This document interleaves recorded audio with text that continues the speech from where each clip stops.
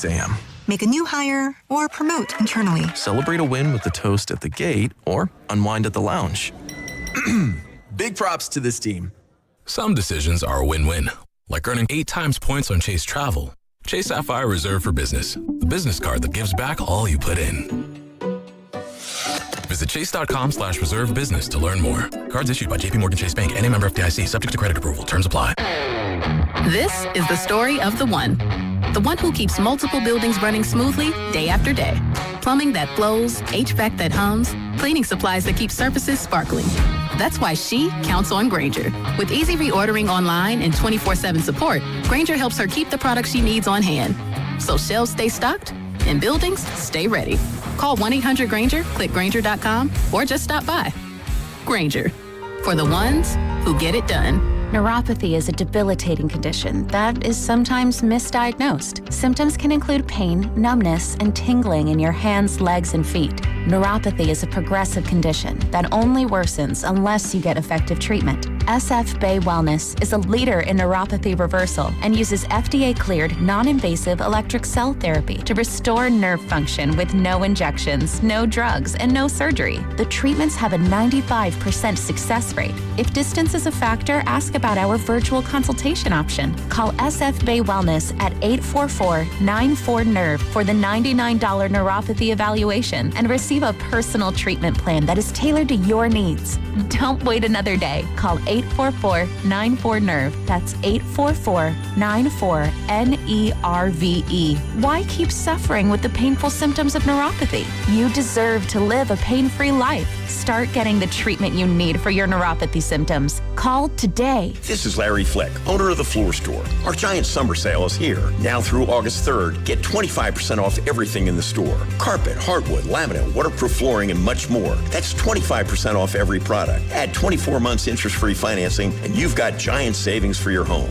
The Floor Store's giant summer sale. Big savings, big selection, giant opportunity. Visit floorstores.com to find the nearest of our 11 Bay Area showrooms, from Santa Rosa to San Jose. The Floor Store, your Bay Area flooring authority. Thinking about heading to the mountains this weekend in a new Toyota truck? Let's go! Bringing the bikes? Let's go! Maybe towing the boat too? Let's go!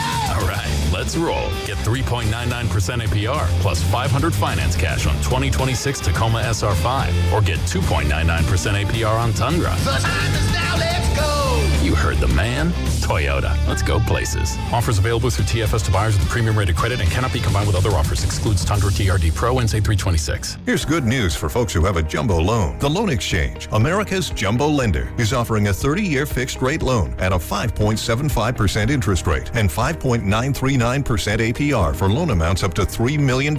So if you have a mortgage with an interest rate of 6% or higher, give America's jumbo lender a call at 833-436-8800.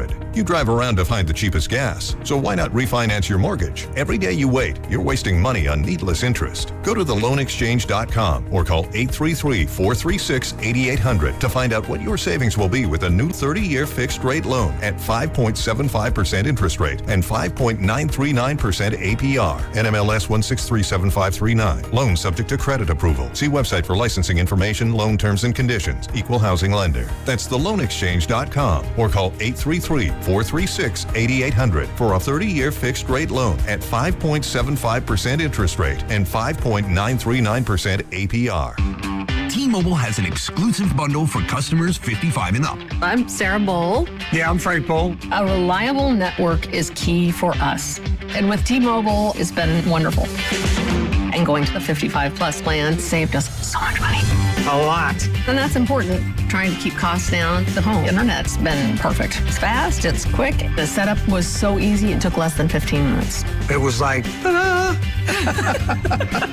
If you want simplicity, coverage, reliability, you want the whole package, T-Mobile has it. Right now, T-Mobile customers 55 and up can get 2 phone lines on America's best network, plus America's fastest 5G home internet for just $30 each. $30 per month each line with autopay plus taxes and fees. Minimum age 55. Pricing for home internet rely on 2 lines of Essentials Choice 55. $35 connection charge per line required. Best mobile network and fastest 5G home internet based on analysis by Oak Cliff Speed Test Intelligence Data 2H 2025. All rights reserved. In San Francisco today, mostly sunny with a high of 71. Weather brought to you by Capital One. Capital One offers no fees or minimums on checking accounts. What's in your wallet? Terms apply. See CapitalOne.com/bank guide. Capital One NA, member FDIC. Rise.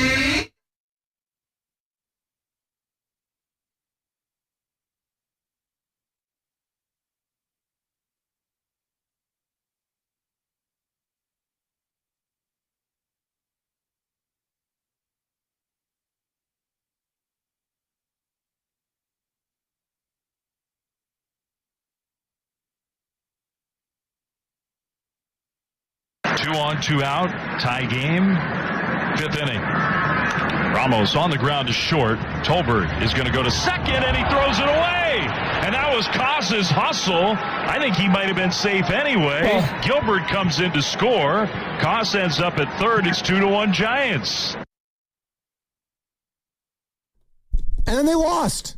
3-2 the final in Kansas City.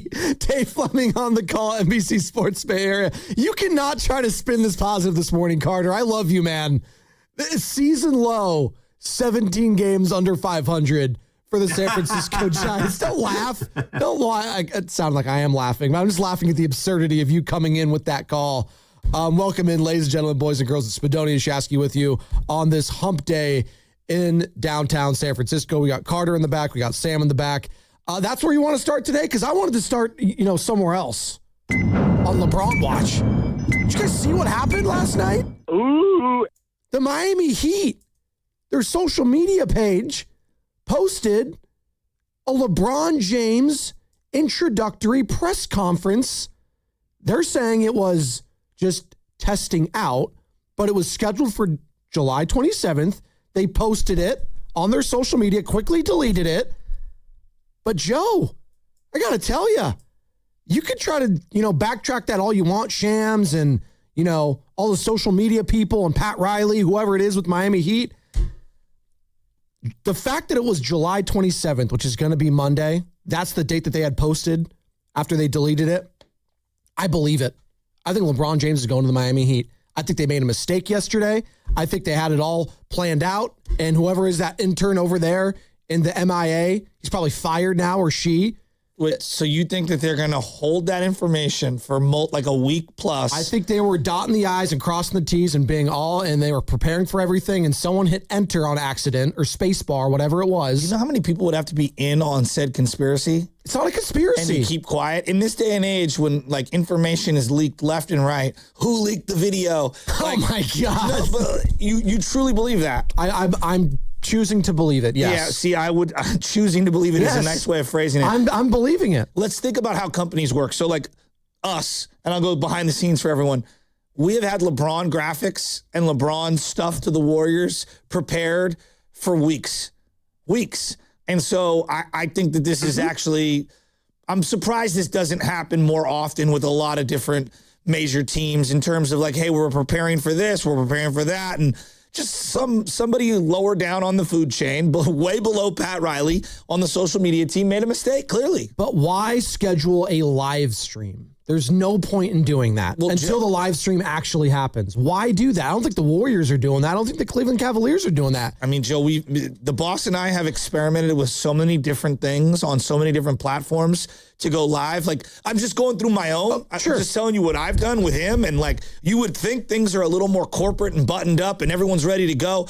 I mean, well, as we just saw on the other station, there's hot mics everywhere too. So as much as we like to think we're buttoned up, it doesn't happen. I think it's just an industry thing. I don't think this is like about the Heat or anything. I think you have a lot of inexperienced people that are making not a lot of money, and teams are very thin, and it's just mistakes happen. And that's what basically Shams Charania of ESPN reported again Tuesday, that the club's social media department was preparing for the possibility of James's signing and mistakenly posted the link to the team's YouTube page.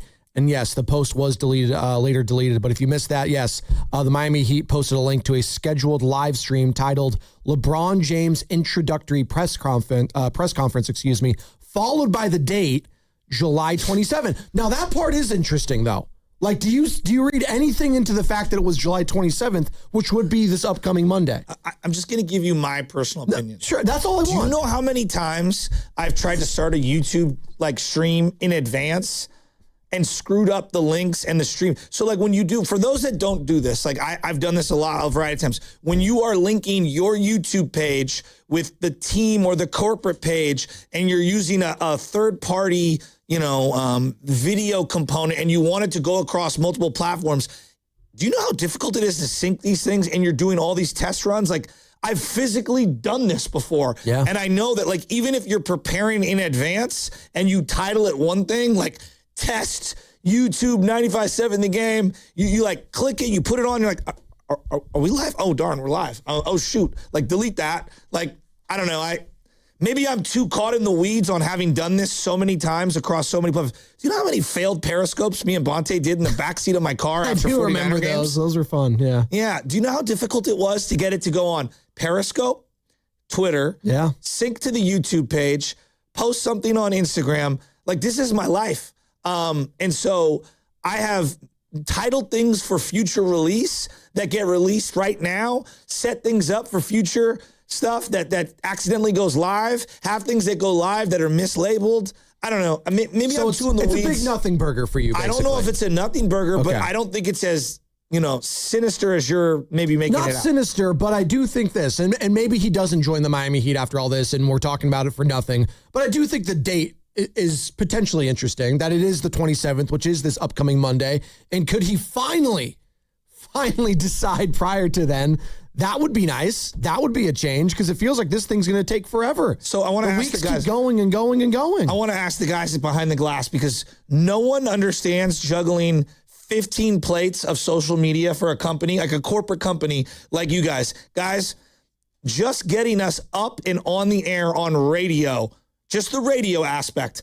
How many difficulties each week do you guys have? Technical difficulties? Oh, it's just countless. Okay. What about adding in the video component and then having everything sync? Like last week alone when Sam was out, Carter, how many problems did you have that no one figured, like none of you, the audience, knows about, that you just get us up and running? I'm just curious. Every day there's some sort of issue.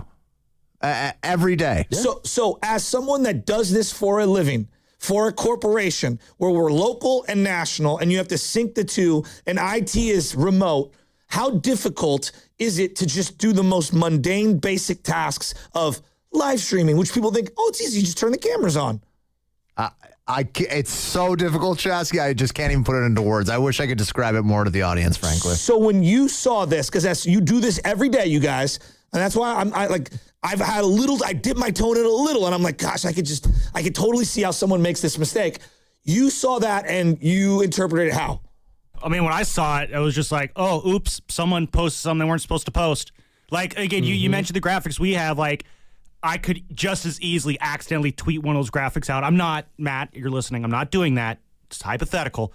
But, yeah, that could happen. And then someone call up the station, oh, what's going on? And we'd be like, yeah, that was an oopsie. How many mislabeled tweets? I'm not trying to rip you, Sam, but just mislabeled tweets in your morning roast producer they happen. Career. What do you think? 100, 200? No, I wouldn't say that many, but it's a sizable amount. It's just a typo. It could just be a typo. Sure. Yeah, there's missed apostrophe here or there. Yeah, there's a lot of things that I'm typing up every morning. I mean, heck, if you're on YouTube, watch the ticker, you'll probably see one. So do you agree with my theory that like maybe it is something, Joe, and I'm the one who's wrong, but I saw that and I was like, somebody made a mistake. They might have made a mistake, but it could be potentially a big mistake. Like if LeBron, it could. There's no doubt. Yeah. Sam and I came in here though, and we said the exact same thing you said, which is, I mean, we have all this stuff ready to go. There's no doubt about it, and you push the wrong buttons, it can be launched. Yes. But why choose that date instead of like the 21st, which it was yesterday? Why choose the 27th? Because you're getting things, ready. You can have whatever date you want on there. They could change it in the future to LeBron. Like if they find out LeBron's not deciding until August 3rd, then they go in, they edit the title. Let's delete July 27th and replace it with August 3rd, and that's all you got to do. Date to put. Just randomly. Well, you got to have a date, I guess. No, do you know how many test streams? If it was a test, I feel like it would just be. Do you think they have test streams for the 28th, the 29th, well, why even the 30th put a date too? at all if you're just testing the Well, I've done that for post-game shows with the boss where like on a Friday afternoon, we're setting it up for Sunday evening to do whatever stream. And like we have to test it. Listen, I could be and then you have to pre-schedule. So like there's some. I don't want to sound like the tinfoil hat guy. That's not what I'm trying to do. I'm trying to provide context of like what, like setting up these streams. Yeah. Everyone's like, it's super easy, OBS, blah, blah. It's not. It's like, I'm telling you as someone I'm not technically savvy, it's not that easy. No. It's actually really hard. And we are coming to you live from the Laughing Monk Studios, Laughing Monk Righteously Brewed in San Francisco. Yes, LeBron James watch continues. Day 22. And we are still waiting to see, is he going to be a Cavalier? Is he going to be a Philadelphia 76er, a Miami Heat, a Golden State Warriors, et cetera, et cetera. The countdown continues. Thank you. Now, God, I love this show. If you were asking me, like, is this correlation, meaning this is going to happen, or if this is coincidence, I lean more in, like, accident coincidence. But, look, maybe they know something. Maybe. Yeah. But I didn't think it was some lock. I always think of that meme. There's that new meme of the Riddler where Paul Dano plays it, and he has that smile. It's like, does he know? Like, do they know in Miami that LeBron's going to come over there? Does the little, and to your point, like it does kind of like poke holes in my theory if you just think, why would the intern know, the social media person? Why would the top social, unless they have like faith and trust that social media person's been there a long time. So let's look, you know who I am. I like to entertain and not dismiss all conspiracies. Yes. And my whole theory is, I don't know, right? That's my operating, standard is, I don't know. And that doesn't mean that I believe in said conspiracy. You're open-minded, Joe. Well, I want to hear the facts on both sides, right? And so one thing that I can't get past, whether it's the JFK, the various JFK conspiracies, the various moon landing conspiracies, the various ancient alien pyramid theories. Pyramids? Yeah. But one thing that I never can dismiss is, and I believe in this, the amount of people that would have to know and be in on the cover-up is inconceivable for me to begin to entertain a majority of these conspiracies. Even though I find them funny and I find them interesting and I like hearing them and I want to like see the information laid out, like for like the moon, we faked the moon landing. Do you know how many hundreds of people, of thousands of people would have to be in on said conspiracy and all have a tight, zip lip and not express that? Like, now maybe there are a couple of people that know more than others and, it's a need to know basis, but I always operate on, okay, so this person who's running their social media knows, and in the day and age where all this information is being sold left and right to TMZ, to all these different companies, information is money. Someone's not leaking where he's going to go for a week? I know. Well, that's why I give credit to LeBron James and his circle and then keeping the cards close to the vest because, again, these things get leaked left and right sometimes. Remember once upon a time where, who was it? Was it Adam Schefter that had the premature Tom Brady retirement post? Remember that? And Tom was like, I'm not retiring. You guys remember that? Vaguely. But he was like going to retire, but then he's like, actually, I'm not going to retire. Then he came back, and I think that's where his marriage ended up ending. But no, it's true. Like, we have these like premature posts sometimes, and maybe it doesn't go in the way we all think. There's a huge possibility he doesn't go to the Miami Heat. He goes to Cleveland. He comes to Golden State. This is all for nothing. And yes, it was, as Shams reported, just a mistake, and they deleted it. Or if he does choose the Miami Heat, and there is a press conference on Monday, there's validation there. So I want you to just play me out on this, on like my dismissal of conspiracy theories, like the way I do the process of elimination. Yes. Okay. So the social media team knows LeBron's coming. Yep. The digital team, which is I'm sure a part of the social media team, knows. Maybe. I don't know like how their department is looking over there, and I don't know how all like professional sports teams have their departments. I know sometimes there's one head dog and maybe there's like an understudy right below them. So maybe they limited the information to like 2 or 3 people. Let's just say that. So does Pat Riley know? Yes. Okay, so Pat Riley knows. So if Pat Riley knows, I mean, you got to think Spoelstra knows, right? And he knows. Okay. So Spoelstra. So Pat Riley and Spoelstra, but none of the rest of the staff, but the video guy knows. Yep. Uh-huh. Yep. Okay. Like do you see where I'm going? Hold on, and the owner. Okay, so Mickey Arison knows. I actually do have a legitimate question about it, Spadoni, just for you, which is, don't you think like if they were to have a press conference Monday, that would mean that he would pretty much have to decide today. Like, he can't decide Friday and then they have a press conference Monday. You can have... That's a pretty couple rare. Days. That's a couple days, though. Like, it gives you the whole weekend to, like, get your ducks in a row, right? Pretty rare. Again, if it happened today, I'd be ecstatic. I can't think of any announcement press conference in the same day. Not in the same day. That's why I thought if it was like Fugazi, they would have had like yesterday's date or something, or like, I don't know, like December. Like, they would have had some random date. But the fact that it was, next Monday, it perked my ears up a little bit. Well, again, let's just play this out. So Pat Riley knows. Yeah, Pat Riley knows, the owner, Eric Spoelstra. Okay, Mickey Arison knows. That's three people. Okay, that's already too many for most RICO cases. But they're trusted agents. Come on. Okay, so the entire staff probably knows, right? Coaching staff? Probably. Okay, which means all their significant others know, because this is on everyone's mind. I'm in traffic yesterday on 6th Street, and this guy pulls up to me and he goes, Shasky. Thank God I wasn't picking my nose. And I'm like, what's up? I roll the window and what's up, man? He goes, LeBron coming or what? I go, I don't know. Like, I legitimately don't know. It's a guy on 6th Street. Remember the amount of time, dude, the only time that happened to me, like, it was the Andrew Wiggins. Where's Wiggins? Is Wiggins coming back? Everyone was hitting us. Remember that? Everyone was hitting up for months. So where's Wiggins? Every significant other, every family member of all the coaching staff, the ownership group, the front office. Do the scouts know? You're sleeping on something, though. This is very important for the Miami Heat. You're sleeping on one big detail. Heat culture. It bleeds all throughout everywhere. Okay, where was Heat culture when Terry Rozier was throwing games?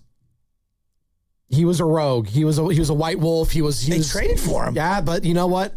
The Heat culture died with him. What happened with Heat culture when Bam punched Tyler Hero this summer? Well, Tyler Hero was no longer a part of that culture. Oh, no. So Bam felt justified. You had to let him know. That's Milwaukee culture. That's different. Would you agree? Like, this is why, like, I love entertaining the conspiracy theory and then playing process of elimination, because, like, the deeper you go, the more absurd. Like, you have to jump through hula hoops to believe some of the stuff that's coming out. Or we're sleeping on Pat Riley's social media knowledge, and maybe he's just doing all that and he was trying to test it out. 707, I think LeBron is going to make his decision live, like he did when he left Cleveland the first time. That might happen. Yeah, but in a Miami press conference? Probably not. That I agree with. I think he might do it live.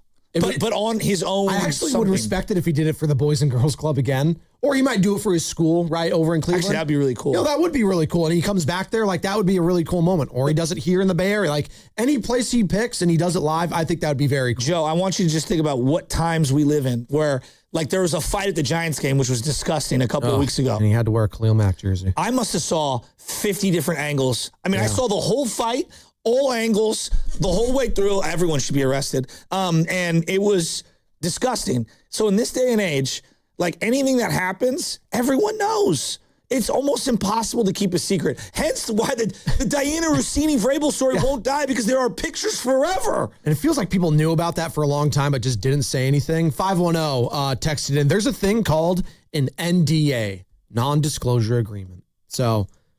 yeah, but family members of the said individuals, people talk. Yeah. People gossip. Even though they're not supposed to. And what we're talking about right now, like, if you're just joining us, the Miami Heat posted a link. Gossip is real. To a scheduled live stream titled LeBron James Introductory Press Conference. This happened last night. And they put the date July 27th, which is supposed to be next Monday. Again, this was posted on their YouTube channel. They quickly deleted it. They made a mistake, the spokesperson said.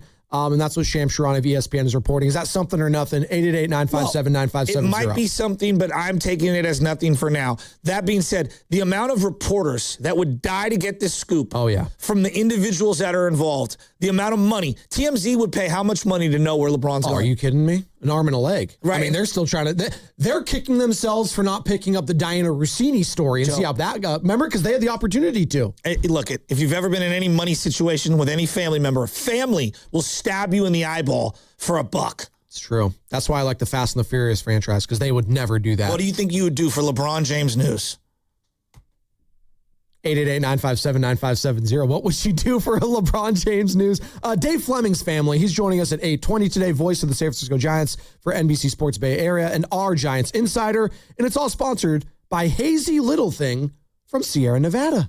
If you've ever reached for a Cheers when your favorite song comes on, you're ready to embrace the haze with Hazy Little Thing from Sierra Nevada. Hazy, citrusy, smooth, juicy but not sweet, hoppy but not bitter. America's best-selling hazy IPA for good reason. Hazy Little Thing. Enjoy responsibly. The summer sales event is on at Serramonte Ford, and they're stacking up the savings on some of Ford's most popular vehicles. I've got the edge right now. You can get 0% APR financing for 36 months, plus $1,000 in down payment assistance and no payments for 90 days. But Serramonte Ford isn't stopping there. You're also going to receive a 2-year, 25,000-mile Ford premium maintenance plan included with your purchase. You can shop the eligible models, including the 2026 Ford F-150, the Bronco, the Mustang Mach-E, the Explorer, the Mustang, the Ranger, the Super Duty, and the Transit Cargo Van, plus the 2025 Bronco Sport. I mean, it's almost every single model they make. Whether you need a truck for the job site, an SUV for the family, an electric vehicle for your commute, or you just want that Mustang Mach-E because driving should still be fun, well, then Serramonte Ford has the vehicle for you. 0% APR, $1,000 in down payment assistance, no payments for 90 days, and 2 years of premium maintenance included. I mean, my goodness. Serramonte Ford, the Bay's Ford store in Colma, Daly City, or 24/7 at SerramonteFord.com. Serramonte Ford, the Bay Area's Ford dealer. You know that Big Bargain detergent jug is 80% water, right? It doesn't clean as well. 80% water? I thought I was getting a better deal because it's so big. If you want a better clean, Tide Pods are only 12% water. The rest is pure, concentrated cleaning ingredients. Oh, let me make an announcement. Attention shoppers, if you want a real deal, try Tide Pods. Stop paying for watered-down detergents. Pay for clean. If it's gotta be clean, it's gotta be Tide Pods. Water content based on the leading bargain liquid detergent. Some things can steal your sunshine. Ugh, I just got my hair done. Sorry, the cooler's broken. Anyone see my flip-flops? Anyone? But COVID-19 can steal a lot more. I just took a COVID test. Ugh. Prescription medications for COVID exist. If you test positive this summer, ask your doctor if they're right for you. Visit PfizerForAll.com/COVID-19 to learn more. Sponsored by Pfizer. Hey, it's your boy Guru. When it comes to pest control, don't guess. Go online and get the facts with Atco Pest Control. Atco is a family-owned local company that's been protecting the Bay Area homes for over 40 years. And quality service does not have to come at a crazy price tag. If you're dealing with ants, spiders, rodents, or anything crawling where it should not be, visit AtcoPest.com. That's ATCO Pest.com to learn more and schedule service today. Atco's got you covered. The world's game doesn't end when the tournament does. On Saturday, July 25th, your first place Quakes take center stage at Stanford Stadium for the 105th California Classico against the LA Galaxy. It's NorCal versus SoCal. Timo Werner versus Marco Royce. The first 10,000 fans through the gates get a Quakes Americana jersey presented by El Camino Health. Then stay in your seats after the match for the biggest summer fireworks show in the Bay. Quakes versus LA Galaxy, Saturday, July 25th at 7:30 at Stanford Stadium, presented by El Camino Health. Tickets at SJEarthquakes.com. This is Vanessa Deniston, senior attorney at the Dolan Law Firm. The Dolan Law Firm handles a diverse line of cases from personal injury to employment law. We're proud to say the Dolan Law Firm is just as diverse in our attorneys and staff. The Dolan Law Firm consistently achieves outstanding results with over $1 billion in verdicts and settlements. The Dolan Law Firm, the best, most diverse personal injury and employment law firm we hope you'll never need.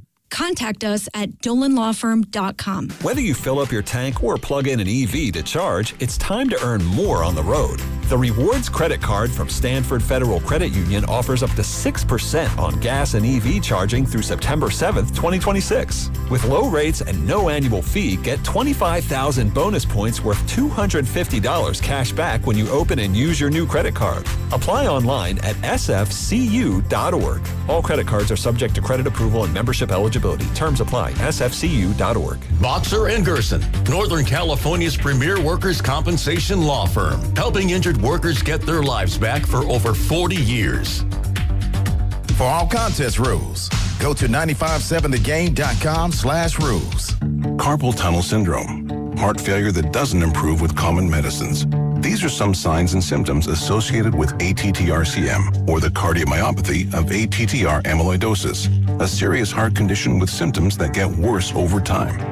Amvuttra, vutrisiran, is a prescription medicine given by a healthcare provider that treats ATTR-CM in adults to reduce heart-related death, hospital stays, and urgent visits. In a clinical study, Amvuttra was proven to help people live longer and have fewer heart-related hospital stays and urgent visits over 3 years compared to placebo. Amvuttra lowers the amount of vitamin A in your blood, which can affect vision.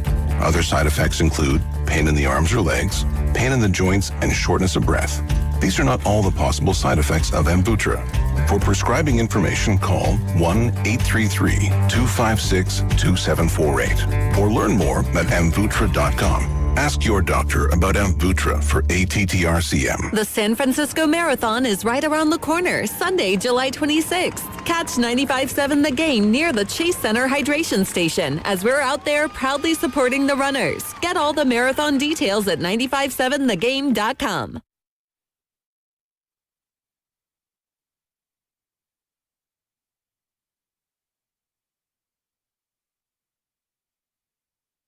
Happy Hump Day, people. Happy Hump Day.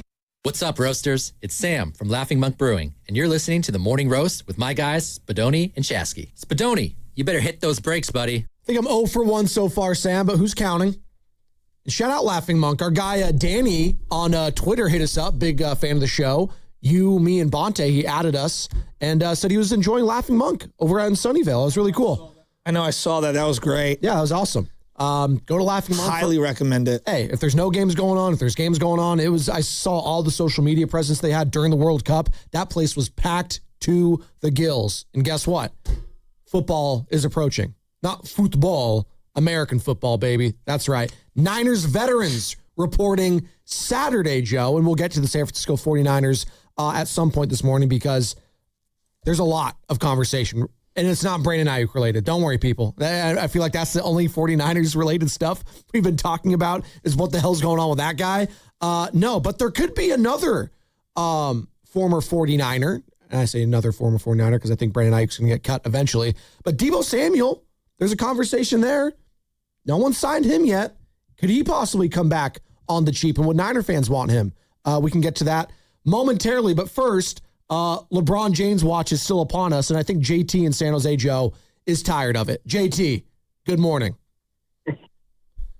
LeBron's like, oh, you know, ain't no change. It's always about LeBron. Everything's about LeBron. All I do is see ESPN during the regular season. It's LeBron. I'm gonna stop the diva. He's dying. He's killing me here. This guy doesn't care about nobody else but himself. All he cares about is like, hey, look at me. I'm so beautiful. Nobody cares. I'd rather not have him on a team. He actually made our team so much more worse now because we had to wait and pause and go, well, is Aaron Rodgers going to join the team? Kind of type of guy he is. And it's just hurting for me because as a Warrior fan, we're going to bring back out the senior citizens of last year. So guess what? We're in 9th, 10th. Oh, God, maybe going to make a run. No, we're not making a run. We're not good enough to do anything. We don't have anybody right now. I can care less about LeBron. Does he make our team better? Yes, unfortunately, because we don't have a whole lot of talent on our team. Could we have been better? Yes, we could have if we'd have known beforehand instead of wait for all the free agents to get picked up by everybody else but us. So to me, when I see LeBron do these type of things, I can't stand the flopper. He can go play wherever he wants to play, and hopefully he retires because he will never, ever, ever be Jordan. Jordan is the best of all time. I don't care what anybody says.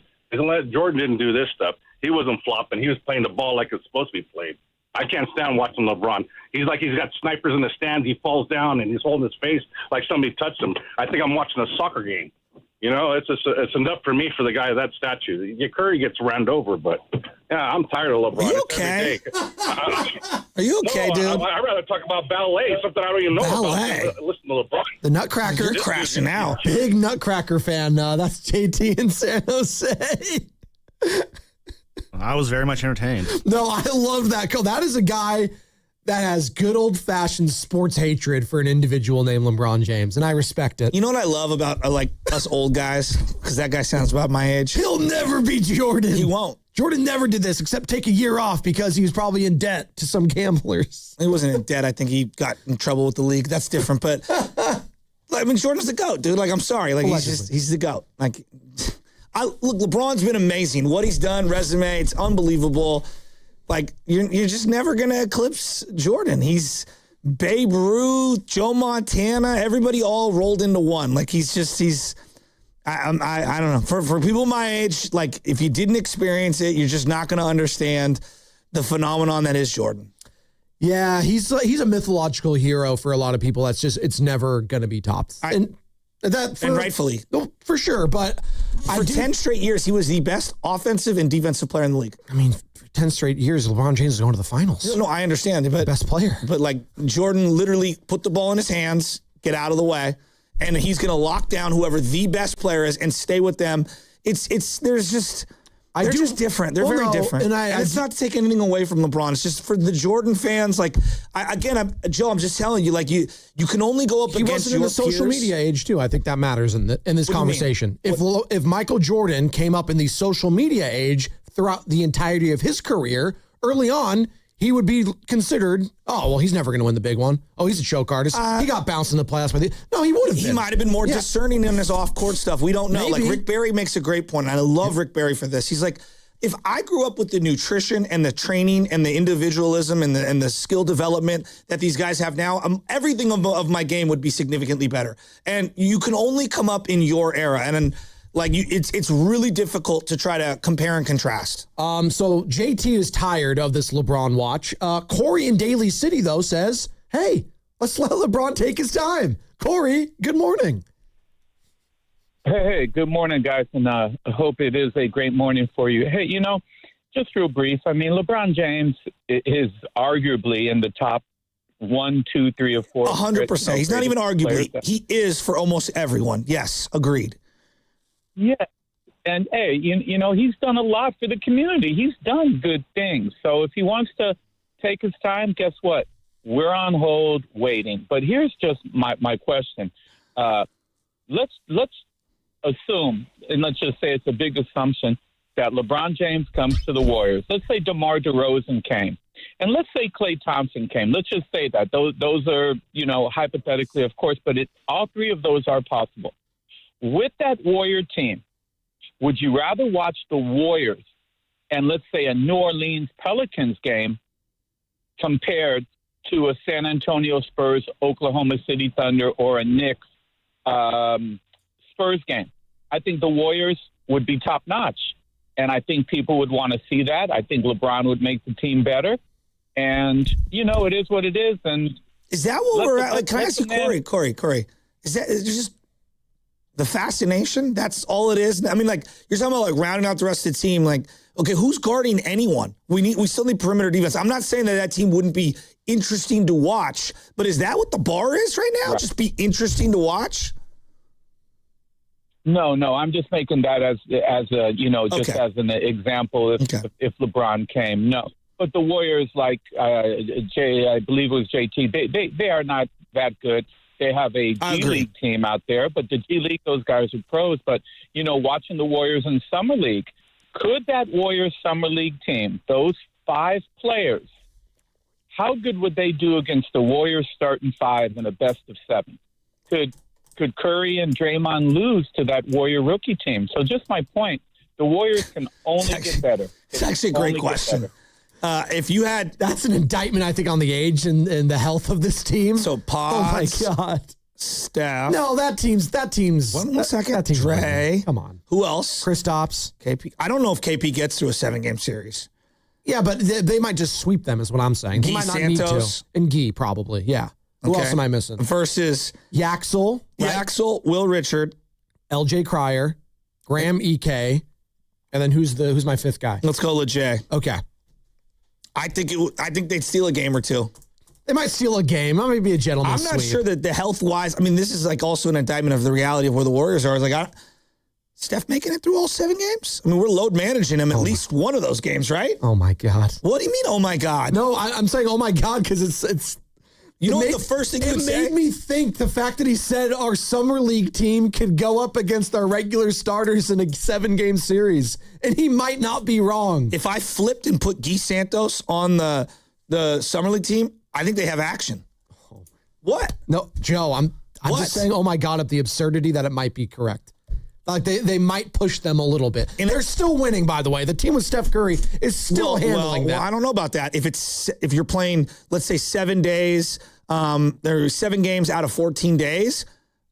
Well, let's say is this at the end of the regular season or now? See if it's now, like, come on, these guys are all well rested. Like Carter's like even like nodding his head. So like, let's say hypothetical. The schedule came out and it was like, ooh, games 1 and 2 are back-to-backs and games 6 and 7 are back-to-backs. Well, like you're losing 2 of those games. I mean, I'd like to know what the schedule is, but this guy LeBron James, I guess, is holding it up. I mean, Adam Silver, I actually kind of empathize with him now. I honestly he's think holding the league hostage. I think Yaxel's going to end up being one of their top 4 or 5 players on this team, like in the first 2 months, like almost off the rip. You think he's going to be starting sooner rather than later? I think so. Well, I mean, if think Draymond has any say in it, I mean, I don't know.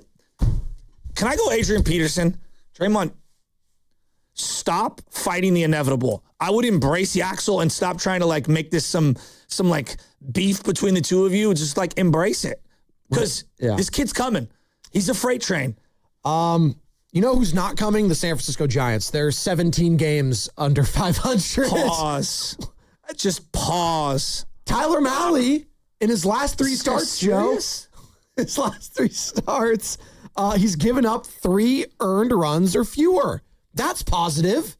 Tyler Mahle taking a step in the right direction. Too little, too late. But you know what? Maybe, just maybe, you can flip him for some minor leaguer at the deadline. How would you like that? Brought to you by Fremont Bank. Here for you, here for good. Looking to get your next project done right without running all over town? At Ashby Lumber, everything you need is in one place. From premium lumber and building materials to doors, windows, decking, and hardware, we've got it all, ready when you are. Whether you're a contractor on a deadline or a homeowner starting something new, our team knows the products and helps you get it done right the first time. 2 locations, Berkeley and Concord. Ashby Lumber, one stop, done right.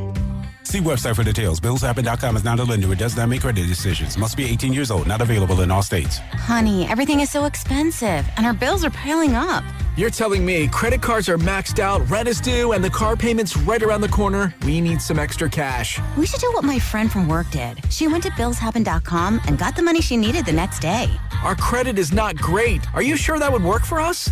BillsHappen.com is one of the largest personal loan networks. They can help people with all credit types get up to $5,000. Sounds like it's going to be a hassle. My friend said it was super easy. She did it right from her phone during her lunch break. If you have a regular source of income, you can be approved for a loan for up to $5,000, and your cash can hit your bank account the next day. BillsHappen.com's lenders have millions of dollars to lend, regardless of your credit history. Guess what? I went to BillsHappen.com, and we're getting our money tomorrow. Wow, that's fast. Problem solved. If you need extra cash, go to BillsHappen.com. That's BillsHappen.com. BillsHappen.com. Wow, what is all this? These screens, the food. All for the game, bro. Let us pitch in. No need. I'm saving $1,000 bundling my wireless and internet with T-Mobile. I've got it all covered. Goal! Here to score big with T-Mobile. Families save up to $1,000 a year when they bundle 5G home internet with 4 phone lines on Experience Beyond. Compared to regular rates after third line free on Experience Beyond plan with internet bundle discount via monthly bill credits and auto-pay discount. Credit stop if you cancel or change plans. So, how's your research going? Surprising. After I figured out the top-rated TVs in our price range, I went shopping for deals. And who's the best? It wasn't the internet, and it wasn't the warehouse club. But? It was video only. They had better deals on the Samsung, LG, and the Sony TVs that got the highest scores. Better than online and at the club? I know. Video only beat them all. And now we can afford an even better model for the same price. My research really paid off. If we buy it video only. Exactly. Otherwise, we'll be sorry. At Video Only, you won't find huge stores with refrigerators or microwaves, but you will find the best deals on top-rated TVs, soundbars, and monitors. Shop around. Just make sure you visit Video Only, because if you don't, You'll be sorry. In Mountain View, San Mateo, Union City, Dublin, and San Rafael. Video Only. Yeah, Dan Dibley here for Fremont Bank, which, as you know by now, it's my bank, and it has been for more than 6 years. And I love this bank because it's a family-owned bank with the family-owned feel. They started back in 1964, and when they did that, it was just one branch, but now they have 21 branches. So if you go around in your Bay Area, you're going to find a Fremont Bank branch, and you're going to see it, and you're going to think, you know what? I want that full-service banking with no compromises, and you should. It's not a big box bank. It's a good local bank. And when you deposit your money with Fremont Bank, they reinvest it locally into businesses, philanthropy, home ownership, all the good stuff that makes our Bay Area the best area in all of the country. And that's why you should be a Fremont Bank customer. The money stays here. It's local. It's not a big box bank. It's a good, solid local bank. And we talk about Fremont Bank, and you know that they're here for you and here for good.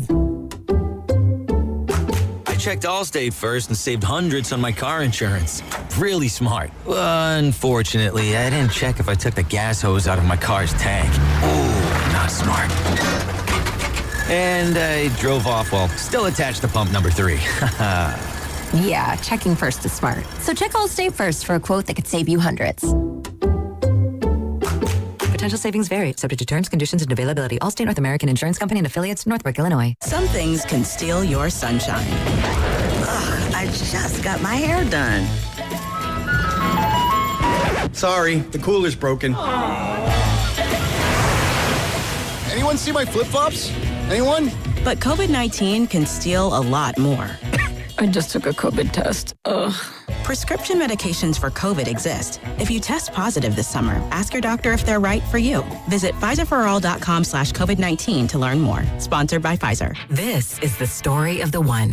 As a maintenance engineer at a beverage manufacturing plant, he starts his day knowing every line is ready to run because Grainger delivers the industrial-grade products he needs to keep mixers, conveyors, and packaging equipment moving. With Grainger's vast selection of bearings, belts, and motors, he keeps operations running smoothly, so nothing grinds to a halt. Call 1-800-GRAINGER, click Grainger.com, or just stop by. Grainger, for the ones who get it done. Straight Talk Wireless presents Pickup Truck Wisdom. Trust is earned. That's why I've stuck with Straight Talk. Same price since 2009 on Verizon's 5G network. Cause shoot, anyone can make a promise. Keeping it for years, that means something. Now plans starting at $25 a month with 4 lines. Find us at straighttalk.com and Walmart. Straight Talk Wireless. Straightforward. Always. Same price claim applies only to the base monthly price of our $45 plan from October 2009 to present.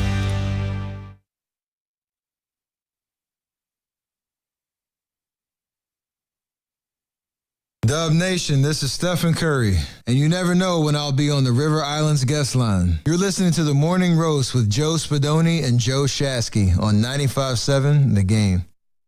Steph, congratulations on the new exhibit that's going to be dedicated to you at the Naismith Basketball Hall of Fame, representing the first time in the nearly 75-year history that an active player will be honored within the walls with a dedicated exhibit. Steph Curry had a statement released yesterday about this, Joe. Quote, being part of the Basketball Hall of Fame in this way is hard to put into words. When I think about my journey, I think about the people who believed in me, the work that happened when nobody was watching, and the moments that shaped me on and off the court. To have that story told while I'm still playing is something I don't take lightly. And the exhibit titled Stephen Curry Beyond the Arc will open to the public in Springfield, Massachusetts this Friday, and it will include Olympic and championship artifacts, game-worn gear, archival footage of Curry's journey from an unheralded prospect to a decorated 4-time NBA champion. Pretty cool, man. It's very cool. It's very cool. You know, I know the Major League Baseball has a ton of separate exhibits for active current players, people that aren't in the Hall of Fame wing, because it's a separate wing for the plaques.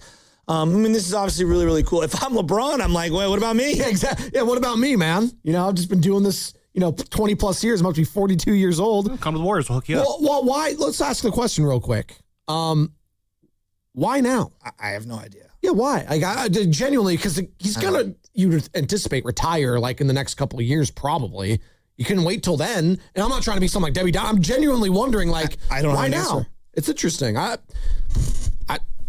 want to see it, first and foremost. I'm not going out of my way to go to any museum. Like, I've never been that sort of guy. Like, I need to make a pilgrimage to Canton, Ohio for the NFL. Obviously, Springfield, Massachusetts for the NBA, and then Cooperstown, New York. That's not really me. Where's the Hockey Hall of Fame's in Canada, I believe, Toronto, I think. If someone goes, if you can take some pictures, post it online. If I can see like the 360 version online, I'd check that out. But yeah, I've never been a big pilgrimage guy to those sort of things. I like going to museums, but never been the one to go out of my way to have a trip there. But I know you're very passionate about Cooperstown. Yeah, well, Cooperstown is, For you, it's like near and dear to your heart. Well, like yeah, there's a variety of reasons. It's super layered, but yeah, no doubt. I mean, the basketball one, it's just the thresholds are so low. I don't like that it's the Basketball Hall of Fame and not the NBA. Let me just say it right now. It's the Naismith Basketball Hall of Fame, and that's fine like that you have that. I just wish you had a separate NBA Hall of Fame. And I'm not trying to be like excluding anyone. Have the Basketball Hall of Fame, have college, have WNBA, have NBA stuff, Olympic. That's fine. That's totally okay. I do think it is special, though, that the NFL has their own Hall of Fame. It's separate from the College Football Hall of Fame. That's different, right?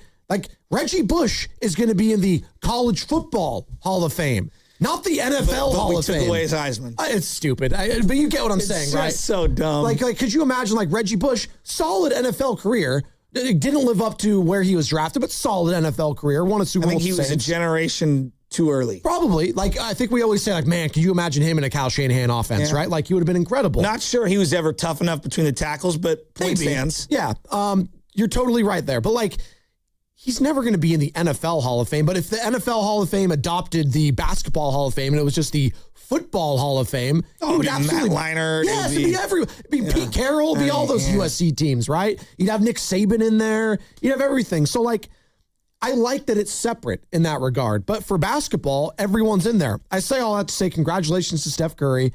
That's a really, really cool honor. The fact that he is still an active NBA player and still playing at a high level, and they are choosing to honor him that way is remarkable. And I gotta wonder, like, and you mentioned it, if LeBron feels some type of way. I'm sure he doesn't, but maybe it is because he just had such a unique impact on the sport. And literally, and we always like to get like, hashtag change the game. He did revolutionize the game of basketball. The way it is played, pre and post Steph Curry is undeniable. So maybe that, this is why it is Steph Curry Beyond the Arc, and that's what it's titled.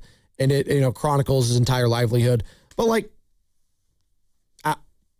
I just find it a weird timing. That's it. It's just, it is weird. It's just kind of a weird timing in all of this as we're still waiting for LeBron James to come here. Oh God, LeBron. I know. I know. Decision, buddy. We'll figure it out. I just want to play this one more time because Sam went through the trouble of making it. Take you for a ride on a little bus in Chinatown.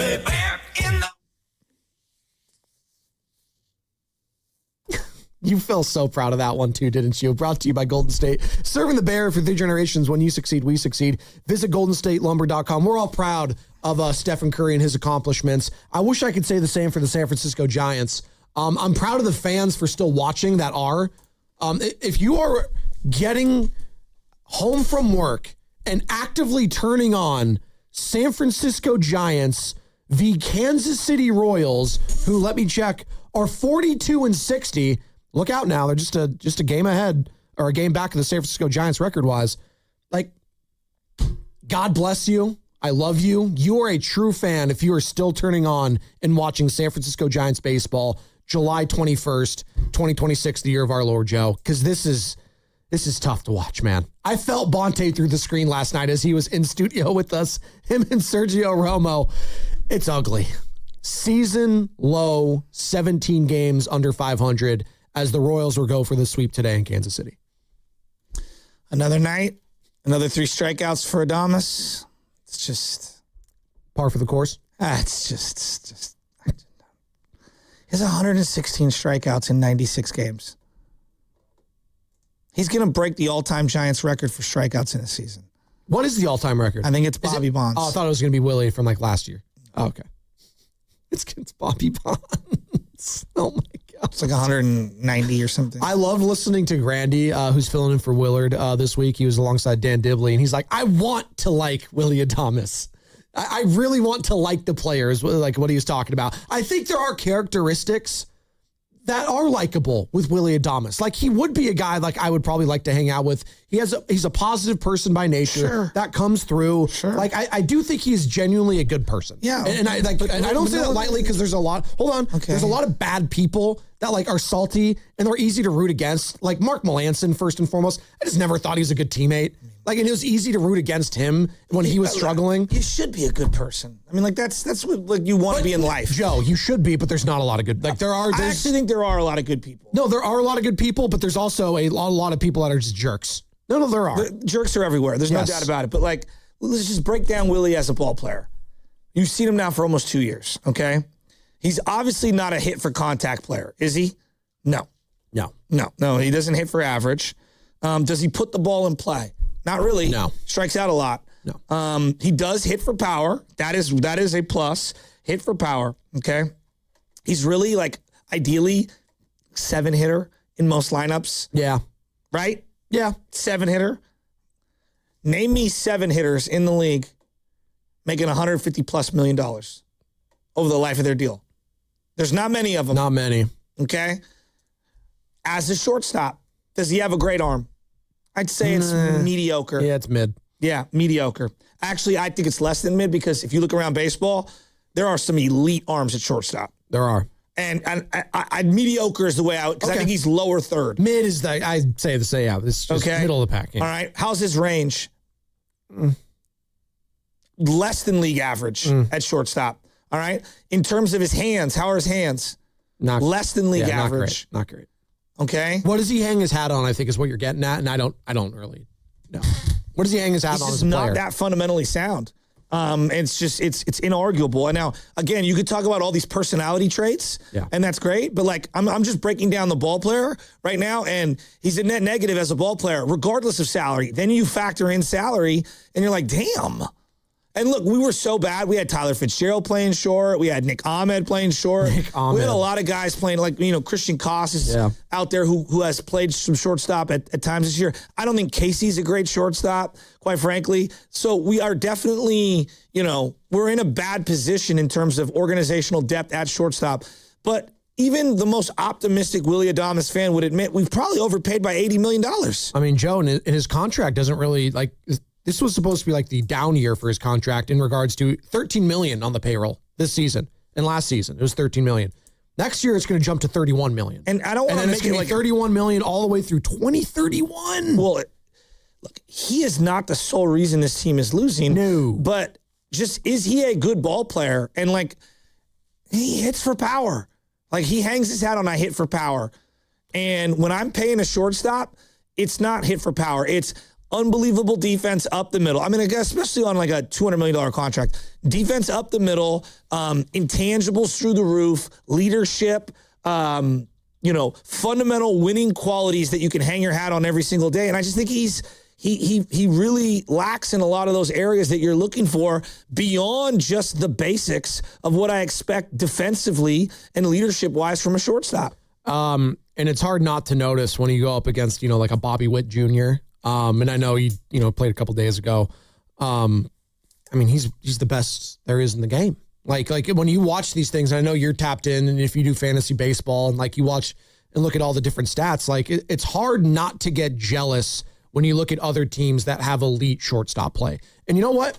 You brought it up yesterday. It's not like Brandon Crawford was this great bat all the time for the San Francisco Giants. He was streaky. And maybe the best hands outside of Omar Vizquel at the position I've ever seen. He was a vacuum. Yeah. His arm was golden. His arm was so good. And though he didn't have the greatest range at shortstop, he seemed to always get to everything. Everything. And he made all the routine plays. He wasn't the fastest player. He was not going to go out there and steal bases left and right. But his instincts are through the roof. And so he had great first step, and his footwork was flawless. As you might say, he's not a fast, agile athlete. I completely disagree. I think that his timing on how to read a ground ball was next level. He never had a bad hop. Name me a bad hop Brandon Crawford ever had. Great shortstops never have bad hops because they read the balls very, very well.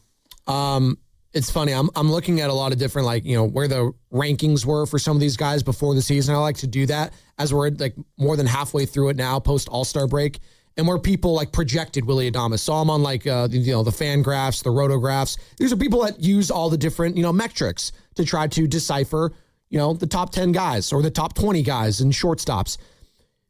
I'm looking at rotographs right now. They use all these different metrics and algorithms to try to power this stuff, and it's more fantasy baseball related, but I think it's prudent to the conversation.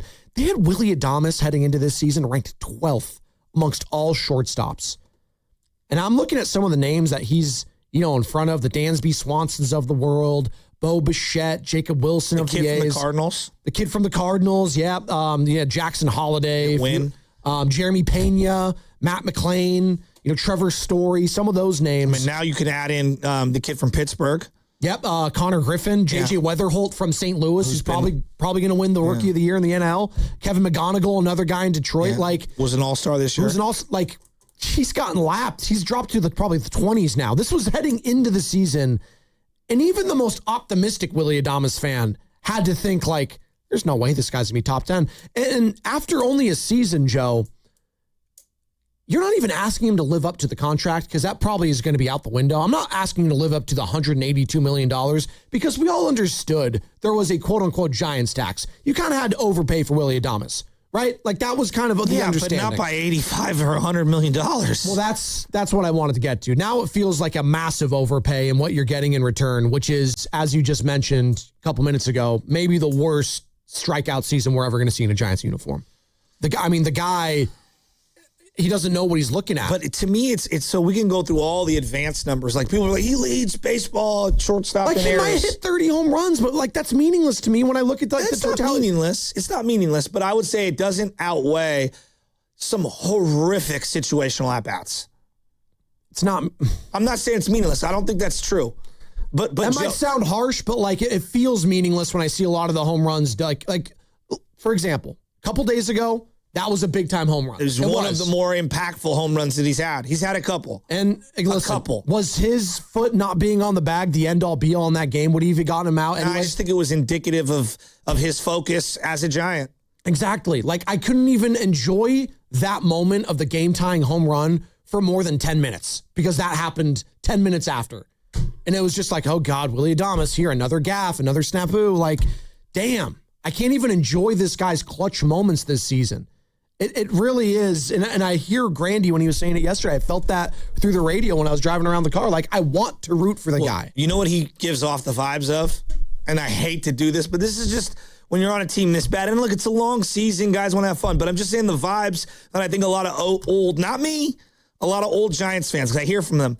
He gives off NBA player that doesn't care and just wants to put up his numbers. That's what he gives off. I don't like that. Yeah. And I'm going to throw a name at you. Corey Maggette. Oh. I literally just said that back here before you said it. He gives off Corey Maggette vibes, which is he looks the part, but he doesn't play the part. And then you look at his numbers and they're not bad, but they're not great, but they're not off. But when you watch him every single day, you're just this is what? How is this guy a great winning ball player for Milwaukee? Well, I'll tell you how, because he was batting lower in the order. Exactly. And he wasn't making a lot of money. Well, and also, Milwaukee Brewers are just a better franchise right now. They know what they're doing talent-wise and coaching-wise better than the San Francisco Giants. No doubt. And they can identify talent a little bit better. Oh, well, and they know when to say goodbye. Correct. And they knew when to say goodbye. And Willy Adames, God love the guy. He's playing through a back injury right now. Hopefully that doesn't get worse as the season goes on. I mean, the guy... Are we picking on him?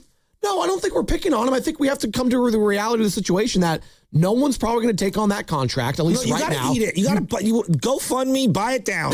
Go fund. No, I'm not joking. Fund Willy Adames' contract. I'm not trying to pin it all on him. I'm not. I'm really not. But I'm sorry, dude. His attitude in terms of I don't think it's the greatest leadership attitude. And I think he's a good guy. I think he means well. just where this team is at right now, I know. And where he's at in his career, as we've talked a lot in the Bay Area about like timelines matching up, and like he's on a different timeline than where the organization is right now. You're listening to 95.7 The Game, KGMZ FM and HD1 San Francisco and Odyssey Sports Station, and the home of the Golden State Warriors and Valkyries. Always live on the free Odyssey app, and we are coming to you live from the Laughing Monk Studios. 1 hour down, 3 more to go here on the Morning Roast on this hump day. Spadoni and Shasky with you. We got Dave Fleming with us, as he is each and every week, our 95.7 The Game Giants insider, joining us at 8:20. So we'll talk to Dave about Willie Adames' struggles, the struggles of the team overall, potentially getting swept in Kansas City. They're a season-low 17 games under 500. And after every Giants game, Carter, we have to listen to the skipper, Tony Vitello, the Missouri native, talking about Tyler Mahle, but hit the open. And yeah, I was a little tongue-in-cheek earlier with Tyler Mahle. His last 3 starts, he has just given up 3 earned runs or fewer, which is an improvement for him. Yeah, he's lowered his ERA to 5.31. In his last 7 games, he does have a sub-5 ERA, which is an improvement, Joe, as I'm laughing through the pain here for the San Francisco Giants. And this is Vitello on Mahle's outing, who went 5 innings, 5 hits, 3 earned runs given up, plus 4 strikeouts. Yeah, it ended fast. Just command-wise there, he showed what you want to do. I mean, you don't want to give up a lot of solo home runs, but challenging a great at-bat with Massey. Went back to his old windup, which I'm a fan of. And he looked good, as he has the last couple times out, in particular the last 2. Just unfortunate, a couple free bases there to end it. And Sam's been pretty good as of late, getting us out of trouble. And at the end of the day, the inning was the difference maker, but for us to get out of there with 2 runs with how everything transpired was pretty good. You suggesting trading Tyler Mahle? No one wants him. No one wants him. They absolutely, like, of all the contracts, and I know everyone's like third base, Casey, Chapman, third base. Look, man, even if Chapman isn't the most desirable of all the contracts, the guy to me, like the most important contract to somehow wiggle out of, whether it's half the money, part of the money, whatever, is the Adames deal. Is Willie Adames. If you ask me right now, which deal could you get out of, even though I know you're going to have a giant hole at shortstop for at least a year or 2, and I know the redundancy of Casey and Chapman, I just honestly, and I'm not trying to pick on him. Sure. I'm really not. I want to root for him. I like to Granny's point. I want to like the guy. He's just this is not working. Like, it's just not. It's not. I cannot watch him uppercut on a high fastball after high fastball after high fastball instead of just hitting a chopper to second base to drive in a run. I just can't do it anymore. And I just think he's the first that has to go. Joe, if they do that at the deadline, if they just move Adames, I think it'll be a huge step forward for everything. And I'm not pinning it all on him. It is not on him. They have severely deep issues. I think it starts with moving off $100 million and opening up shortstop, and you're going to have to just patchwork it for a couple years until this whole cavalcade of young prospects comes through. And I'm not pinning it all on him. It is not all on Willie Adames. I just think symbolically, metaphorically, however you want to phrase it, he's got to go. Sometimes change of scenery works. Sometimes it doesn't. Sometimes, you know what? You take a chance and risk on someone, and it doesn't work out. I know the San Francisco 49ers have done that in the past, and they've been pretty good about ripping the Band-Aid off when they finally realized this person's not going to contribute to the team. Now, there's also been some stubbornness from Kyle Shanahan when he wants a player to work so damn bad that he's willing to, go down with the ship with them.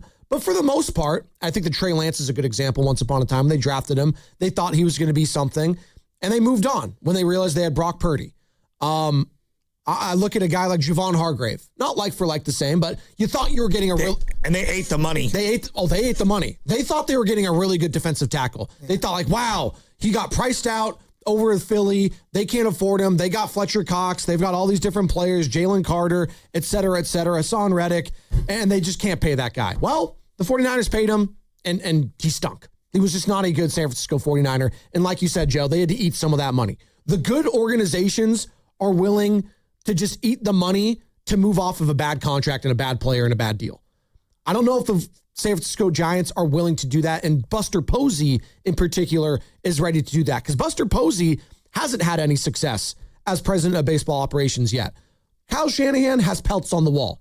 I trust what he's going to do. He's going to make mistakes. John Lynch is going to make mistakes. They probably made some mistakes in this past draft. They might have.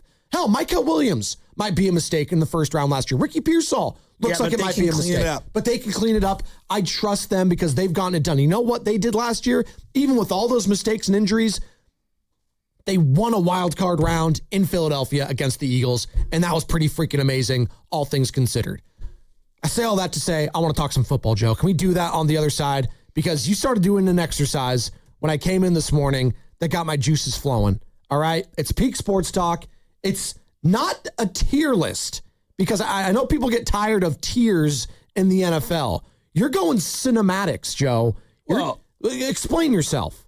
I'm putting them into what I call a caste system. Oh. All like right. cast, like C-A-S-T, like movie cast. I'm going European. You're going European. Yeah, we're putting it into a caste system. Who's European? I just like the tiers, S tier, A tier, B tier. I'm like, so stupid. Because to me, there's like, I've just got all these teams in the league and they're at different spots. Some of them are similar. And I'm going to use movie analogies to explain where they are and what bucket I would throw them in. Have you seen The Odyssey yet? No. Are you planning on I was watching Mando last night, though.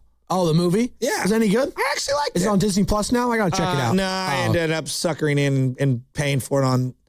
I did that with Obsession a couple weeks ago on Amazon Prime, and then I got the notification. It's like the new, like, kind of a scary horror movie where this guy wishes for this girl to fall in love with him, and then, like, she gets, like, possessed by a demon, and, like, she falls in love with him, all right? He gets more than his bargain for. Anyways. It's not Love Island. No, it's not. Well, it's Infatuation Island. It's like it's Demon Island. Don't do that. And then he got more than he asked for. Well, then he got more than he bargained for. Released in August 2nd. I don't want to spoil it for all the people that haven't seen it. But now it came out on Peacock like yesterday. I was like, I could have just waited 2 weeks because I'm already subscribing. And then Nicole was saying yesterday, hey, should we rent Scary Movie 6? I was like, do you want to, or do you just want to wait? Listen to what you just said. Should we rent Scary Movie 6? Probably not. But I don't want to be mean if she wants to. All right, we're going to do the cast system for the NFL on the other side, and we'll find out where the 49ers rank in Joe Shasky's cast, sponsored by California Office of Traffic Safety. My mom, my papa, my daddy. We're at Caltrans on the freeway, right next to speeding cars. Please be careful. Be alert. You work zone alert. Brought to you by the kids of Caltrans. Hey, it's Willard and Dibbs for Safeway. Enjoy these amazing deals for members. And as always, save up to 20% weekly on hundreds of exclusive offers from Safeway. Just clip the highlighted deals from the weekly mailer or click the deals in the For You section of the Safeway app to breeze through checkout. Buy one, get one free of equal or lesser value on juicy, personal, seedless watermelons when you buy two. And here's my personal partner, Dan Dibley. Yes, and you can get Signature Select Thick Cut Bacon 48-ounce selected varieties sold in 3-pound packages for $4.99 per pound. 10 for $10 mix and match is back. Save on items like Pastaroni or Rice-A-Roni, 4.3 to 7.2 ounce varieties, or Crystal Geyser Alpine Spring Water gallon size. Add CRV where applicable. Member price $1 each for selected varieties. See your store for a full list of participating items. We invite you to go to Safeway.com for more of these details, and we will see you in the aisles. They call this one Bill. Whoa, aliens? Am I in a spaceship? Affirmative, Bill. What's with the laser saw? Relax. We are cutting our bill in half. What? An Xfinity mobile transmission says you can cut your bill in half. Oh, your mobile bill, not me, Bill. Xfinity Mobile also says we can try it free for a year. Free. Yes, with no commitment. Can we put the saw away? I am reluctant. But we will find another being to bisect. That's not sci-fi. It's Xfinity Mobile. Xfinity Internet members cut your mobile bill in half. Plus, try Xfinity Mobile free for a year. No commitment. Learn more at xfinitymobile.com. Xfinity. Imagine that. Restrictions apply. Xfinity Internet required. Savings compares one line of Xfinity Mobile Select to comparable plans from T-Mobile, Verizon, and AT&T as of 3/24/26. Taxes, fees, extra. $30 monthly discount limited to new mobile customers only. After 12 months, regular rates apply. In 2026, Bay Alarm celebrates 80 years of security.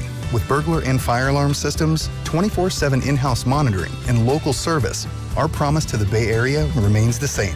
We got you. Learn more at bayalarm.com. Injured at work? Don't wait. Every moment counts. You may be entitled to medical care and financial compensation, but time matters. The attorneys at Boxer & Gerson are here to protect your rights and fight for the treatment and support you need. Boxer & Gerson have helped thousands of people across Northern California who were hurt on the job. Don't wait, don't guess. Get answers. Call Boxer & Gerson today at 510-835-8870 or visit boxerlaw.com for a free consultation. Boxer & Gerson, your life is worth the fight. This is Larry Flick, owner of The Floor Store. Our giant summer sale is here. Now through August 3rd, get 25% off everything in the store. Carpet, hardwood, laminate, waterproof flooring, and much more. That's 25% off every product. Add 24 months interest-free financing, and you've got giant savings for your home. The Floor Store's giant summer sale. Big savings, big selection, giant opportunity. Visit floorstores.com to find the nearest of our 11 Bay Area showrooms, from Santa Rosa to San Jose. The Floor Store, your Bay Area flooring authority. Wow, what is all this? These screens, the food. All for the game, bro. Let us pitch in. No need. I'm saving $1,000 bundling my wireless and internet with T-Mobile. I've got it all covered. Goal! Here to score big with T-Mobile. Families save up to $1,000 a year when they bundle 5G home internet with 4 phone lines on Experience Beyond. Compared to regular rates after third line free on Experience Beyond plan with internet bundle discount via monthly bill credits and auto-pay discount. Credit stop if you cancel or change plans. Ready to get rid of that old car? Donate it today to carsforkids.org. Call 1-877-CARS-FOR-KIDS. Donation is super easy, and your car can be picked up as soon as tomorrow. Call 1-877-CARS-FOR-KIDS to donate your car today. That's cars with a K. Hi, thanks for calling Uline. Wait, did the phone even ring? Nope. Okay, so you answered before the ring. But now you're going to put me on hold, right? We don't do that here. We're real people answering the phone, ready to help with your order when you are. Uline has thousands of quality products for your business and warehouse needs, always in stock, ready to ship same day, and backed by Uline's legendary 24/7 customer service. Uline, we warehouse for you. Hey, this is Lauren, and a little thing I love about the hash brown scrambled burrito is that it's gonna add the protein that you need. The eggs with those crispy nuggets. It's the ultimate combo. Hi, this is Maya, and a little thing I love about the hash brown scrambled burrito is that it's packed with protein. Having Chick-fil-A chicken in a breakfast burrito is just phenomenal to me. You have the chicken, you have the eggs, and then you add these hash browns. It's just complete, honestly. Order the Chick-fil-A hash brown scrambled burrito and Simply Orange Juice on the Chick-fil-A app today. Real guests paid for their testimonials. Most of us are one good deal away from finally replacing that worn-out rug, fixing up the backyard, or getting the bedroom we actually want. Good news, that deal's almost here. Wayfair's Black Friday and July sale. Get up to 80% off area rugs and up to 60% off outdoor and bedroom furniture. Shop Wayfair's huge selection of styles and find the piece to fit your style, budget, and space. Plus, free shipping. Black Friday in July ends July 27th. Shop today at wayfair.com. Wayfair, every style, every home.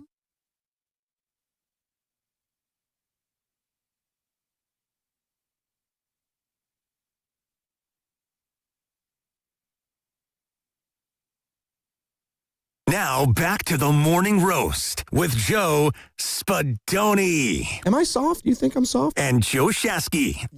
You're not hard. On 95.7 The Game. Not yet, but we got 3 hours, baby. Dave Fleming coming up, 8:20, hour from now. Talk some Gigantes. Yikes. They're a season low 17 games under 500. Let's talk about things that actually make us happy. Did the San Francisco 49ers make you happy last year, Joe, for the most part? Yeah, till the end. Till the end, but it was a fun season, I think we could all acknowledge. All things considered, all the injuries that happened, Bosa going down, Warner going down, George Kittle going down, like Brock Purdy going down, and Mac Jones having to come over and step up the way he did on that Thursday night football game at SoFi Stadium. There was some exciting moments. And overall last year for the NFL, like, who had the Seahawks facing the Patriots in the Super Bowl? I know I didn't. That was pretty freaking amazing. Unfortunately for Niner fans, you had to watch the Seahawks hoist a Lombardi trophy at your home at Levi Stadium. That wasn't fun. So I don't think Niner fans liked how the season ended overall. That being said, I do think there is a lot of reason for optimism heading into this next year, Joe, as veterans are reporting for training camp this Saturday. So, I look at the NFL and there's Everyone's reporting, there's talk about the Rams were in on Deshaun Stribling, even though they had multiple first-round picks. There's a lot of different things coming out right now. Everyone take a deep breath. All right? A deep breath. Because I'm ready for the next 8 months. Oh, I'm ready for it. I'm so excited. I'm so pumped. And you know what's going to end up happening? We're going to have all these tiers. And I'm so tired of the word tiers. Oh, tier. We have a tier system. Well, I'm going to give you my NFL caste system. Okay, explain yourself. There are teams that, to me, remind me of movies. Ooh. And what I'm saying is that there are some of them that are at the top, and I have serious expectations. Super Bowl or bust, and you're going to be one of the greatest movies of all time, meaning going in, I expect it to be of a certain caliber, all right? Okay. And then there are people at the very, very, very, very, very bottom. And we're talking free Lifetime type movies. Real bad. And I have a specific name for them. Hallmark movies? Yeah, what? Hallmark movies. Even worse. Oh, no. Even worse. Tubi movies? You're on the escalator at Powell Street BART, and you can't even be handed that DVD back in the day. Oh, no. Without you even, you wouldn't even look at it. You're not even looking at it. For free? No. All right? I remember being a little kid walking around New York City for the first time, and people were I was like, oh, they have, Pokemon the movie. That's still in theaters. Mom, the guy's selling it on the street. She's like, keep walking. It's like, what? It was $5. But continue. It was a visceral memory in my mind. So I'm going to give you where I think all the teams are in the NFL right now. If I were to give them the analogy of some sort of a movie or using movies as the context. So it's not tiers. Okay. It's just little buckets, if you will. Categories. Yeah, almost like the feudal system, right? We have kings, we have lords, we have nobles, we have peasants. You're going House of Dragon. Okay. Almost. All right. Except I'm using movies as the analogy. Okay. So everyone can have their own way that they're viewing things, okay? So, for example, the Seahawks, they are the Super Bowl champs. They are. All right? I think for some people, they would say they're playing with house money, right? No matter what they do, you just won a Super Bowl. No one saw that coming. So they're a team that I think you could put in a variety of divisions, right? And I'm not going to tell you where I have them right now, but I'm just giving them as an example of how one team for you, Joe, might fit one category, but for me might fit another. Sure. And there are going to be a lot of people saying, hey, the Seahawks are still primed if they want to go back-to-back. That defense is still legit. They got a lot of nice pieces. They still retained Rashid Shaheed amongst others. They lost, Walker over to Kansas City. But if you wanted to say, hey, I think they're my favorite movie's Jaws. If they're in the Jaws category, I can see that. But for you, it might be different. Yeah. So, okay. In the Godfather division. There you go, Godfather. Meaning it is Super Bowl or bust. Yeah. You have franchise quarterbacks. These are guys that I think have won Super Bowls. Your team is amazing. I expect you to win a Super Bowl no matter what this year, and anything short of hoisting the Lombardi is considered a failure. I only have 2 teams in that division. Really? Only 2? The Godfather division. Do you have my little sounders? Hit me with the Kansas City Chiefs. Ooh. When you have Patrick Mahomes as your quarterback and when you have Andy Reid as your head coach, I don't care what season happened last year. Every year that you do not win a Super Bowl essentially is a failure. And it sucks. They're in a very rare spot. They're in the New England spot. Yeah. They're in where the 49ers were with Joe Montana. They are in where the Dallas Cowboys were with Troy Aikman. They're in a very unique spot. It's almost unwinnable from a fan's perspective, because anything short of a Lombardi for the Kansas City Chiefs is a failure. They have turned into what Belichick and Brady were for the Patriots. Andy Reid and Mahomes are now that version. As if you have those 2 guys with Spagnuolo, I don't want to sleep on that, the defensive coordinator, you are expected to be there at the end. You just are. All right. And so that's one team that I have in the Godfather division. The only other team in all the NFL, for me. It's crazy, though, they didn't make the playoffs last year, and you're expecting that. That's just what we've gone. Well, because Mahomes. Yeah. Because Mahomes. Well, and also, let's take a step back for the Chiefs. They were expected to have one down year. I mean, God, they almost 3-peated, for Christ's sake. They had to have a step back at some point. So continue. Joe, I expect them to win the Super Bowl every year. There you go. And until they are dead, 6 feet in the ground and everyone's retired, I still believe that they can win the Super Bowl. I think Carter and I still think they can win the division. I thought they were going to come back. Year. Seriously. I mean, I called the Broncos that year. You did. I didn't want to believe it. There's only one other team that I have in the Super Bowl or bust. It is a failure not to win the Super Bowl this year in the Godfather division, and that is the Los Angeles Rams. When you have Matt Stafford and you took a quarterback in the first round to stash, when you have Aaron Donald coming out of retirement to be paired up with Myles Garrett, when you have Puka Nacua, who's facing allegations. Did you see that bite mark? Good God. When you have Sean McVay and you have Matt Stafford, who's won a ring, to me, they are the only team, and it's because of quarterback, coach, situation, roster, how all in they are for now. They are in a Super Bowl or bust window. The Godfather division, make them an offer they can't refuse. Which makes why they took Ty Simpson with their first round pick that much more confusing to me. Like if you're in a Super Bowl now window and you have the possibility of bringing back Aaron Donald out of retirement, you're going to take a quarterback. And I get it. Like maybe Ty Simpson's that dude. Maybe Stafford retires after this year. You have the insurance policy. But my God, that felt like a luxury pick for a team that did lose the NFC Championship, by the way. We all saw it. But I'm with you. Joe, they're the biggest favorite right now. If I'm on DraftKings right now, Sportsbook, they're at plus 550 to win the Super Bowl. And I don't feel good about that. The next closest team, Buffalo Bills at plus 1,000. Yeah, well, there's a big gap. We'll get to that. No, but this is what I'm saying. There's a big gap from Vegas's perspective on the Rams and everybody else. So the pressure is absolutely on them all the way in the NFC. Not even on the Seahawks, and they're the defending champs. It's all on the Rams. And rightfully so. I mean, when you add Myles Garrett to that team, are you kidding me? I still makes me sick if I'm a Niner fan that they got Myles Garrett. They got Myles Garrett. And here we are playing patty cake with Brandon Ayuk. Well, look, you still got to go win. Yeah, that's true. I mean, it's the NFL. Anything can happen. Joe, we were talking about last year with Matt Stafford, his back.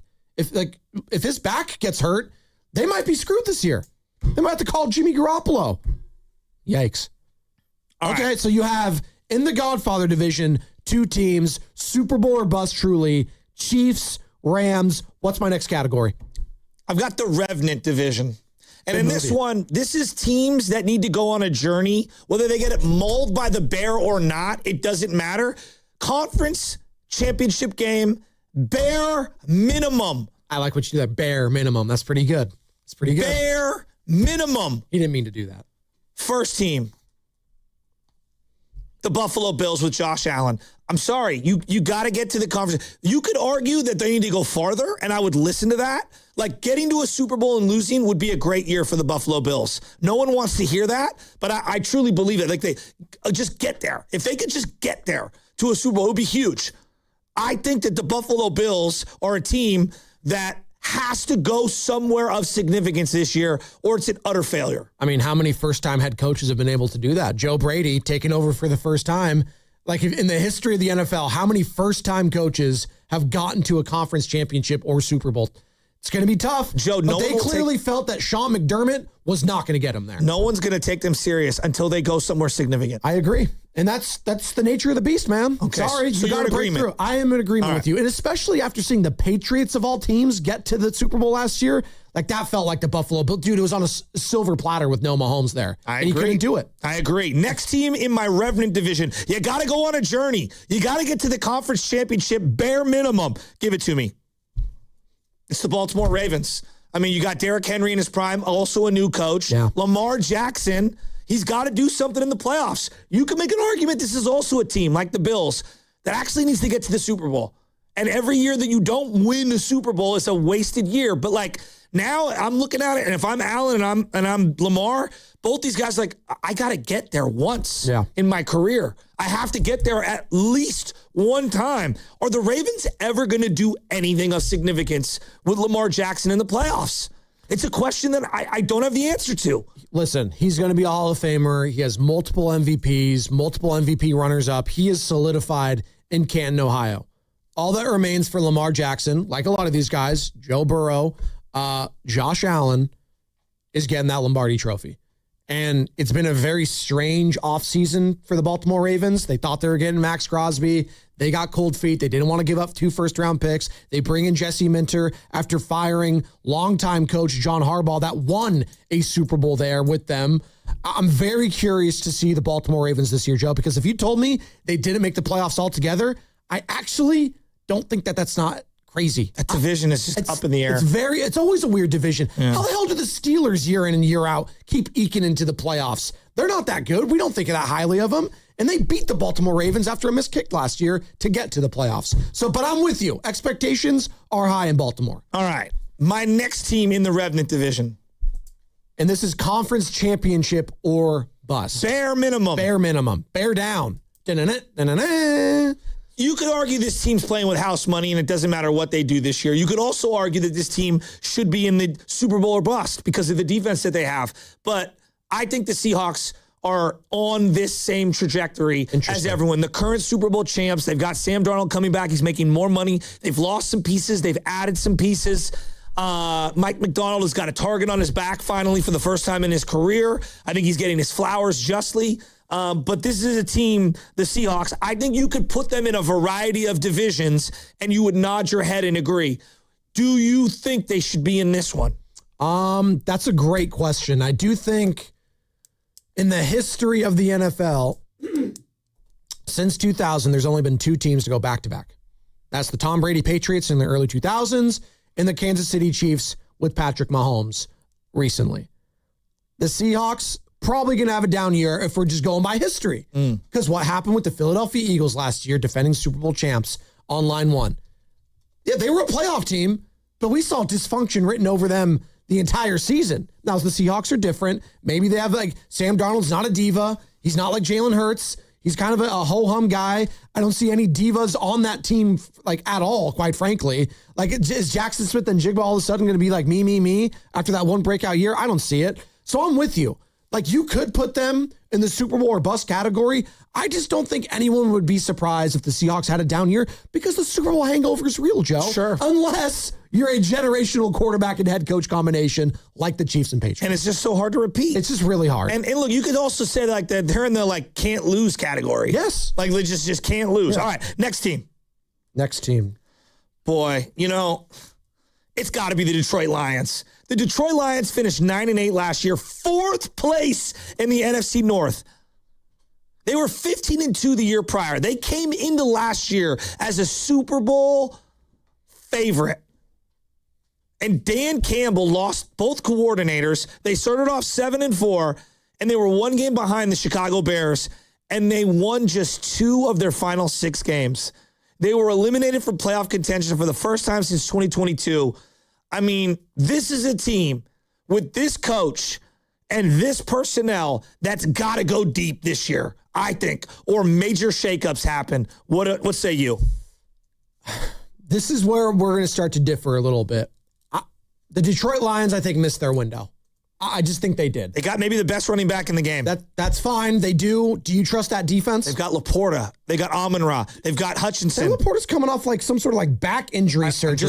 I'm just saying their personnel is very... Jameson Williams, they have elite personnel. Maybe the best tackle in the sport. They lost Ben Johnson and Aaron Glenn last year, and it showed. It did. It absolutely showed that they lost some of the experience and some of the calluses that they built up with that coaching staff. I like Dan Campbell. He's been probably one of the best coaches, if not the best coach in Lions franchise history, in my lifetime anyways. I'm Wayne not going Fonts back. online too. I'm not going to 1950s or 60s, whatever you want to go to for the Detroit Lions. That being said, I think they missed their window, Joe. I don't have those expectations for the Detroit Lions. I think division, if you win that, great. If you can make the squeak by in the playoffs, great. I don't think they need to make the conference title game, though, because I think they've missed their window overall. But the expectations locally for them might be what you're saying. Jared Goff has the 2nd highest cap hit in the league this year. He does. I think it's almost $70 million. All right, let's get to our next team on this list. This is the Revenant Division, teams that have to go on a journey to, at minimum, the conference championship, bare minimum. All right, I'm writing it down right now. So we had the Super Bowl or bust category for the Godfather, Chiefs, Rams. Now in this conference title game or bust, Bills, Ravens, Seahawks, and then the Lions, now the next one, correct? Yes, and All right. let's go through these a little quicker. All right, Yes. let's rat-a-tat-tat and do it. Give me the next team. The Denver Broncos. Wow. You lost at home last year. How? Because your quarterback isn't any good and he got hurt. You like Bo Nix. Sean Payton, when was the last time you won a big playoff game? Everyone wants to talk about Kyle Shanahan losing a lot of big games. Sean Payton online won. Sean Payton online won with a championship-level defense. The Broncos have to go to the conference championship. Otherwise, they're going to be looking at their quarterback, and I think they're going to be looking at their situation as a whole. By the way, the pace, we're on pace. You're doing a great job. Okay. So we don't have to rush through anything. We're doing a great job. It was like our Silverado thing. I didn't know our if golf cart said boring the crowd. We're ahead of pace right now. We're doing a great job. So the Broncos, really? The Denver Broncos. You think they could go back to the divisional round and lose, and that's it? I know you lost at home. I know. Well, to they had Drake a backup May. quarterback. They had a backup quarterback, Jarrett Stidham. It was unfortunate. It was unfortunate they lost their quarterback, Joe. Bo Nix played the role of Tim Tebow last year, where he was awful for 2-3 quarters every game, and then had crazy fourth quarters. If you don't, Did they or did they not miss him in that conference title game? Of course they did. But they have one of the best defenses in the NFL. They are a team that is expected with that defense to travel no matter where they go. If you don't think that a Sean Payton team with a top 5 defense is in conference championship or bust mode, I think you're tripping. I don't put the Broncos in that category yet. Selected quarterback. Listen, they were just there. So I'm going to give them the benefit of the doubt if Bo Nix can stay healthy. And this is another one. If Jalen Waddle can stay healthy, because that's the big wide receiver they added this offseason out of Miami. They make the trade there. They bring in Jalen Waddle. I don't know if I love him in Denver, in the altitude, in that division. I love him with Sean Payton. But I love, you just took the words right out of my mouth. I love him with Sean Payton because say what you will about him, he is still a top offensive mind in the game. And there is another thing there that you're not, like, we haven't really touched on. What is the Bo Nix Sean Payton relationship? It's very strange what I'm hearing out of Denver. Is it the injury, the surgery, whether to have it, whether or not? Is this going to be some sort of thing that's going to linger throughout his career? I don't know what's going on there. There's a lot of question marks. I'm not going to put them in the conference or bust category, so that's where we're going to differ here. I think if they can get to the divisional round, that and then see where you go from there, that's fine. You should talk to a Bronco fan. They would be devastated. I'm sure all these fans have that expectation. The defensive player of the year candidate in Patrick Surtain and a defense that was ferocious last year. Well, they also all believe in Bo Nix, so they're all going to say, hey, if we have a healthy Bo Nix, we got a shot. They all believe in him. I don't think you and I do. All right, this team I think is in a similar boat as the Denver Broncos because of the defense. Give me the next team in the Revenant division. And this is the conference championship game or bust. Yeah, bare minimum. Texans, the Houston Texans. Wow. Clearly they have a quarterback issue. Clearly that team has one of top 2-3 defenses in the league. They've got one of the best young defensive linemen in the game. And they have offensive personnel. They have a great head coach. But we're questioning the quarterback. The Texans are absolutely in conference championship or bust mode. Absolutely. Specifically because of their quarterback play. Yeah, I can't even I can't put them in there because I just don't think their quarterback's any good anymore.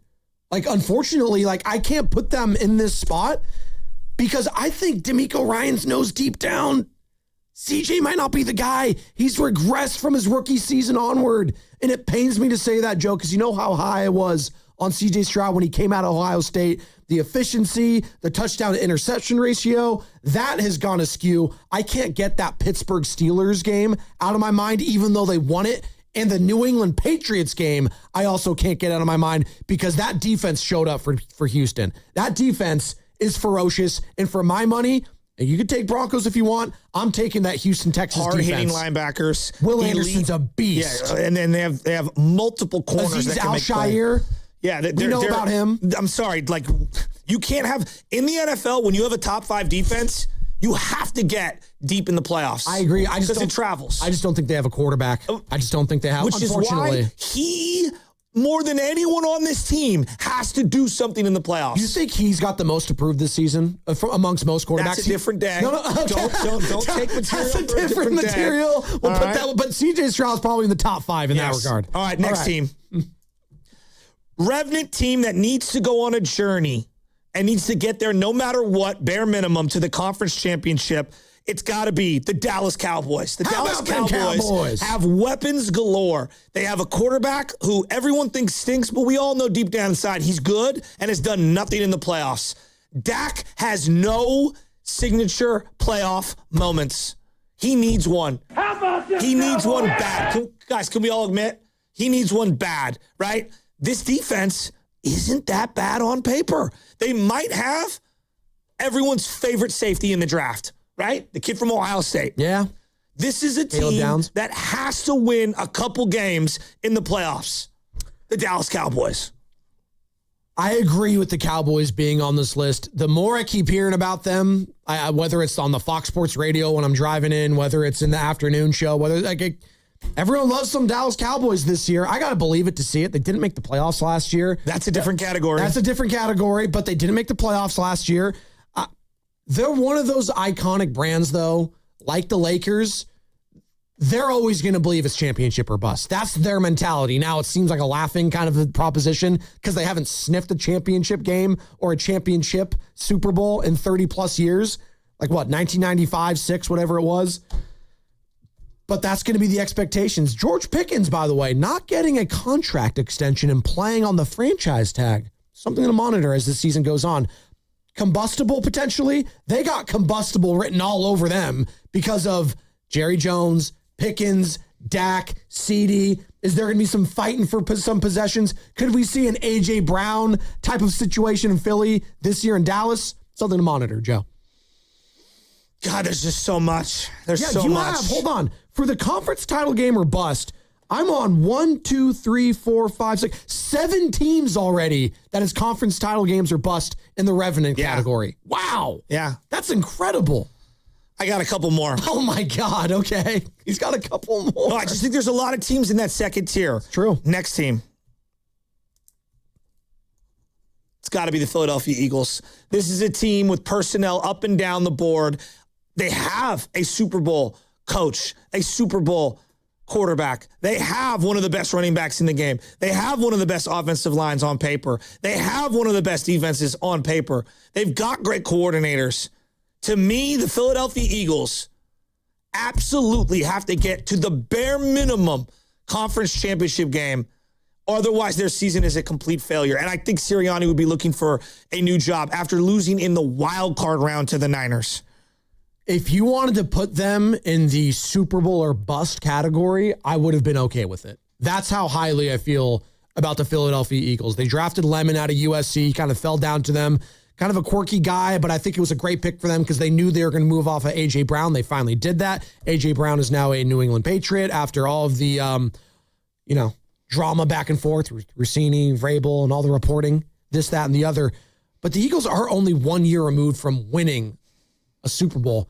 Not just winning a Super Bowl, Joe. They dominated the Kansas City Chiefs in that Super Bowl. They still have a lot of really good players. Joe, if you wanted to go just name for name, pound for pound, they might have the most talent in the NFL still. The question is, what's the offense going to do? It always comes down to the quarterback. What version of Jalen Hurts are we getting this season? I have no idea. Has the dark cloud been lifted, as I go Steve Kerr on you, has the dark cloud been lifted in Philadelphia with A.J. Brown gone?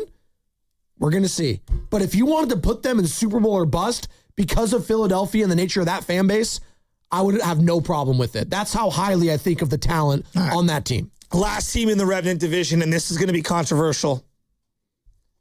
It's the San Francisco 49ers. Wow. They absolutely have to get to the conference championship or bust this year. Some would argue Super Bowl. I disagree. Some would say, no, it doesn't matter. No. When you have a franchise quarterback like Brock Purdy and an aging team where a lot of guys are going to make a lot of money, this could be the final year of Bosa in a 49er uniform. We just don't know. They have a lot of financial stuff hanging over them. You've got an older core as a whole. You've got coordinators you like, but you just don't know about. I think the 49ers absolutely have to get to the conference championship. Otherwise, anything short of that is an utter failure. I agree with you. I do think it is conference title game or bust for the San Francisco 49ers this season. The moves that they made in the offseason, not getting younger, but getting older with Mike Evans, signals to me that they want to double down on the success that they had last season, build off that, and they realize they need a bona fide number one dude to do that. A game changer at the wide receiver position. Hey, we don't know when George Kittle is coming back, guys. Now, what we all like to think it might be week 1. I have no idea. Do you know what version of George Kittle we're going to get, by the way? I don't. The guy's coming off an Achilles injury. He has been the focal point when it comes to the receivers on offense. And he's been your tight end. He's been one of the best of all time. Christian McCaffrey, I don't know what to make of him. I mean, the workload that he has had the last couple of seasons has been incredible. He was the comeback player of the year. It was fun to watch. Hell, he was an MVP candidate last year. Can he replicate what he did last season, though, Joe? I don't know if that's sustainable. And Brock Purdy, can he stay healthy this season? We know we have a backup plan. Thank God we know we have Mac Jones backing him up this year. So if he does have to miss some time, we got a guy we can trust. All that being said, who are you taking over Kyle Shanahan and Brock Purdy if they're in the playoffs with a healthy Fred Warner and Nick Bosa? Because that's what they did not have last year, a healthy Fred Warner or Nick Bosa heading into the playoffs with Shanahan and Purdy. For my money, the only other team I'm taking right now, and there's 2 of them actually, because I have to give them their credit, it's the team in your division. It's the Rams and it's the Seahawks. Those are who you're going to be battling against, and I cannot wait for those regular season matchups. It sucks that week 1 is in Australia, but Joe, this division, just like last year, is going to go down to the wire. So you have the San Francisco 49ers in the Revenant category, conference championship game or bust. And I wonder if Niner fans at 888-957-9570 agree with you on that. Call in, text in, same number, 888-957-9570. It is conference championship or bust for the San Francisco 49ers this season. Now, full transparency here, this next division is not the name of a movie. It's actually the name of a TV show. This is the Ripley's Believe It or Not division. That's not bad. And the reason why I'm calling it that is I just will never believe in you until I see it from you in an actual playoff game. Kind of like the New York Knicks winning a title. You have to see it to believe it. Absolutely. Okay. I wanted to call this the UFO division, the ET division, the Arrival division, the First Contact division. But like UFOs are more believable than even these 3 teams. Joe Burrow, all right. home. I have 3 teams in this division. Let me give you team number 1. It's time. You have to do something. Harbaugh and Herbert, I'm sorry. I will not believe in you until I see it from you in the playoffs. What is going on here? Guys, you can make an excuse every year, and I'll listen to it. I will. But can we all acknowledge now's the time? If we're going to see, you got to do something in the playoffs. The Broncos had the season last year I thought the Los Angeles Chargers were going to have. Agreed. But unfortunately, the Chargers, they're going to charge her. It seems just like we think the Niners are cursed with injuries, the AFC version is the Los Angeles Chargers. The difference, though, is the Niners got Kyle Shanahan. And he is the end-all, be-all when it comes to figuring things out, mixing and matching this tic-tac-toe, Rubik's Cube, Tetris puzzle of, weapons and trying to make something out of nothing. Jim Harbaugh, I love him. He's a great coach. He's brought a culture over there, but can he overcome the culture that is the Los Angeles Chargers of never quite able to win the big one? I can't see it happening, Joe. Not in that division and not in that conference. And Justin Herbert, you got to do something in the playoffs, dude. You got to do something. I know Evan Giddings is listening, big Charger fan. I love you, E-Dog. Herbert has come up so small in these last couple of playoff matchups. It wasn't his fault that they blew that lead in Jacksonville against the Jags, and it's one of the greatest comebacks ever. But it's nut up or shut up time for the Los Angeles Chargers. And now's the time to do it. Bo Nix coming off an injury with the Broncos. What's going on with the Kansas City Chiefs? It feels like the AFC West could be wide open for them to take if they stay healthy. All right, next team in my Ripley's Believe It or Not. I won't believe in you until I see something from you in the playoffs division. The bucket, if you will. Give it to me. It's got to be the Green Bay Packers. Does anyone believe in the Green Bay Packers? I'm just asking out loud. Does anyone know what to make of LaFleur? I think he's good, not great. He was almost going to get fired last year. Do you know what to make of Josh Jacobs? He's a good, not great running back. Yikes. No, he's good. No, well, I know the other off stuff. The field. I don't even know if he's going to play this year. What do you make of Micah Parsons coming back from his injury? I think we were all shocked they made the deal. But Joe, I have the same question marks about Micah Parsons that I do about Nick Bosa. I mean, these guys are coming off ACL injuries. I would bet on Parsons over Bosa. And Parsons, what, a couple years younger than Nick? So I probably would too. And Nick's coming off his third ACL injury, as opposed to, I believe, this is Micah's first injury. What do you make of Jordan Love? I don't know. Highest to highs, lowest to lows, everything in between. I won't believe in the Packers until I see it in the playoffs. I knew they were fugazi last year when they lost to the Carolina Panthers in Lambeau Field. You remember that? Everyone was just crowning the Packers. I'm sure everyone took the Packers in their survival leagues last year when they were hosting the Carolina Panthers and they lost that game. They're the type of team, yeah, you did, Carter. They're the type of team that on their best day could beat anyone and look like a Super Bowl contender. Yeah. And on their worst day, could lose to a team like the Jets. Yeah. No, seriously, that is not the hallmark of an elite team. But that reminds me of the Chargers and this other team in this division. Remember, Green Bay also lost Jeff Hafley, so they're new defensive coordinator this year. That's a great call. We'll see. Here's the third team, which I think actually very much describes the team you just brought up. Give it to me. Last team in this division. Ripley's, believe it or not, can Burrow ever stay healthy? It's the Cincinnati Bengals. We love their personnel on offense. We despise their defense. Well, they've made some moves to upgrade that. Does anyone believe in the Bengals? They got to do something, right? Well, they just lost Trey Hendrickson. He's gone. They wanted to get Max Crosby, or supposedly we're in on those conversations. It all comes down to Joe Burrow staying healthy, though. And can they have a pulse? Joe, I'm just asking for a pulse on defense. They have been so atrocious. And it used to be what? They had Lou Anarumo for a long time over there, and he was supposed to be the Mahomes stopper, the Andy Reid stopper, right? Well, he's gone. I think he's in Indianapolis now, or wherever he is. Like, it's nut up or shut up time for him. And Zach Taylor, their head coach, is coaching for his job this year. If they don't make the playoffs, he's gone. He's gone. He has to be. Yeah. Because then, Joe, what are you flirting with? Joe Burrow asking out, potentially. Well, I mean, I'm scared to death that the Rams are going to be the team that trades for him. Oh, they got Ty Simpson. Don't worry. No, they'll trade Ty Simpson to the Cincinnati Bengals. Oh, my God. All right, next division. That'd be so smart of the Rams they set up like that. By the way, Joe Burrow, he fits L.A. to a T, does he not? I do want to go through this division a little quicker, okay? Because this division, I think, is open for interpretation. Real? This division, to me, is the Inception division. Is this a dream? Okay. Is this real? Yeah.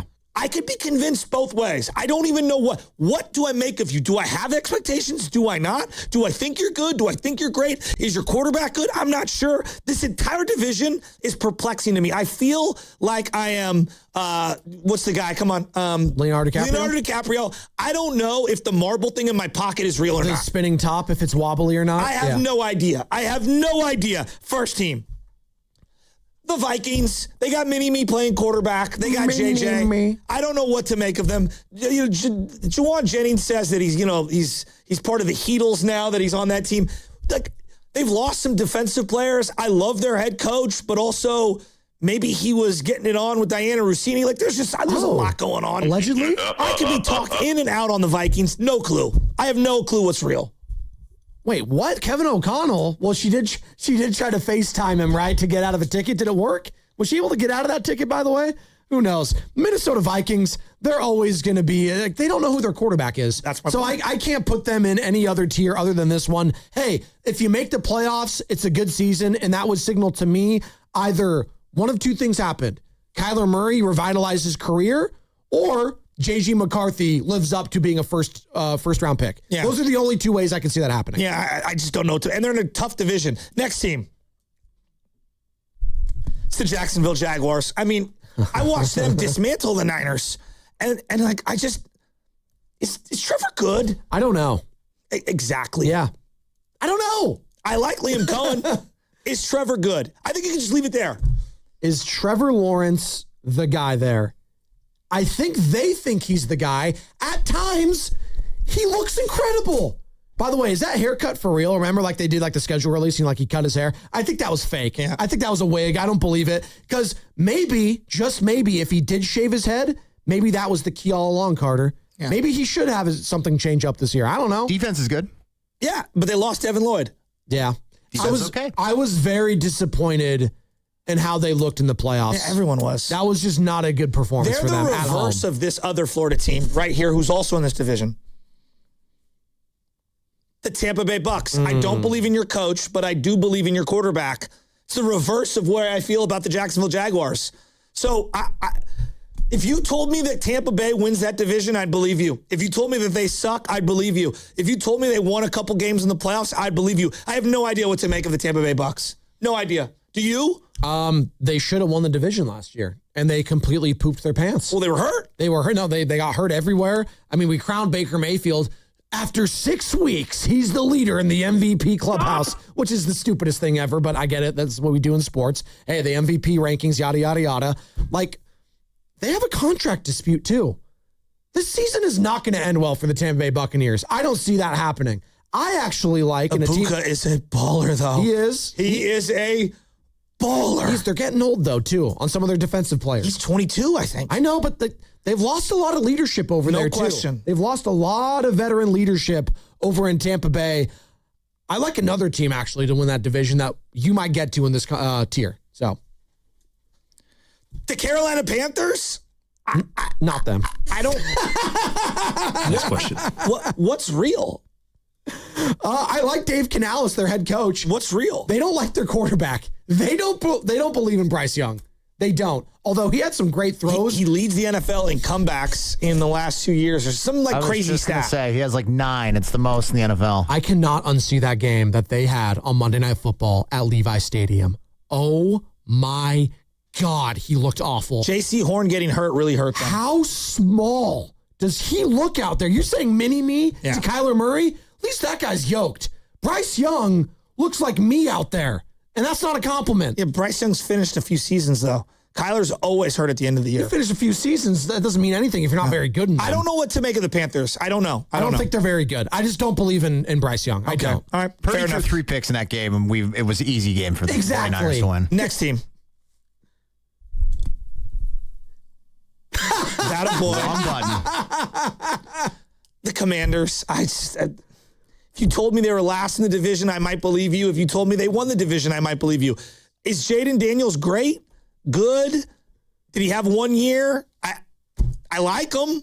I don't know what to make of them. Do you know what to make of the Commanders? The fact that they want Brandon Ayuk makes me... Take command. Thank you. Raise hell. Thank you. Does I don't know what to make of them. I'm going to hold off my thoughts on the Commanders until they get Brandon Ayuk. Then I'll give you my final details on them. You talking about? Yeah. Okay, next team. He's the missing link.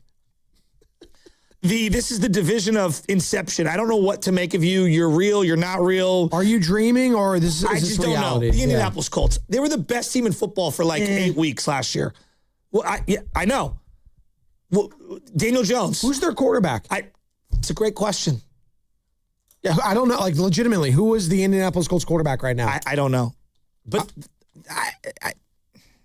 they have Daniel Jones, Anthony Richardson, Riley Leonard, and Easton Stick. I liked Riley Leonard at Notre Dame, but he's not great. I don't believe Anthony Richardson. That guy, he's going to play tight end. I mean, he tore his Achilles. Daniel Jones, wasn't it Achilles? Yeah. Who'll be back quicker, him or Kittle? No, Kittle tore his 2 months later, 3 months later. It's a great question. I don't know. I trust Kittle's body, but Colts. How can anyone know what the Colts are? All right, let's just crash them up. And then I got 2 teams that had great years last year. Give it to me.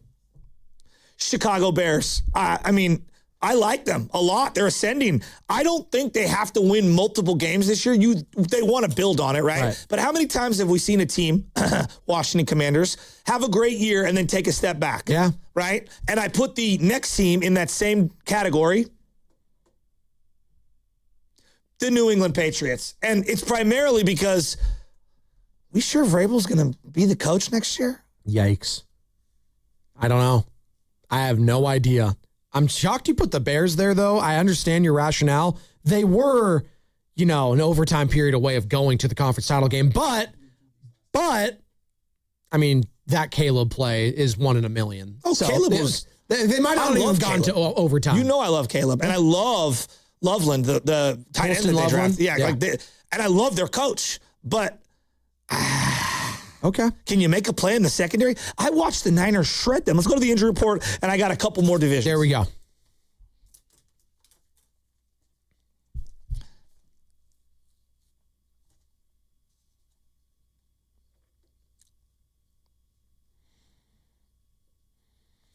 And this hour is brought to you by Free On Bank, which is here for you, here for good. After leaving the game early on Monday, Trevor McDonald was officially placed on the injured list on Tuesday. Imaging taken yesterday showed a right elbow strain. There was no word on how long McDonald will be out or what his rehab process will look like. Tristan Beck was called up to fill in for McDonald in his absence. The injury report was brought to you by Boxer & Gerson, Northern California's premier workers' compensation law firm, helping injured workers get their lives back for over 40 years. And you are listening to 95.7 The Game, KGMZ FM and HD1 San Francisco, and Odyssey Sports Station, and the home of the Golden State Warriors and Valkyries, always on the free Odyssey app. And we are coming to you live from the Laughing Monk Studios. Dave Fleming going to be joining us in about 20 minutes to talk some Giants. A season low, 17 games under 500. Voice of the Giants for NBC Sports Bay Area. Right now, we are doing a caste system amongst NFL contenders and pretenders. It's not a tier list.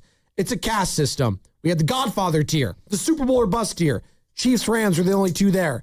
We had the Revenant tier, which was conference championship or bust. The 49ers were in that division. The Eagles, the Cowboys, Ravens, Bills, amongst others. And now, Joe, what division are we into next? So the second to last division is what I call the rom-com. Zero expectations. Okay. It could be funny. It could be great. It could be awful. All right. I have zero expectations, and I don't think anyone else does either. Real quick, who's the last team you had in the Inception? I had Bears, and who was the last team there? Colts. And then that was Pats. Pats. Oh, okay. Commanders. Okay. Panthers. You put the Pats. That's right. You were talking about Mike Vrabel. That's it. I got them all. All right. So you're on the rom-com Ghosts of Girlfriends Past division. These are middle-of-the-road teams. Like, I flip on with the family. We have no expectations. Might be good, might not be good, might be awful. We might turn it off. Okay. All right. But it could be a gem. It could be. Could be. Okay. Very rarely. Very rarely, though. The New York Giants. All right. Does anyone know what to make of the New York Giants? I don't think Harbaugh's that great. Maybe I'm wrong. Their running back that they have high hopes for is doing backflips after he's recovering from like a shattered knee. And Malik Neighbors. Who you would be super enthusiastic about, was running very weirdly in a softball game a couple of months ago, whatever it was. Oh, and are they keeping the grass field that we saw at MetLife Stadium on Sunday for Spain and Argentina, or are they bringing back the godforsaken hell turf? Too expensive. It's too expensive? So then I'm out on the Giants. I mean, the league only made $15 billion last year. Do you like Jackson Dart? Because I was impressed with him when he played the Niners, but he has a long way to go. Sure. And I just don't trust Harbaugh. He had some moments. He also had some drama between him talking about Trump at a rally, and Abdul Carter, one of their best defensive players, had a problem with it. There might be some infighting on that team already, Joe. I don't know. I know it's I don't know. Well, they have combustible written all over it potentially with a lot of the egos in the Big Apple. It's a rom-com to me. Next team. The New Orleans Saints. I don't know what to make of them. I don't know. Does anyone know what to make of them? I like Tyler Shuck. Yeah, he's older than Brock Purdy. I don't understand. I don't understand what's going on with New Orleans. They're exciting. They put up a lot of numbers at the end of the year offensively. Are they good? He is 26. Oh, my God, you're right. They went to high school together, right? The Saints could win the division or finish fourth, right? Yeah, that division's up in the air. I don't know what to make of the New Orleans Saints. That could have been a one-off thing. A lot of people believe in Tyler Shuck. At times, he looked really good last year. He's got the build, 6'5". He's got the strong arm. He plays in a dome. So this could be a long Kane Pauly. Along Kane Pauly is a good one. That's what I'm saying. Rest in peace, Philip Seymour Hoffman. There are some good rom-coms. There are some horrible ones. Meet the Parents? I mean, are we going to be in the Meet the Parents category here? Meet the Parents is a cult classic. It's great. It's one of the all-time, because technically it is a rom-com. Technically. I'm holding that out for another team. Okay. All right. I got to see it to believe with the Saints, but maybe. No. That's a different division. Let's go to the next one in these rom-com divisions. Different. Okay. Cam Ward and the Titans. I like them more than anyone else does. I think so. I like Cam Ward. I like Robert Saleh. Second time's a charm. I think that he's going to figure things out. It can't get worse than last year. They were 3-14. They suck. They are not very good. Dable is offensive coordinator, too. I like Cam Ward, and I think this is a team that could win. They could double their output this year and still have a horrible year, but it could be a great year. That division's tough. You just don't like Cam Ward? I like Cam Ward, actually. No, I really like Cam Ward. It's all about the you, right, Sammy? I just don't know in that division and in that conference if they can win a lot of games. Right now, like a good season for them would be winning 6 or 7 games, and Cam Ward looks good. That's doubling your win total. That is. They could be a fun team. They could be a fun team. I got to see it to believe it. And has Robert Saleh, to your point, learned from the mistakes he had with the New York Jets? We'll see, because he had a young Sam Darnold there over the once upon a time. Ryan Daboll is the best offensive coordinator he could have possibly hired, given the options. I think the mistake Saleh made was the Jets. Yes. Well, he wasn't in a position, I think, at that point to scoff at playing for that franchise. All right, next team. The Steelers. They do nothing for me. Nothing. I'm so out on the Steelers. Aaron Rodgers, nothing. Mike McCarthy. Nothing. Mike McCarthy, though. Hometown guy. Yeah. Grew up a Steelers fan. I'm so much more enthusiastic about the Titans than the Steelers. The Steelers will win their 7 games, waste my time on a couple of national primetime games. I'm so out on the Steelers. Most overrated franchise in professional sports. They have made the playoffs, I don't know. Yeah, wasting our time. Straight years. Wasting our time. The Atlanta Hawks of the NFL. Well, I mean, it's a little harder to get into the NFL playoffs than that. They have been wasting our time. They get 2 wins every year against the Browns. I'm so tired of the Steelers. Are the Browns going to make this list? They're at the bottom. Oh, okay. Never mind then. No, one more team in the rom-com division. Let's go. Bang it. The Raiders. What? Wow, that's interesting. I'm just excited to see goofy Kirk Cousins and Mendoza. I think they could be fun. I like their head coach. He was a great offensive coordinator. They need weapons. There's no doubt about it. But they've got a couple of weapons a lot of people would like. Brock the Bowers, running back. Yeah. And Ashton Genty. I think they could be fun this year. 0 expectations. They could win 4 games. They could win 7. I don't know what to make of them either. I do think they finally have a legitimate head coach at the helm. And I am curious to see, because when you look at Kirk Cousins and Fernando Mendoza, they feel like the old and young version of the same guy. And I think that's perfect in the Shanahan, Kubiak kind of an offense. This is what they want, right? The robot who will do what he's told, the cerebral guy. And I think they're going to be better than they were last year. Last year was a dumpster fire. Pete Carroll thought they were going to be in win now mode. He didn't get along with Chip Kelly, their offensive coordinator. He promoted his son to be the offensive line coach, which is a disaster. This is way too much Raider talk. It was awful last year in Las Vegas. It should be better, but I'll wait to see it. All right, now I get to the final division, and this is an outdated phrase. Straight to DVD. Just no interest whatsoever. No DVDs anymore. Straight to DVD. Just on demand. You could hand me this on the street, and I'd be like, "Don't want it, dude. I'm good. I'm good." I'm good. And I'm just going to say these teams' names. If you want to get in there, just fine. Okay. Dolphins, Cardinals, Jets, Browns, Falcons. Just don't care. Dolphins. Just don't care. Browns. Straight to DVD. Jets. Not worth my time. Who else did I miss there? Cardinals. Dolphins, Cardinals, Jets, Browns, Falcons. And I do the fact they're 2. Falcons? I think the Falcons are going to win that division. Every year, yeah, good. Okay. Wake me up when they do. Kyle Pitts. You think they're going to win the division? I actually do. I'll take that bet. Okay, what are we betting? Right now we're doing burrito bet right here. Let's burrito do it. Bet. Sure, there you go. Burrito You got bet. the Falcons winning the division. Yes. That might be the dumbest burrito bet I've ever heard. Well, who's your winner for the NFC South? No one. The world loses. That division sucks. I think it'd be fun if all 4 of us picked an NFC South team. There are 2 divisions in sports right now that just absolutely suck. One of them is the AFC South. The other one is the NFC South. I'm sorry. Those divisions are poop. Do you think Kevin Stefanski is a good head coach? No. Really? He is obsessed with 5'11" left-handed quarterbacks. I actually think he's a good head coach. I actually think, yes, because he's won a playoff game with the Cleveland Browns, which is basically a Super Bowl for most places. I'm sorry. He somehow, some way won a playoff game with the Browns. Probably should have beaten the Kansas City Chiefs in the playoffs too. In Kansas City.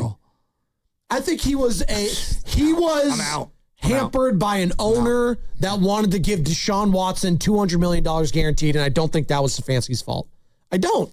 Now, could he have had a better relationship with his quarterback in Baker Mayfield? Clearly, they're salty towards each other still, and they're going to see each other twice this year. Can't wait for those matchups. I think the Falcons are primed, if they stay healthy, to win that division. I do. I think Tua's going to be the comeback player of the year. I'm serious.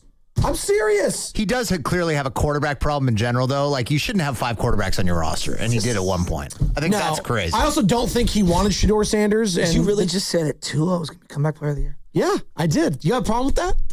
You have a problem with that? He's going to. I'm just going to let you drown. I'm not going to drown. I'm sure there's going to be like some futures. Right now, I'm looking at them.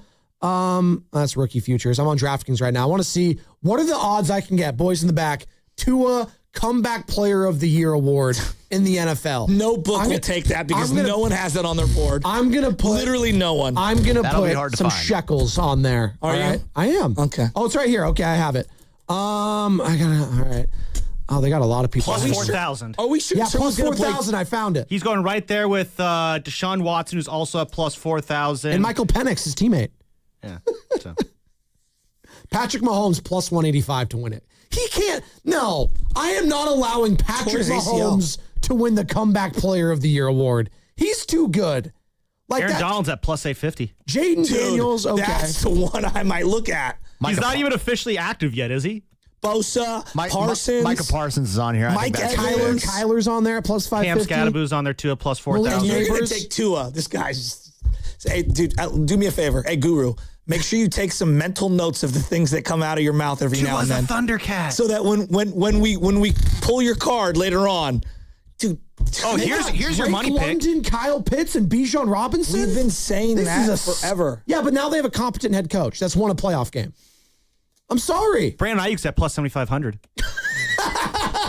Oh, that is. By the way, you hear Dante Whitner on with Jim Rome saying he doesn't think he's going to play an NFL snap again. Michael Williams plus 15,000.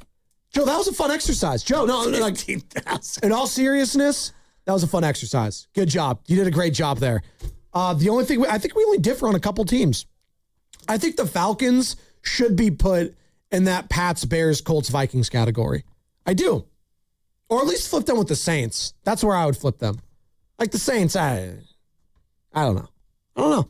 How anyone could have any faith in the Falcons is just beyond me. Michael Williams has double the odds of Brandon Ayuk. Put that in perspective. You think Mike Evans is going to be a Comeback Player of the Year candidate this year? He was hurt. It's almost always who was hurt last year and then who stays healthy the next year, right? Poor Bijan Robinson is reliving the entire Saquon New York Giants existence. All right. And the CMC existence. We both have the 49ers in the conference title game or bust category. Niner fans, do you agree or disagree that it should be conference title game or bust for the San Francisco 49ers? 888-957-9570. Hell, we can ask Dave Fleming on the other side about it. Voice of the San Francisco Giants and our Giants Insider, sponsored by Freon Bank, here for you, here for good. Wow, what is all this? These screens, the food. All for the game, bro. Let us pitch in. No need. I'm saving $1,000 bundling my wireless and internet with T-Mobile. I've got it all covered. Goal! Here to score big with T-Mobile. Families save up to $1,000 a year when they bundle 5G home internet with 4 phone lines on Experience Beyond. Compared to regular rates after third line free on Experience Beyond plan with internet bundle discount via monthly bill credits and auto-pay discount. Credit stop if you cancel or change plans. When you own your own business, you need to keep things moving. Need to book a last-minute flight? Earn a $300 travel credit to cover that. Need to take a meeting before takeoff? Do it from the comfort of the Chase Sapphire Lounge by the club. Need to catch your breath before you board? Done. Chase Sapphire Reserve for Business, the business card that gives back all you put in. Visit chase.com/reserve business to learn more. Cards issued by JPMorgan Chase Bank, N.A. member FDIC, subject to credit approval. Terms apply. FlexCar, we know radio ads are annoying, but not as annoying as car salesmen. Sign here, please. Never talk to one again with FlexCar, the first and only month-to-month car lease. No, submit to my extortion machine. Insurance and maintenance included. Switch cars anytime. Switching Bronco to Camry to tell you right willy-nilly. Oh, no. Oh, yes. FlexCar. You drive everything. Instant Kohl's Cash is powerful. You spend $25 and earn $10 Kohl's Cash to use instantly on nearly everything store-wide. So now you're grabbing new shoes and nodding at your receipt like you negotiated the deal. Plus, Kohl's Rewards members earn 3 times rewards. Get instant Kohl's Cash this weekend at Kohl's. Offer valid July 23rd through 26th. Some exclusions apply. Coupons and Kohl's Cash do not apply to Sephora. See store or Kohls.com for details. Jane is a small business owner. That's right. And tell them what that's like, Jane. Yeah, well, it's like a roller coaster with a lot of ups and downs, and some days things can feel like they're flying off the rails. Yep, it's a lot. But the Total Solutions Advantage only from Comcast Business can help you manage it all. With the largest, fastest fiber-powered network designed for 100% reliability with business internet and wireless connect. Plus gig speeds with security and equipment included. All with a 5-year price lock. Nice. So everything stays on track. Exactly. The Total Solutions Advantage. Get started for just $60 a month for 12 months when you add wireless connect to a qualifying internet package. No one does business like Comcast Business. Limited time offer. Restrictions apply. New customers only. 1-year agreement, paperless billing, and automatic payments with bank account required. $60 offer requires 300 meg internet, security edge, and additional qualifying service. Equipment, taxes, and fees extra.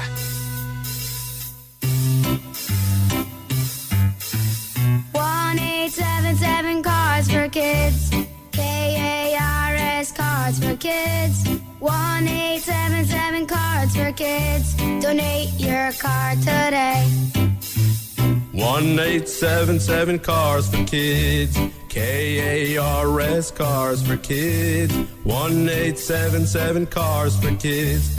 Donate your car today. Ready to get rid of that old car? Donate it to Cars for Kids. Call 877 Cars for Kids to speak to a friendly live agent. Donation is super easy, and your car can be picked up as soon as tomorrow. Go to carsforkids.org now or call 877 Cars for Kids to donate your car today. 1-877 Cars for Kids. KARS Cars for Kids. 1-877 Cars for Kids. Did you know you can donate real estate too? Go to carsforkids.org. That's cars with a K. Are you an adult with uncontrolled moderate to severe Crohn's disease symptoms and still packing a backup bag of clothes? Just in case, Skyrizi Risankizumab Riza can help you take control of your Crohn's. Feel significant symptom relief, including less abdominal pain and fewer bowel movements at 4 weeks. Plus, Skyrizi is proven to help people achieve remission and visibly improve damage of the intestinal lining. Individual results may vary. Skyrizi is a prescription injection medicine. Don't use if allergic to Skyrizi. Serious allergic reactions, increased infections, or lower ability to fight them may occur. Before treatment, get checked for infections and tuberculosis. Tell your doctor about any flu-like symptoms or vaccines. Liver problems leading to hospitalization may occur when treated for Crohn's. Ready to take control of your Crohn's? Ask your doctor about Skyrizi, the #1 prescribed biologic in Crohn's disease. Control is everything to me. Learn more at skyrizi.com or call 1-866-SKYRIZI. This is the story of the one who keeps multiple buildings running smoothly day after day. Plumbing that flows, HVAC that hums, cleaning supplies that keep surfaces sparkling. That's why she counts on Grainger. With easy reordering online and 24/7 support, Grainger helps her keep the products she needs on hand. So shelves stay stocked and buildings stay ready. Call 1-800-GRAINGER, click Grainger.com, or just stop by. Grainger, for the ones who get it done. My name is Whitney Allen, and I'm a widow. My husband, Ryan, died. We never thought we'd ever have to use life insurance, but the unexpected happened. With Ethos, signing up was fast and 100% online. You can get a quote in seconds, apply in minutes, and get same-day coverage. No medical exams, and you can get up to $3 million worth of coverage. I am grateful we were prepared. Get your free quote at ethos.com/radio. That's ethos.com/radio. Paid spokesperson. Time spent on application may vary. Online health questions required.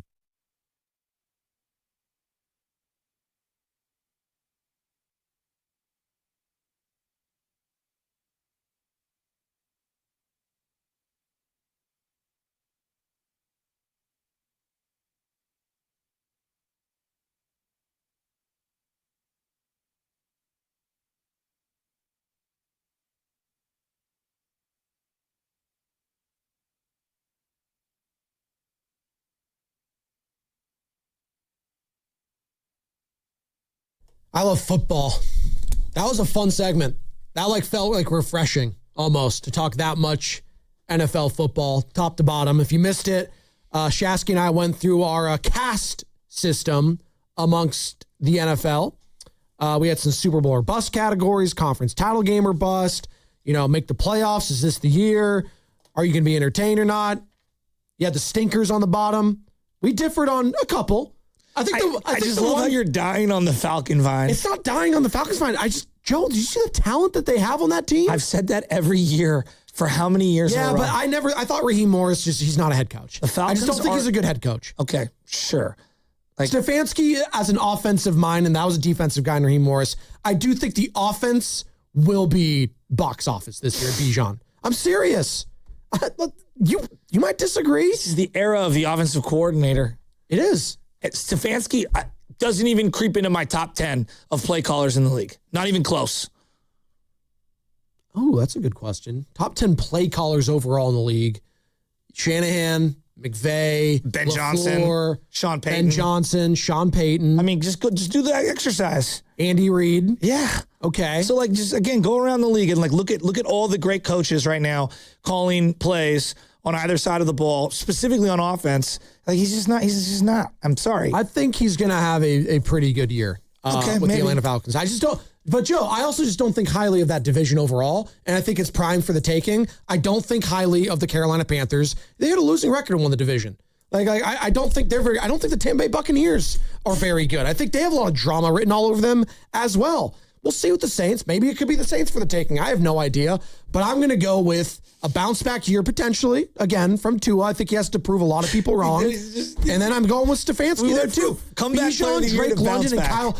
Bijan, Drake London, and Kyle Pitts, they easily have the best offensive weapons in that division. Do they not? Bijan is amazing. They do. Weapons don't just win games. I don't think it's that much of a hot take if they win the division and Tua gets the comeback player of the year. Yeah, that is.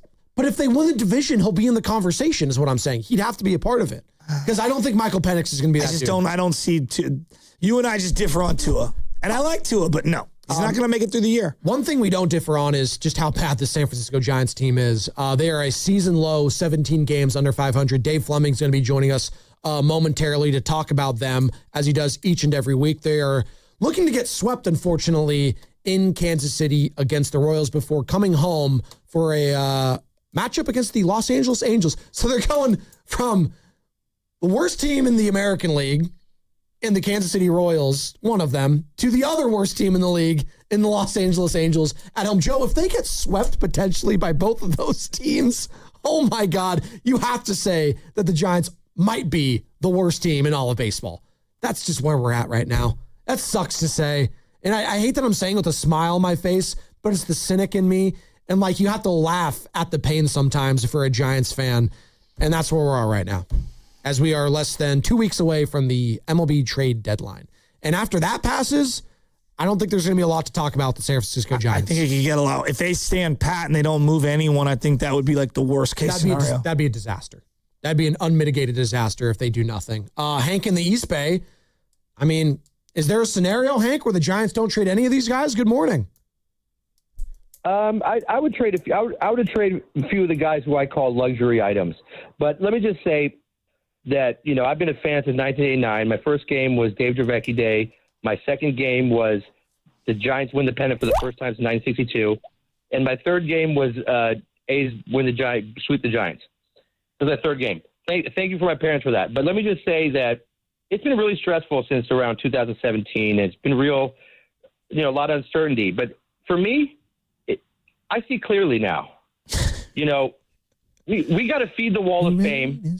If we trade Arias and or Ramos and or Schmitty, I am done as a fan, and I'm going to Seattle or Arizona or Colorado and be a fan of one of their teams. I guarantee it. And on August 4th, I'm going to throw all my shit in. Everything in McCovey Cove. My Giants. You can't say that. You can't say that, Hank. He's fed up, and I hope Dave Fleming was listening as he's going to be joining us now on the River Islands guest line. As all guests on 95.7 The Game appear on the River Islands guest line, voice of the Giants for NBC Sports Bay Area, and is our 95.7 The Game Giants insider. Dave, good morning. It's Spadoni and Shasky with you here. Hey, trade Ramos, Schmidt, Arise. This guy's done. Did you hear any of that call, Dave? That's my lead-in. That's what you guys dialed up for me. Sorry. Let's welcome me into the show with that. Sorry. Yeah. Yeah. Dave. I heard the very, very tail end. All that was missing was the toilet flush sound effect when he went away. Dave. That's where fans are at, Dave, unfortunately, on July 22nd. It's been tough. It's been tough. Dave, where's LeBron going to play? How about that? I'm teasing. Yeah, and look, I don't blame any fans for being angry about this and what we're watching. I have no problem. There is a lot of fair criticism to go around for the way this season has unfolded and the way the team is playing on this road trip. And so, if people are angry about it and that makes anybody else upset, too bad, because the Giants have earned that crankiness from their fans. It's, there's just no way around that. That doesn't mean you and I, the three of us, have talked about it a lot this year. That doesn't mean there aren't still good things going and there aren't still things that are important for this team over the next 60 games. But for fans to be upset with the way this is going down, good. They should be. Everybody should be upset about it. And I think everybody is upset about it. What was your read on the play the other night with the Willie Adames at second base? Susac, I thought it was an aggressive play by Susac. I probably, and I was saying it, because the angle on the camera when you're watching the game, and I know it's different from your perspective with Hunter in the booth, but I was like, go one. It looked like to me Arise was coming over to first. I love that he was aggressive in that situation, and if you're going to make that play, it's on a ball that gets bunted and spins back into the dirt into you. Just a tough play. I'm not 100% sure they were going to get him, even if he stretches on that one, but it just felt like a microcosm of, just not being in the right place at the right time and being focused.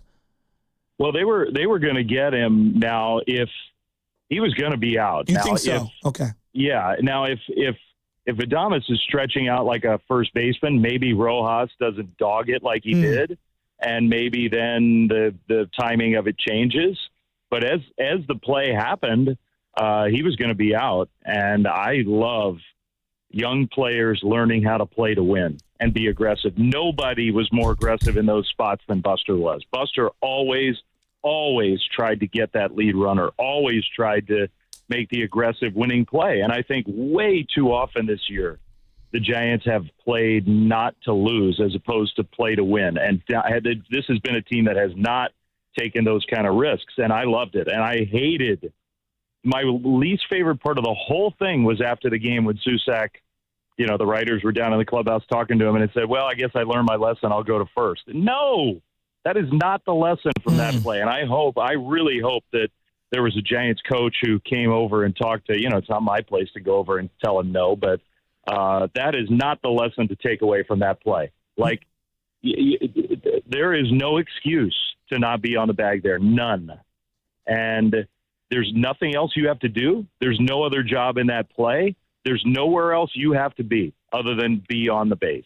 And whether that would have made a difference or not, I don't know. But, that just can't happen. And look, that doesn't mean that was the only reason the Giants lost that game. Willie was the only reason the Giants were still playing in that game. Exactly. Like, it doesn't have to be a zero-sum game. Like, well, he made that mistake, and so he's solely responsible. But it's also just a fact that there's no reason for him not to be on the bag there, and that should have been an out.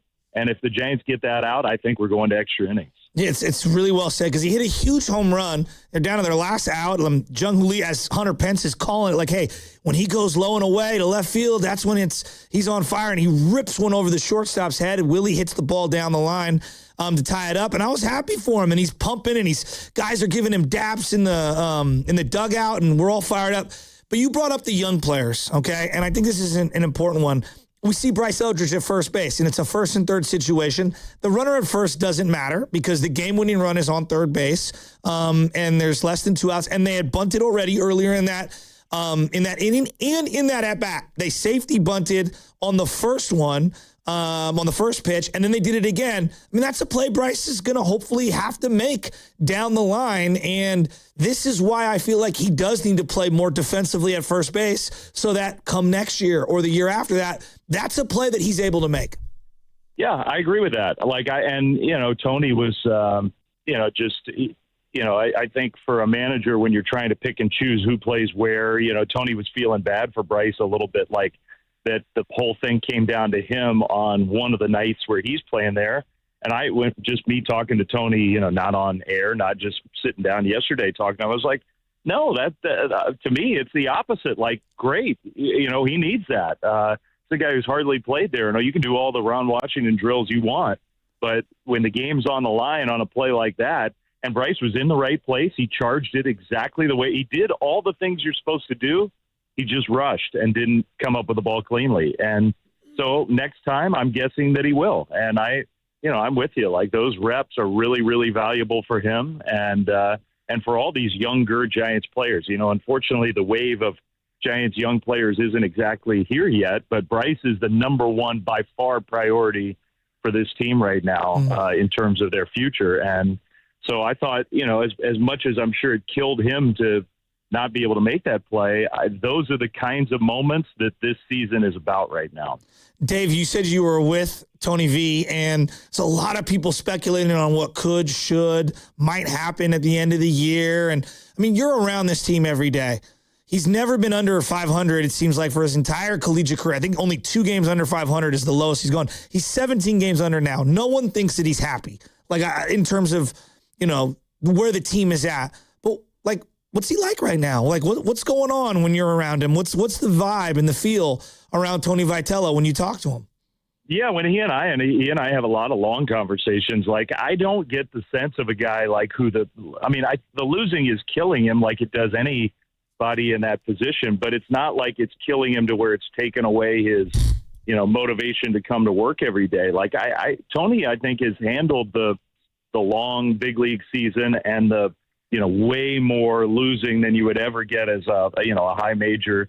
You can't schedule Middle Tennessee State when you're the Giants. Like, you're just going to lose a lot more games here. And I don't think that has deterred him from doing the job. I get the sense that his enthusiasm level is just the same, maybe even more than it was early in the season. I feel like he's becoming, he's letting his personality show a little bit more in the clubhouse and around everybody. And I think that's a really good thing. Now, but Tony said himself, leading into the All-Star break, it's been a big learning curve for him and a learning experience. And I think he was talking about himself and a lot of these Giants coaches. So there's definitely things that need to get cleaned up with this whole operation, but that's to be expected. And I think he's overall handled it about as well as he possibly could. Talking with Dave Fleming here on the Morning Roast, Giants broadcaster, NBC Sports Bay Area, and R95.7 The Game, Giants insider. Dave, another injury, unfortunately, for this pitching staff. Trevor McDonald headed to the 15-day IL with an elbow strain. What did you think of the season he was prior to getting put on the IL? 18 games started, or 18 games played, 16 of those started. 3.60 earned run average away, 5.12 overall in the season. Yeah, I think it's good and bad with Trevor. Like, the talent is definitely there. The movement of his stuff is elite. He still has a big step to take whenever he gets healthy again of, getting left-handed hitters out. And, that will be the barrier for him. If he can't overcome that, then that's going to limit his ability to be a starter in the big leagues. You could definitely find a role for that guy, but that's going to be the big hurdle for him. And that's why if he misses the rest of the season or a big chunk of the rest of the season, that stinks, because I think for him, the reps and the game reps, at the highest level, at the intensity of a game, are really important for him right now. He's like a lot of these Giants pitchers, the Wisenhunts, who's, probably going to get an opportunity now, Roop, McDonald, all these kind of guys, they've sort of gone through it at AAA. Like, there's not a lot left to learn for that group in the minor leagues. The learning has to happen here, which can be painful sometimes, but I'm a believer in Trevor McDonald. Really good athlete. I think the body moves well. I think he's got a future. That's the one thing I would say is he's got a lot of work to do to try to make sure he's got a weapon to get left-handers. Ramos, since coming back from the injury, has just looked really good in left field defensively. Like, he's really made some really nice plays to cut balls off and hold guys to one. I've been really critical of his defense. It feels like he's taken a big leap forward there. I agree. I think last night there were 3 plays that stood out to me, and there's just a comfort level out there. He's not moving with sort of tentativeness. He's assertive out there. I think he's got the tools to be a good outfielder. We've seen him be a good outfielder in right field. Maybe there's been enough reps now in left where the way the ball comes off the bat and the way that you see things out there, which is different. It's not the same. It is different. Maybe he's getting a little more comfortable there. I agree with you.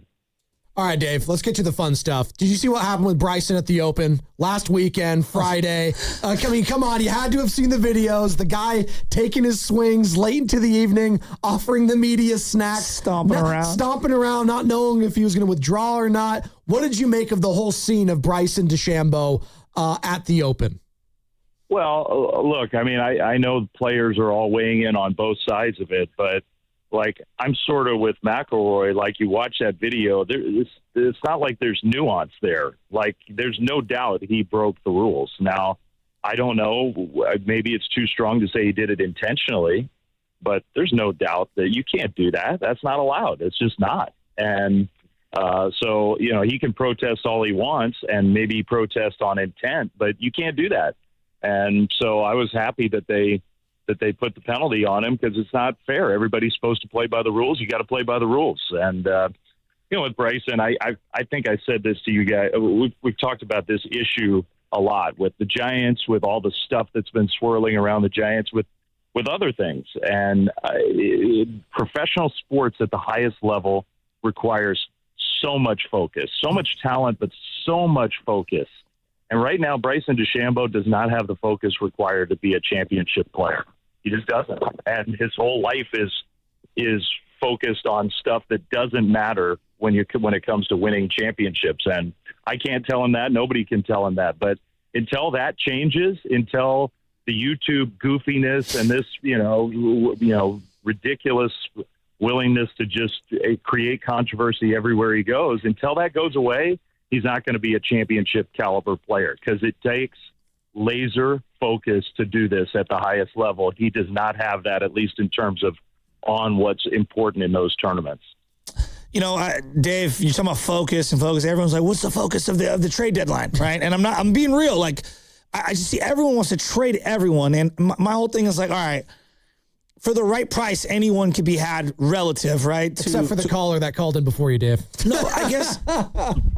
What is the? How many curse words am I allowed to say while I answer that? No. But what should their mindset be? What are they looking to do? This whole obviously build up the farm. Well, I want to see these guys actually help them. They made a trade last year for Tyler Rogers. We've seen a little of Blade Tidwell. I think Gilbert's been a good player for the Giants. I don't know what he ends up becoming, a rotational outfielder. Maybe he sticks in center field for a while. I like him. I'm encouraged by him. But I'm looking at Arraez and all these guys. No matter who they trade, what is their focus? What are they trying to do? Is it just improve their farm, open up spots? How do you view approaching the deadline?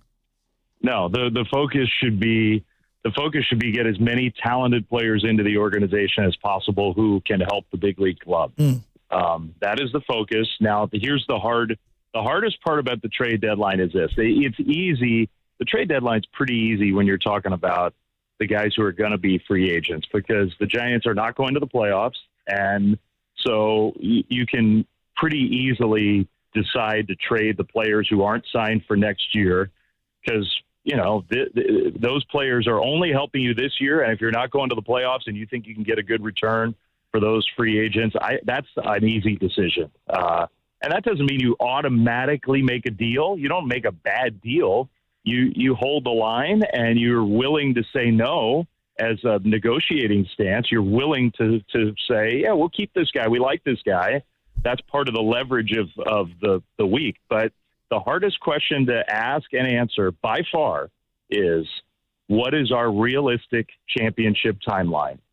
And if the answer to that question is not next year, if the Giants take a cold, hard, honest look and say, how close are we to being as good as we need to be a playoff team and a World Series winning team? And if the answer to that question is not, we're close, then you can make some hard decisions about guys who aren't just free agents at the end of this year, but who might not fit that championship timeline. That's where organizations have to make really tough calls. But if a guy has a lot of value now, and you don't think that in your window of having him under contract, you're a championship caliber team, and you can get players who are more in that window, those are smart baseball decisions. And I'm glad I'm not the one who has to make those calls, but that's the big question that has to get answered. Speaking of decisions, I know you were tongue-in-cheek early on, Joe. We're still waiting for one big decision in the sports world. Like for 3 weeks now, Dave. We are the flagship of the Golden State Warriors.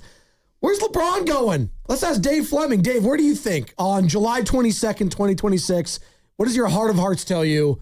The decision 4.0 for LeBron James, where's he head? Yeah, I think the Warriors are in a pretty good position. I think the longer this goes, the more my gut tells me the Warriors might be the place. I think there are two things. Number one, being in California, being in the Bay Area, being close to LA, where he can zip home on off days, where he can be in a place that's familiar to him. He's familiar with some of these other spots too, but a place that he would like.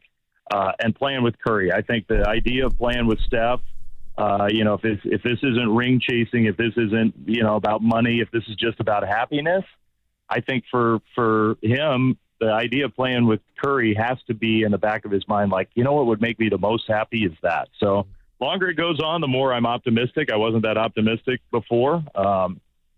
Still probably, 20% chance he chooses the Warriors, but I'm feeling better about it. Is your brother rubbing it in your face that the Red Sox are going on like a 14-game run here? No, I'm happy for him. He's having a lot of fun. He's been fantastic. That place is just lit up right now, and I'm glad. I admire them because they had the exact same record as the Giants, like before this win streak, which is think about that. That's amazing how much it's changed, and the fortitude, the determination to kind of make that happen.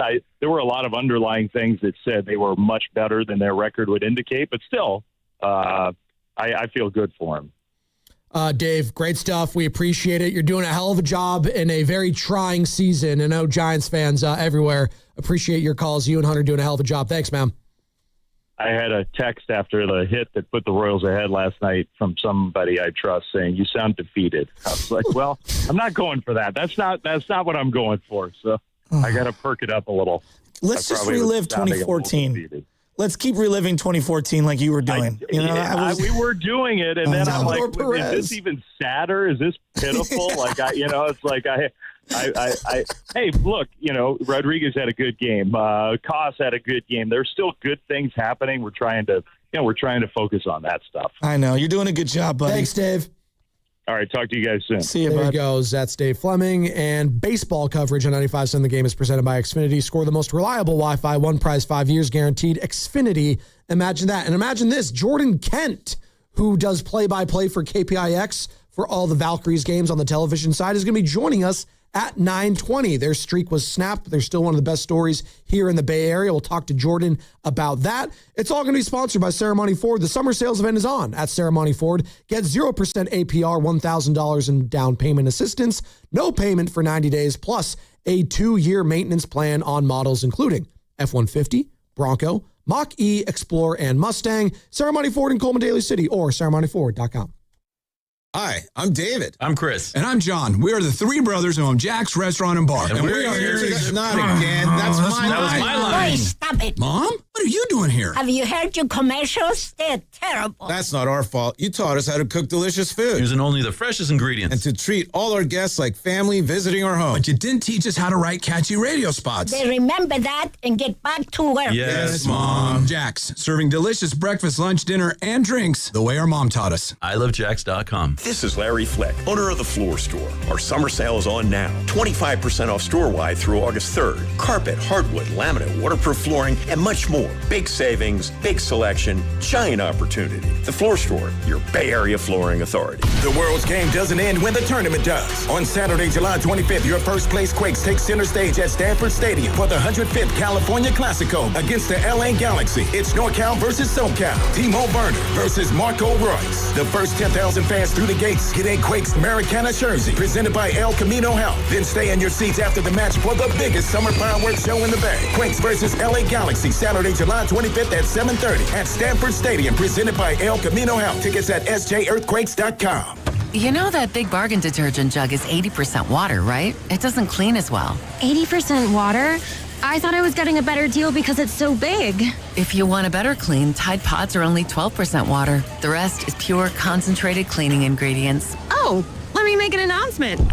Attention shoppers, if you want a real deal, try Tide Pods. Stop paying for watered-down detergents. Pay for clean. If it's gotta be clean, it's gotta be Tide Pods. Water content based on the leading bargain liquid detergent. Some things can steal your sunshine. Ugh, I just got my hair done. Sorry, the cooler's broken. Anyone see my flip-flops? Anyone? But COVID-19 can steal a lot more. I just took a COVID test. Ugh. Prescription medications for COVID exist. If you test positive this summer, ask your doctor if they're right for you. Visit PfizerForAll.com/COVID-19 to learn more. Sponsored by Pfizer. Ragnar the Terrible got a job at a big bank. Let's listen. So what's it like being a 5th century warlord? Same as Big Bank. We conquer and extort gold from conquest. Huh. We just lower our customers' deposit rates and raise their fees. And if they argue, put on their floorboards and crush while dining. So smart. Star One isn't like the big banks. We think banking should be pain-free, with lower loan rates, higher deposit rates, and friendly customer service. Star One, in your best interest. Honey, did you invite the minions over? Well, you know how we talked about getting Wi-Fi from Xfinity? Yeah. I ordered it this morning, was online in minutes, then they showed up. So they just came over to use the Wi-Fi? They even brought their own devices and spell book. You didn't give them the new Wi-Fi password, right? No. That's good. I gave them our old one. Because Xfinity lets us keep the same network name and password so devices connect instantly. What do they want Wi-Fi for anyways?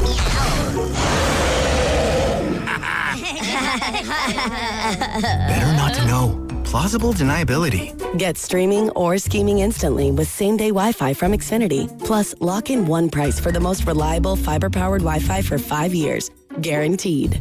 And see Minions and Monsters only in theaters. Xfinity. Imagine that. Restrictions apply. Not available in all areas. Use of fiber coaxial cable. Learn more at xfinity.com/same-day Wi-Fi. Struggling with social isolation? There's help, and it starts with shoes. Try Walk and Talk, the non-prescription treatment for people who want to move their bodies and mouths at the same time. Simply invite a friend on a walk. Just one dose boosts serotonin and reminds you that light gossip is better outside. Side effects may include new inside jokes and slight perspiration. Do not attempt if you're allergic to processing emotions in public. Individual results may vary. Don't wait. Ask your doctor if Walk and Talk is right for you. Brought to you by El Camino Health. Together heals. Don't miss Built Like a Baller every Friday as the Morning Roast breaks down the standout performance of the week. Burton a heave at the horn from 28. Banks it in! Brought to you by Baylor, wealth management for the Bay and the people who've built it. This summer, there are 250 reasons to join T-Mobile. Girls trip? Booked. And switching to T-Mobile helped make it happen. With Experience Beyond, switch and get $100 back. Plus, $650 in value in built-in plan benefits. That's $750 in your first year, guaranteed. And honestly, that $100 back, I'm putting it towards the zip line. Now that's how you do summer. Exactly. Best switch I ever made. This is just one reason to join T-Mobile this summer. There are 250 reasons. Find yours. Savings based on the value of benefits included with Experience Beyond, like entertainment and 1 year of AAA Classic and Dash Pass on us. Benefits may require activation. See plan for details. Get $100 via virtual prepaid MasterCard with eligible port and no cash access and expires in 6 months. Issued by Sunrise Banks, N.A. member FDIC. Allow 8 weeks. The San Francisco Marathon is right around the corner, Sunday, July 26th. Catch 95.7 The Game near the Chase Center Hydration Station as we're out there proudly supporting the runners. Get all the marathon details at 957thegame.com. Hi,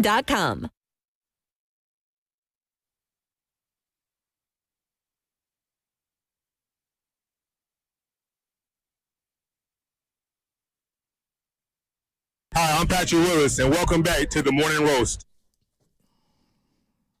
You know, it's Morning Roast, Spadoni Shasky, and I've just been thinking, we were doing this exercise about the NFL where everyone is and how I view them heading into the year. Niner fans, we have waited long enough. Let's get into the question. It's the gazillion-dollar question.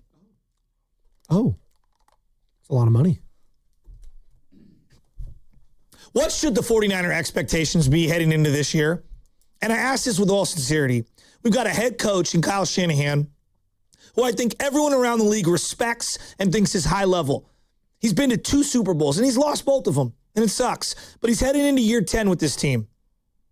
They've got some veteran pieces that are at the end of their primes, maybe toward the end of their careers. Christian McCaffrey, Trent Williams. Who knows if George Kittle's going to be healthy early on in the year, but we think he's coming back at some point.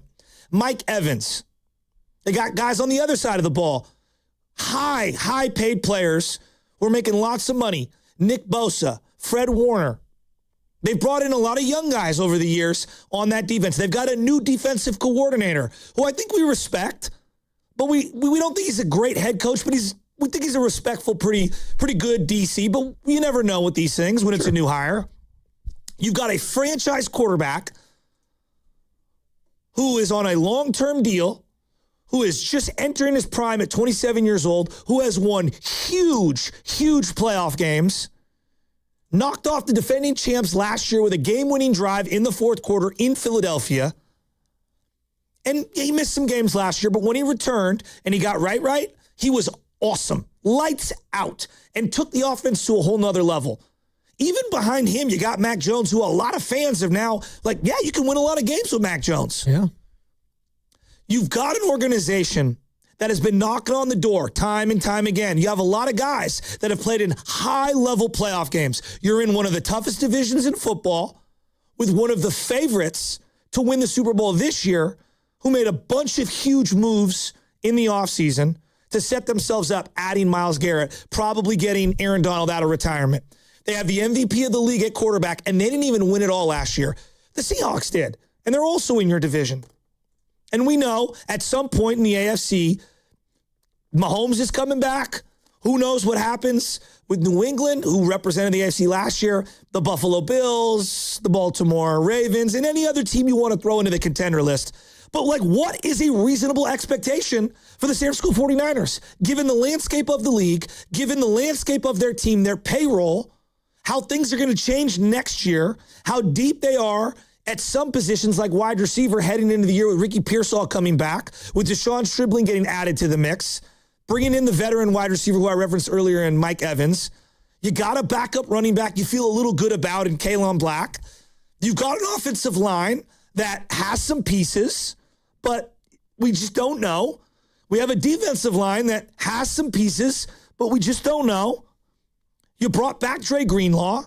You feel good about one of your corners and your slot corner, who played really well last year as a rookie in Stout.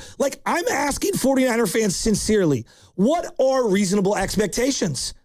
You've been to the NFC Championship game. You've been to Super Bowls with this quarterback and this head coach and a lot of these guys. You got a lot of new parts. You got a lot of veteran winner guys who have done things in the playoffs. What's reasonable? What's reasonable when you have the Super Bowl defending champs in your division and a coach who has had your number the last couple times you played him? What's reasonable when you have McVay in your division? What's reasonable when you have the MVP with McVay in your division with the best defensive player in the league in Myles Garrett being added? What's reasonable when they have Devontae and they have Puka? Is it just make the playoffs? Is it win multiple games in the playoffs? Is it get to the conference championship? Is it win the Super Bowl? Is anything short of winning the Super Bowl just unacceptable for Niner fans? What are legitimate, nuanced, reasonable expectations for the 2026-2027 San Francisco 49ers? So I think it's a great question. I think expectations change at times, but right now the expectation should be conference title game. I think you are healthy. We'll see where George Kittle is at, but Nick Bosa, by all accounts, is going to be here for training camp. You got Fred Warner. You have a healthy Brock Purdy, and you have Kyle Shanahan as your head coach. Are there question marks? Absolutely. The defensive line as a whole is a major question mark. Your first-round pick last year, Micah Williams, I don't even know if he's going to be back for week 1 for the San Francisco 49ers. I don't know who's going to be your number 2 guy that you trust. Bryce Huff, he retired. He's not here anymore. Some guys that you're counting on last season, no longer here. Hell, I think the guy that I can count on the most right now might be Deommodore Lenoir in my secondary. Hey, Fred Warner, he's coming off a major injury right now, and I get it. He's Fred Warner. He's all pro. He's going to be a Hall of Famer. He's sensational. He's also getting up there in age. There is a lot of question marks on this team, but the leadership is still there. And that's what they hung their hat on last year was leadership. Christian McCaffrey is coming back. I would like his workload to be lessened. We shall see. You tried to address that in the draft, right? Brian Robinson really wasn't that guy last year. But it comes down to this, Joe, ultimately, in this sport. Do I have an elite head coach? Do I have an elite quarterback?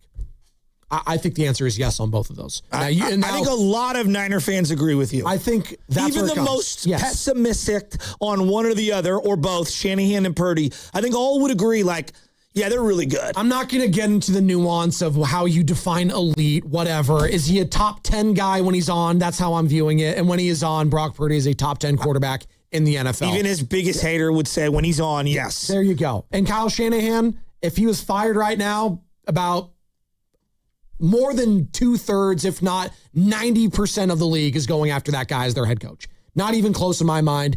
You stop what you're doing. Go get Kyle Shanahan. He is that dude. Now, defensively, Raheem Morris is going to be that guy. Now, he's got a relationship with Kyle Shanahan. He's won a Super Bowl as a defensive coordinator with the Los Angeles Rams, but we've been down this road before, Joe. It didn't work with Steve Wilkes, who was defensive coordinator elsewhere. It didn't work when he tried to go the new guy with Sorensen. That was an absolute disaster. It worked when you went back to what you know, and you're Kyle Shanahan. He knew Robert Saleh. 49ers fans knew Robert Saleh, and it worked out well to the tune of Robert Saleh getting another head coaching opportunity. Now, Raheem Morris, Niner fans don't really know here in San Francisco when it comes to coaching their team, but Kyle Shanahan knows him. So I'm going to take him for his word that he has a great relationship with this guy, going back to their Tampa Bay Buccaneers days with John Gruden once upon a time, and it's going to work well. I think it's going to work well. Now, again, you mentioned it. Can the expectations be conference title game or bust when you have maybe the 2 best teams in your conference in your own division looking ahead of you? That was the matchup last year in the NFC Championship game in Seattle. And it went down to the wire. Rams, Seahawks. I think the Niners are right there. I think they're right there. I think the Seahawks, again, we're all saying like, hey, I don't see them winning this. Well, the Seahawks are going to take a step back in my mind. That's just what happens for Super Bowl teams. Whether you win it or lose it, there is somewhat of a step back. Look at the Philadelphia Eagles last year. They were primed to go back-to-back with all of their players that they had at their disposal. They were primed to do that. And what happened? Injuries, drama, quarterback not liking the wide receiver not liking anybody, the head coach, et cetera, et cetera. Joe, they had all their guys basically healthy in that game against the 49ers. The 49ers were the ones that didn't have anyone healthy. And the Niners won that game in the elements, with the wind, on the road, at that stadium. So everything that could go wrong for the 49ers last year felt like did, and yet they got to the divisional round against the Seahawks. Now, did they finally meet their maker in that? Yes, they did. The Seahawks were healthy. They were clearly the better team. Everything went right for them. You were in the stands for that day. There was a tier difference in that game. There just was. But I think with an offseason, with health, that tier is now shifted back. I think the Niners are right there with the Seahawks. We'll see with the Rams. Everyone's crowning the Rams right now. I got to see it to believe it first. I mean, they've got it on paper. Their team is really good. But they're also one injury away. Again, like all these teams, they're one injury away at their quarterback for saying, we're screwed. I don't feel the same way with the 49ers. If Brock Purdy gets hurt, I actually feel, okay, how long? Now, come playoff time, that might be a problem if it's a season-ending injury. But you know what? If I have to right the ship for 4, 5, 6, 7 weeks with Mac Jones, I feel great about that. The Rams can't say that. I don't know if the Seattle Seahawks can say that. Who's that? Jalen Milroe is their backup quarterback up there? I kind of like Milroe. I know you like Milroe, but come on. Are they feeling great about him taking over? No, I trust Mac infinitely more. Exactly. So, things can happen in a season that can go crazy. And again, it always comes back down to this. Do I trust the head coach and do I trust the quarterback in winning time? I do with this team. But what is a fair, reasonable expectation given their division, where they're at, and then you contrast that with the Rams and the Seahawks?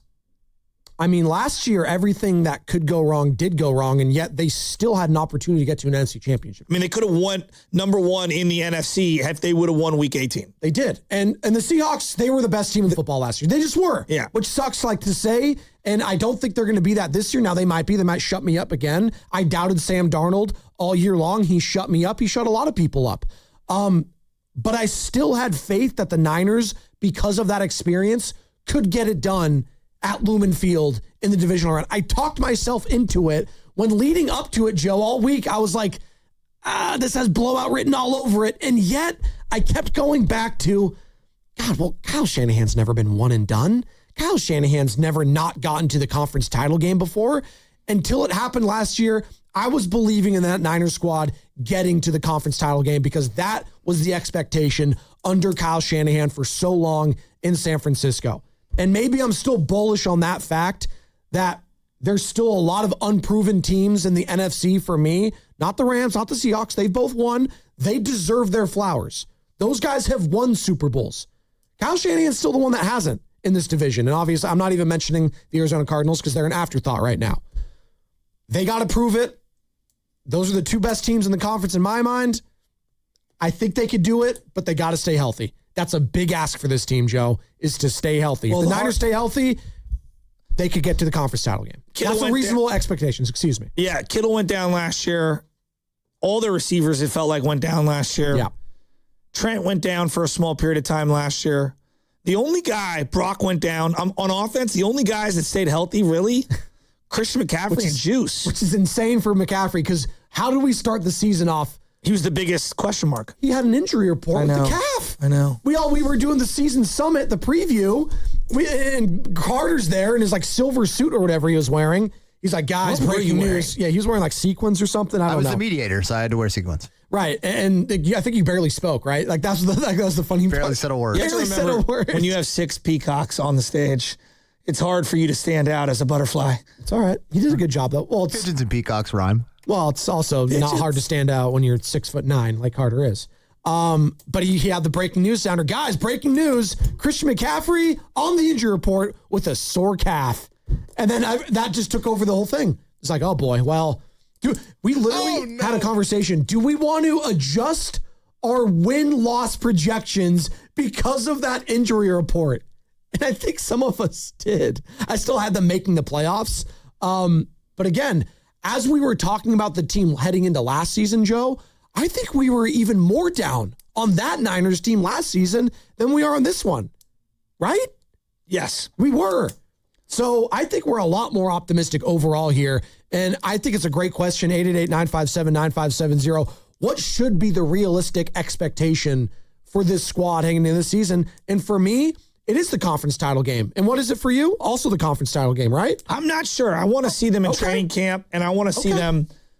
I want to see them up close and personal. But I think we could all agree. I don't know what to make of their young players. It should be playoffs, though. Oh, correct? Bare minimum playoffs. Bare minimum. Like, you need to make the playoffs this year. Bare minimum. Something went wrong when in you a have a dramatic franchise way. quarterback under contract and he's in the prime of his career, you have to make playoffs. Let's go to Ryan and San Bernardino wants to join in the conversation. What's up, Ryan? You're on the roast. Hey, my guys, I'm so excited. You guys are talking Niners football. Football's back. This is great, great news. Hey, first of all, I just wanted to say I'm very excited about this 49ers draft class, all the way from Stribling to height. Price Lock makes me excited. Grayson Halton. I say this every year, but this year I really feel like the draft class could be special.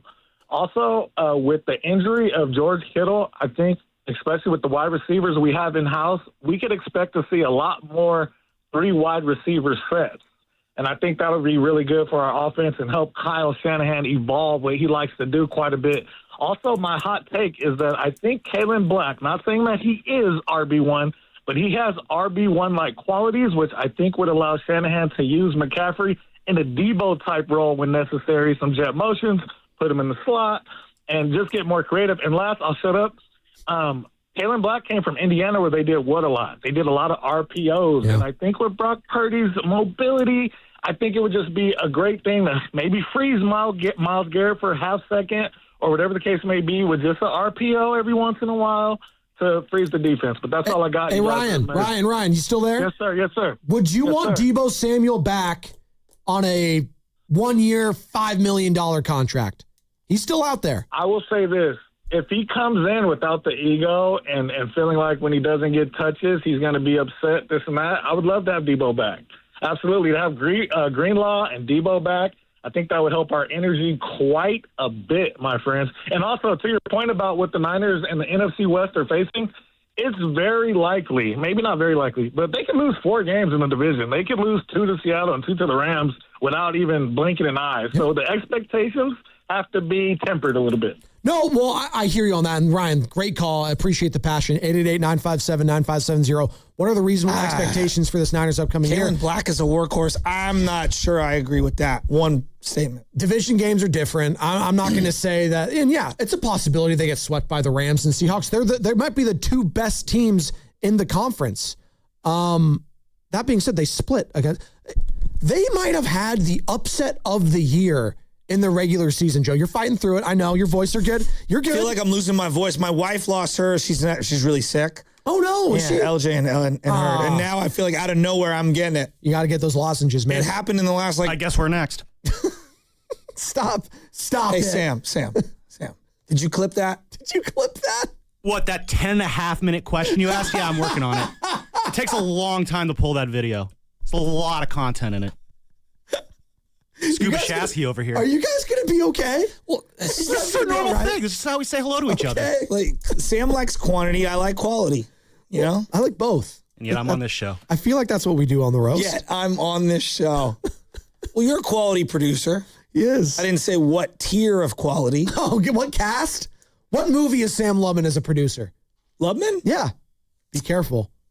You better be careful here. I'm going to clip this. Let me think about this. He's Troy. There's the Odyssey. He's Brad Pitt and Troy. Oh, that'd be awesome. Yeah, see, that's a good movie. It's not the greatest, but man, you're going to be entertained. You're going to be entertained. So much violence in that movie. So much, Sam. So much. Great prequel to the Odyssey. I just compared you to Achilles Brad Pitt. No, that checks out. You're never going to get another comparison like that again.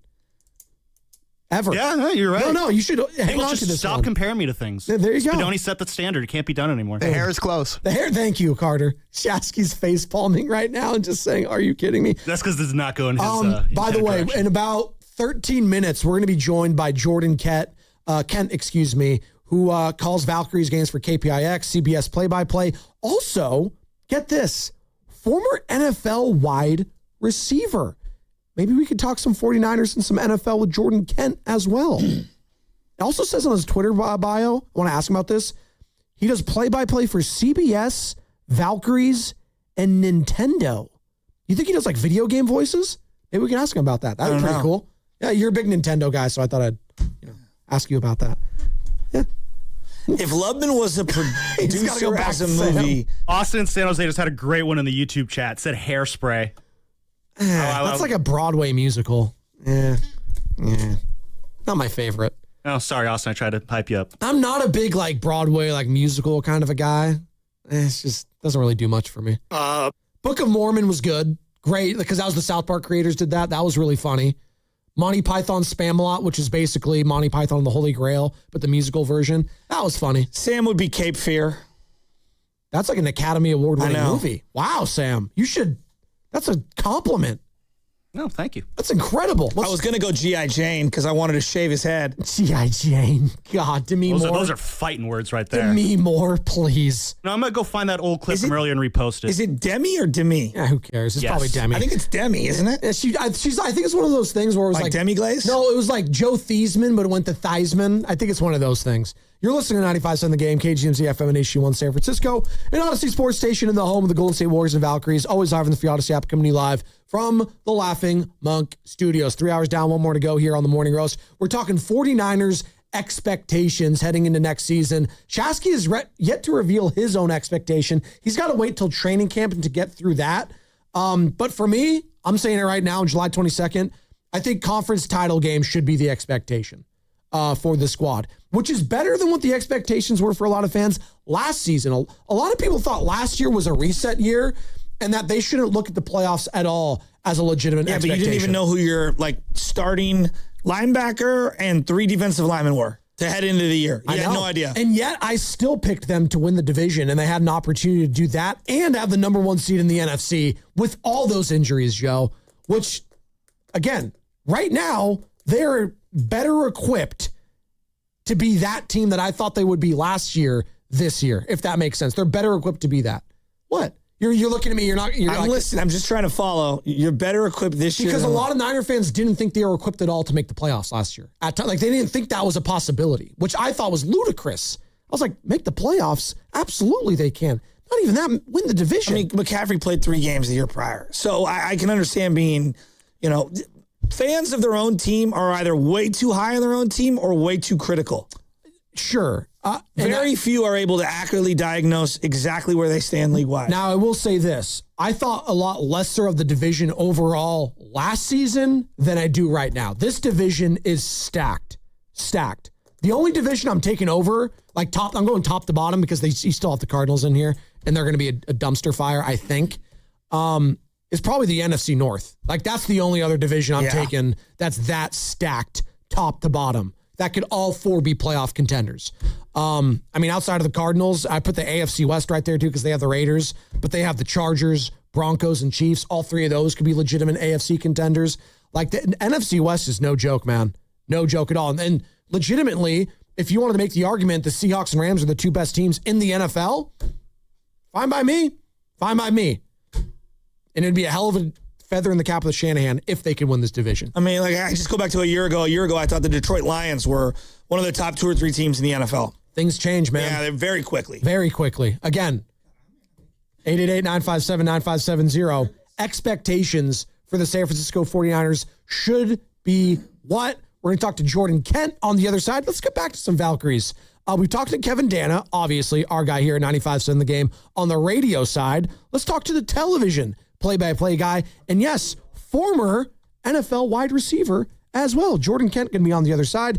And it's all going to be sponsored by Safeway. Head to Safeway this week for buy one, get one free of equal or lesser value on juicy personal seedless watermelons when you buy 2. Clip coupons from the weekly mailer or download them from the Safeway app. Visit Safeway.com for more details. See you in the aisles. Lawton Skilled Nursing and Rehabilitation Center is a 5-star facility located in the Sunset District of San Francisco and in close proximity to our preferred partner, UCSF Medical Center. At Lawton, you're in good hands with world-class nurses led by a well-known and UCSF-affiliated medical director in Dr. Darby Clayson. Contact Administrator Dan Daly at 415-566-1200. That's 415-566-1200 for any additional information. When you own your own business, you own every decision. Catch the red eye or take the 6 a.m. Make a new hire or promote internally. Celebrate a win with the toast at the gate or unwind at the lounge. Big props to this team. Some decisions are a win-win, like earning 8 times points on Chase Travel. Chase Sapphire Reserve for Business, the business card that gives back all you put in. Visit chase.com/reserve business to learn more. Cards issued by JPMorgan Chase Bank and a member of FDIC, subject to credit approval. Terms apply. I think we should have an open relationship. Yeah, I was thinking the same thing. Let's definitely do that. With our cars. Oh, Flex Car. Yeah, that's what I meant too. Flex Car is the first and only month-to-month car lease. Swing from a Wrangler 1 month to a Prius the next. Flex Car. You drive everything. Whether you're a Bay Area homeowner looking to upgrade your outdoor space or a contractor building the absolute best for your clients, TimberTech stands out. Picture this, a deck that's the highlight of your backyard, turning heads season after season. TimberTech delivers stunning, real wood looks paired with the kind of durability only advanced engineering can provide. And the best part? You won't spend a single weekend sanding, staining, or sealing it. You get all the beauty without the back-breaking maintenance. Trusted by contractors for its unbeatable quality, TimberTech uses advanced technology so your deck will still look amazing 20 or 30 years from now. It's sustainable, low maintenance, and backed by industry-leading warranties. When it's time to build, you need a local partner you can trust. That's why you head to Ashby Lumber. With locations in Berkeley and Concord, the expert at Ashby have everything you need to get the job done right. Build with confidence. Build with TimberTech, the #1 brand in premium decking. Find it locally today at Ashby Lumber. Wow, what is all this? These screens, the food. All for the game, bro. Let us pitch in. No need. I'm saving $1,000 bundling my wireless and internet with T-Mobile. I've got it all covered. Goal! Here to score big with T-Mobile. Families save up to $1,000 a year when they bundle 5G home internet with 4 phone lines on Experience Beyond. Compared to regular rates after third line free on Experience Beyond plan with internet bundle discount via monthly bill credits and auto-pay discount. Credit stop if you cancel or change plans. Hey, it's Willard. At Hobbs Law, it's never been about attention, never about applause, never about goofy smiles on candy-colored billboards. For more than 40 years, Hobbs Law is focused on one thing, fighting relentlessly for injured Californians. Because behind every catastrophic injury case is a human life forever changed. That's why Hobbs fights with preparation, intensity, and relentless commitment. No fluff, no distractions, just real advocacy for injured Californians. Hobbs Law, relentless for justice. Visit HabasLaw.com. Omar Habas is a California licensed attorney. Offices in Northern California, including San Jose. Past results do not guarantee future outcomes. Here's good news for folks who have a jumbo loan. The Loan Exchange, America's jumbo lender, is offering a 30-year fixed-rate loan at a 5.75% interest rate and 5.939% APR for loan amounts up to $3 million.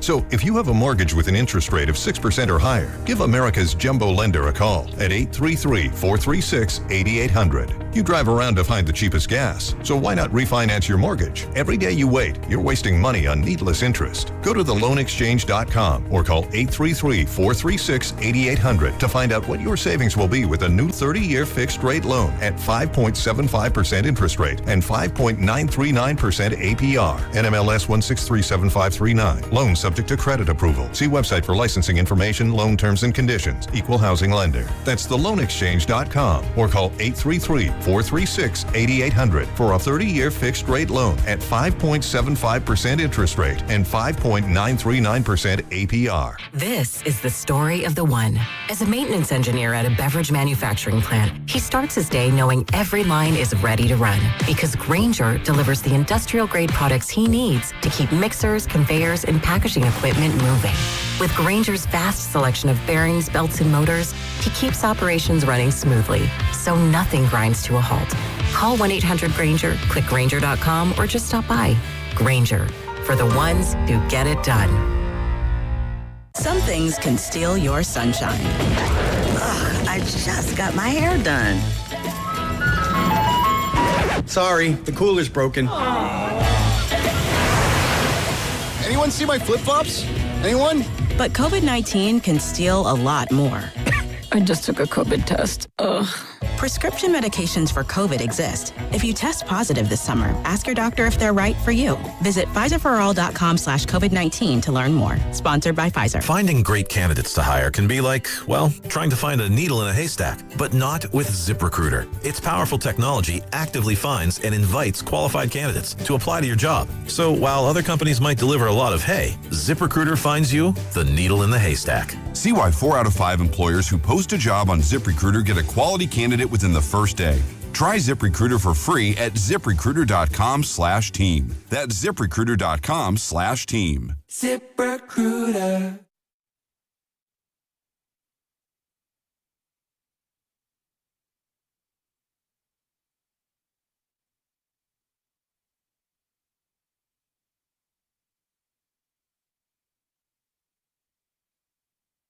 Now back to the morning roast. Beautiful Marin right now. With Joe Spadoni. Well, you can't get a prettier place than here in the country. And Joe Shasky on 95.7 The Game. Okay, can I be honest with you guys? I love our weather in the Bay Area and in Northern California on the coast. Like I grew up with San Francisco type of weather down in Monterey. It's the same thing. Foggy, the June gloom, all of that. It's July 22nd. And why the hell does it feel like New York City outside in San Francisco? What is going on with this? This humidity needs to stop. It's gross. I shouldn't be sweating at 9:18 if I walk outside in San Francisco. You're wearing a beanie. Yeah, I'm inside right now. I'm going to have to take this beanie off. Usually I'd be comfortable with this outside. I'm inside right now, but when I get outside, I'm probably going to have to take it off because I'm going to be sweating profusely. Joe, what is this weather right now? Are you enjoying it? I'm wearing a sweatshirt. I'm fine. Outside, though, and here, of course you're fine in here. We have air conditioning. When you get outside, like everyone's listening right now, if they're driving around, they have the AC on. No, it's not all right. It's better than my throat right now. Out of nowhere, I feel like I got something going on in my throat. I can really talk. Yeah, were you yelling or something? What happened? I don't think I was yelling. You didn't yell at anyone? Oh, maybe Sam. Oh, Yeah, you didn't hear the conversation we had last break about videos. oh, well, that's what happens sometimes. You got passionate. You yell, and that's what happens. You've learned a lot, though. Like, be honest. From when you started here at 95.7 The Game, because I got to imagine prior to radio, you were yelling a lot of games, right? At games? Yes, when you're at the game. I'm not a yeller at the games. Oh, you're not? No. Okay, well, no. Excuse me. I'm a sit there like this. Like, I mean, I don't know. Who's been to a game with me? I've been to a game with you. Am I a yeller? No, you're like normal.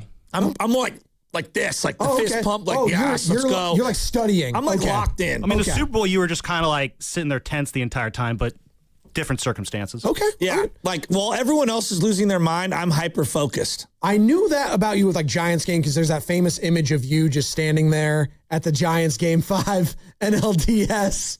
It's one of the all-timers. But like, are you a different fan when you go to a Warriors game or a Niners game or Giants? Or are you all the same all around? Because some people are different at different events. So, like, I think there's this misnomer about me as a coach and as a fan that I scream and yell the entire time. Carter, you've seen me coach a game. Basketball, which most people like, pass him. Like, I see these coaches, they're out of their minds. I'm pretty calm as a coach. Yeah, you're closer to John Wooden than you are Bobby Knight. Exactly. And here's my thing. When you have played. Okay, don't let that go to his head, please. No, he's talking about demeanor. I meant demeanor, not grades. I think where it stems for me is when you've played for a long, long time, everyone yelling at you, like you're not, like you don't listen to it. You're focused on playing, and so less is more. Right. And like, to me, coaching happens at practice, right? The yelling and all the breaking down, that happens at practice where we're trying to perfect something.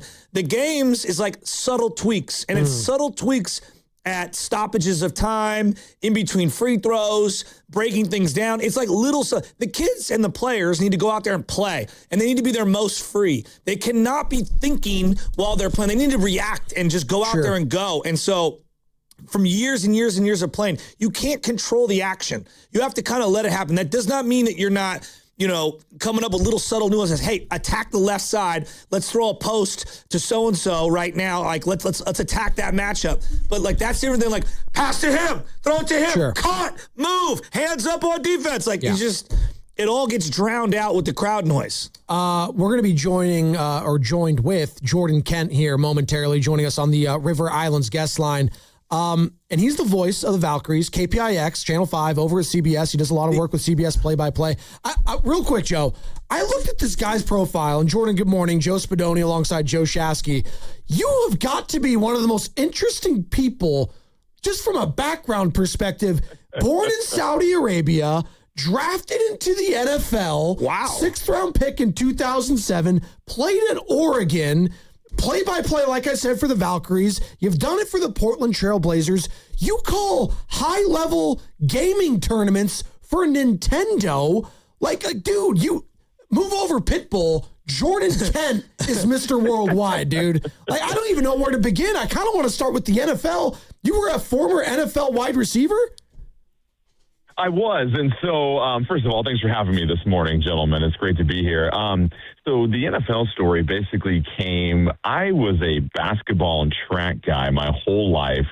Started off doing those two sports at Oregon and quickly realized you're not going to have a future if you're a shooting guard that can't shoot, and B, track is a sport where you really just can't get faster. Either you're born with it or you aren't. And when you're half a second away from the Olympics, that's a chasm of a difference to try and make up. So I picked up football in college just thinking, well, I'm tall and fast. I'm not really strong, but maybe a team will take a flyer on me someday down the road. And, it worked out. It was an awesome experience. Seahawks picked me up. I was on their practice squad the first year, played about 10 games the second year, played 9 games with the St. Louis Rams to date myself the third season. And I just tell people it was an incredible temp job just to learn more about the league, and little did I realize I'd have this play-by-play future.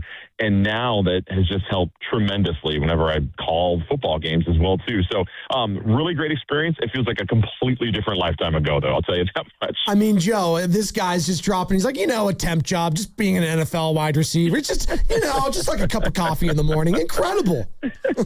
Jordan, I've obviously been watching the Valks this year, and you stand out. And I'm being real here. Like, you have tremendous presence on the broadcast, and you and Morgan have fantastic chemistry, but like you've got great pipes and you understand timing and everything. And I think you've really done a great job of capturing kind of the essence of what's going on inside that arena.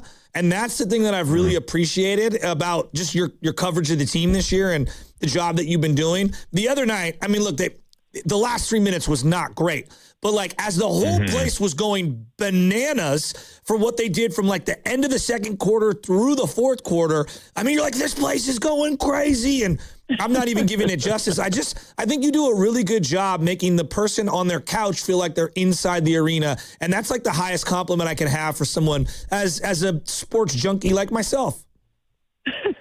Well, thank you for the compliments, and I'm glad the check I wrote you got to you before you had me on. So appreciate the kind words right there. But listen, the thing I love about play-by-play is it's such an art, and I think that's why when I made the pivot from studio to play-by-play, it hooked me, and I decided this is the track I want to be on for the rest of my career. And number one, it starts with working with great people. I cannot give Morgan enough praise because I don't think people realize how hard that analyst chair is. A lot of people think, oh, you just slide in a former player.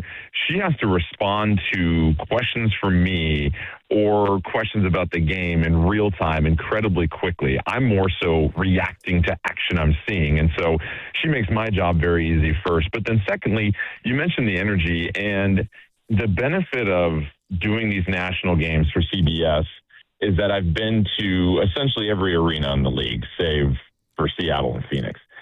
And I tell people, while there's certainly some teams that do a great job, don't get me wrong, Portland, Indiana, New York, those are some really terrific spots, Las Vegas.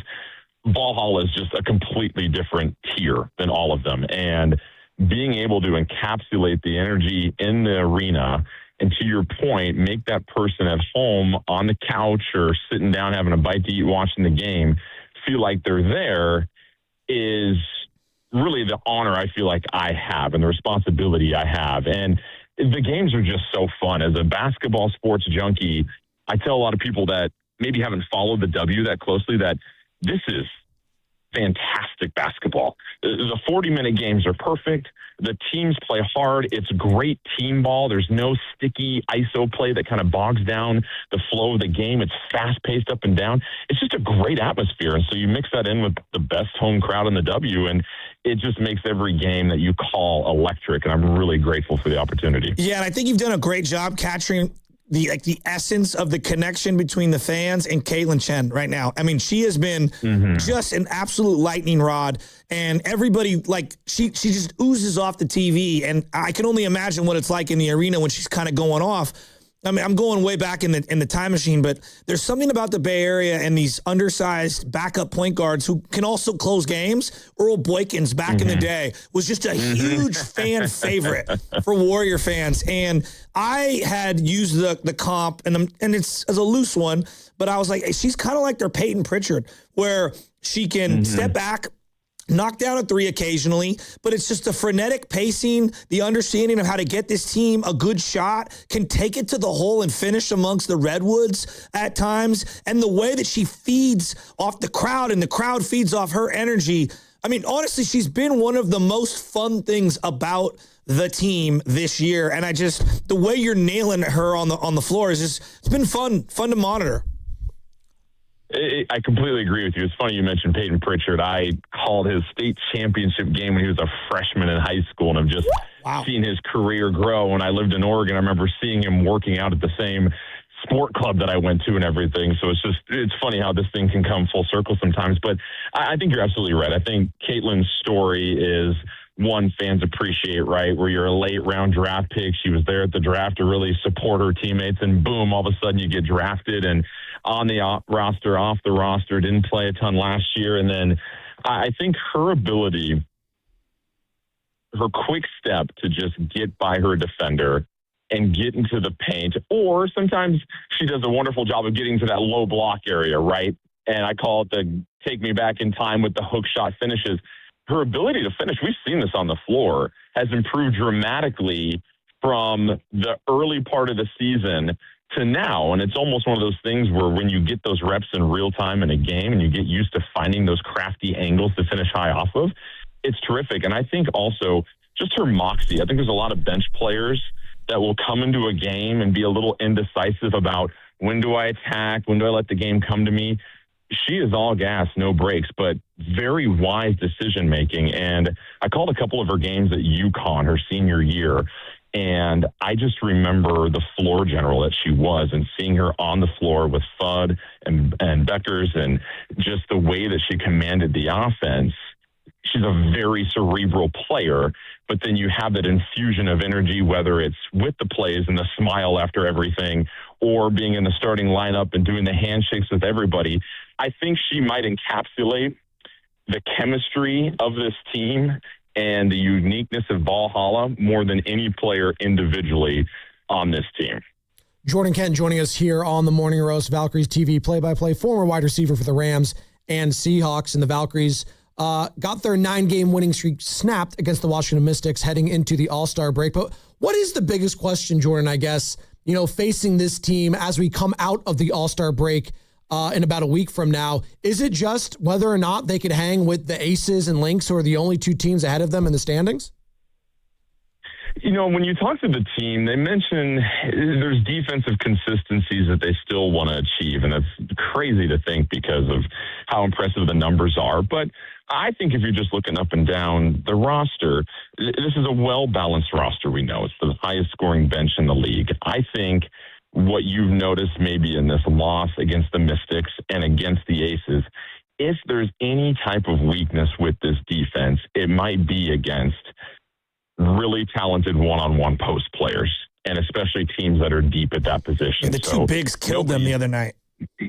Yeah, and nobody's stopping Asia Wilson. And really the other night, too, it's Washington had one of their most efficient shooting games of the season. I mean, this is a team that was shooting under 28% from three over their last 5 games. So, of course, you want them shooting threes, but then they shot near 40% from three that game and almost hit as many threes in that game as they did in a quadruple overtime win. And so, they just hit a couple more shots as well, too. But, yes, when you look at the depth of the Mystics at the post position and the 3 different players they can just throw the ball into and say, go one-on-one and get a bucket. Same thing with the Aces. And I think with Minnesota is just so deep on both ends. I think they defend just like the Valkyries do. And then offensively, when they've got Olivia Miles, Courtney Williams, McBride, and now you throw in Nafisa, that's a lot of talent. But let's keep this in mind now with the Valkyries. There's not a whole lot you need to fix. Their 2 losses to the Aces were, I believe, within 36-hour windows of playing the Lynx. And so the schedule wasn't doing them any favors when they played against these teams. And they had fourth quarter leads.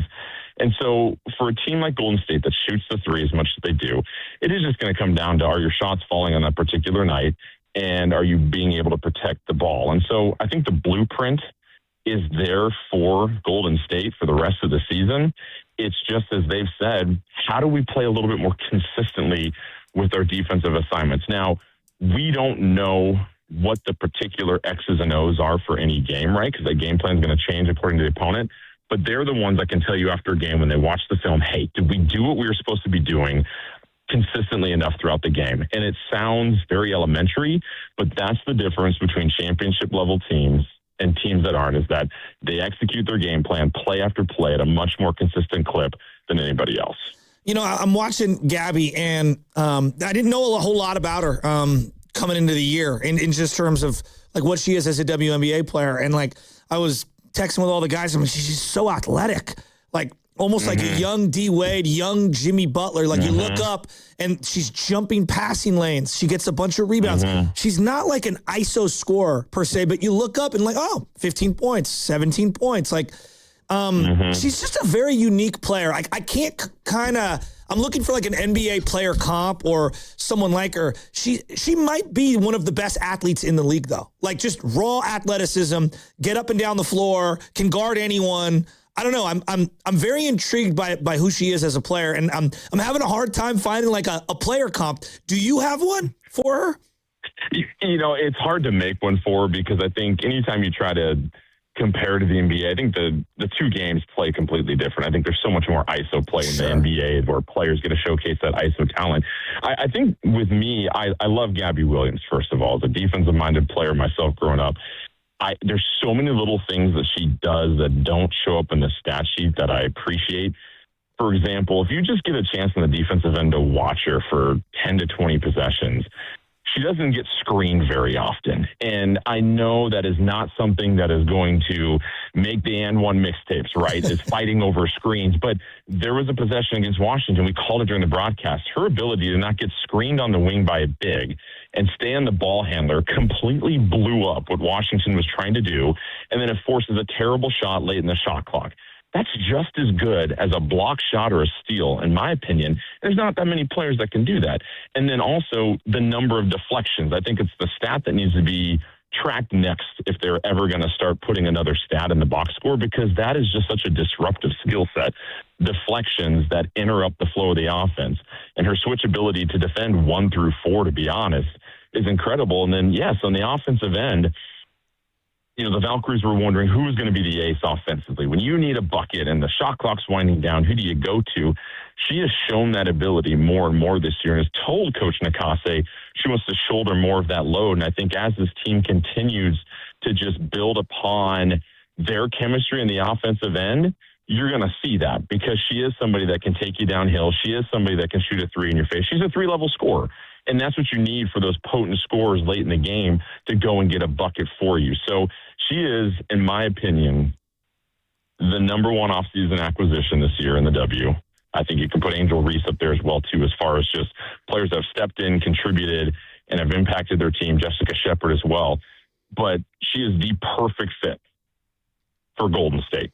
Of any player that was available out there this year, the perfect fit. And I think that's why they were so thrilled to get here. And you're seeing why it has already paid off so many dividends so early. Yeah, it felt like she flipped the game. The second quarter was just teetering, and she made that interception on that lob pass. And almost like a football play. I think you said Odell Beckham. Maybe I'm misremembering it, but no, it was incredible. And it like the whole momentum of the second quarter flipped right then and there, and it felt like they carried that into the third quarter. And it was just an incredible play by her.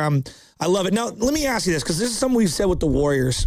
Being deep is great. It's awesome, but it does make it challenging. Given each night, you got to kind of play the hot hands and the hot combinations. And when you maybe do not score for a couple of minutes late in the game, people are like, maybe you should have gone to this combination of players. Playing 9, 10, 11 every night, is it more difficult than it seems? Because I do think it's great to have so many players. That second unit has been awesome for them. But I do think it presents some challenges in some of these tighter games because you're always kind of second-guessing yourself on combinations. I could see the thought process behind that. I think it comes down to the buy-in from the players. And fortunately for Golden State, they've built an incredible locker room. The chemistry top to bottom is arguably the best in the league. And I don't think you haven't heard a single rumbling from any player this entire year about, I got 3 minutes this game. And look at Caitlin Chen, right? Played, I think, 4 to 5 minutes the first game against Washington, 2 points, comes back and plays 23. And so I think with these rotations, you can see it pretty early in the game what rotations and matchups are going to work. And then because you have that flexibility on your roster, you can decide who to quote unquote close with based upon who's playing well. And that works well because you have such buy-in from the players and they understand their roles and they understand how this works. Where listen, because they have such a deep bench, you might have nights where you're only going to play 6 to 12 minutes, but you also have nights where you might play 18 to 22 versus you're just getting 11 minutes every night and that's it. And your touches are going to be limited. So because of the players' ability to stay ready and to understand their roles, I think this deep rotation works. And you couldn't say that for every team in the W. Jordan Kent joining us here, Valkyries TV play-by-play, CBS Sports, former wide receiver for the Rams and Seahawks. All right, Jordan, we going to see LeBron courtside with Joe Lacob one of these weeks, hanging out at a Valkyries game? What do you think? coming to the Bay? I have no clue. I have no idea. I mean, him and I have such different lives at 41 right now. I'll tell you that much. Oh, so, I mean, for him, you see, he's going to the Heat. He's going to the Cavs. I mean, at the end of the day, I think it comes down to what he wants, right? Does he want a situation where it's just an enjoyable locker room and he's enjoying playing basketball and it's his farewell tour, whether it's this year or the next 3? Okay, then make your choice on that. If you're trying to eke out one more championship, okay, there's probably some possibilities of quote-unquote an easier route on the East if you go and join a couple of those teams because you don't have San Antonio and Oklahoma City right there possibly. So I'm not sure. I do know it's interesting because the pressure that the delay in the decision makes is all the TV networks have to figure out what games they want for primetime, right? And they're going to base it upon where he goes. And normally they have their schedules finished by, I believe, the end of August, going back to my days with the Blazers. I think they just want a decision here soon. So Adam Silver is not happy, Jordan. Adam Silver is on record. Yeah. He is not happy. Exactly. So, listen, if he decides to come to Golden State, I mean, how amazing would that be just to see Steph and LeBron together, two of the greatest players of all time, and especially our generation on the floor. I think we saw that during the Olympics and the magic the two had, and I think that speaks volumes that with all the young players on that roster, those were two of your players on the floor to close things out. So, yeah, it'd be a lot of fun for everybody if he joined the Warriors, but I think at the end of the day, LeBron's going to do what LeBron's going to do, and he knows himself better than anybody else, and I think wherever he goes, at the end of the day, we should just celebrate what we've been able to see with him because he truly is one of the greatest athletes of all time and one of the greatest basketball players of all time. And I think his longevity is probably some of the most impressive longevity of any athlete in basketball. And that should be celebrated for what he's done. Jordan, I was a fan of your dad, and I'm a big fan of yours, and I just want to say keep doing what you're doing on behalf of everyone in the Bay Area. Like, you're crushing it, dude. And let's do it again soon, man. Oh, yeah, absolutely. Thank you guys so much for having me. You enjoy the rest of the week ahead, and let's absolutely do it again sometime. Hell yeah. Right? There you go. That's Jordan Kent, Valkyries television play-by-play for CBS, KPIX, former wide receiver for the Rams and Seahawks. And Joe, you just go to everyone, you go to their Wikipedia page or whatever. While at the University of Oregon, Jordan also played basketball, ran track, played football, making him the first 3-sport college athlete at the University of Oregon since World War II. Are you kidding me? That's pretty incredible. Why did you turn the voice like that? I don't know. I just had to do it for dramatic effect. Jordan Kent, not Clark Kent, but might be related to him. You like that? Because I know you're a big Superman guy. So, but great stuff. Good dude. Just wanted to hang out with how blessed are the Valkyries to have Kevin Dana on the radio side, our guy, and then Jordan Kent on the television side. They're pretty blessed. It's always funny, dude. Some of the language from the young people, y'all's glazing. You're glazing hard. Speaking nice about a person is glazing. No, that's what we're at in society. Let me just say something. I say it all the time, and this is the problem with the young people. And I'm being real. Life is very quick. You want to think that you live forever, and you think that every single person is going to live for the longest of times. Some 18-year-old actress ended up passing away. I don't know if you saw this accident. Oh, the girl from Godzilla.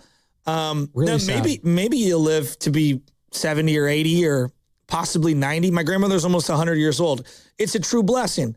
But as many things in life have taught me, as I've lost lots of friends, lots of family, my own father, nothing is promised. And what I would say is that when people do a really good job, it's okay to let them know that you're a big fan of theirs and that they're crushing it. That's not glazing. That's called being a decent human being. Well, I guess whoever is texting in, did you want us to just make fun of him? You only lasted 2 years in the NFL. You were a scrub. Would you rather do that? I don't know. I just thought his whole story is fascinating to me. I mean, the guy was born in the Middle East, ended up being a play-by-play guy in the WNBA, but before that had stints with the Seahawks and the St. Louis Rams. Joe, just listen to the broadcast. Yeah. If you watch the broadcast on KPIX, it's great. The guy does a great job. Yeah. He really does. I'm being real. I watch the games, and this dude's capturing the moment. Again, I just speaking positively about people. Now we're making fun of that. Wow. It's too much positivity. You guys are glazing. It's too much buddy. Glazing. I can go for a glazed donut right now. Sounds good. All right. Well, Jordan, he's like, whatever LeBron wants to do, just be grateful he's still playing in the NBA. I'm going to tell you. Don't glaze him, bro. I'm going to, don't tase me, bro. Real quick, I'm going to tell you this, Jordan, right now, if you're listening still, Warriors fans will not be celebrating LeBron James if he decides to go to Philadelphia or Miami. We are not going to. We're going to say, he dragged us this long for 3 weeks just to say no. That's what's going to happen. But that's good because that's sports hate. It's good. We'll still respect the player, but we're going to hate the process that he chose to go about it. I mean, why is he taking this long? Why? For what? For who? I don't know. Did you guys see the report yesterday? It came out from Brett Siegel. It was, for those who did not know, first off, it's Brett Siegel. Yeah, set that aside for a second. I guess the new rumor from Rich Paul is that LeBron James had a decision, but then I guess he went back on it, cleared his board, now he's back at square one. Stop. Okay. No, I don't believe it, but Steiny was just walking in the background of Spadoni. He looked like an old man that didn't know where he was going and he was wandering. He might have been, actually. Oh, no. I compared him to the guy from Up, and he doesn't like that. Just the glasses. And if you missed us, we opened up our show this morning talking about the Miami Heat posting a link to a scheduled live stream titled LeBron James Introductory Press Conference, followed by the date July 27th to its YouTube channel. And they quickly deleted it. And the team spokesperson said it was just a mistake. That's it. Nothing to see here. Just a mistake. Just testing some things out. You know, LeBron, July 27th, presser. Maybe it happens. I don't know. I thought there's a little something there. Might be tin hat, theory, but the fact that they put the date July 27th, I thought was interesting. Well, now I'm seeing that you put tinfoil around the Wi-Fi router, and it gives you a better signal. Is that true?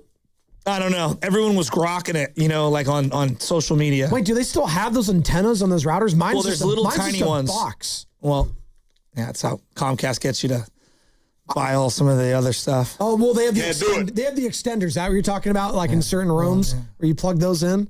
Oh, you're a Comcast? They're doing the great. Xfinity is fantastic. Love Xfinity. What? They do great stuff. I'm not glazing Xfinity. I also like Xfinity. They are a great company.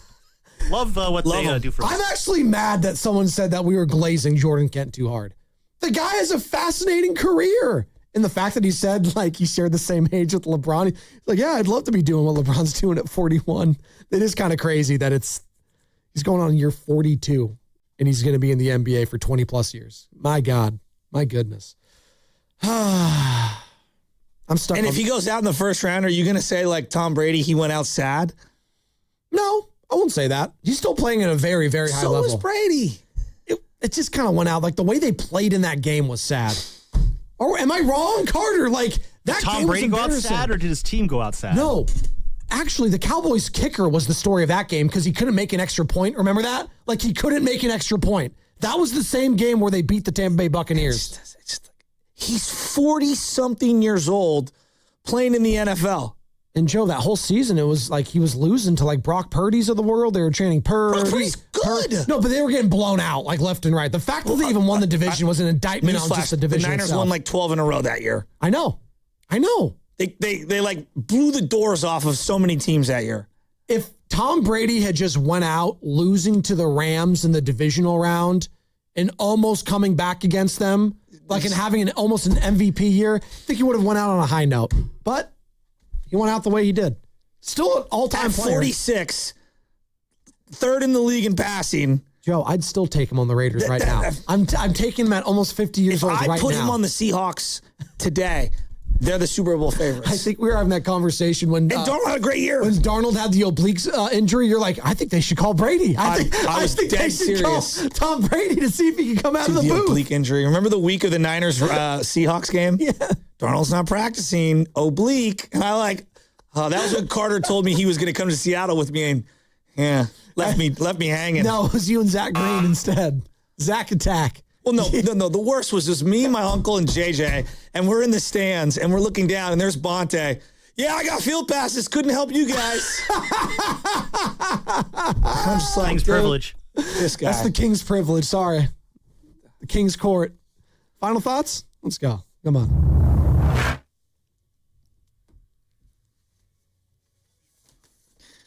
Hey, Spadoni, shut up. You know what, though? Don't do that. I got to say, though. Who are you going to glaze?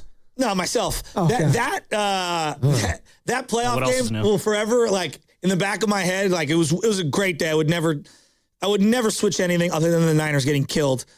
My uncle was right, though. Like, do not kick a ball to him. So the first play of the game, he's like, this place is rocking. Kick it into the end zone. Kick it into the end zone. He was like 14 high noons deep. I'm not joking. And Eddie Pinheiro doing his best Argentina impression. My uncle was trying right, to do too. the slide He was tackle. like, the last thing this team needs is to let this guy take this ball out of the end zone. He was right. He was right. The game was over right then and there. But the best part of that game, when the game actually happened, was when the mayor made a pilgrimage up to the nosebleeds to come see me. That was awesome.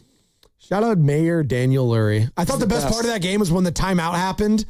And the play call out of the timeout was a pitch to Kyle Juszczyk on 4th down. Dude, no, hey, you know what, though? Brock made a play in that game.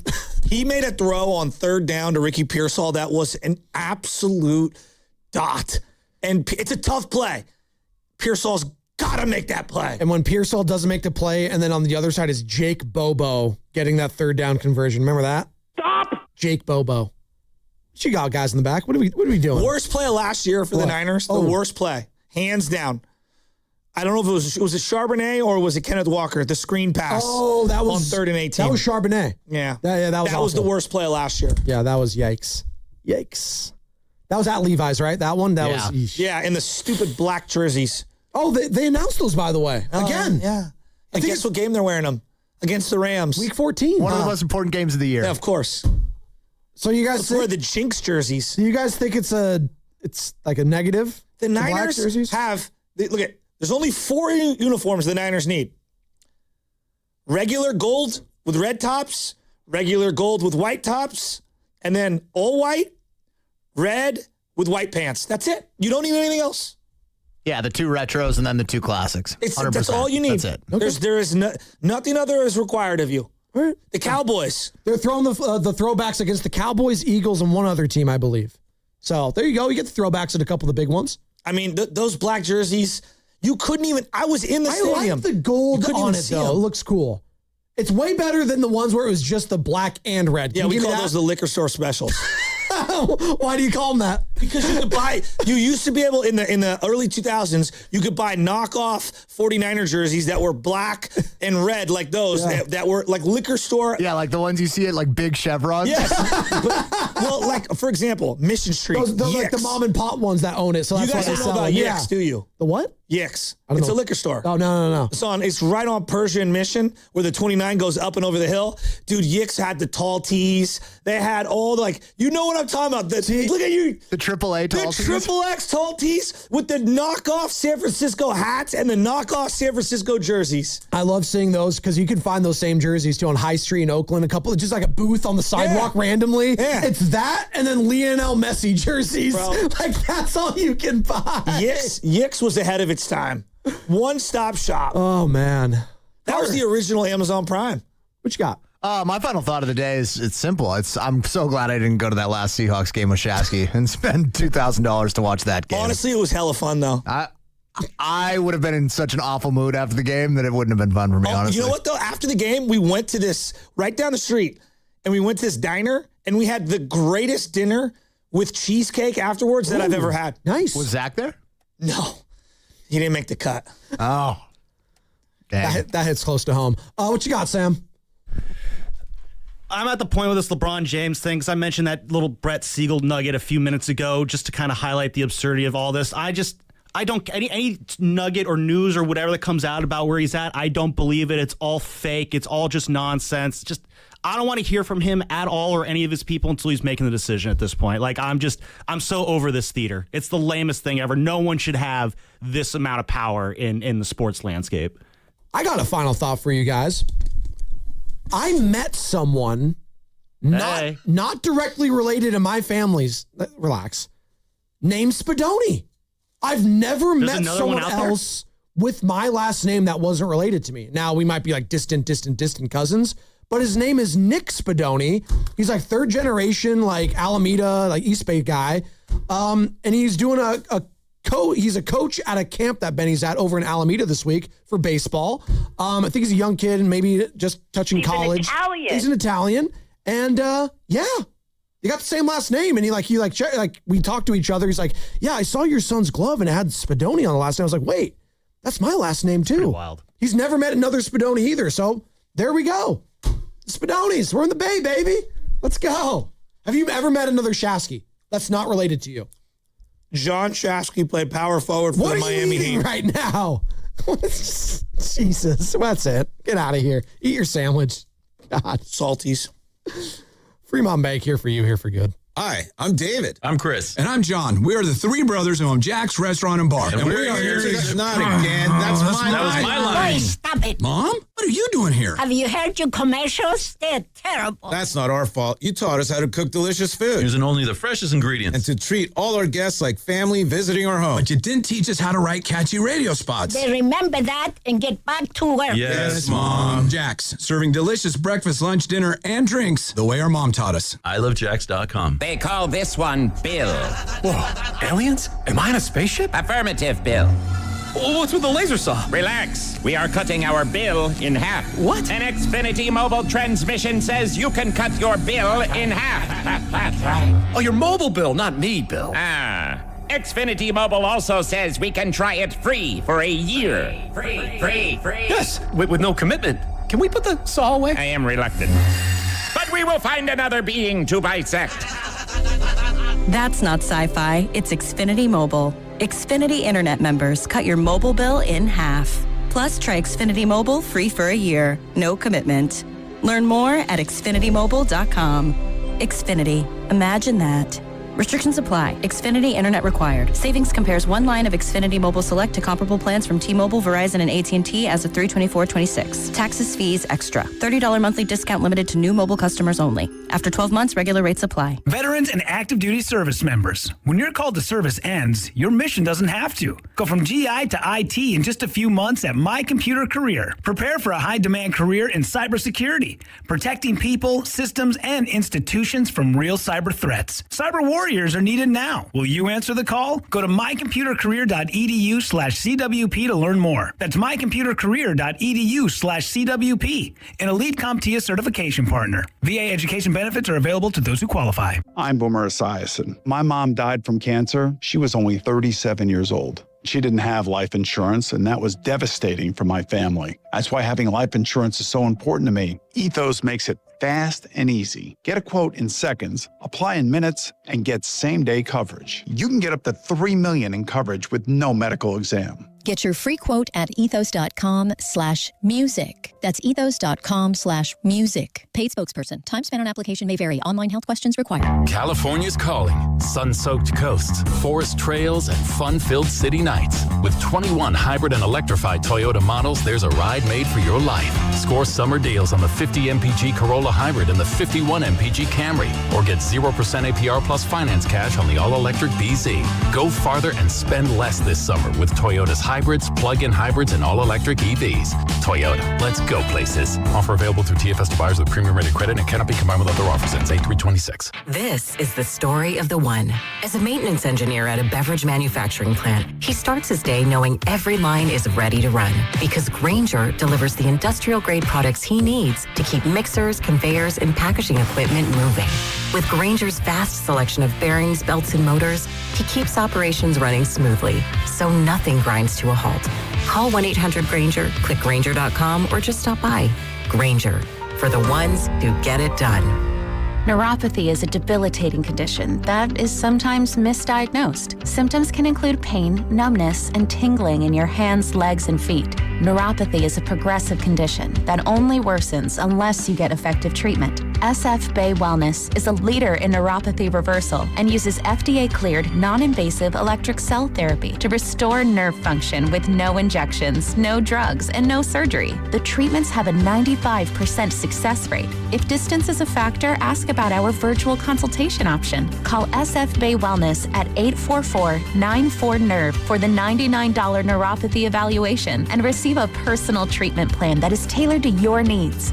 Don't wait another day. Call 844-94-NERVE. That's 844-94-NERVE. Why keep suffering with the painful symptoms of neuropathy? You deserve to live a pain-free life. Start getting the treatment you need for your neuropathy symptoms. Call today. Oh, hey, Sarah. Did you hear my daughter Katie got Camper of the Week? That's a big deal. We got a big deal too, right, Mom? Honey, shh. What's that? Okay, that Hyundai Santa Fe, I only paid. Nice. Deal's so right, it almost feels wrong. The Hyundai Getaway Sales Event. Get 0% APR for 60 months, plus 0 payments for 90 days, or 1.9% APR for 72 months on the Hyundai Tucson, Santa Fe, or Santa Fe Hybrid during the Hyundai Getaway Sales Event. Hurry, offer ends August 3rd. Call 562-314-4603 for details. Most of us are one good deal away from finally replacing that worn-out rug, fixing up the backyard, or getting the bedroom we actually want. Good news, that deal's almost here. Wayfair's Black Friday and July sale. Get up to 80% off area rugs and up to 60% off outdoor and bedroom furniture.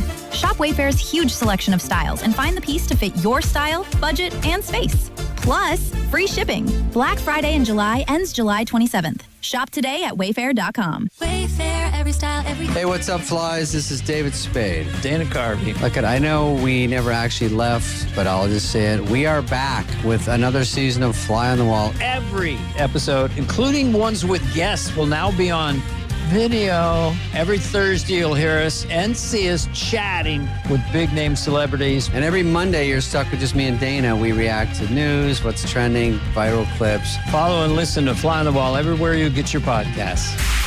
You're listening to 95.7 The Game, KGMZ-FM and HD1 San Francisco on Odyssey Sports Station and the home of the Golden State Warriors and Valkyries. Always live on the free Odyssey app and now coming to you live from the Laughing Monk Studios. He brings the passion. For what? I want to know now. I'm mentally invested. Don't tell me to pray and you don't say what for. He brings the perspective. Yeah, I think they both have a great point. Get off me, text line. He's truly one of a kind. That is wow. Oh, my God. Oh. And he's doing a great job. I need you to man up and say what you really want to say. Simon, you're doing a great job. I am AI. And together, they are Steiny and Guru. Yeah. On 95.7 The Game. All righty. Evan Giddings in for Daryl the Guru Johnson. Guru scheduled to be back tomorrow. Yeah, everything is aligned. And then, what, you got your trip on Friday? Yep. So this is your Thursday. Why are you more excited? Why am I not more excited? You get to be my age and you've seen it all, Evan. Well, you haven't seen Scotland and Ireland. And you're ready. I've been there before. You've been to these golf courses you're going to for not 9 the golf days. Courses, but you know, I've been to those countries. I gotta take a page out of my old college basketball coach's playbook, and I will. Yeah, sometimes you got to get up for a game, but you're not feeling it. You got to kind of fake it. You fake it early. You fake it, and then after a while, you start naturally then becoming enthusiastic. Well, you can also just get on my back for today, and I'll try to carry you. But the one thing I'm wondering early is, did you wake up late? I've been coming in a touch later each day because I'm caring less and less. Well, no, it's not about that. It's about the fact that you didn't shave today. People are wondering why you haven't shaved. Can you tell? Yeah, you got some stubble going on. That was the first thing Spinotti noticed about you. Really? You ever let it grow out? No. Well, why not?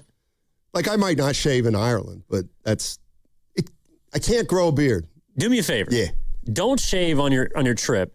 Come back and let us see what you look like. It doesn't look good. I beg to differ. You got that kind of... Oh, yeah. That would make you look like Ethan Hawke. You know what I mean? I don't want to look like Ethan. He shouldn't, good-looking guy, but he needed a little orthodontia. You got a little punk rock going on right now because the collar for the shirt was that a blood orange. It's a little tattered. And then you got the wet hair with the stubble right now. This look ain't bad for you. You might lean into this the last couple of years. Last year. Couple years. Yeah, a couple of years. All right. Well, we got a lot going on. We've got 49ers training camp starting this weekend. We've got LeBron poised. Oh, he's poised. Make his decision. We can officially say the Giants have now reached a new low this season, 17 games under 500. At some point this afternoon, I'll take 15 minutes to do the math of their record since Devers been acquired. Well, it ain't good. No. But, all right, this LeBron thing. So what, there was something today from Bill Simmons on Rich Paul's podcast? Yes. Like, everyone wants the same thing. Are we on the same page there?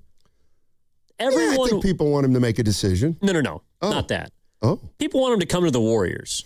Yeah. The Warrior fans want him to come to the Warriors. No. Everyone wants him to come to the Warriors.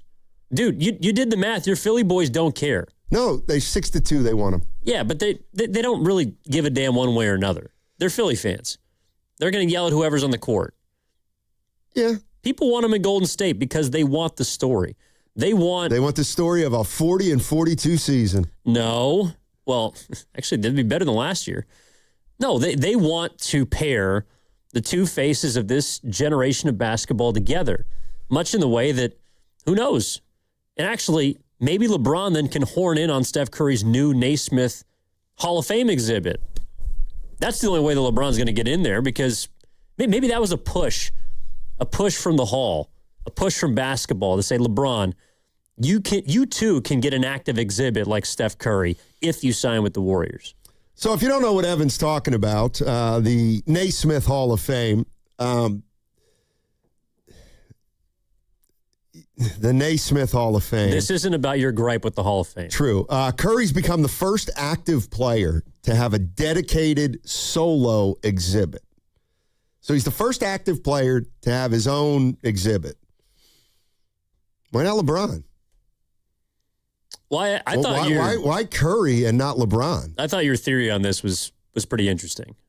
All right, my theory is this. First of all, I know everybody probably thinks that I'm like, he shouldn't have an exhibit. No, if you want to have an exhibit, you can have an exhibit. It's not my Hall of Fame. All right, so if you're going to have an exhibit, it's between two people, LeBron and Steph. Well, I got to believe that if you're going to do an exhibit for Steph Curry, it's going to be a lot easier to do than for LeBron James. Why is that? At this particular moment. Because Curry's played for one team his whole career. He's got 4 titles, face of the league. His body of work is there. He's going to be a Warrior next year. Put the exhibit up. If you're going to have to do one of LeBron, he's been on, 4 teams. We don't even know the 5th team he's going to be on. So, I actually do think that, this has to do with probably LeBron hasn't picked a team right now, and Curry's been on the same team for 15 years, and that's why he's got the exhibit. But I also, who's had a bigger impact on basketball, Curry or LeBron, would you say? Well, that's why I think that he's got the exhibit. I don't think it's just because he's a one-jersey guy. To me, it's confirmation that he has impacted the game of basketball, not just more than LeBron James, but, and I threw this at you, and, again, I'm not as old as you guys, but since Michael Jordan, who's impacted the way basketball is played more than Steph? The last 30 years, who has impacted the way basketball is played more than him? That, to me, is why he's getting an exhibit at the Naismith Hall of Fame. And people, you could put it down. I think that they're trying to highlight a guy that is more responsible than anyone in an miraculous way almost based on where he's from and who he is than anybody else the last 30 years. Steph has changed the way the basketball is played more than LeBron James. Does it mean he's a better player? You can leave that up to whoever. But to me, that's why he's got this exhibit. Yeah, so the guy I want to throw in here just now is Kobe. Was Curry's impact on the game greater than Kobe's impact on the game? Yes. No doubt about it. I think the way, did basketball change significantly? The style of play while Kobe Bryant played over 20 incredible seasons. Again, this isn't about his individual talent. This is about like the game bent to Steph. People used to think that the shots that he was taking were ridiculous and more of a novelty. And now it's almost like if you can't shoot a 3-pointer from beyond the line, if your team is not getting up 40 to 50 threes a game, it's almost like you're playing the wrong style of basketball. You're right. I'm thinking about, okay, so we talked about this before the show, like Jordan. Okay, everybody wanted to be like Mike. But what did that really mean?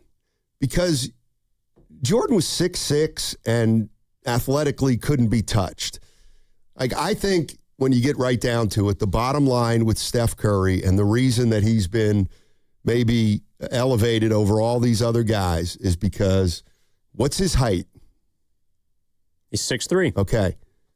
He's the greatest player that's ever been 6'3" or smaller that's ever played the game. And because he's 6'3", it's more relatable to the average person. And so he has fostered a group of young kids who, before they knew they were going to grow or before they knew they had athletic ability, they realized that if they could shoot the ball from 25 feet, they could play on any level, basically. And obviously, to shoot it like Steph is in another stratosphere entirely. But would this be a controversial statement? So to me, Steph Curry did for guards and smaller guys what Larry Bird did to white players. And that is, when you watch Larry Bird play in the early 80s, there was an influence he had on white players that, you know what, we belong in this league. You're speaking from experience? Yeah, no doubt about it. I mean, I saw Bird play when I was 13 or 14 years old, and he was playing against black guys and having an unbelievable amount of success. And there were a lot of players like me on my little itty-bitty, teeny tiny level that tried to emulate him, and then you had a little success at low levels, but but white guys started to have success and Europeans had success. I think that he ushered in an avenue for some white players, just like I think Steph Curry's ushered in an avenue for smaller players that they could become a bigger impact on the game. But I do want to get into this more, but the number's 888-957-9570 is the number. But when we talk about impact to the game of basketball, like, who's up there with Curry? Is there anybody up there other than Curry in terms of how he's affected just kind of the way basketball's been played? 888-957-9570 is the number. That segment was sponsored by Crystal Geyser Alpine Spring Water. What makes Crystal Geyser Alpine Spring Water different? We always bottle our Alpine Spring Water less than 1.5 miles from the spring source, and all our bottles are made with 50% recycled plastic from our own recycling plants. Crystal Geyser, bottled at the spring source. Hey, you only get one shot at this. One chance to handle your injury case the right way, one chance to get the compensation you actually need, and one chance to protect your future. And once you make the wrong move, you don't get a do-over. Sign too early and it's final. Say the wrong thing and it's recorded. If you take a low offer, you can't go back. So before you make any decisions, call Beam Law. They step in immediately, guiding you, protecting you, and making sure every move is made with your best outcome in mind. Beam Law has recovered millions for clients across the Bay Area and has been named Best of the Bay by SF Weekly 4 times. So if you've been injured or lost someone due to someone else's negligence, don't take that risk. Call Beam Law at 415-523-5555. That's 415-523-5555. Or visit hurtinthebay.com. That's hurtinthebay.com, because it's not whether you get knocked down, it's whether you get back up.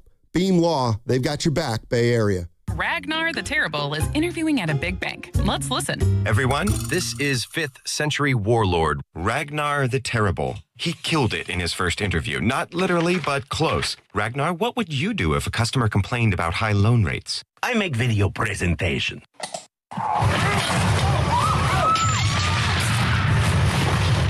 Star One is nothing like the big banks. We have better rates, minimal fees, and friendly customer service. Star One, in your best interest.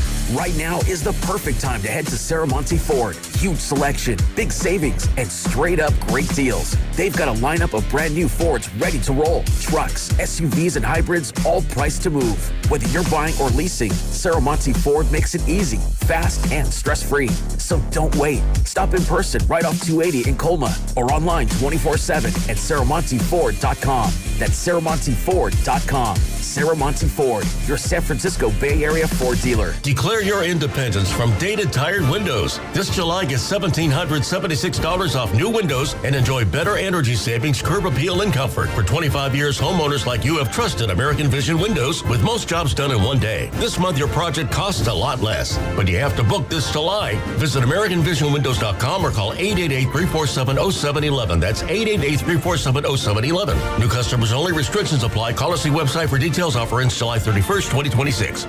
Here's good news for folks who have a jumbo loan. The Loan Exchange, America's jumbo lender, is offering a 30-year fixed-rate loan at a 5.75% interest rate and 5.939% APR for loan amounts up to $3 million. So if you have a mortgage with an interest rate of 6% or higher, give America's jumbo lender a call at 833-436-8800. You drive around to find the cheapest gas, so why not refinance your mortgage? Every day you wait, you're wasting money on needless interest. Go to theloanexchange.com or call 833-436-8800 to find out what your savings will be with a new 30-year fixed-rate loan at 5.75% interest rate and 5.939% APR. NMLS 1637539. Loan subject to credit approval. See website for licensing information, loan terms and conditions. Equal housing lender. That's theloanexchange.com or call 833-436-8800 for a 30-year fixed-rate loan at 5.75% interest rate and 5.939% APR. Carpal tunnel syndrome, heart failure that doesn't improve with common medicines. These are some signs and symptoms associated with ATTR-CM, or the cardiomyopathy of ATTR amyloidosis, a serious heart condition with symptoms that get worse over time. Amvuttra, vutrisiran, is a prescription medicine given by a healthcare provider that treats ATTR-CM in adults to reduce heart-related death, hospital stays, and urgent visits. In a clinical study, Amvuttra was proven to help people live longer and have fewer heart-related hospital stays and urgent visits over 3 years compared to placebo. Amvuttra lowers the amount of vitamin A in your blood, which can affect vision. Other side effects include pain in the arms or legs, pain in the joints, and shortness of breath. These are not all the possible side effects of Amvuttra. For prescribing information, call 1-833-256-2748 or learn more at amvuttra.com. Ask your doctor about Amvuttra for ATTR-CM. Having insurance isn't the same as having State Farm. It's like needing a lawyer, but getting some guy who just watches courtroom dramas. How does the defendant plead? Guilty. Wait, what? Also, objection. You object to what? Erroneous. Counsel, approach the bench. Hey, can I get a whack at the gavel? You wouldn't settle for just any lawyer, so don't settle for just any insurance. Get the real deal with State Farm. Like a good neighbor, State Farm is there. I scream. You scream. We all scream. Because Wendy's famous small classic Frosty is just $1 for a limited time. More screaming, happy screaming, summer screaming, dollar small classic Frosty screaming! But please don't scream in the drive-thru. It hurts the employees' ears. Get a $1 small classic Frosty for a limited time, only at Wendy's. U.S. price and participation may vary. A la carte only, not valid for delivery. Limit 10 per transaction. Price may be higher in Alaska and Hawaii.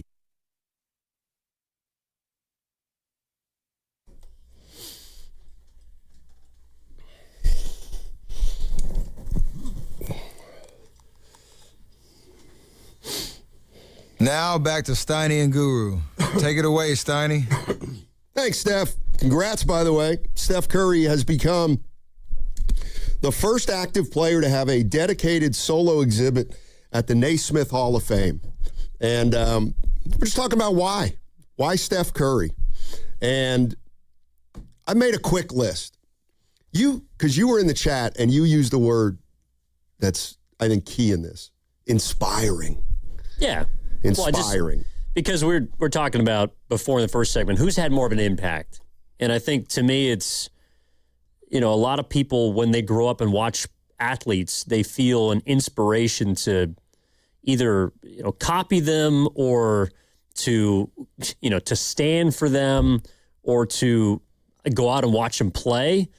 I do think there's a lot of inspiration that Steph has brought on this generation of kids and basketball players in a way that I haven't seen LeBron do. So when you say impact, yeah,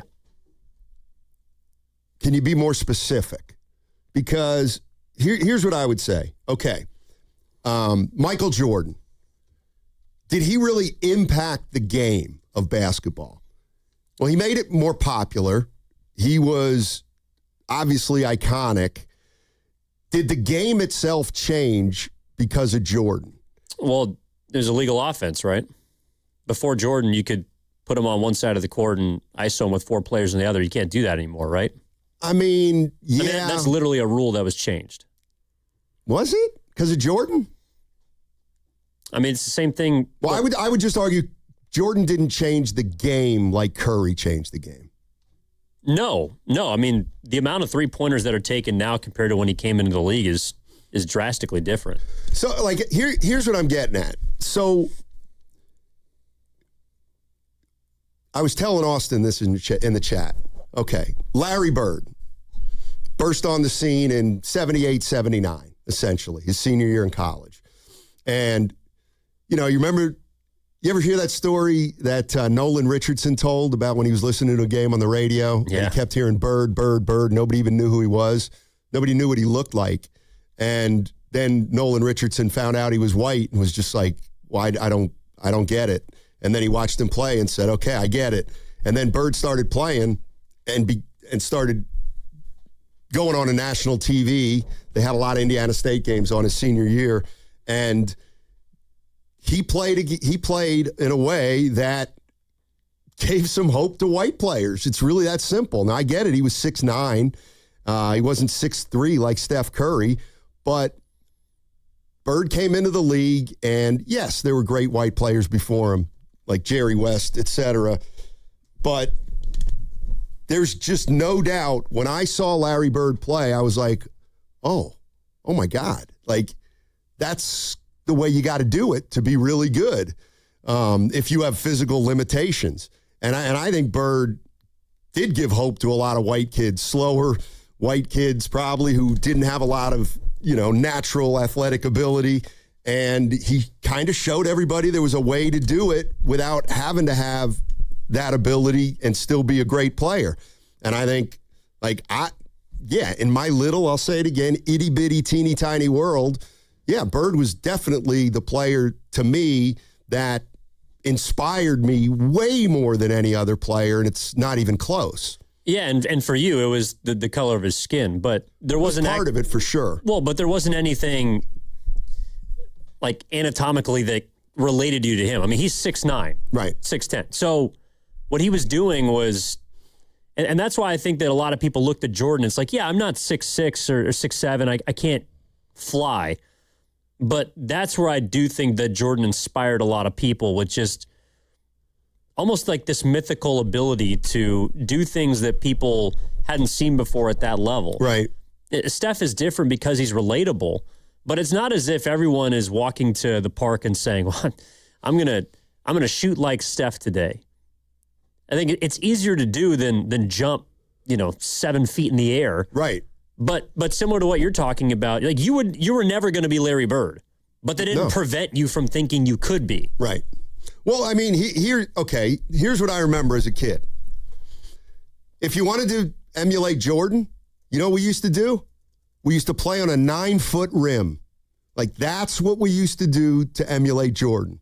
We'd go to a 9-foot rim where we could dunk, and we would dunk. But you could emulate Bird on a 10-foot basket. You know what I mean? So like that was something to me that was very real. But like, okay, let me just throw some names at you, because if we're going to talk about impact on the game of basketball, I got some names that I'll just throw at you, or impacts in the game of basketball that influenced a certain segment of fans. All right. I'll mention a guy that you've heard of, obviously, but would never make this list, but I think he's as important as anybody else. Okay. Šarūnas Marčiulionis. He was the first guy to come over from Lithuania, and he played for the Golden State Warriors. And that move was the impetus toward, like, it wasn't the point A to B, but it was the impetus that allowed a lot of European players and Eastern European players to begin to break through into the NBA. What do you think about that? What do you think about this guy? Jeremy Lin. Absolutely. Jeremy Lin. Absolutely. Like, his impact on international involvement is crazy. It is unbelievable. It was unbelievable. Like, he inspired an incredible generation of young players. But Curry to me is on a level. Like, I think Jordan brought in an influence outside the game with the shoes, obviously, and the marketing. But in terms of on the court, I don't think there's anybody who's drawn more young kids into the game than Steph Curry. Well, that's why if we're talking about basketball, the comparison between he and LeBron to me is a moot point. I think LeBron, what his influence was more on players. His impact was on player empowerment. And not that players didn't have sway in the league before LeBron got there, but I mean, we're seeing it right now. People are waiting on what LeBron James is going to do. How many off seasons? I'll ask you this. I'm not pretending to be a know-it-all. Like, how many off seasons or summers when you were covering the league was there a player that could make the NBA schedule stop and kind of bend to his whim? No. That's LeBron. No. I mean, and he's done it multiple times. So, that's where I would argue that he's had impact. He's allowed guys to make unbelievable amounts of money. His contract with Nike, there's been nothing like it. Maybe Jordan before him, but I think his influence is off the court. If we're just talking about Curry, like, I want to look this up right now because this is where you can see statistical evidence that Curry has changed the way that basketball is played in the NBA more than anybody since, I don't know, maybe more than Jordan. When he came into the league in 2009, teams were taking 18 three-pointers a game. Nowadays, in 2025-26, they took 37. That's more than double the amount of three-point shots from the time that Steph was a rookie. That's Curry. And it is the Warriors to some extent, but that's Curry. I'm sorry, because he made that shot such an efficient weapon that it mathematically changed the way basketball is played. Another way, the average length of shot. When he came into the league, the average length of shot was about 13 feet. In 2026, this last season, it was nearly 2 feet longer. So players are stretching out what they believe to be possible in terms of how far that they could shoot the basketball. That, to me, is Steph Curry. So if you want to talk about impact, the way the game is played, I think you're right. And that's why he's got this Hall of Fame exhibit, because it's not close. There's nobody that's bent the game like him in decades. Yeah. This is from the 669. I think we can help you a little bit here. I don't fully understand how LeBron's decision forces the NBA to wait on the schedule. Could you touch on that? Well, yeah. I mean, whoever LeBron plays for is going to be playing on Christmas Day, for example. And whoever LeBron is playing for, they're going to want to put on opening night, most likely. And so they've got to figure out whether the team that they're going to broadcast 25 times a year nationally is going to be the Warriors. Is it going to be the Heat? Is it going to be Cleveland? Is it going to be a wild card team? That's definitely one of the reasons that they got to hold up the schedule, is because, imagine if Curry were a free agent and nobody knew where he was going to play this upcoming year. You'd have to wait. And if Steph Curry is signing with the Charlotte Hornets, guess what? The Hornets are going to be on 23 times next year on national television. Yeah, I mean, like, the Warriors are going to be on national TV no matter what next season, but they might get 10 more national games if LeBron and Curry are playing together. Yeah, I mean, here's one thing. I don't know if I ever told you this story. It's not earth-shattering or anything, but I remember when the Hawks had drafted Trae Young, and it was his first year in Atlanta, and he was working out, and he was shooting threes and he was taking his threes at the three-point line.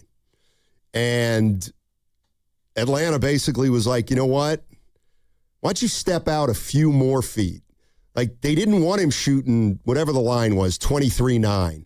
They wanted him out at 25-5. They wanted him to be a threat from out there. And that's what Curry's done. When he came into the league, if a guy was standing outside the three-point line, you probably just were a step off him and were saying to yourself, if he shoots, I'll just contest. You can't just contest. Like, you have to defend out there. And so teams started taking away the shot right at the three-point line. Well, that doesn't matter to Curry. He'll go out 4 more feet and get his wide-open shot. So, I mean, the one thing Curry has done is he's not only been the greatest three-point shooter of all time. Let's say that's 24 feet, but he's also the greatest shooter from 26 feet or 28 feet. And, like, that's where he's really, truly changed the game in terms of the spacing and the impact that he's had on teammates by the mere fact that, like I always said, Evan, if Steph Curry had one leg, you could still put him at the hash mark and he would still have to be guarded. And then everybody else can play 4-on-4 and it's easier to score the fewer guys you have on the court. So, like, that's another impact he had, not just the three-point shooting, but, like, shooting beyond the three-point line into these areas of the court that were never shot from before. Well, and that's what I remember reading. I think it was Marcus Thompson who wrote Steph's first book. I think it's called Golden. But there was a story about how, because he really didn't start taking ridiculously long threes until the unanimous MVP season in 2016. And he took some, in years prior. But basically they sat down the summer before, and he's trying to figure out, obviously, how to get better, even on an MVP season. And one of the things that the analytics department presented him with was, hey, here's what you shoot from, like you mentioned, 23-9. Mm-hmm. Here's what you shoot from 25. Here's what you shoot from 28. And what they realized is that his percentage was pretty much the same. There wasn't a big drop-off. And I think that, like, that was there was always just this assumption that the further you are away from the basket, the less effective you are. No doubt. And that didn't apply to Curry. And so that first game against New Orleans in 2016, he took a lot of deep, really deep threes. And I just looked at the game. He scored 40 points, made 5 threes. 3 of them were from 28 or beyond. And that was the moment where he realized, like, oh, I can do this. Because at that time, you see it now, remember the back-to-back games earlier this season, back in November, when they beat San Antonio on 2 straight nights? Yep. Like, Wemby is out 28 feet to try and make sure that Steph is not going to take that shot. That didn't happen until 2016 because teams, again, are just giving those guys that shot. That did not apply to Steph Curry. And there's a lot of players that it applies to now. You see how far teams will trap, not just Steph, but particular players who are deep three-point shooters beyond the three-point line. Playing that kind of defense and allowing an offense to create a 4-on-3 advantage, at least to my knowledge, it didn't really exist before he began to do that. No, I mean, he's done things that have kind of, to my way of thinking, turned the game on its ear. And one of the things he's done, which I don't know that any player has ever done it before, but he's the only player. Would this be an accurate statement? Steph Curry's the only player who becomes more dangerous the further away he is from the basket. Yes. And that is absolutely preposterous if, you've been watching basketball for 50 or 60 years, because it just was unheard of that you might have to pick up a guy over the half-court line, not to pressure him, not to try to turn him over, not even to get the ball out of his hands, but you have to guard him over the half-court line because he can score 3 points when he gets over the line. Like, there has never been a player who has been paid more attention to 30 feet from the basket in the history of the game And I don't know that there ever will be unless there's a guy who comes along that can shoot it like him in the future. And while it's hard to believe there probably will be at some point. But, the other thing is there's just nobody, when they put the line in, the 3-point line back in 79 or 80, nobody in their wildest imagination ever thought in a million years that a guy could shoot it as well as Steph Curry in a game situation, under duress and with defense played on him. It's just like it was unfathomable. And so now here we are 40, 50 years later, and he has made a shot that wasn't even attempted back 30 or 40 years ago into what's become like mainstream NBA. Like if you can't shoot the three, you can't play in the NBA. I mean, you can, but you know what I mean. If you can't make threes, you are not reaching your potential as a player in the NBA, whether you're 6 feet or 7 feet. Yeah, it's because of the amount of space that I think the 3-point shot creates, or the threat of it, right? Because one of the reasons why Draymond was the perfect player for the Warriors at the time is because once Steph draws attention, Draymond back in 10, 12 years ago, to some extent during the last championship they had, he's the perfect decision maker at that spot on the floor with what to do with the ball. Curry had a lot of hockey assists because Draymond would then identify where the ball needed to go after Curry drew 2 guys. And the thing about it, too, is, Donnie, is like he is such a prolific 3-point shooter that people will associate that with him regardless of the rest of his skill set.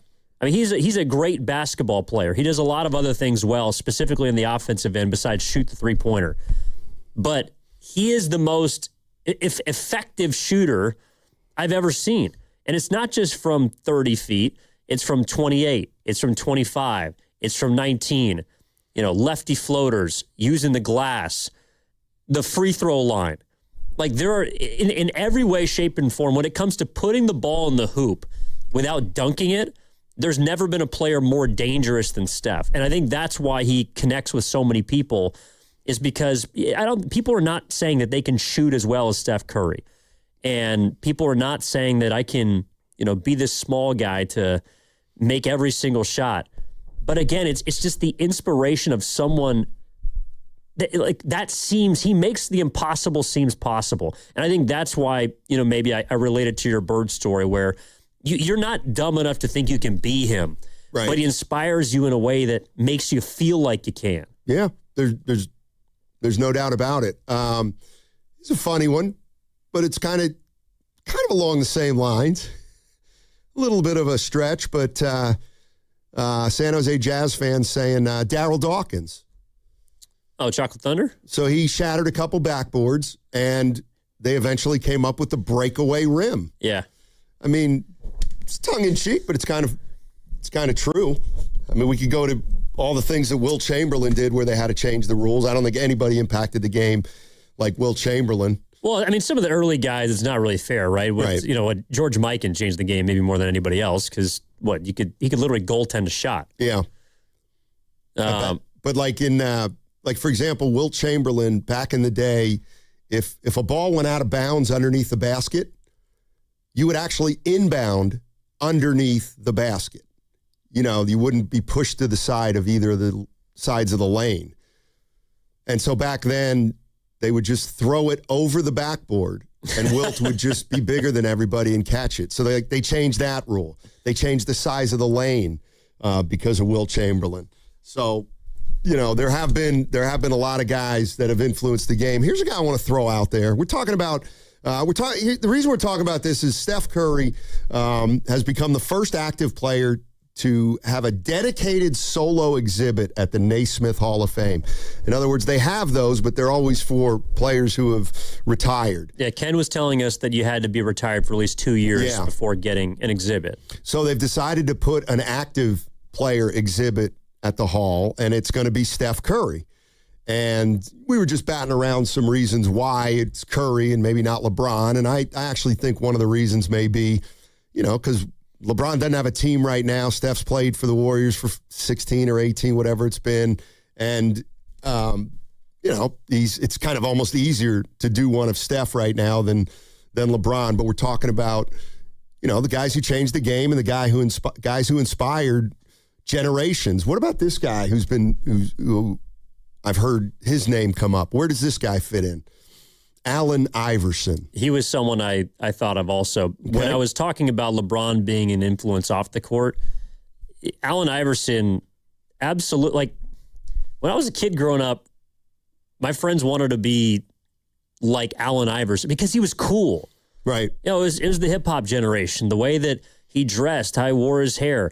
And also then backing it up by how hard he played. It wasn't, like, I think that's what kind of gets lost sometimes when I remember a lot of people thought that AI was just kind of a pretty boy and didn't try. But if you watched him play, there's no way you could possibly think that because he played 43 minutes a night and was on the floor, it felt like half the time, with just how willing he was to take damage. So I think, Allen Iverson absolutely fits in that sort of influence. Yeah, and so obviously Iverson culturally was very impactful off the court too. But like as far as being as a player, like Iverson brought like a toughness and a fearlessness. He played with a toughness and a fearlessness that I do think inspired a lot of players to play really hard, and to go to the basket and try to finish and finish through contact. Like I think he and Isaiah Thomas before him were the guys that played that way. But on the other hand, Allen Iverson also ushered in an era of, it's all about the games. It's not about practice. You know what I mean? He just wanted to play games. I thought you were going somewhere else because to me, it's a little bit like Kobe too. It's all about me. Right. It's all about my game. I'm getting shots up. I'm scoring all the points. When the ball is rolled out, Allen Iverson or Kobe, like that to me, I think is the biggest difference between like that generation and maybe Steph's is that like Steph does take a lot of shots, but it never feels like it's all about him. And I think that's because he's a threat on and off the ball, whereas the Kobes, the AIs, those were guards that were very much ball dominant.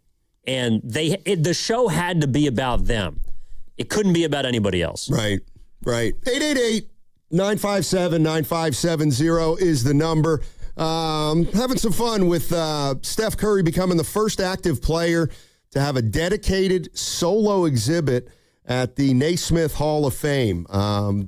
First guy ever who, while he's playing, has a dedicated solo exhibit. And we're just talking about what is it about Curry and what makes a guy so inspiring and so influential to basically millions and millions of basketball fans and kids growing up. 888-957-9570. That segment was sponsored by Ceremony Ford. The summer sales event is on at Ceremony Ford. Get 0% APR, $1,000 in down payment assistance, no payments for 90 days, plus a 2-year maintenance plan on models including F-150, Bronco, Mach-E, Explorer, and Mustang. Ceremony Ford in Colma Daly City or ceremonyford.com. Dan Daly, the administrator of Lawton Skilled Nursing and Rehabilitation Center, thanks his staff for earning Newsweek's top Bay Area facility recognition. Lawton, in San Francisco's Sunset District, provides top-tier therapies and partners with UCSF Medical Center. With a 5-star rating and Dr. Darby Clayson as medical director, it's also listed among the best by U.S. News. For skilled nursing, call Dan Daly at 415-566-1200. That's 415-566-1200. We all hear the radio ads about the IRS. They tell you to be afraid, to be scared, and they try to frighten you into calling. I'm not here to do that. Tax Relief Advocates is different. TRA is here to tell you that if you owe money to the IRS, whether it's $5,000, $50,000, or $500,000, we have a solution. It doesn't matter if you're sitting in your car, at work, or with your kids. No matter where you are, call now. 800-497-8091. Don't lose hope. TRA can eliminate or reduce what you owe to the IRS. Generous programs are now available that can give you a fresh start. Our passion is taxes and helping individuals fix their IRS problems. We have over 1,000 5-star reviews on Google and an A+ with the Better Business Bureau. You don't need to be afraid of the IRS any longer. End your tax nightmare today by visiting us online at TRA.com or call 800-497-8091. That's 800-497-8091. Tax Relief Advocates. Real solutions for real people. Honey, did you invite the minions over? Well, you know how we talked about getting Wi-Fi from Xfinity? Yeah. I ordered it this morning, was online in minutes, then they showed up. So they just came over to use the Wi-Fi? They even brought their own devices and spell book. You didn't give them the new Wi-Fi password, right? No. That's good. I gave them our old one. Because Xfinity lets us keep the same network name and password so devices connect instantly. What do they want Wi-Fi for anyways?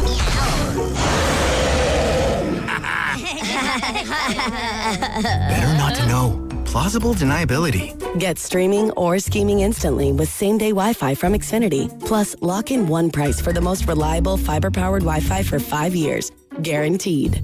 And see Minions and Monsters only in theaters. Xfinity. Imagine that. Restrictions apply. Not available in all areas. Use of fiber coaxial cable. Learn more at xfinity.com/same-day Wi-Fi. Is your client ready to build a functional outdoor space? Choosing Golden State Lumber and Showroom means faster deliveries and finishing your project on time and on budget. When it comes to decking, TimberTech stands out. It's trusted by contractors for its unbeatable quality, and with industry-leading warranties, it's clear why TimberTech is the top choice. TimberTech, the #1 brand in premium decking. Start at goldenstatelumber.com. Golden State Lumber and Showroom. When you succeed, we succeed. Hey, it's Willard. At Hobbs Law, it's never been about attention, never about applause, never about goofy smiles on candy-colored billboards. For more than 40 years, Hobbs Law is focused on one thing, fighting relentlessly for injured Californians, because behind every catastrophic injury case is a human life forever changed. That's why Hobbs fights with preparation, intensity, and relentless commitment. No fluff, no distractions, just real advocacy for injured Californians. Hobbs Law, relentless for justice. Visit HobbsLaw.com. Omar Hobbs is a California licensed attorney. Offices in Northern California, including San Jose. Past results do not guarantee future outcomes. When you own your own business, you need to keep things moving. Need to book a last-minute flight? Earn a $300 travel credit to cover that. Need to take a meeting before takeoff? Do it from the comfort of the Chase Sapphire Lounge by the club. Need to catch your breath before you board? Done. Chase Sapphire Reserve for Business, the business card that gives back all you put in. Visit chase.com/reserve business to learn more. Cards issued by JPMorgan Chase Bank and a member of FDIC, subject to credit approval. Terms apply. For years, Gone South has been a podcast about crime in the American South. But for our new season, we're widening the lens. Through deeply reported, narrative-driven stories, we're digging into the myths, scandals, and power structures that still shape the South, and, in a lot of ways, the country itself. Follow and listen to Gone South Season 5, an Odyssey podcast. Available now on Apple Podcasts, Spotify, or wherever you get your show. Look who has extra pep in their step. Well, I just finished my to-do list. Gas tank is full, tonight's dinner plans are set, grocery shopping is complete, and I even got everything for those barbecues and pool parties we have planned. You know what's even better? What? Every one of those stops gets me a bit of money back. How are you doing that? By using Upside. Upside? What's that? It's a free app where I earn cash back on gas, groceries, and dining out. They even gave me a cashback bonus on my first grocery trip. So that extra pep comes from all that cash back. Looks like I need to download Upside. You really do. Earn cash back on errands and everyday essentials. Download Upside and use promo code TUNEIN5 to earn an extra $5 cash back on your first purchase at one of over 100,000 available locations. That's promo code TUNEIN5 for an extra $5 cash back. Remember, use promo code TUNEIN5. Offers vary by user and location at participating merchants. Go to upside.com for terms and conditions. Don't miss the 6th annual Brewgrass Festival taking place in the heart of Santa Cruz Mountains on August 1st. Enjoy live bluegrass music, sip on local craft brews, and dig into eats from your favorite food trucks. For more info and a chance to win tickets, visit 957thegame.com.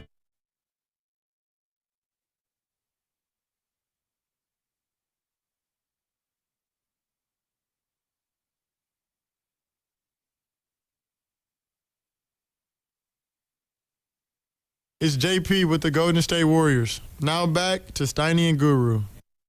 Thanks, JP. Appreciate that. Splash nephew. Hey, how about this piece of little trivia about our main man, Daryl the Guru Johnson? Yeah. Think he doesn't have his own kind of impact. So according to my records, remember Goo went to Boston a couple weeks back? Yeah. Remember Goo Martha's Vineyard. Yeah. Then remember he snuck in a Red Sox game?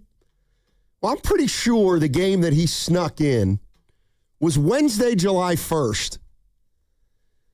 He went to Fenway Park where Washington beat the Red Sox 10-2. Mm-hmm. Then he went on his merry way. He did. They haven't lost since Guru was at that game. They've won 15 in a row after Guru attended the Red Sox. That's pretty incredible. Game. Wait, so you're telling me that Guru starts streaks and you end them? Pretty much. Exactly. Because you went to the Valkyries game. Oh, boy, that's right. And snapped the 9-game winning streak. He had. Forgot about that. You guys are on the opposite sides of luck. That might be right.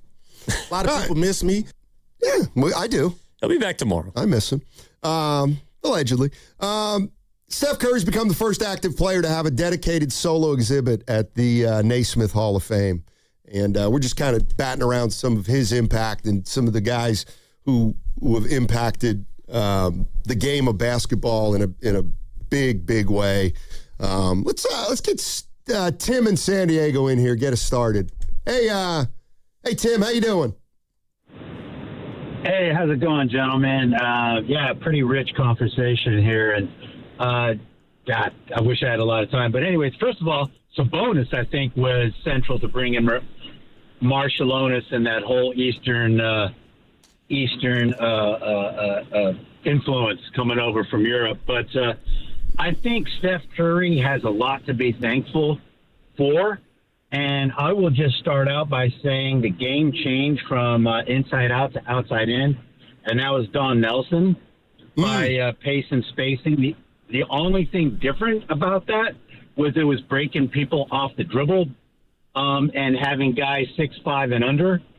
But I think the biggest influence, and talking about white guys, I was a point guard myself. Point guard was going from the John Stockton passing, and floor game to Steve Nash, who prime Steve Nash. You have to remember, he was a 2-time back-to-back MVP in a league that was still playing inside out. And what he did with angles and floaters and a floor game, I think really passed the baton to Curry, because I think Nash really made point guard play for white guys, 6'3" and under, something that you can play if you develop a floater, if you're able to have that snake dribble, that curl dribble. And I just wanted to also give credit to Steve Nash. I really think he is seminal into shaping Curry's success as well. Thanks, Tim. Yeah. You know what? Is Nash responsible for the floater? Kind of. Well, I know Curry has said that, like, his game kind of, was a mix of Nash and Reggie Miller? Yeah. So clearly he's an influence on him. Yeah, I think that kind of in between, it's funny, like Nash was an incredible shooter. He's a 50, 40, 90 guy, but he didn't take a ton of threes, like the volume. And that's where I think that Steph maybe took how prolific or efficient a shooter was, like Nash, and he just stretched it out. Right. Nash was efficient, but he got a lot of his stuff in the mid-range. Ever tell you about the time I tried to talk to John Stockton? No, I don't think you have. He basically was like, yeah, come back. When and where was that?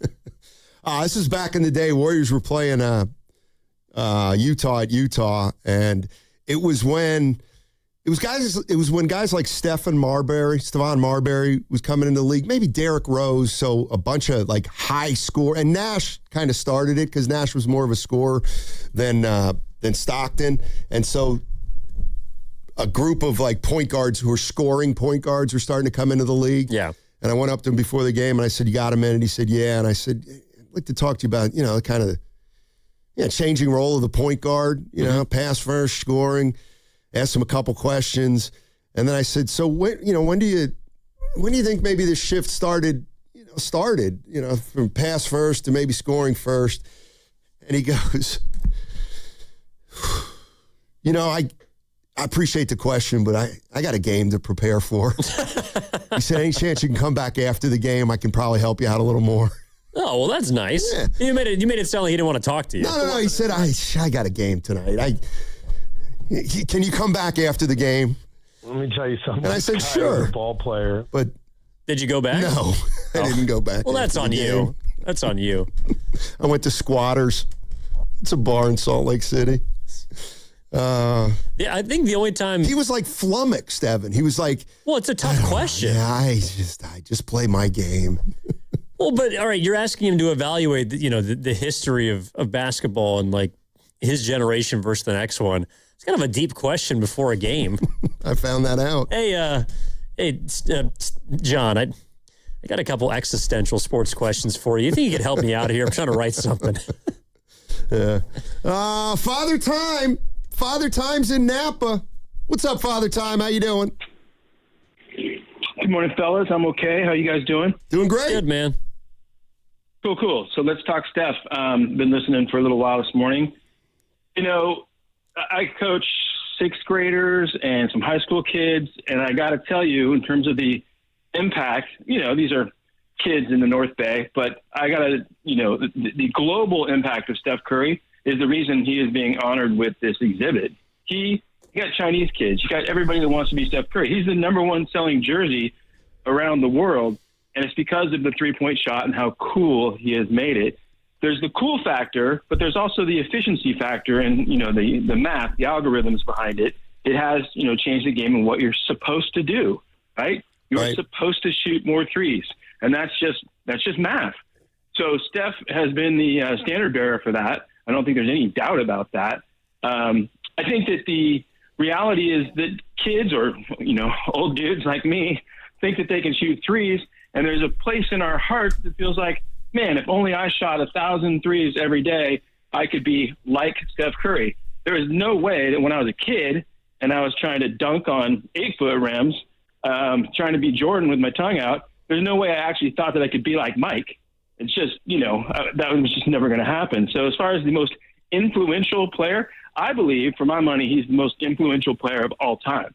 So the other stuff was predicated around big guys or size or, the Wilt stuff or anything else. But Steph Curry, no matter what you think about his all-time status as a player, and by the way, I think he's, certainly top 5. For my money, the Floyd Mayweather saying, pound for pound, the best fighter of all time. Yep. Steph Curry is pound for pound the best basketball player of all time. I think that LeBron James is the best player. I think that's irrefutable now. But Steph Curry has done so much for the game, for good and bad. We shouldn't have sixth graders launching from three, Right. That's not necessarily great for the game, but good for them. They aspire to something. Anyway, Steph Curry, we all know this. As a person, that guy can do no wrong. So anybody that has anything to say about his game or his off-the-court stuff is completely missing the boat. Yeah. Well, that's the other thing, and I have this written down. Thanks for the call, Father Time. As it relates to Curry, yes, he's the greatest three-point shooter ever, and he's influenced kids to shoot the three for better or worse. And that's something that we talk about a lot. But what about something like the one thing Steph Curry has shown, I think, over the course of his career too, is that you can be the greatest player in the game without being a jerk.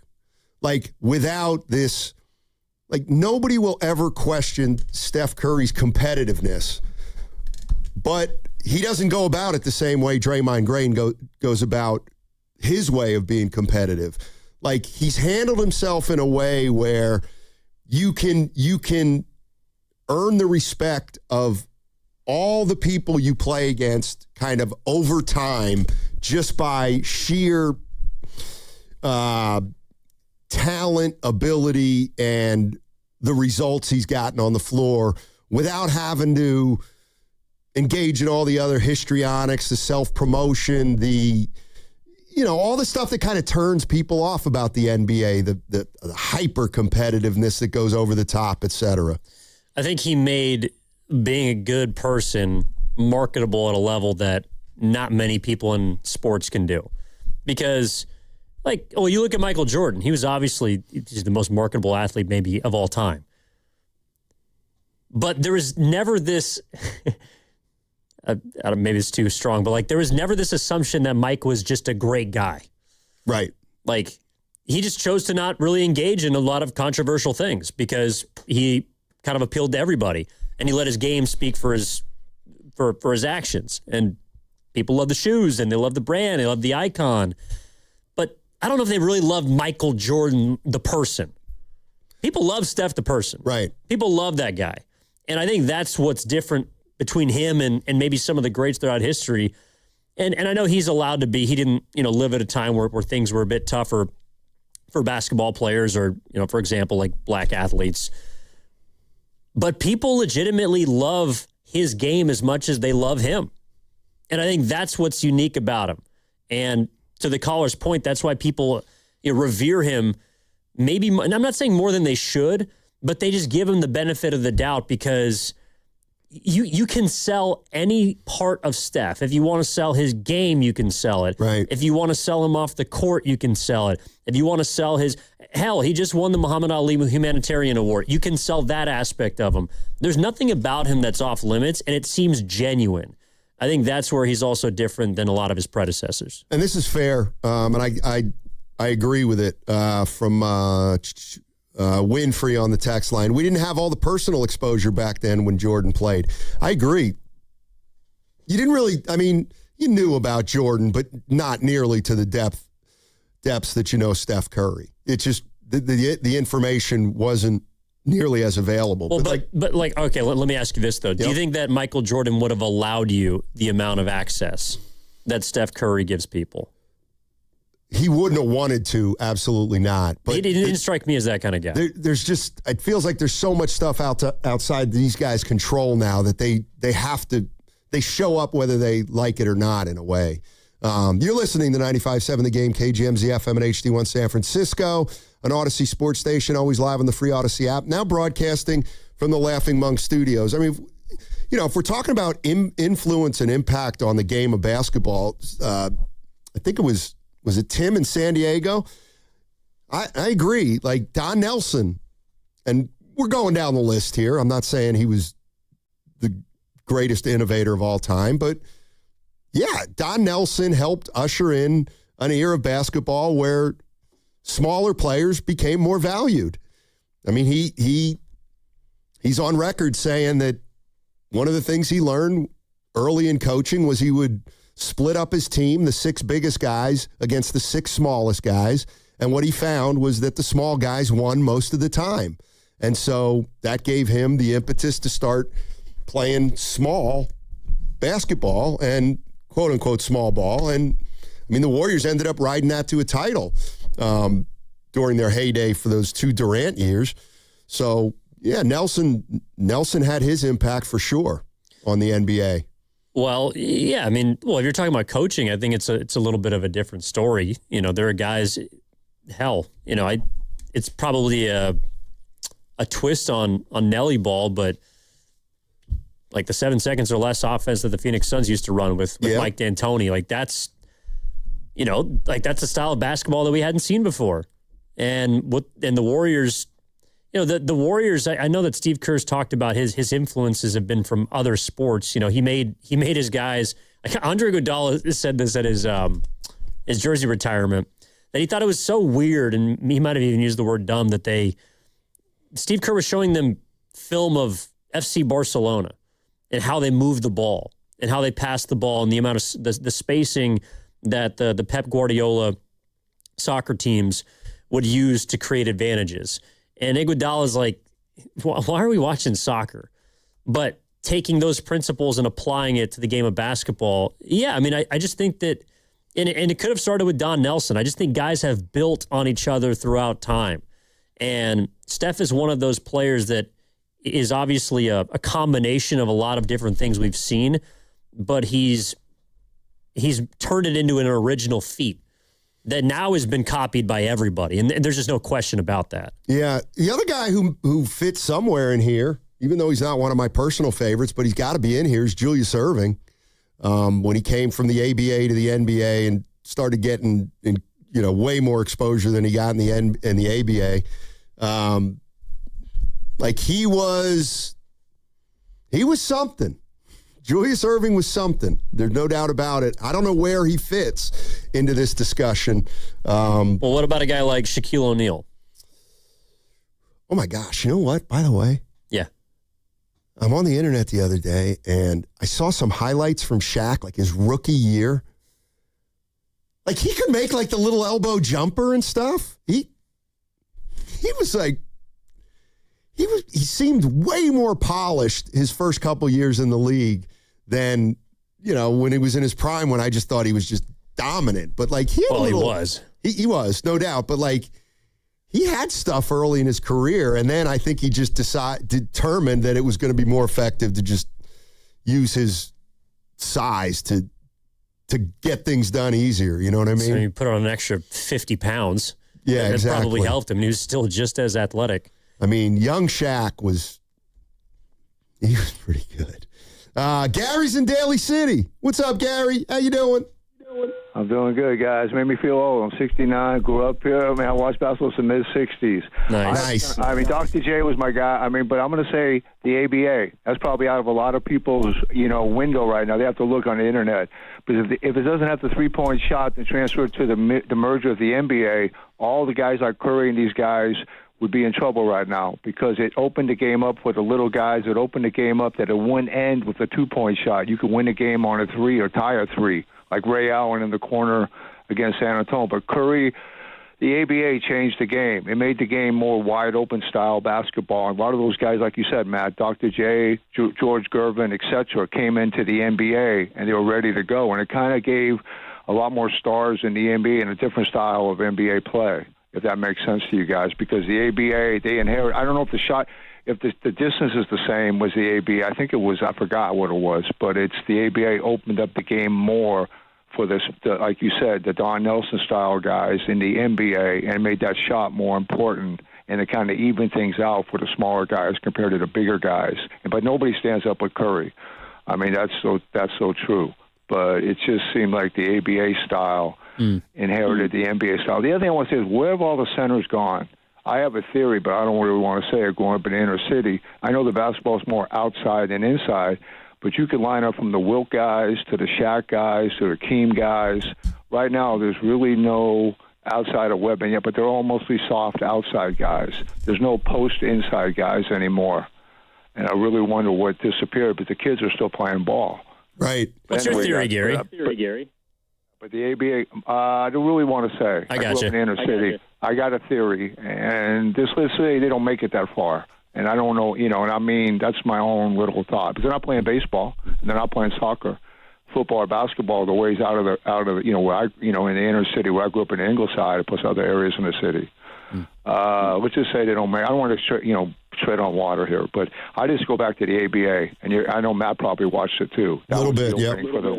That was the opening for the league to really change completely. Interesting. Because I thought, the NBA was, the stereotype was the NBA was team basketball, and the ABA was more individual, more highlights, more dunking, the three-point shot. But I think he's right. I think Caller's right that then after the merger, that was the first time that, not first time, but that's when you had to figure out a way to develop teams around stars. Not that Bill Russell wasn't a star, but those Celtics teams in the 60s were definitely known as teams, and that's why when they compare Russell to Chamberlain, one guy won them all the time and one guy didn't win as much. But I think that could be a factor too. You know what's interesting though to me? We all talk about the ABA and, the three-point shot. Yeah, they had it. they didn't use it much. People think they used it a lot, but they didn't. And I'm looking at the last ABA game ever played. Game 3 of the ABA Finals in 1976. Who was in that game? The Kentucky Colonels were playing the Indiana Pacers. In the last game, the Colonels took 3 3-pointers the whole game. Louis Dampier was 0 for 1. The Pacers took 7. So even though the ABA had the 3-point line, they never used it as much as people think they did. It was really, the only time it was really used would have been like late in a game when you're down 7 and you want to, like that's the other thing the 3-point line did. You know, if you were up 5 with a minute left in a game, you were in great shape. That's 3 possessions, you know, the old way with no threes. It's kind of get a stop. Yeah. And now it's like a 5-point lead with a minute. That's like 4 more possessions. You're going to have to get a lot more stops. But well, I think again, there's a misconception that the further you are from the basket, the lower percentage of a shot it is. And that's where I think Curry has certainly changed, you know, modern minds. But it's like, if to your point, it sounds like the 3-pointer when it was first invented was a bailout. Late in shot clock or late in game, we got to take a Hail Mary, so to speak, to put it in. Okay, so Steph Curry has taken what was once a bailout option and made it into the foundational principle of offense. You know, and it's funny. It's almost inverse, right? If someone takes a mid-range jump shot nowadays, people are thinking that's a low percentage shot. You know, that's not a good shot. If it's a contested 2, that's a bad shot, as opposed to a contested 3 just because it's worth more. Where back in the ABA Finals, if you took a 3, that was considered. Why is he taking that shot? Why is he shooting that? It's almost like Curry has flipped the way we look at 3s versus 2s, in that the 2-pointer, the contested 2 is a bad shot, whereas the open 3 used to be the bad shot. The reality of the situation is when they put the 3-point line in the NBA in 1979, they didn't think guys could shoot 33%. Like, it isn't like 33% is a magic number. You know that if you shoot 33% from 3, that it's equal to 50% from 2. Like, everybody knew that when the 3-point line came in. But when, like, the other thing is, it takes generations for players to come up playing with the 3-point line that they're completely used to by the time they're 20 years old. So if you introduce the line in 1979, it only stands to reason that the greatest 3-point shooters are going to be probably 20 years into the 3-point line rather than the first 5 years of the 3-point line when it was a novelty. So, you know, that's the other reason why, yes, Steph Curry's an outlier, but more and like 33% now has become like the low end of 3-point shooting. And when the line came in, I don't think the powers that be thought teams could shoot 33 or players could shoot 33 from out there with being defended. All right, 888-957-9570 is the number. Basketball coverage on 95.7 The Game is presented by Xfinity. Score the most reliable Wi-Fi, one price, 5 years, guaranteed. Xfinity, imagine that. Embrace the haze with Hazy Little Thing from Sierra Nevada. If you know how to time the beer run so you don't miss a second of the action, catch every game, no matter the time. If you're up for whatever the season brings, then embrace the haze with Hazy Little Thing. Hazy, citrusy, smooth, juicy, but not sweet, hoppy, but not bitter, bursting with fruit flavor and aroma. There's a reason it's America's best-selling Hazy IPA. Sierra Nevada brews Hazy Little Thing with the purest ingredients for the finest quality in every sip. Velvety smooth and handcrafted with Citra and Mosaic hops. Whether you're anchoring the tailgate before kickoff or running the clock down with classics on the patio, nothing hits the gap better than the rhythm of the city and a cold Sierra Nevada Hazy Little Thing IPA.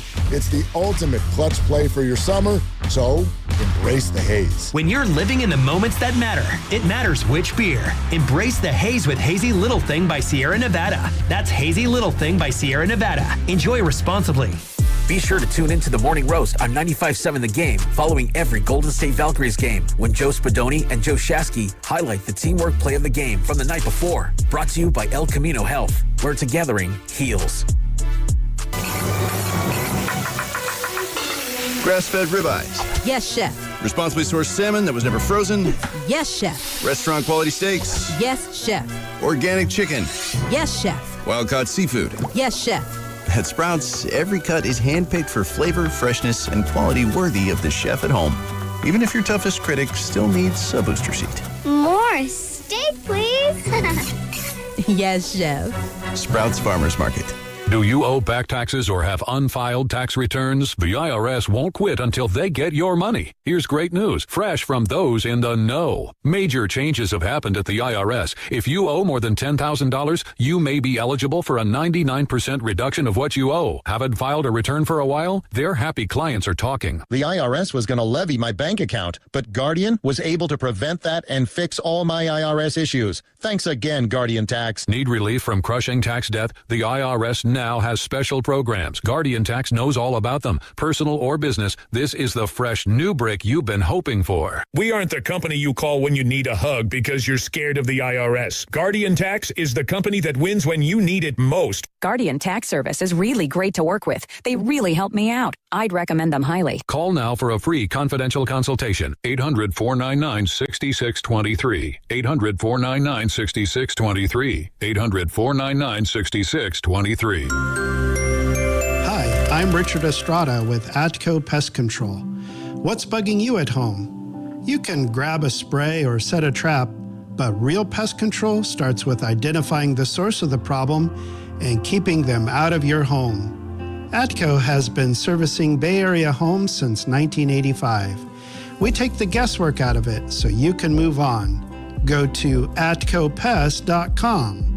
Trust Atco for the solution. Neuropathy is a debilitating condition that is sometimes misdiagnosed. Symptoms can include pain, numbness, and tingling in your hands, legs, and feet. Neuropathy is a progressive condition that only worsens unless you get effective treatment. SF Bay Wellness is a leader in neuropathy reversal and uses FDA-cleared, non-invasive electric cell therapy to restore nerve function with no injections, no drugs, and no surgery. The treatments have a 95% success rate. If distance is a factor, ask about our virtual consultation option. Call SF Bay Wellness at 844-94-NERVE for the $99 neuropathy evaluation and receive a personal treatment plan that is tailored to your needs. Don't wait another day. Call 844-94-NERVE. That's 844-94-NERVE. Why keep suffering with the painful symptoms of neuropathy? You deserve to live a pain-free life. Start getting the treatment you need for your neuropathy symptoms. Call today. If life is a game to be won, then every child deserves to play on a level field. Children International is empowering young people in poverty on their journey by giving them the tools, the training, and the skills to shape their own futures. From the early days of development through all stages of growth and into employment. This is how, together, we can help end poverty for good. Learn more at children.org. This summer, the Honey Pepper Pimento Chicken Sandwich and Pineapple Dragon Fruit and Sprite are back at Chick-fil-A. Let me tell you about the Pineapple Dragon Fruit and Sprite. It's bright, it's bubbly, it's back. The Honey Pepper Pimento Chicken Sandwich, it's so rich, and you can choose between the original or the spicy filet. Ooh, boy. And then you got those pickled jalapenos tucked right under the filet, and then just to top it all off, you've got a little honey drizzle right on top. Okay, now I'm a pimento fan. And I'm feeling the dragon fruit. Which fan favorite will you choose? Real customers paid for their testimonials. This is the story of the one who keeps multiple buildings running smoothly day after day. Plumbing that flows, HVAC that hums, cleaning supplies that keep surfaces sparkling. That's why she counts on Grainger. With easy reordering online and 24/7 support, Grainger helps her keep the products she needs on hand. So shelves stay stocked and buildings stay ready. Call 1-800-GRAINGER, click Grainger.com, or just stop by. Grainger, for the ones who get it done. Right now, get 2 bottles of Lucas Fuel Treatment for just $9. Plus, receive 2 times O Rewards points at O'Reilly Auto Parts.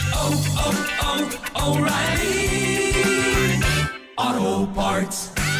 Odyssey Sports is presented by ZipRecruiter. Find out why 4 out of 5 employers who post on ZipRecruiter get a quality candidate within the first day. Try it free at ZipRecruiter.com/team.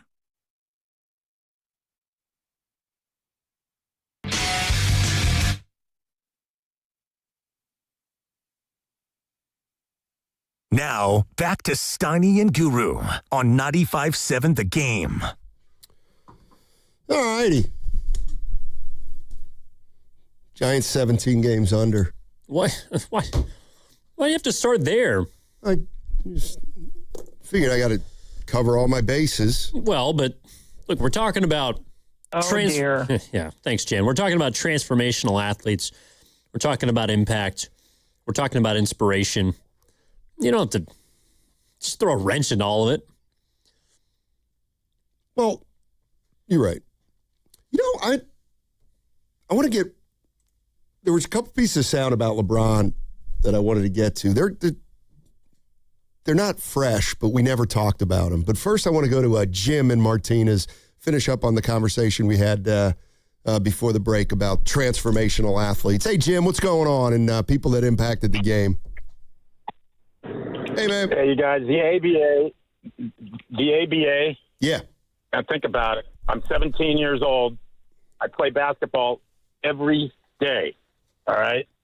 And this comes along, and you're looking at it. It's got the red, white, and blue ball.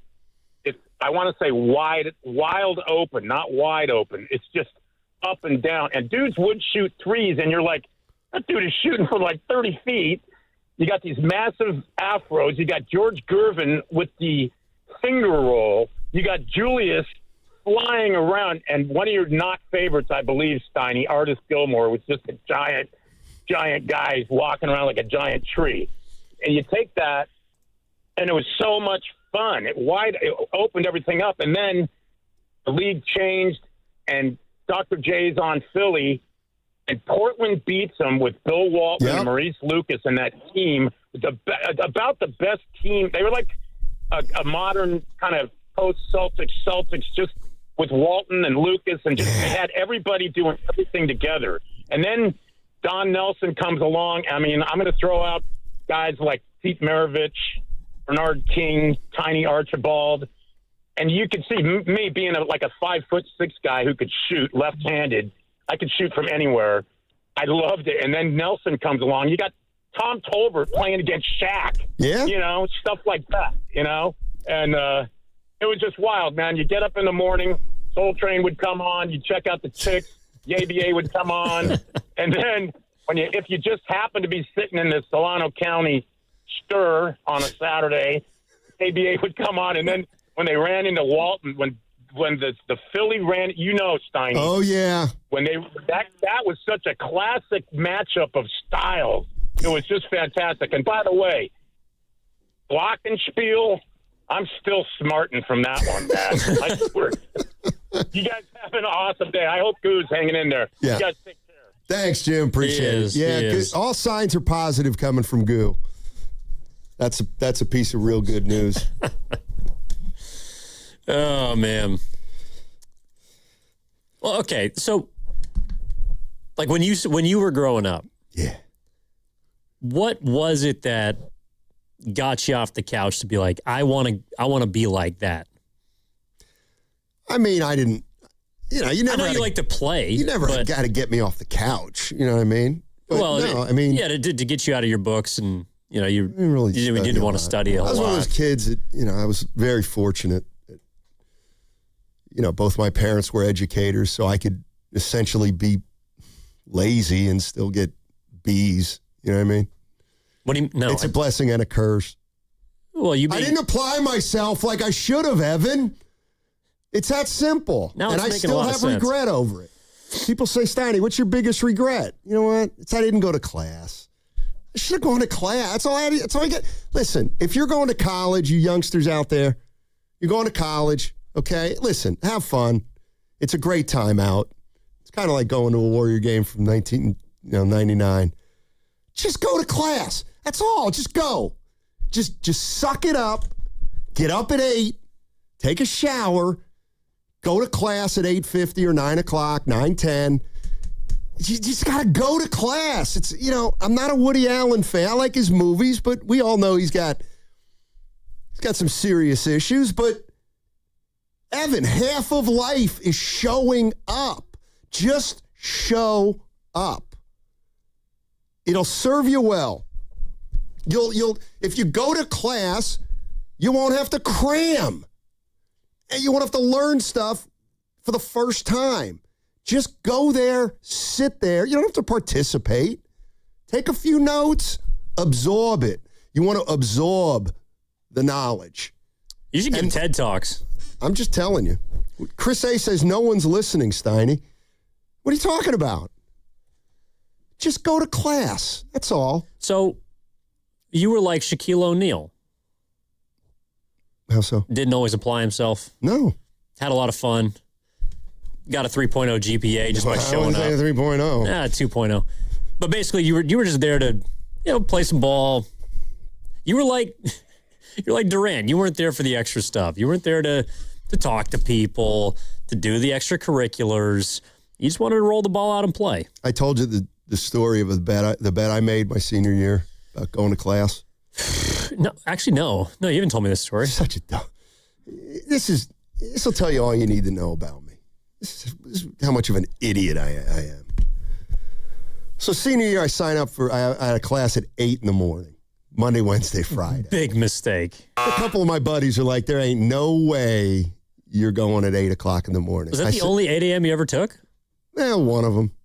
Might have been 9. 9 was earlier than you could show up to a 9 a.m. class. I think it was 8. Oh, my. So anyway, it was anthropology, some kind of anthropology requirement I had to fill or something.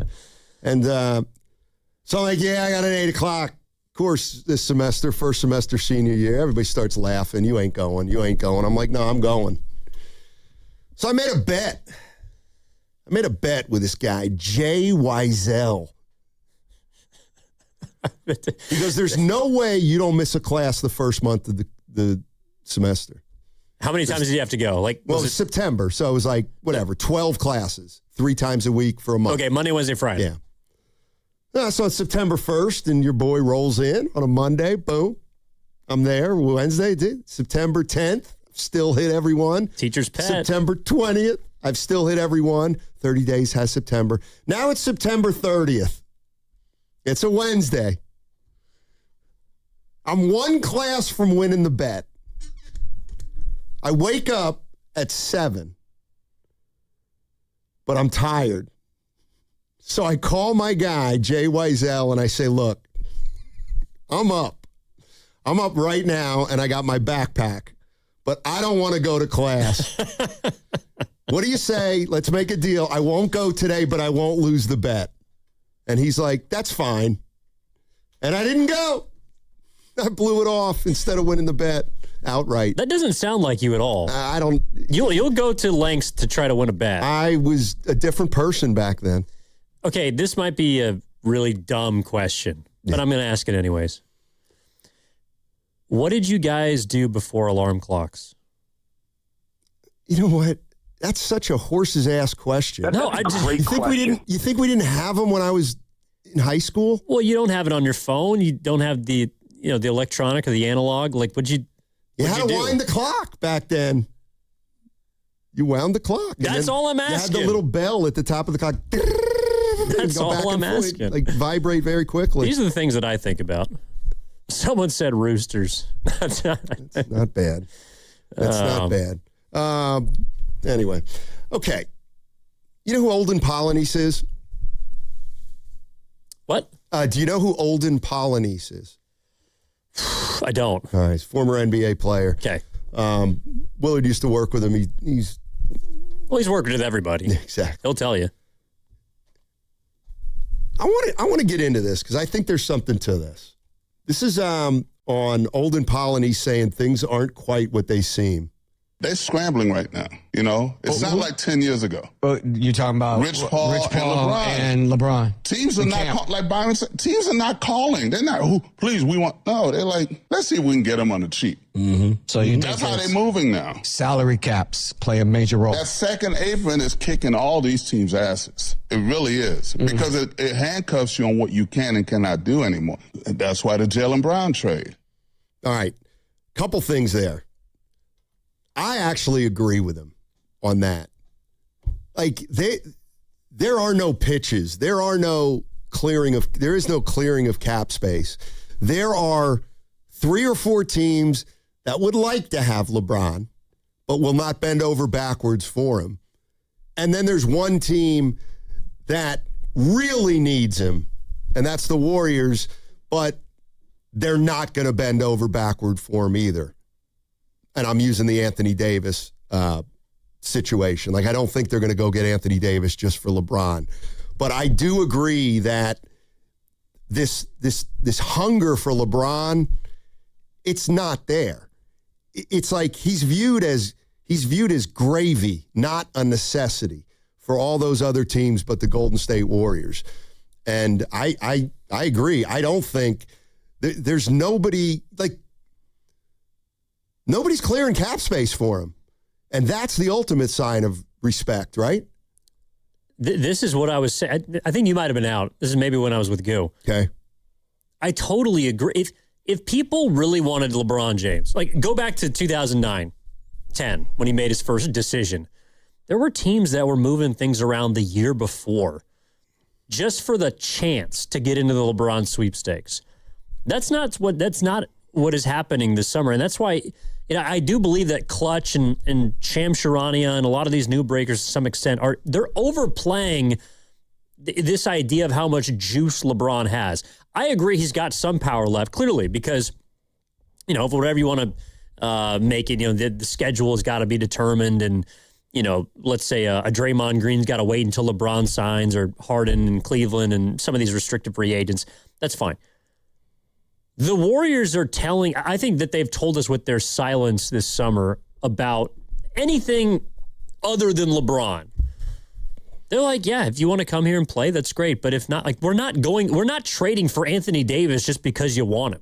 Right. We're not trading for insert player to, like, LeBron said that he's weighing his decision, and a big part of it is the kind of team he can join. Okay, the Warriors said, fine. You know what our pitch is? You will have DeAnthony Melton, and you will like it. You will have Al Horford, and you will like it. You will have Kristaps Porzingis, and you will like it. They decided to run it back, and they're still in the LeBron sweepstakes. They might still get him. A lot of people still believe that the Warriors are his preferred destination. So clearly, this idea that teams have to jump through hoops and go bring in this guy and spend money on that guy and trade picks and do this. The team has been most aggressive this summer in terms of draft capital, basically going all in terms of their books and their trade picks. OKC? The Lakers. Oh. And that's the team that he left. And they overspent on Walker Kessler. They brought in a ton of free agents. They spent a lot of money this summer. Not for LeBron James. They said goodbye to LeBron James. I think that's evidence enough that LeBron is still a big figure. He's still a massive personality, but he does not have the kind of juice that he did. I completely agree. Yeah, I do too. So I'm talking, and no on the text said. Why can't it be yes? No, because I like him because he's a contrarian. Steinmetz, exactly, except one thing. The Warriors don't need LeBron either. All right, I'd like to get into that. Do the Warriors need LeBron James? Do they need him?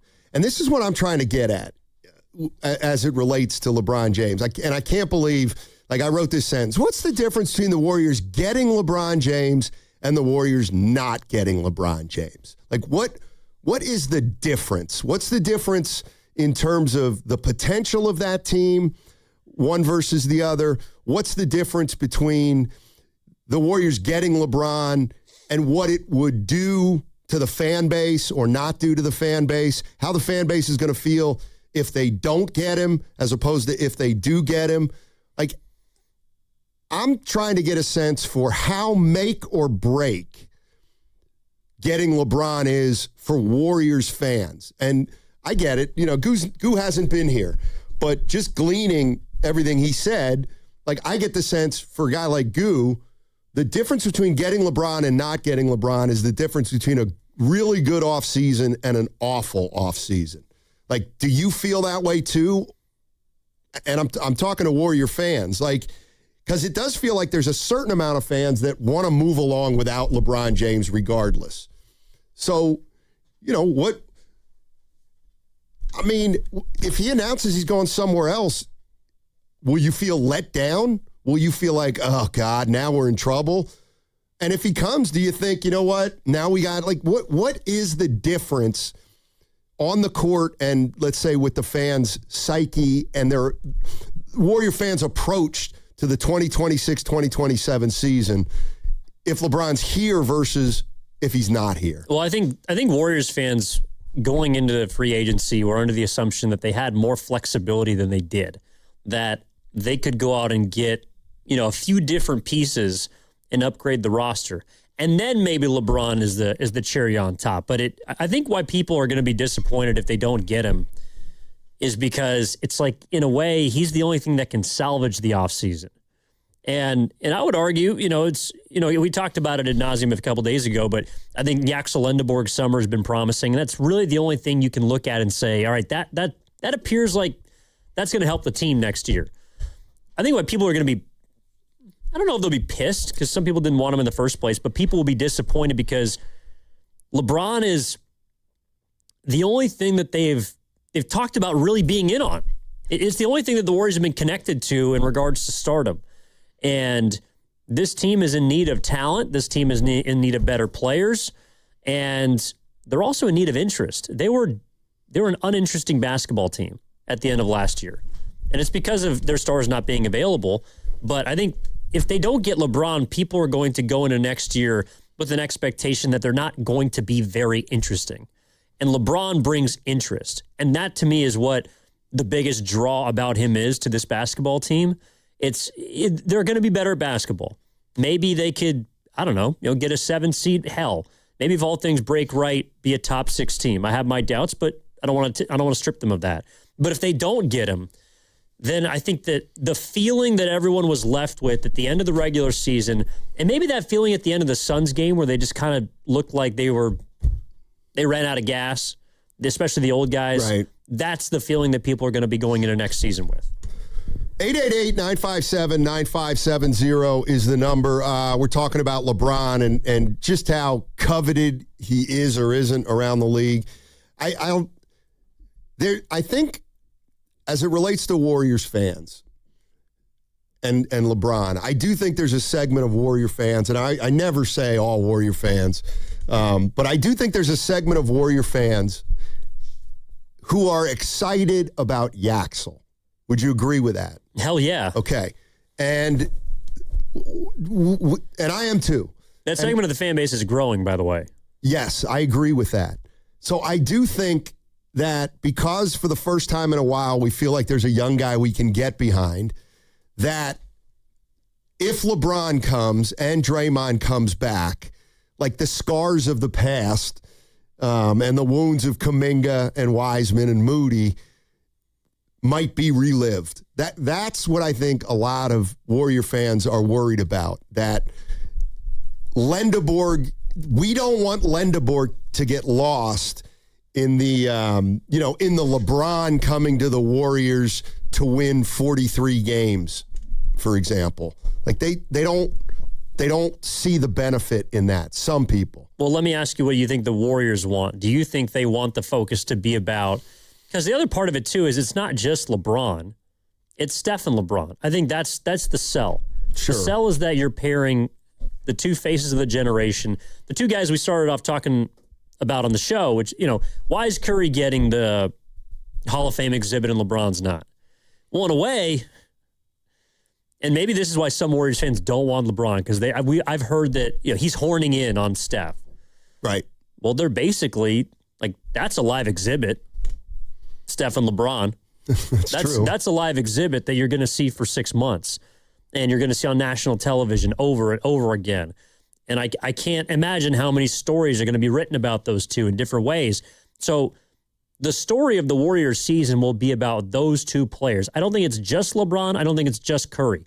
But if you put them together, that's a combination that we haven't seen before in NBA history. And I think that the Yaxel Lendeborg fans would be okay with that.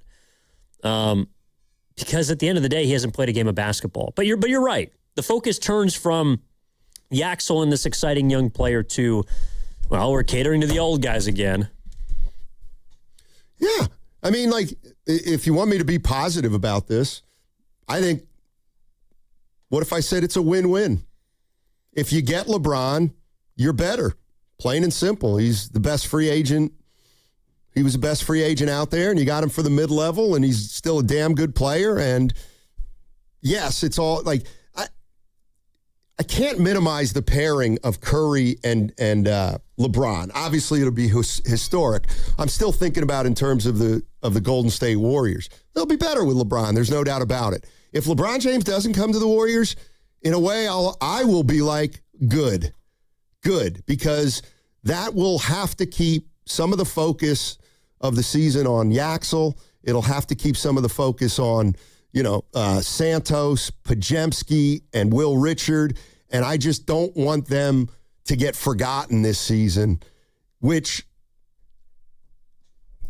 might happen if LeBron comes and they're playing. I'm talking about the old guys are playing. Okay, yeah, but if I take the other side, it's like what is prioritizing Will Richard and Guy Santos going to get you? Not necessarily prioritizing them.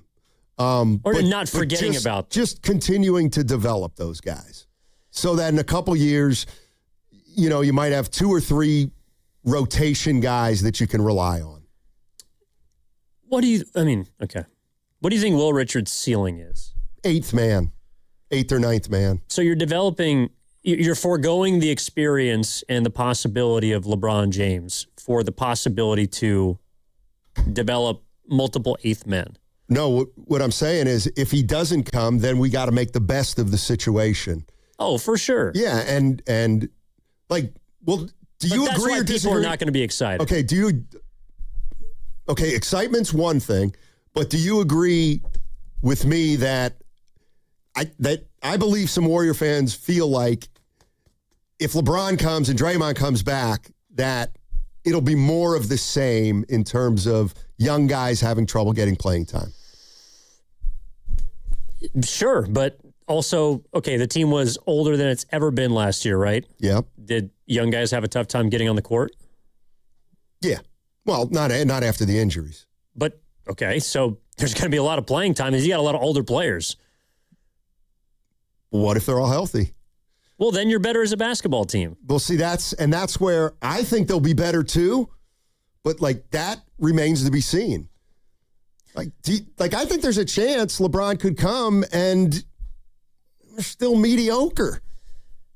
I mean, you're not going to win 50 games, but you're going to be better than you were last year. Plus, it's also, okay, so we found how much better do you want to be than last year and I'm not putting you on the spot, how much better do you have to be than last year to rationalize not prioritizing the young guys?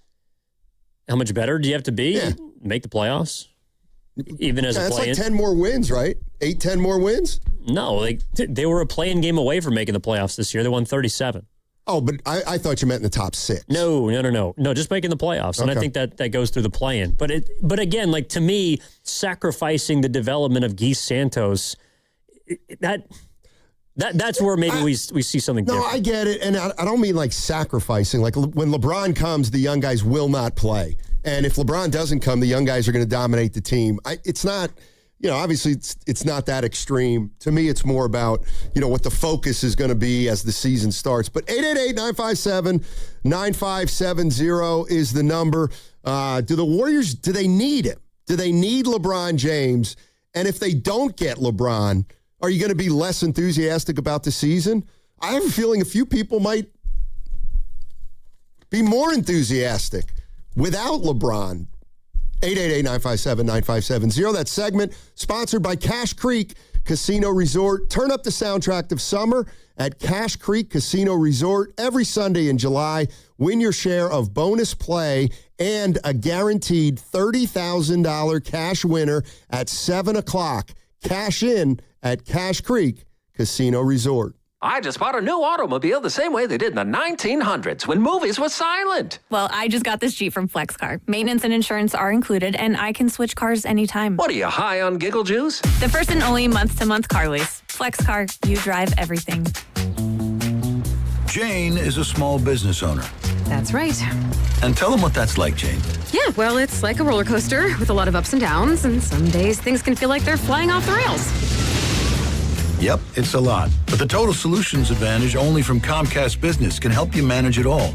With the largest, fastest fiber-powered network designed for 100% reliability with business internet and wireless connect. Plus gig speeds with security and equipment included. All with a 5-year price lock. Nice. So everything stays on track. Exactly. The Total Solutions Advantage. Get started for just $60 a month for 12 months when you add wireless connect to a qualifying internet package. No one does business like Comcast Business. Limited time offer. Restrictions apply. New customers only. 1-year agreement, paperless billing, and automatic payments with bank account required. $60 offer requires 300 meg internet, security edge, and additional qualifying service. Equipment, taxes, and fees extra. Hey, it's Willard. At Hobbs Law, it's never been about attention, never about applause, never about goofy smiles on candy-colored billboards. For more than 40 years, Hobbs Law is focused on one thing, fighting relentlessly for injured Californians, because behind every catastrophic injury case is a human life forever changed. That's why Hobbs fights with preparation, intensity, and relentless commitment. No fluff, no distractions, just real advocacy for injured Californians. Hobbs Law, relentless for justice. Visit HabbisLaw.com. Omar Habbis is a California licensed attorney. Offices in Northern California, including San Jose. Past results do not guarantee future outcomes. Is your client ready to build a functional outdoor space? Choosing Golden State Lumber and Showroom means faster deliveries and finishing your project on time and on budget. When it comes to decking, TimberTech stands out. It's trusted by contractors for its unbeatable quality, and with industry-leading warranties, it's clear why TimberTech is the top choice. TimberTech, the #1 brand in premium decking. Start at GoldenStateLumber.com. Golden State Lumber and Showroom. When you succeed, we succeed. 1-877 Cars for Kids. KARS Cars for Kids. 1-877 Cars for Kids. Donate your car today. 1-877 Cars for Kids. KARS Cars for Kids. 1-877 Cars for Kids. Donate your car today. Ready to get rid of that old car? Donate it to Cars for Kids. Call 877 Cars for Kids to speak to a friendly live agent. Donation is super easy, and your car can be picked up as soon as tomorrow. Go to carsforkids.org now or call 877 Cars for Kids to donate your car today. 1-877 Cars for Kids. KARS Cars for Kids. 1-877 Cars for Kids. Donate your car today. Did you know you can donate real estate too? Go to carsforkids.org. That's cars with a K. Here's good news for folks who have a jumbo loan. The Loan Exchange, America's jumbo lender, is offering a 30-year fixed-rate loan at a 5.75% interest rate and 5.939% APR for loan amounts up to $3 million. So if you have a mortgage with an interest rate of 6% or higher, give America's jumbo lender a call at 833-436-8800. You drive around to find the cheapest gas, so why not refinance your mortgage? Every day you wait, you're wasting money on needless interest. Go to theloanexchange.com or call 833-436-8800 to find out what your savings will be with a new 30-year fixed-rate loan at 5.75% interest rate and 5.939% APR. NMLS 1637539. Loan subject to credit approval. See website for licensing information, loan terms and conditions. Equal housing lender. That's theloanexchange.com or call 833-436-8800 for a 30-year fixed-rate loan at 5.75% interest rate and 5.939% APR. I'm Piera Palazzolo, VP of Digital Marketing for the American Management Association, a company focused on the management training skills needed to enhance the careers of business professionals. We did our research when it came to the best companies for website development and chose AmericanEagle.com. And we couldn't be happier. AmericanEagle.com worked closely with us to understand the front and back end requirements needed to launch an e-commerce website that could handle the complexities of running thousands of seminars nationwide. Our robust new website and improved SEO saw immediate increases in site traffic and web revenue. If you're in need of managerial effectiveness and success, visit our website at amanet.org. If you're in need of a website that provides an unparalleled consumer experience, I highly recommend AmericanEagle.com. Transform your business today. Dial 877-WebNow1 for a free digital consultation with AmericanEagle.com. In San Jose today, mostly sunny with a high of 81. Weather brought to you by Duke's Mayo. Welcome to Duke's Mayo Country, where the mayo is so smooth and creamy, it makes every bite better. Duke's Mayo. Look for the yellow lid.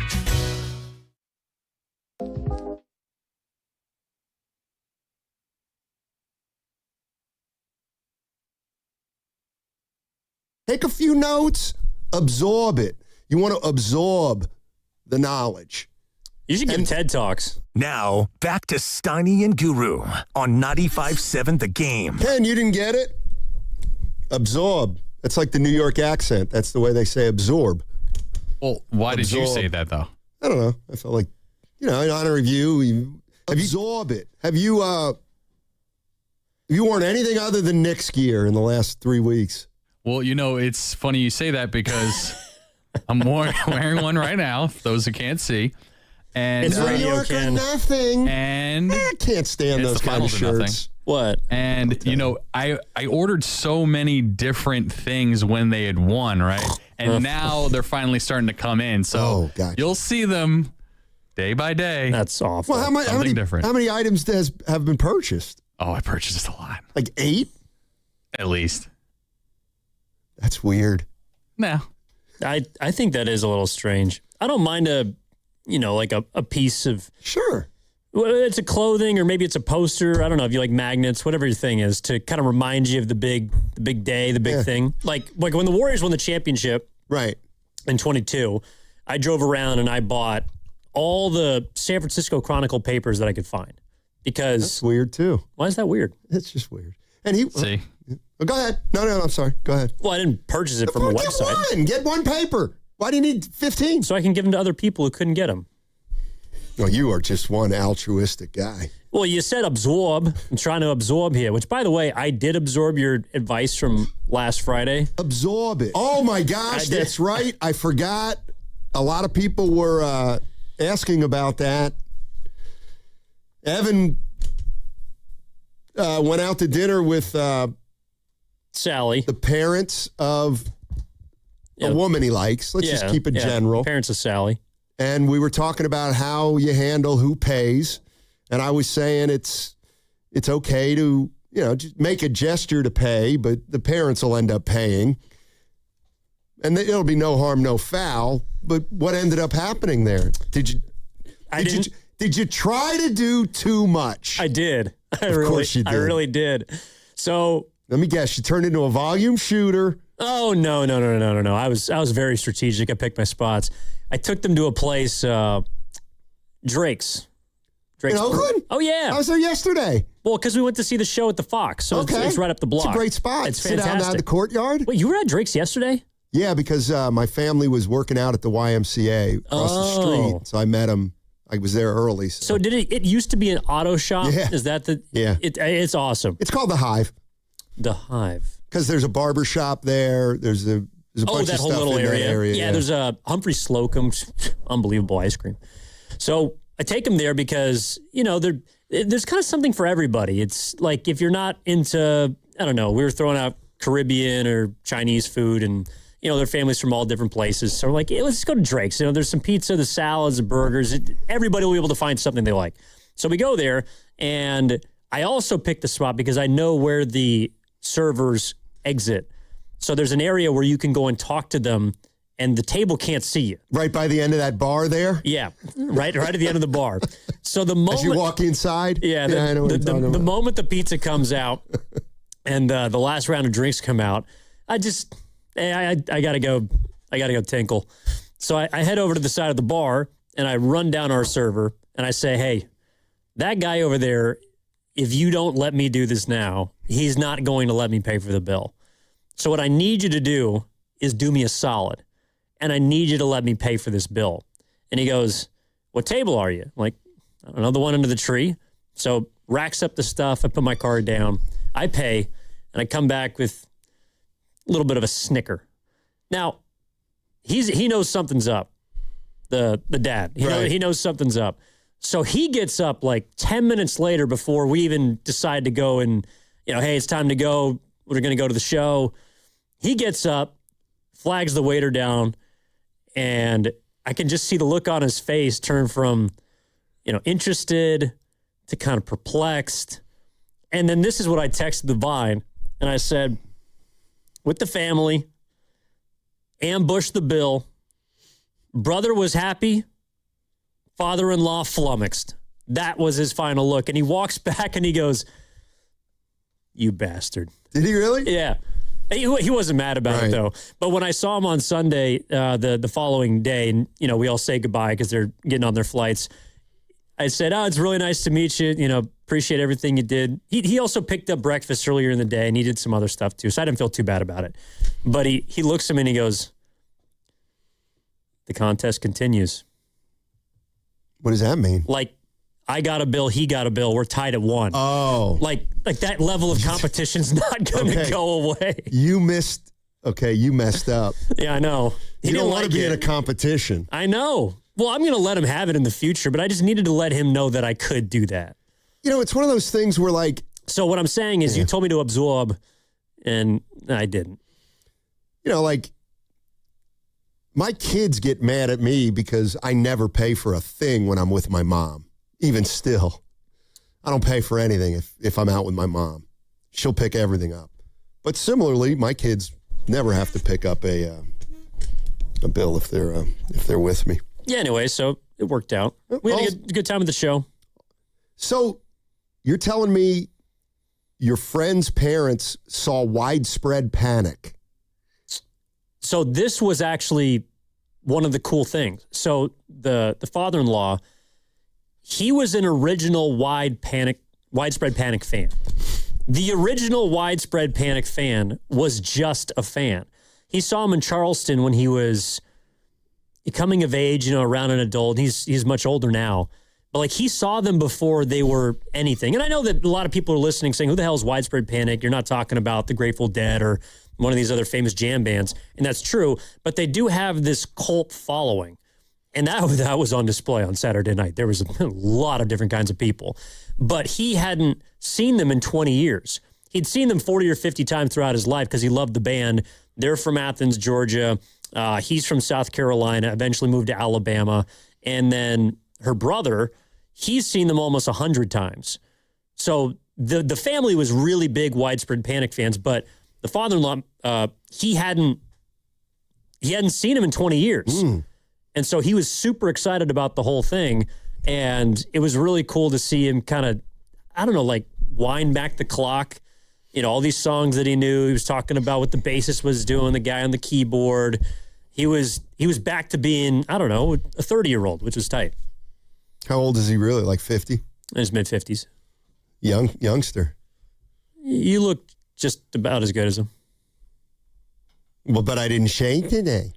Well, yeah, and you should let that stubble grow. You should let that stubble grow out. Okay. Yeah, we'll see. That's not happening. Hey, man, I got a lot on my list. A lot on my list right now. Someone said all that advice for nothing. I know you did take a lot of advice, and you clearly didn't absorb it. Well, this is where earlier you were saying, just go to class. It's like, yeah, just because you go to class doesn't mean you learn anything. No, but you get second. It's like going into a bar where they allow smoking. You just naturally get the secondhand smoke. Like osmosis? Yeah. So if you're in a classroom, you're getting the secondhand information and you don't even know it, but it'll be useful when the exam comes. Sure. Hey, we got 49ers training camp coming up in a few days. Starts Saturday. Oh, you're going to be locked in when you're, where are you going to be? Wait, Scotland or Ireland? So get this. So you're asking me, did you just ask me if I'm going to be locked in? Yeah. Like to Curry. training camp? Yeah. No. Why? No, I'm not. Why not? Everyone's. No. Why? Oh, Purdy, nothing better than those training camp stats. No. The position battles. Do you remember the most famous training camp pass of all time? Trey Lance to Sudfeld. Wasn't that the guy? Sudfeld's a quarterback. Nah, who's the receiver? Oh, no. You know who I You're mean. thinking of preseason. Yeah, whatever. Ronnie Bell. Sheffield. No. This guy's name started with an S. Sherfield? Trent Sherfield. See, that's what happens when you get older. You remember, just not accurately. Well, I'm glad you got that Sherfield, locked into your Sudfeld. memory. No, Sudfeld was the guy Sheffield. that Purdy had to jump, I think. He was QB too. You asked the question. Which one? Do you trust the 49ers core this upcoming season? All right. Let's define the core I was going to say, you put together a core. Okay. And you can add or subtract if you want. Purdy, McCaffrey, Trent Williams, Nick Bosa, Fred Warner. I'm putting Dominic Lenore in there. George Kittle. I have to put Mike Evans in there now as definitely part of their core. And I got to put him in there because he was instrumental last year. Eddie Pinheiro is part of the core. Those guys. Yeah. I purposely omitted Ricky Pearsall because I feel like that's what this year's all about, is whether he will be part of the core moving forward. Another prove-it year for Ricky. Pretty much. You're listening to 95.7 The Game, KGMZ FM and HD1 San Francisco and Odyssey Sports Station. Always live on the free Odyssey app and now broadcasting from the Laughing Monk Studios. All right, do you believe in that? That core? I was just looking at the roster, and I still think it's really funny how Ayuk's on it. But do I believe in that core? Diamador Lenore. Yes, I do. Yes, I believe in those players. I don't have a ton of faith in the guys not named those players, which is, I think, what that's where the Warriors and the Niners to me are similar, is that they're still reliant on guys that are getting older or have already gone through a lot. You know, Nick Bosa's not that old, but now he's got 2 ACL tears on the same leg. I don't think Fred Warner's that old, but he's coming off a broken ankle. Kittle may have aged exponentially by tearing his Achilles. Trent Williams is old for his position. Christian McCaffrey is old. That's where I think they are very similar. But I still have faith in those players to perform. But the problem is, it's like the Warriors. The Warriors have guys that the older they've got, the older they've gotten, the more they've had to do. Like, you could make an argument the last couple of years, Steph's been the oldest he's ever been, and yet he's had to do the most he's ever had to do. It's the same thing with the Niners. You know, their defensive line has got some talent, some young guys, but Nick Bosa might have to do more than he's ever had to do. Same with Fred Warner, Diamador Lenore. Their defensive backs are not very good. That's where I think the Niners are going to struggle. But if you're asking me about the core, yeah, I do believe in them. Do you?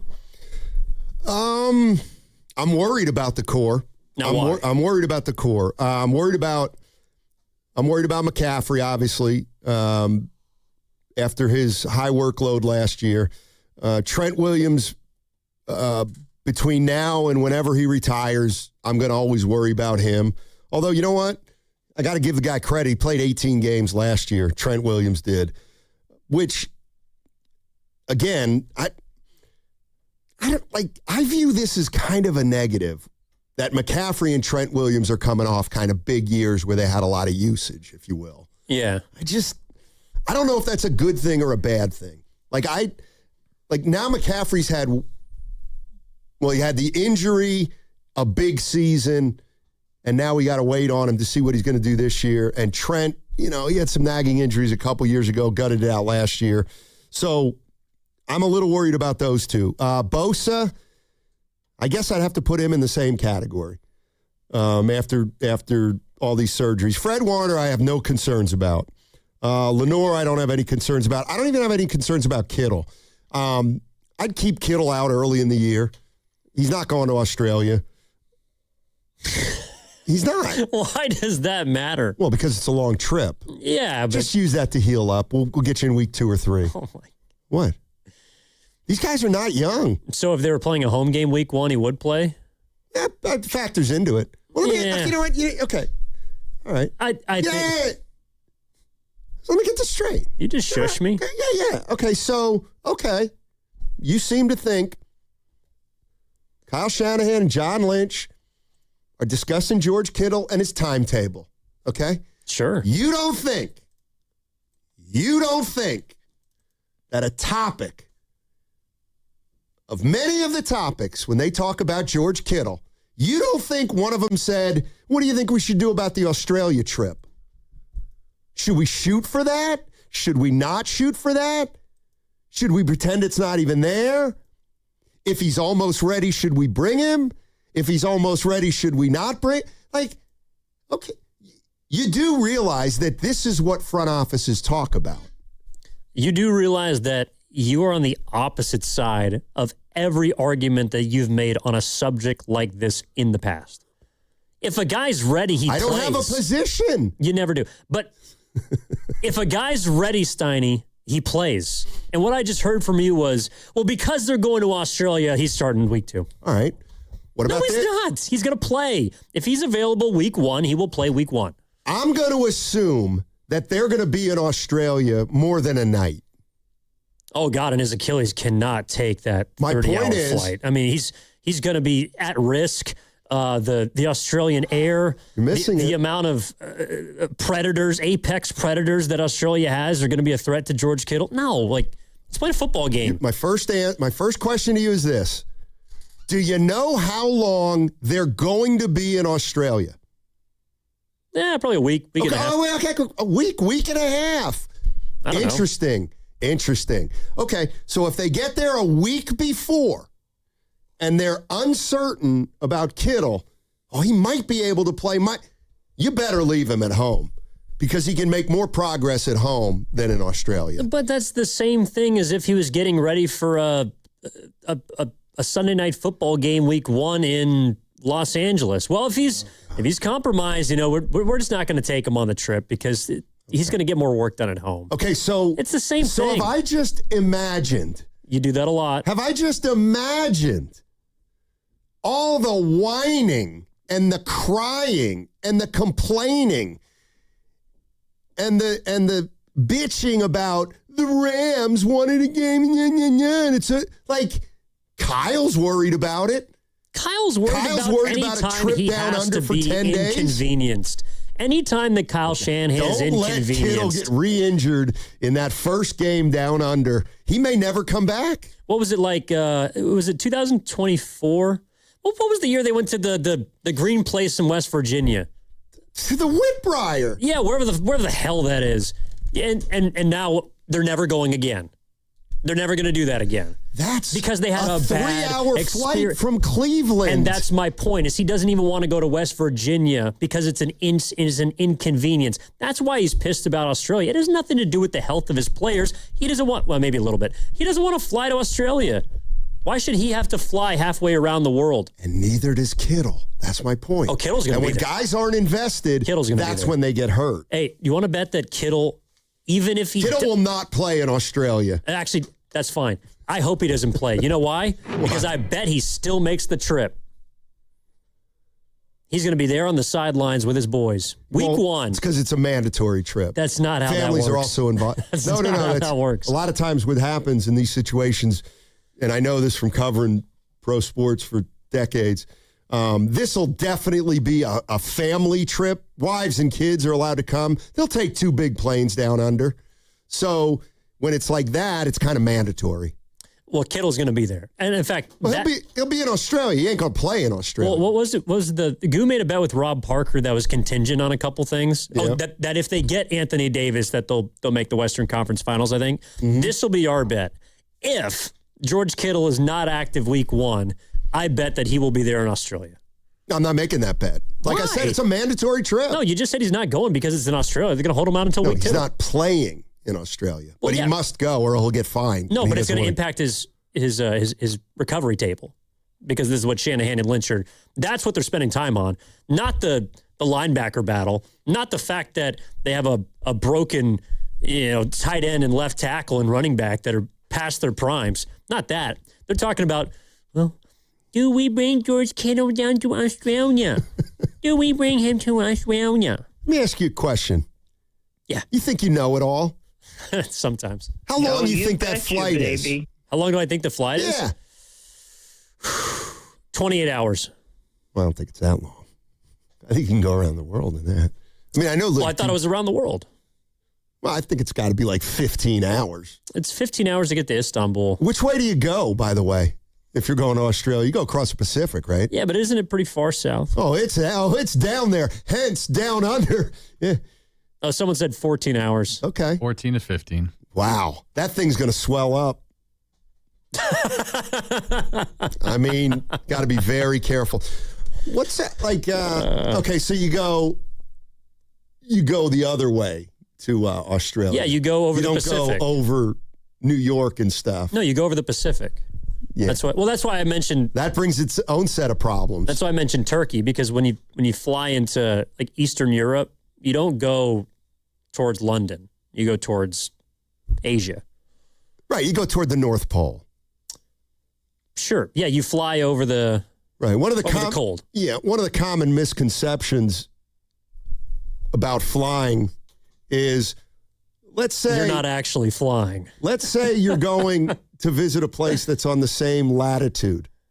Okay? Yeah. You don't fly like this, and I'd like everybody, you don't fly like this. You don't go around. You go over. Do you see what I'm saying? Hence, it makes the trip shorter. Yeah, because you don't have to go around all the circumference. See? You should have told this to Kyrie a few years ago. That's why when I was on my way back from, where was I? London? I don't know. We're actually going over the Arctic to get home. Oh, yeah. Yeah. Yeah. So, right. You're not going like all the way around. You're cutting off geography. Well, because that's the most direct line. Right, but people don't know that. People look at it like it's a map situation, and it's not. Well, what was, oh, God. We're talking about the Mercator projection. There's something about, there's something on a map that we were looking at. Oh, I love maps, by the way. You strike me as someone who likes maps. So, I don't know, like, when you take a long flight, yeah, do you watch movies? I can sleep. Oh, okay. Yeah, I look at the map. I love the 3D map. It is unbelievable. So you're telling me you raw dog flights? I have many times. Yeah, I don't.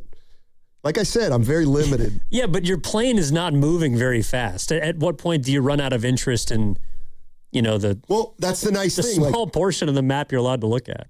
Well, no, it's 3D. So you look at it and it's like, oh, look at that. Check it out. And then if you push a button, it'll show you a different angle, like from overhead. And then it can be like, oh, look at that. We're over Aspen, Colorado. And then you go like, boop, and you hit a button. It says Aspen, Colorado. And it's like, Aspen, Colorado is the ski capital of Colorado, one of the greatest skiing states in the United States. If you go to Aspen, you'll find quaint streets, nice bars, savvy restaurants. What kind of airline do you fly on? They don't have this on Southwest. They're not a sponsor, right? Probably United. Okay. Probably United. Yeah. Hey, by the way. Hey, do you want to go to Australia? I do, eventually. We could apply for our credentials right now. I just got an email from the Niners. They say, really? Last call. Okay. You think the boss will let us go? You know what? Can we get into that on the other side? We can start the show at 2 a.m. I had a philosophical discussion with Nahigian about guys on the staff and the events they go to. This was a good one. This was a good one. And you know who was front and center in the middle of this heated debate? Dibley. Kenny Luttrell. Oh. Yeah. I'm about to shock you here, Kenny. All right, 888-957-9570 is the number. That segment was sponsored by Ceremony Ford. The summer sales event is on at Ceremony Ford. Get 0% APR, $1,000 in down payment assistance, no payments for 90 days, plus a 2-year maintenance plan on models including F-150. That's the big dog. You ever hear Shasky do that? That's the big dog. Bronco, Mach-E, Explorer, and Mustang. Ceremony Ford in Colma Daly City or ceremonyford.com. Hey, it's Willard and Dibbs for Safeway. Enjoy these amazing deals for members. And as always, save up to 20% weekly on hundreds of exclusive offers from Safeway. Just clip the highlighted deals from the weekly mailer or click the deals in the For You section of the Safeway app to breeze through checkout. Buy one, get one free of equal or lesser value on juicy, personal, seedless watermelons when you buy two. And here's my personal partner, Dan Dibley. Yes, and you can get Signature Select Thick Cut Bacon 48-ounce selected varieties sold in 3-pound packages for $4.99 per pound.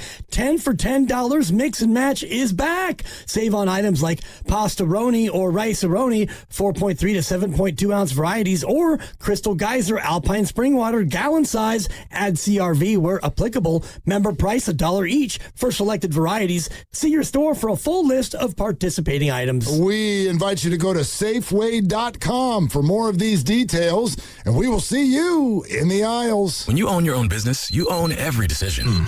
Catch the red eye or take the 6 a.m. Make a new hire or promote internally. Celebrate a win with the toast at the gate or unwind at the lounge. Big props to this team. Some decisions are a win-win, like earning 8 times points on Chase Travel. Chase Sapphire Reserve for Business, the business card that gives back all you put in. Visit chase.com/reserve business to learn more. Cards issued by JPMorgan Chase Bank and a member FDIC, subject to credit approval. Terms apply. This is Larry Fleck, owner of The Floor Store. Our giant summer sale is here. Now through August 3rd, get 25% off everything in the store. Carpet, hardwood, laminate, waterproof flooring, and much more. That's 25% off every product. Add 24 months interest-free financing, and you've got giant savings for your home. The Floor Store's giant summer sale. Big savings, big selection, giant opportunity. Visit floorstores.com to find the nearest of our 11 Bay Area showrooms, from Santa Rosa to San Jose. The Floor Store, your Bay Area flooring authority.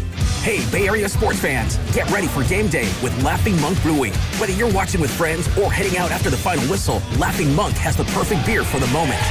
With locations in Sunnyvale, Scotts Valley, and Bayview in San Francisco, there's always a Monk nearby. And now, check out their newest San Francisco location in Nopa. From crisp lagers to bold IPAs, every beer is righteously brewed in San Francisco. Grab a pint, grab your crew, and make game day better at Laughing Monk Brewing. Righteously brewed in San Francisco. When selecting a financial institution, how do you know you're making the right choice? As Bay Area bank customers find themselves at a crossroads, maybe it's good to consider if you want your bank to be community-oriented or corporate-minded. Fremont Bank has grown by providing stable, consistent service to the region, its families, and its businesses for 60 years, all without a single merger. And we intend for more of the same for the next 60. Fremont Bank. Here for you, here for good. Point! Hey, you okay? You don't normally miss those shots. I just haven't been as regular lately, and it's making me feel sluggish. You should try Metamucil. It's been a game changer for me. Metamucil's plant-based psyllium fiber helps trap and remove the waste that weighs you down. Ace! You're moving better than you were last week. Definitely. Metamucil keeps you moving. These statements have not been evaluated by the Food and Drug Administration. This product is not intended to diagnose, treat, cure, or prevent any disease. Learn more at Metamucil.com. Some things can steal your sunshine. Ugh, I just got my hair done. Sorry, the cooler's broken. Anyone see my flip-flops? Anyone? But COVID-19 can steal a lot more. I just took a COVID test. Ugh. Prescription medications for COVID exist. If you test positive this summer, ask your doctor if they're right for you. Visit Pfizerforall.com/COVID-19 to learn more. Sponsored by Pfizer. Indeed presents hires you can't afford to get wrong, like head administrator for a state-of-the-art surgical center. What can I do for you, Doc? We need to talk about the lights. Ah, the mood lighting, relaxing, right? Much better than those old hospital vibes. A hospital's supposed to have hospital vibes. You seem tense. Let's dim the lights a bit. This is the time for sponsored jobs. This is what happens when you don't sponsor your job on Indeed. Next time, get matched with quality candidates with Indeed sponsored jobs. Visit Indeed.com/hire now and sponsor your job today. You're still glowing, flirting, grooving. You've still got it. But your immune system weakens as you age, making it harder to fight illnesses like pneumococcal pneumonia and RSV. Vaccines are a key part of any health routine and can help protect you from getting really sick. Ask your doctor or pharmacist which vaccines you need. See more at PfizerForAll.com. Sponsored by Pfizer.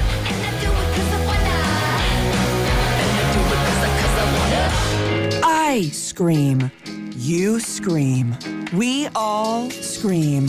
Because Wendy's famous small classic Frosty is just $1 for a limited time. More screaming, happy screaming, summer screaming, dollar small classic Frosty screaming! But please don't scream in the drive-thru. It hurts the employees' ears. Get a $1 small classic Frosty for a limited time, only at Wendy's. U.S. price and participation may vary. A la carte only, not valid for delivery. Limit 10 per transaction. Price may be higher in Alaska and Hawaii.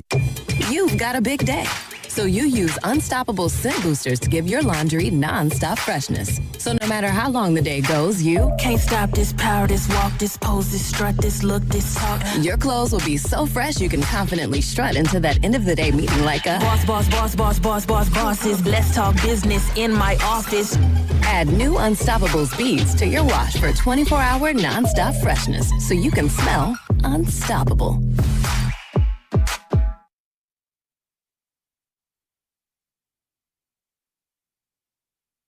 Now, back to Steiny and Guru on 95.7 The Game. It's the kind of crap I got to deal with day in and day out. Well, a lot of it's self-imposed. You know, the 510, very uplifting. Hey, Steiny and Evan, I helped quartermasters during Navy times. I appreciate you understanding the curvature of the earth. Nice. That's from DJ. That's cool. 510. What a brilliant conversation about flying by two ignorant guys. Amazing. I'm tuning into another station. Quit trying to cheer me up. I don't appreciate the ignorant. Bye-bye. Why? You ready for me to tell you about my dream last night that nobody cares about? Keep it up. Keep it up. This is a pressure point for me. Keep it up. I'll talk about my weird dream last night. Is LeBron coming? Come on. Was LeBron in your dream? No. Was Steph? Neither. Have you ever dreamt about Steph Curry? Oh, yeah. For sure. I've shut him down in my dreams. I mean, he went 2 for 19 one night against me. Couldn't get around. You know what's funny is any dream I have about myself, I can never make a basket. It's really weird. Anytime I ever dream about basketball, I can't function. You get that, what is it, where you're running slow, your feet get stuck in mud sort of thing? Exactly. That happens all the time. Yeah. Oh, man. All right, let's go to Brennan in Berkeley. Brennan is in Berkeley. Hey, Brennan, how you doing? Yes, sir. Hey, guys, how are you? Dynamite. I just want to say, you guys were talking about the flight not so much the flight, but the Niners playing in Melbourne. Yeah. And we had some on-the-ground research for you. We just got back a week ago, actually. Oh. And one of the things I wanted to take in was a footy game at the MCG. And coming from somebody that's been to some, hallowed grounds of sporting venues, it is on par. It is an incredible venue, and I think it'd be exciting for the Niners to play down there. But I will say it'd be really important for all the people that go down there for the football game is to try to take in an Aussie rules football game. Yeah, people have time to take in the sights for sure. I mean, my question is, what was the turf like? Like MetLife?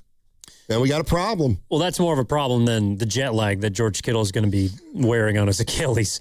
That's a bigger issue. I mean, but then again, have they really ever held out a player because of playing surface? They usually just bitch and moan about it, and then the guy gets hurt. Yeah, then they send their guy out there and he wrecks his leg. I mean, that's called football, though. I read something today that was interesting about Brock Purdy.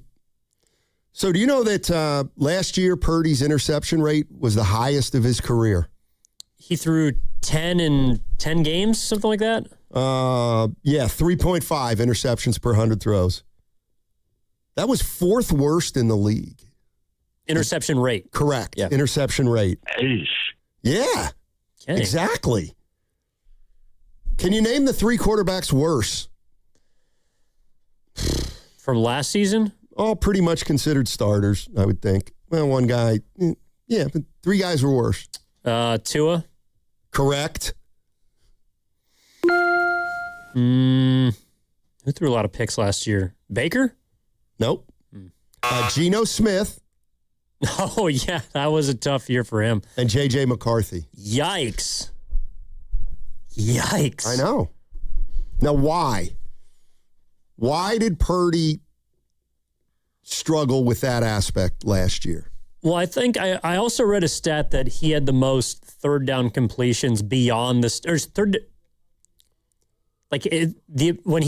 when they're trying to get a first down. Sorry if I can speak here. He is not afraid to push it beyond the sticks. Also known as when it's third and long, he's not afraid to put the ball in harm's way. Now and that's why I think it's funny that people don't look at him like he's a gunslinger. And I know that term is thrown around a lot, and it's usually associated with guys with big arms. To me, it should be associated with guys who take risks, guys who aren't afraid to put the ball in harm's way. And that is Brock Purdy's greatest strength and greatest weakness, is that and oftentimes he has to throw timing-based passes, but he's also not afraid to give his guys a chance. So sometimes it works out for him and sometimes it doesn't. And last season, those interceptions, they didn't kill him. Maybe against Seattle, but they couldn't do anything against the Seahawks anyways. Would you say that how much of that is on Purdy? Well, it's all on Purdy, of course, but how much would you blame receivers? Because I'm hearing lack of wide receiver separation. Yeah. Brock didn't have any wide receivers last year, et cetera. I think that's fair. I also think Purdy last season may have been less mobile because of the injury he sustained week 1. And, could have picked up those first downs with his legs, but maybe he was a bit slower after being hurt. I don't know. I mean, that's one of the reasons why I like Brock Purdy, but I do think that some guys take calculated risks, and some guys kind of just say bleep it. And Purdy, I think, is more of the latter. Now, that also could be why he's, kind of cool hand Luke in the big moments. Like, he doesn't care about failing. I believe that wholeheartedly. And that's a quality you do want in your quarterback.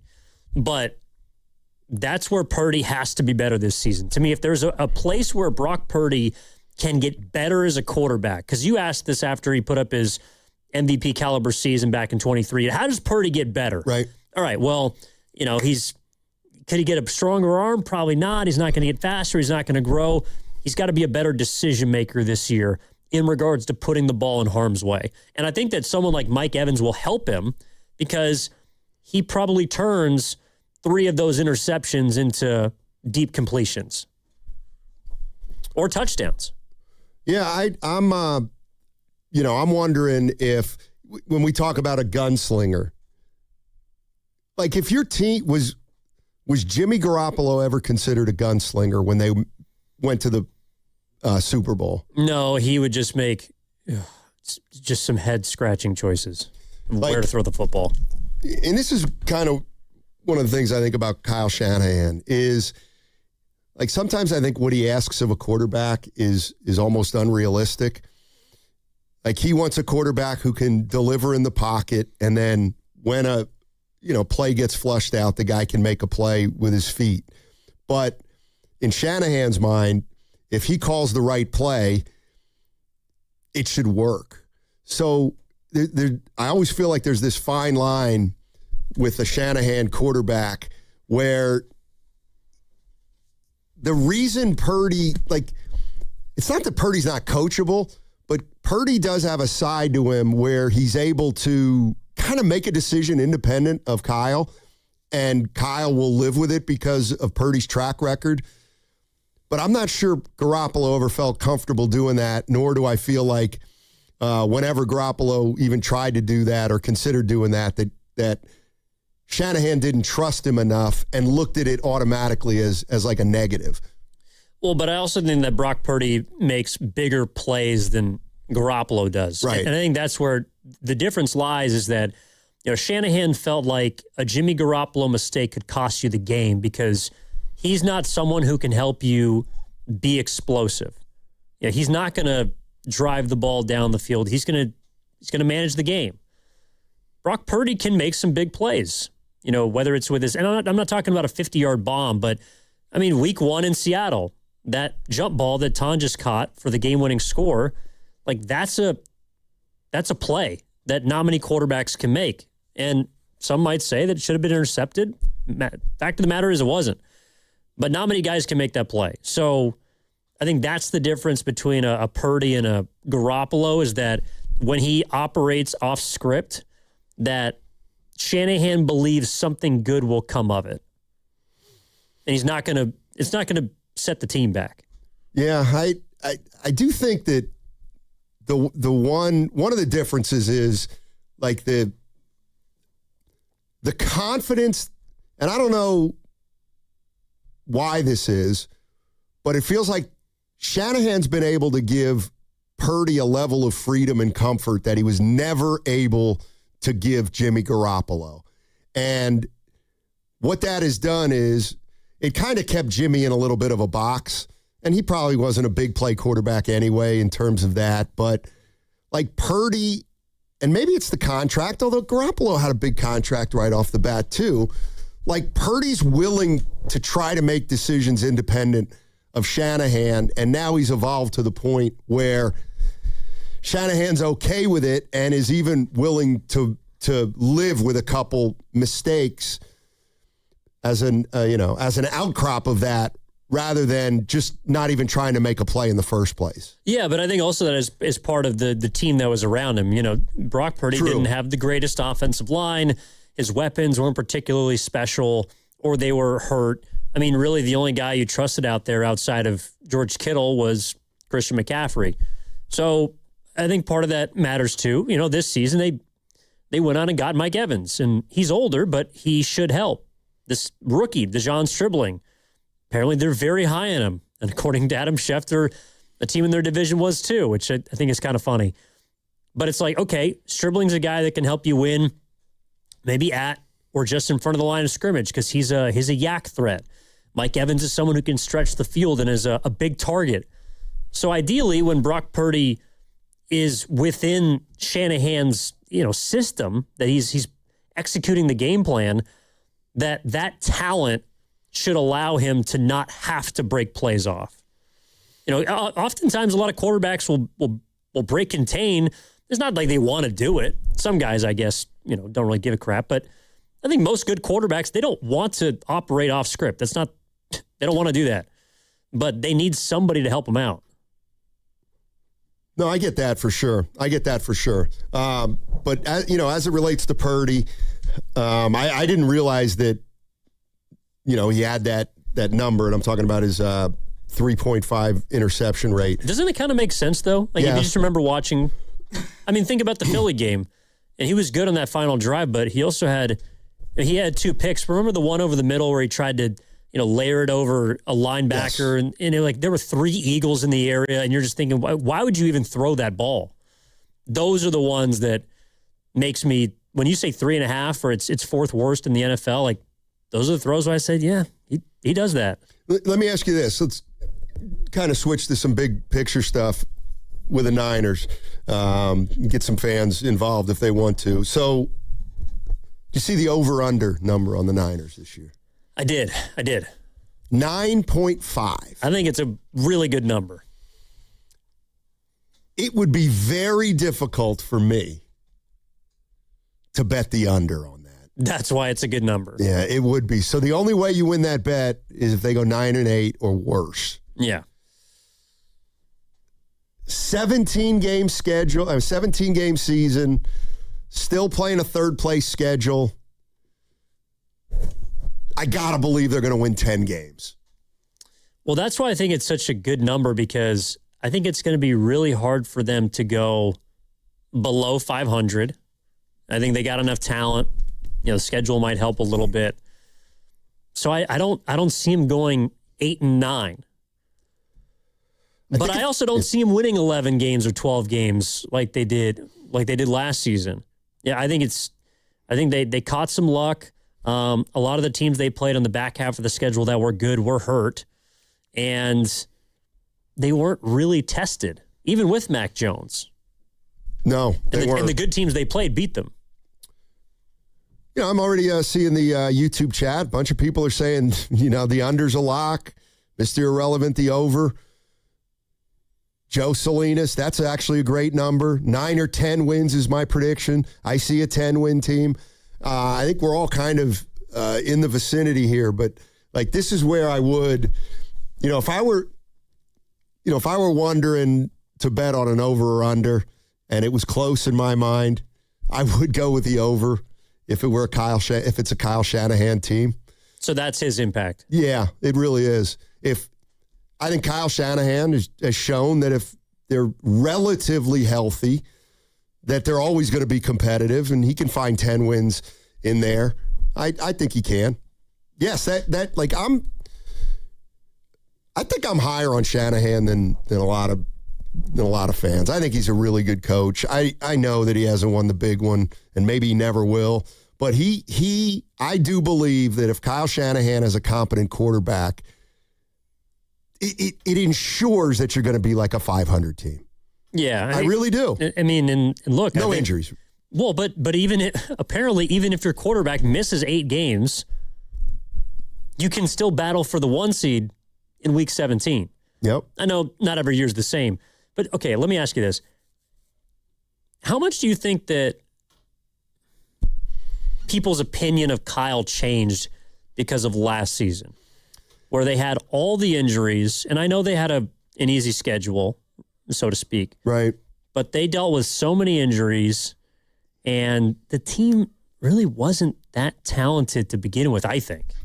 No. And they still won a playoff game.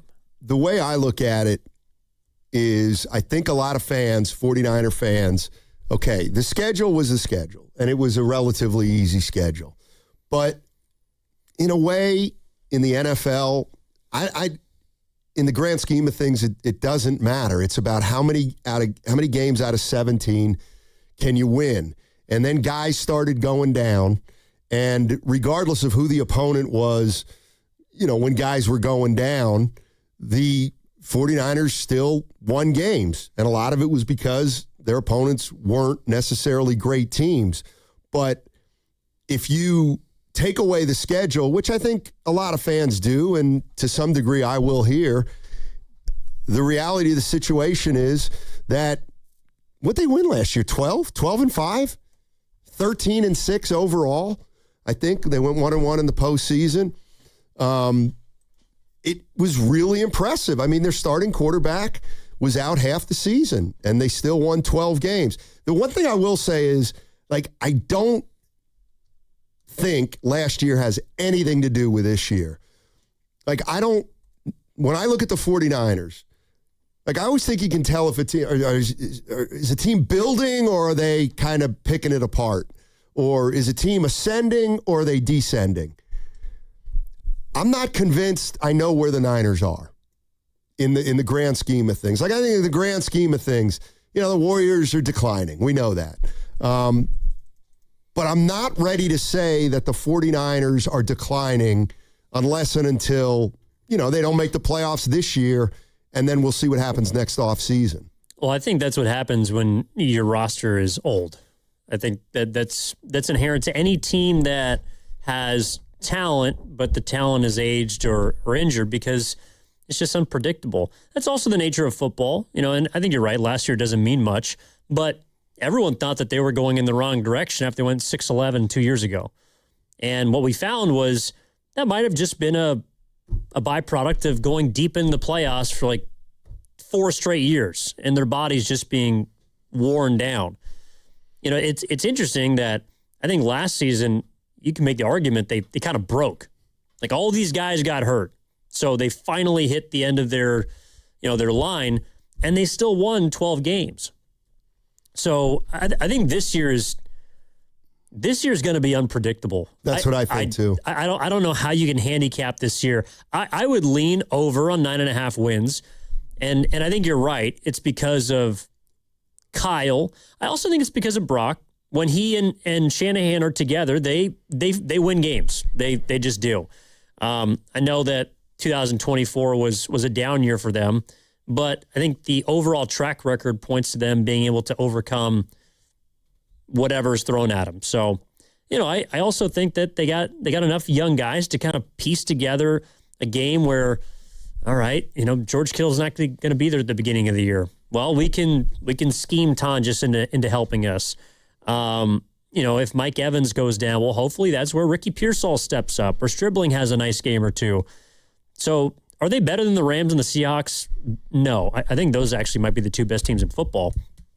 But the Niners, they can absolutely win 10 games this year. Yeah, 888-957-9570 is the number. The rookies are they're already out there on the field. The veterans, I believe, come Saturday, 49ers training camp. And the over-under for the 49ers this year is 9.5 wins. I think it'd be a gutsy bet to bet the under on that. Because if Kyle Shanahan has shown one thing, it's that he can max out a team. He can max out a team given a set of circumstances that maybe didn't go your way. So then next week when training camp starts, and you're obviously paying attention from across the pond, what are you paying attention for? In training camp? Yeah. I mean, what actually is of interest to you? No, I'm serious. Because for me, it could just be, how many veterans are actually going to practice? Oh. Are we going to be load managing in the summer? Is that going to set the precedent for what happens in the season? Well, is Christian McCaffrey going to get carries in training camp? Or they might just say, hey, you know what? Come back in August or come back in September. Well, Evan, if and this is about homework and doing your homework. As you know, with the San Francisco 49ers, they like to develop that callus during training camp. Mm-hmm. And the only way you develop a callus is if guys practice and play. So if we load manage before the season starts and keep guys, then we're already changing our philosophy as an organization, because we build calluses here during the preseason and in training camp. That's a word that, this is something the organization lives by. Well, there's guys it's been controversial because, I don't know if you know this or not, but some people believe that the callus has been instrumental in the 49ers' success, while others can maintain that developing that callus has actually impacted the way the 49ers have been hurt as seasons go on. It's all about the callus and whether we're going to build one or not. Because if we don't, that represents a change in philosophy, and then somebody's got to get to Kyle Shanahan and wonder why, he's going away from something that's been so successful for 9 years. I think I've built a callus over the last 4 years of working with you. Come on, man. Look, they have a callus. Right. Is it Harry Callis? That's K-A-L-A-S. Yeah, but that's the guy who does Harry Callis. The NFL films. Yes. I'm searching. Got to build a callus. Yeah, well, you know what? You should take that to heart. Seriously, build that facial callus around your chin for the next 10 days. Oh, I'm a golfer. I get calluses on my hands. No, not on your hands. I'm talking about your beard. Oh, we all want to see it. Well, yeah, and this is it. No, but remember, like you're seeing it all right now. No, it's like when we see Joe Lacob with facial hair or Steve Kerr with a beard. No one ever really sees it, but you need to prove to the people that you can do it. Look, it might not look good, but this is where you can't think about yourself. I'll be honest with you. You can grow a beard. I have a beard. Yes, I know. Lacob's beard, I love you, Joe, but it's a little sketch, right? Little sketch. It's just a little plucky. Right, but I can't even do what Lacob does.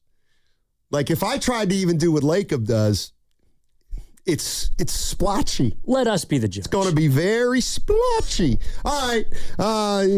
41. That segment was sponsored by the California Office of Traffic Safety. My mom, my papa, my daddy. Where's the Caltrans? On the freeway, right next to speeding cars. Please be careful. Be alert. Be work zone alert. Brought to you by the kids of Caltrans. Hey, no one plans on calling a lawyer, but a lot of people wish they had sooner. Because after an accident, the clock starts immediately. Insurance companies move fast. They call, they record, and they push for answers. One wrong move, maybe saying too much, signing too early, or trusting the process can cost you thousands. That's why waiting is the biggest mistake you can make. Call Beam Law first. Before you speak to insurance, before you agree to anything, and before you risk your case. This isn't just a claim, it's your recovery, it's your income, and it's your future. Beam Law has recovered millions for clients across the Bay Area and has been named Best of the Bay by SF Weekly 4 times. So if you've been injured or lost someone due to someone else's negligence, don't wait. Call Beam Law now at 415-523-5555. That's 415-523-5555, or visit hurtinthebay.com. That's hurtinthebay.com. Because it's not whether you get knocked down, it's whether you get back up. Beam Law, they've got your back, Bay Area. Your daily commute could pay you back. With a rewards credit card from Stanford Federal Credit Union, you can earn up to 6% on gas and EV charging through September 7th, 2026. Enjoy low rates, no annual fee, and get 25,000 bonus points worth $250 cash back when you open and use your new credit card. Visit sfcu.org to apply online. All credit cards are subject to credit approval and membership eligibility. Terms apply. sfcu.org. FlexCar, we know radio ads are annoying, but not as annoying as car salesmen. Sign here, please. Never talk to one again with FlexCar, the first and only month-to-month car lease. No! Submit to my extortion machine. Insurance and maintenance included. Switch cars anytime. Switching Bronco to Camry to Telluride willy-nilly? Oh, no. Oh, yes. FlexCar. You drive everything. Instant Kohl's Cash is powerful. You spend $25 and earn $10 Kohl's Cash to use instantly on nearly everything store-wide. So now you're grabbing new shoes and nodding at your receipt like you negotiated the deal. Plus, Kohl's Rewards members earn 3 times rewards. Get instant Kohl's Cash this weekend at Kohl's. Offer valid July 23rd through 26th. Some exclusions apply. Coupons and Kohl's Cash do not apply to Sephora. See store or Kohl's.com for details. They call this one Bill. Whoa, aliens? Am I in a spaceship? Affirmative, Bill. What's with the laser saw? Relax. We are cutting our bill in half. What? An Xfinity mobile transmission says you can cut your bill in half. Oh, your mobile bill, not me, Bill. Xfinity Mobile also says we can try it free for a year. Free. Yes, with no commitment. Can we put the saw away? I am reluctant. But we will find another being to bisect. That's not sci-fi. It's Xfinity Mobile. Xfinity Internet members cut your mobile bill in half. Plus, try Xfinity Mobile free for a year. No commitment. Learn more at xfinitymobile.com. Xfinity. Imagine that. Restrictions apply. Xfinity Internet required. Savings compares one line of Xfinity Mobile Select to comparable plans from T-Mobile, Verizon, and AT&T as of 3/24/26. Taxes, fees, extra. $30 monthly discount limited to new mobile customers only. After 12 months, regular rates apply. Here's good news for folks who have a jumbo loan. The Loan Exchange, America's jumbo lender, is offering a 30-year fixed-rate loan at a 5.75% interest rate and 5.939% APR for loan amounts up to $3 million. So if you have a mortgage with an interest rate of 6% or higher, give America's jumbo lender a call at 833-436-8800. You drive around to find the cheapest gas, so why not refinance your mortgage? Every day you wait, you're wasting money on needless interest. Go to theloanexchange.com or call 833-436-8800 to find out what your savings will be with a new 30-year fixed-rate loan at 5.75% interest rate and 5.939% APR. NMLS 1637539. Loan subject to credit approval. See website for licensing information, loan terms and conditions. Equal housing lender. That's theloanexchange.com or call 833-436-8800 for a 30-year fixed-rate loan at 5.75% interest rate and 5.939% APR. Is reviewing life insurance on your to-do list? Now's the perfect time to add it. A friend recently told me that securing life insurance sooner rather than later can help you lock in lower rates for years to come. So I bumped this up on my list and got it done. I called SelectQuote and couldn't believe how easy and affordable life insurance is. I'm 40 and got a $500,000 policy for $16 a month. My husband's also 40 and his $500,000 policy was only $18 a month. Plus, with SelectQuote's same-day coverage, there was no medical exam required and we were covered by the time we hung up. Knowing I have this checked off my list feels amazing, but the peace of mind knowing my family is protected feels even better. Call SelectQuote at 1-800-329-1010. That's 1-800-329-1010. Or go to SelectQuote.com to get your free quote today. That's 1-800-329-1010. Details on example rate at SelectQuote.com. The San Francisco Marathon is right around the corner, Sunday, July 26th. Catch 95.7 The Game near the Chase Center Hydration Station as we're out there proudly supporting the runners. Get all the marathon details at 957thegame.com.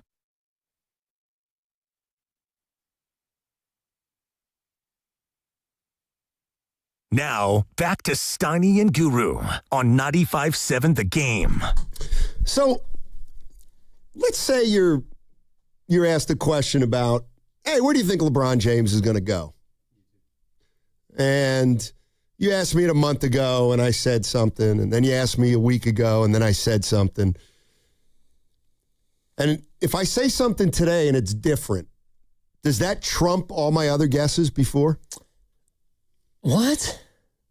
So, originally... like if you get it correct, like if I say right matters. now where he's going, will it be my last and most, will that be the one I get credit for? Until tomorrow, yeah. Okay.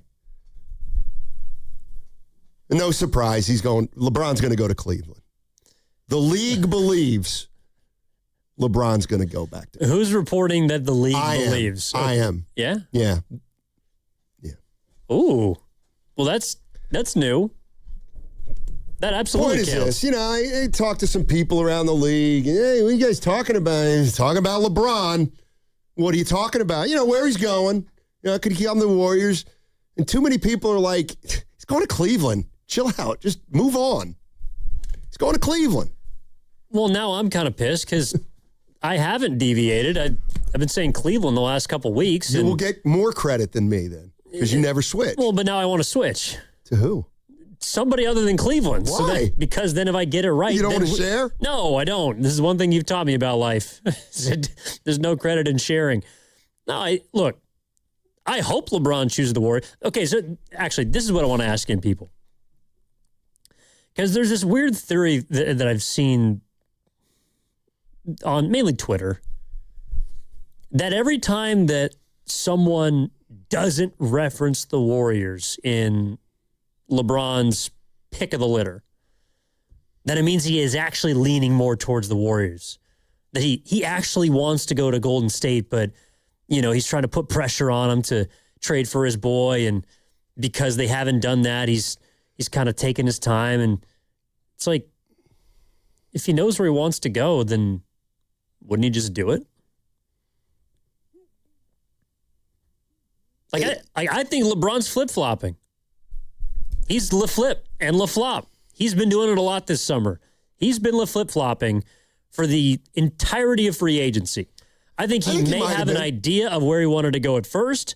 It may have changed when the Jaylen Brown trade went down or whatever. One of these big boys, Giannis going to Miami, may have happened. But I think he's been changing his mind just as much as other people. He might be. He might be, and that's why if he ends up going to Cleveland, I'll just say, no, he was thinking about the Clippers early, and then he thought about Philly, but he always landed on Cleveland. Do you think that's how the Warriors are going to sell it? Well, we had him in the first half. How are they going to sell it if he goes somewhere else? I don't think they're going to make a big deal about it. Well, they're not going to make a big deal out of it, but it's about the fans. Oh, I know what I was thinking. First of all, 510. Hey, Steiny, name me one golf course in Ohio. He's not going there. Hello? The Firestone Country Club in his hometown of Akron. Hello?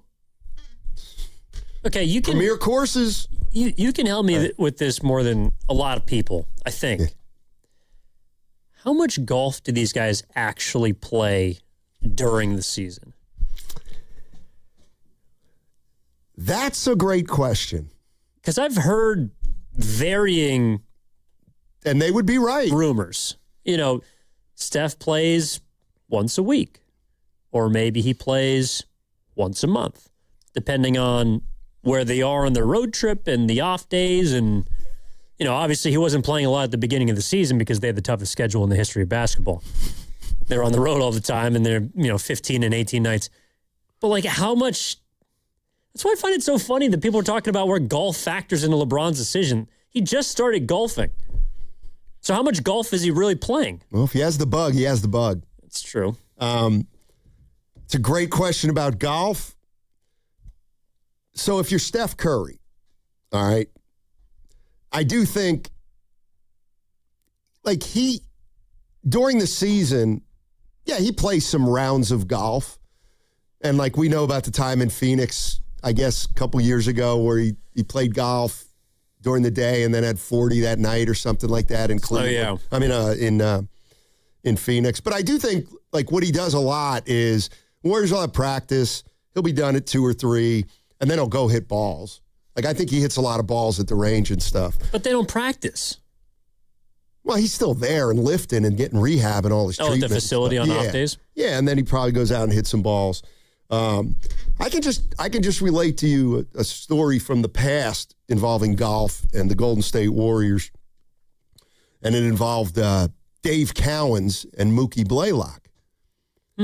So Dave Cowens was the coach of the Golden State Warriors, and Mookie Blaylock was a Warrior point guard, a veteran who'd been with Atlanta for a long time and got traded to the Warriors. And while he was a great player, he kind of lost interest because the Hawks were perennially a playoff team, and then they traded him to the Warriors, and he just knew they weren't going anywhere. Anyway, it was late in one season, and they were playing in San Antonio. Evan, they were going nowhere, and they had an off day in San Antonio. So Dave Cowens told the team, you know what, you guys can bring your clubs. You know, we're practicing tonight. We're off tomorrow. Or we got a game tonight, then we're going to be off tomorrow, but we're staying in San Antonio. Then we'll leave for the next city the next day. So Mookie Blaylock brought his golf clubs. Yeah. And then they lost that night. And Cowens was really hot. So Cowens called a practice for the next day. Oh. And Mookie Blaylock. You can't do that. Mookie Blaylock was like, no, no, no, no, no. You said we could bring our clubs. And so they practiced the next day, and Mookie Blaylock is nowhere to be found. I find this fascinating. So what did Cowens do? He didn't do much. You can't do anything. He didn't. Mookie was like in his 13th year. They were 20 and 60 or whatever, 20 and 50 at the time. And Mookie was like, I was like, dude, you missed practice? He's like, dude said we could play golf.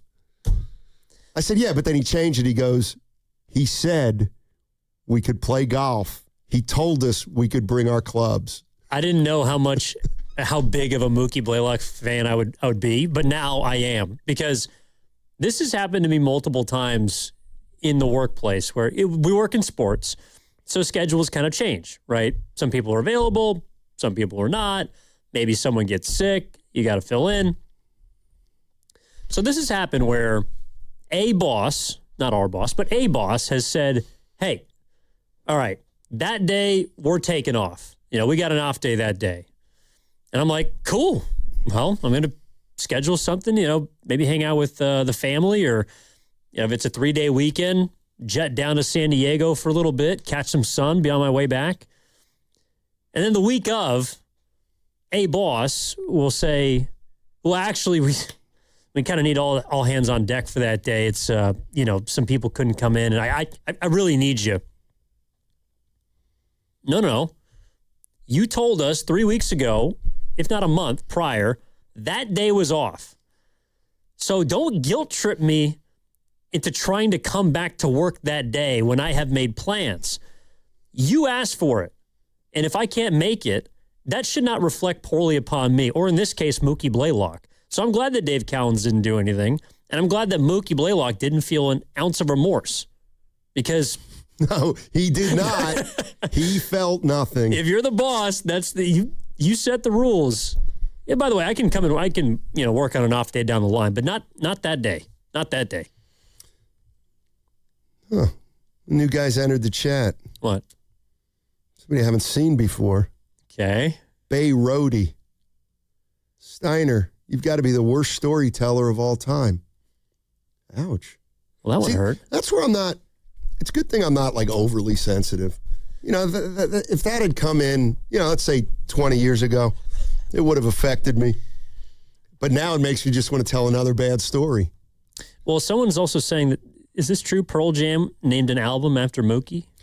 That's correct. That's pretty cool. Pearl Jam, Thanks, the name Sammy. of Pearl Jam before Pearl Jam was Mookie Blaylock. They called their band Mookie Blaylock. Really? Yeah. They just, when he was at, they liked him? Where did he go? Texas or Oklahoma? Oklahoma. Yeah. They just thought it was a funny name. I know Mookie is in prison. Thanks, Sammy. He had anyway, I'm not saying, I know he's in prison. Oh, okay. This could be a good segue. Yeah. Because I actually got to look this up real fast. Okay. Did you see that Bleacher Report put out a list of the top 100 defensive players in NBA history? No. Mookie Blaylock is on it. Of course he is. He was a great defender. He is on that list. He should have been. He could defend. Okay, I'll give you within 5, top or bottom. Where do you think he ranks among all-time defenders? Because there's a lot of other Warriors on this list. But we can use it to transition, since this guy doesn't like your storytelling. I mean, I do. He's going to be, he's not going to be up there with Alvin Robertson, probably. But, man, he is not. Let me tell you what Mookie Blaylock was the greatest that I've ever seen at. Picking your pocket. So, Mookie Blaylock had this skill where if you were dribbling the ball, Evan, I want you to look at this little visual here I have for you. If you were dribbling the ball. We're on radio. Come up, down, up, down, up. When that ball left your fingertips by a sliver to put it down after it hit his hand, he knew the longest period of time between when you dribbled the ball and when you picked up your dribble. Like that 0.3 seconds. And he could pick your pocket because he knew exactly when you started to dribble the ball. And once it came off your hand, you were not in control of it for about 0.3 seconds. And he was so quick, he could just pick your pocket. So you had to dribble low. Yes. There's no way to dribble really close to the ground. Yes. He was a magician defensively. So he was ranked number 66. All right. Among, again, this is the top 100 players ever in basketball history. An analytics darling with massive steal numbers. He averaged 2 steals per game in 11 of his 13 seasons and ranks 4th all time in steals per game. Yeah. That's pretty good. He was a really good player. You're listening to 95.7 The Game, KGMZ FM and HD1 San Francisco, an Odyssey sports station, always live on the free Odyssey app and now broadcasting from the Laughing Monk Studios. All right, I'm smelling a game. There is a game. There is a game here because we got Technically, Blaylock was one of them. But we have on this list, let's see, 1, 2, 3, 4, 5, 6, 7, 8. 8, technically 9. Blaylock was one of them. 9 Golden State Warriors. Players who have played for the Golden State Warriors, 9 of them are in the top 100 defensive players of all time. And I want to see if you can name them. I'll give you the number. Or if you just want to go off the top of your head, we could do that too. And I can give you hints. I can tell you what era. Okay. And Mookie Blaylock is one of 9. Mookie Blaylock is one of 9. He is number 6. See, this is going to be a problem because I'm going to forget some guys who probably were on the Warriors for a year. And yeah, like Blaylock was technically a Warrior, but like you said, he played mostly for Atlanta.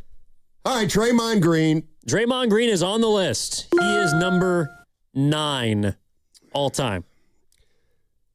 God forbid if Nate Thurmond is not on the list. Nate Thurmond is on the list. He better be. He is number 30. Okay. Defensive players for the Golden State Warriors. I'm going to go.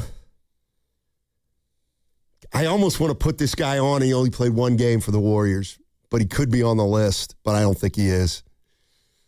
I'm not going to guess him to waste it early. I was going to say Mitch Richmond. Mitch Richmond is not on the list. This is going to be tricky. How about Andrew Bogut? Andrew Bogut is on the list. He is number 82. All right. How about Larry Smith? Larry Smith is not on the list. Andre Iguodala. Andre Iguodala is on the list. Okay. And he is ranked number 34. That's a little high for him. That's fine, though. Just behind Marcus Camby. I'm going to go a little off the board here. Manute Bol. Manute Bol is on the list. Yes. Manute Bol. 1 sec. 1, 2. I got 6. He is number 61. Manute Bol. And you know what Manute Bol's nickname for Chris Mullin was, right? Oh, you told me this. Damn it, I forget. What did Manute Bol call Chris Mullin? Chalk. He called him Chalk. Seriously. That's pretty good. All right. That's really good. How about Wilt? Wilt Chamberlain on the list. He is number 18. So we got Draymond Green, Wilt Chamberlain, Andre Iguodala, Manute Bol, Andrew Bogut, Mookie Blaylock, Nate Thurmond. I'm going to need some hints for the next 2. One of them recently played for the Golden State Warriors. I'll say within the last 5 years. He played 1 season with the Golden State Warriors. It can't be Bielitsa. The other one's kind of Porter. The other one's kind of off the beaten path, and I would not have guessed this player. How about no, he didn't play late enough. What position? God. Point guard.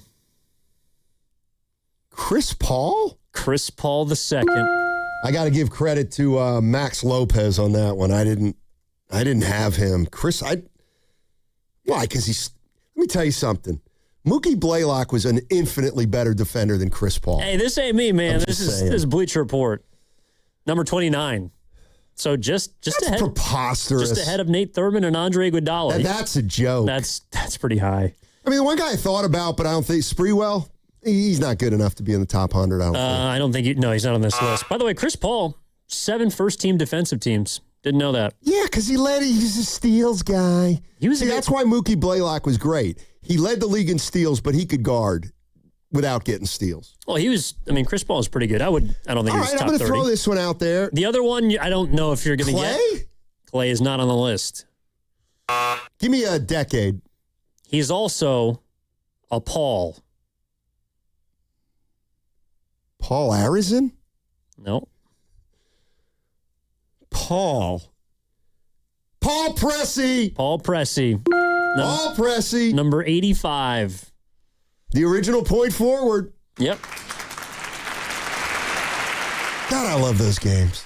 I know you do. I really do. Okay, now can I just go for some top 10s? I was going to say, the next place we go is because the first thing that stood out to me about this list was where Draymond was, because he's ranked number 9. Okay. And I think, he's ranked 10th. That's right. He's 10th. All time. All time. All right. On this list, again, this is from Bleacher Report, top 99, top 100 defensive players in the history of basketball. So Draymond Green came in at number 10 behind 9 players. And I thought it was interesting because one of these guys is a peer of Draymond's, and the rest of the guys, a couple of them, Steve Kerr played with and has famously said that Draymond is the best defensive player he's ever seen. This is going to be fun again. Yeah. All right. Dennis Rodman. Dennis Rodman is in the top 10. He is number 7. All right, let's go with number 1, Bill Russell. Bill Russell is number 1. Alvin Robertson. Alvin Robertson is not in the top 10. Oh. He is, I think, 34. I think Pippen and Jordan have to be in the top 10. Pippen is in the top 10. Jordan is not. Okay. Scottie Pippen's number 8, just behind Dennis. All right. How about a guy like Rudy Gobert? Now, I'm glad you mentioned him because he is just ahead of Draymond Green at number 9, the Stifle Tower. Okay. Now, I'd like to think I'm objective. Yeah. Draymond, I think, is a better defender than Gobert. I'm not going to go as far as to say it's a joke, but if recent history has taught us anything, actually, this is where I totally understand why sometimes when I say things about sports, you look at me like I'm from a different planet. Because there are some things, and I understand this, and this is where I will bow down to you guys. There are some things you had to be there for. I think there's going to be a lot of people that in 15 or 20 years look back at some stats and some numbers and say, well, yeah, of course Rudy Gobert was better than Draymond Green. He's got 4 Defensive Player of the Years. He has made just as many defensive teams. He might even have more first team, and there's going to be a lot of analytics involved that favor Gobert. There's no way in hell you can tell me Rudy Gobert is a better defensive player, all-around defensive player, than Draymond Green. Rudy Gobert gets exposed, has been, unless it's against other bigs. This year he had a really good playoff run against some good centers. But for the most part, Rudy Gobert has been exposed every time he's got to the postseason, whereas Draymond Green has gotten better.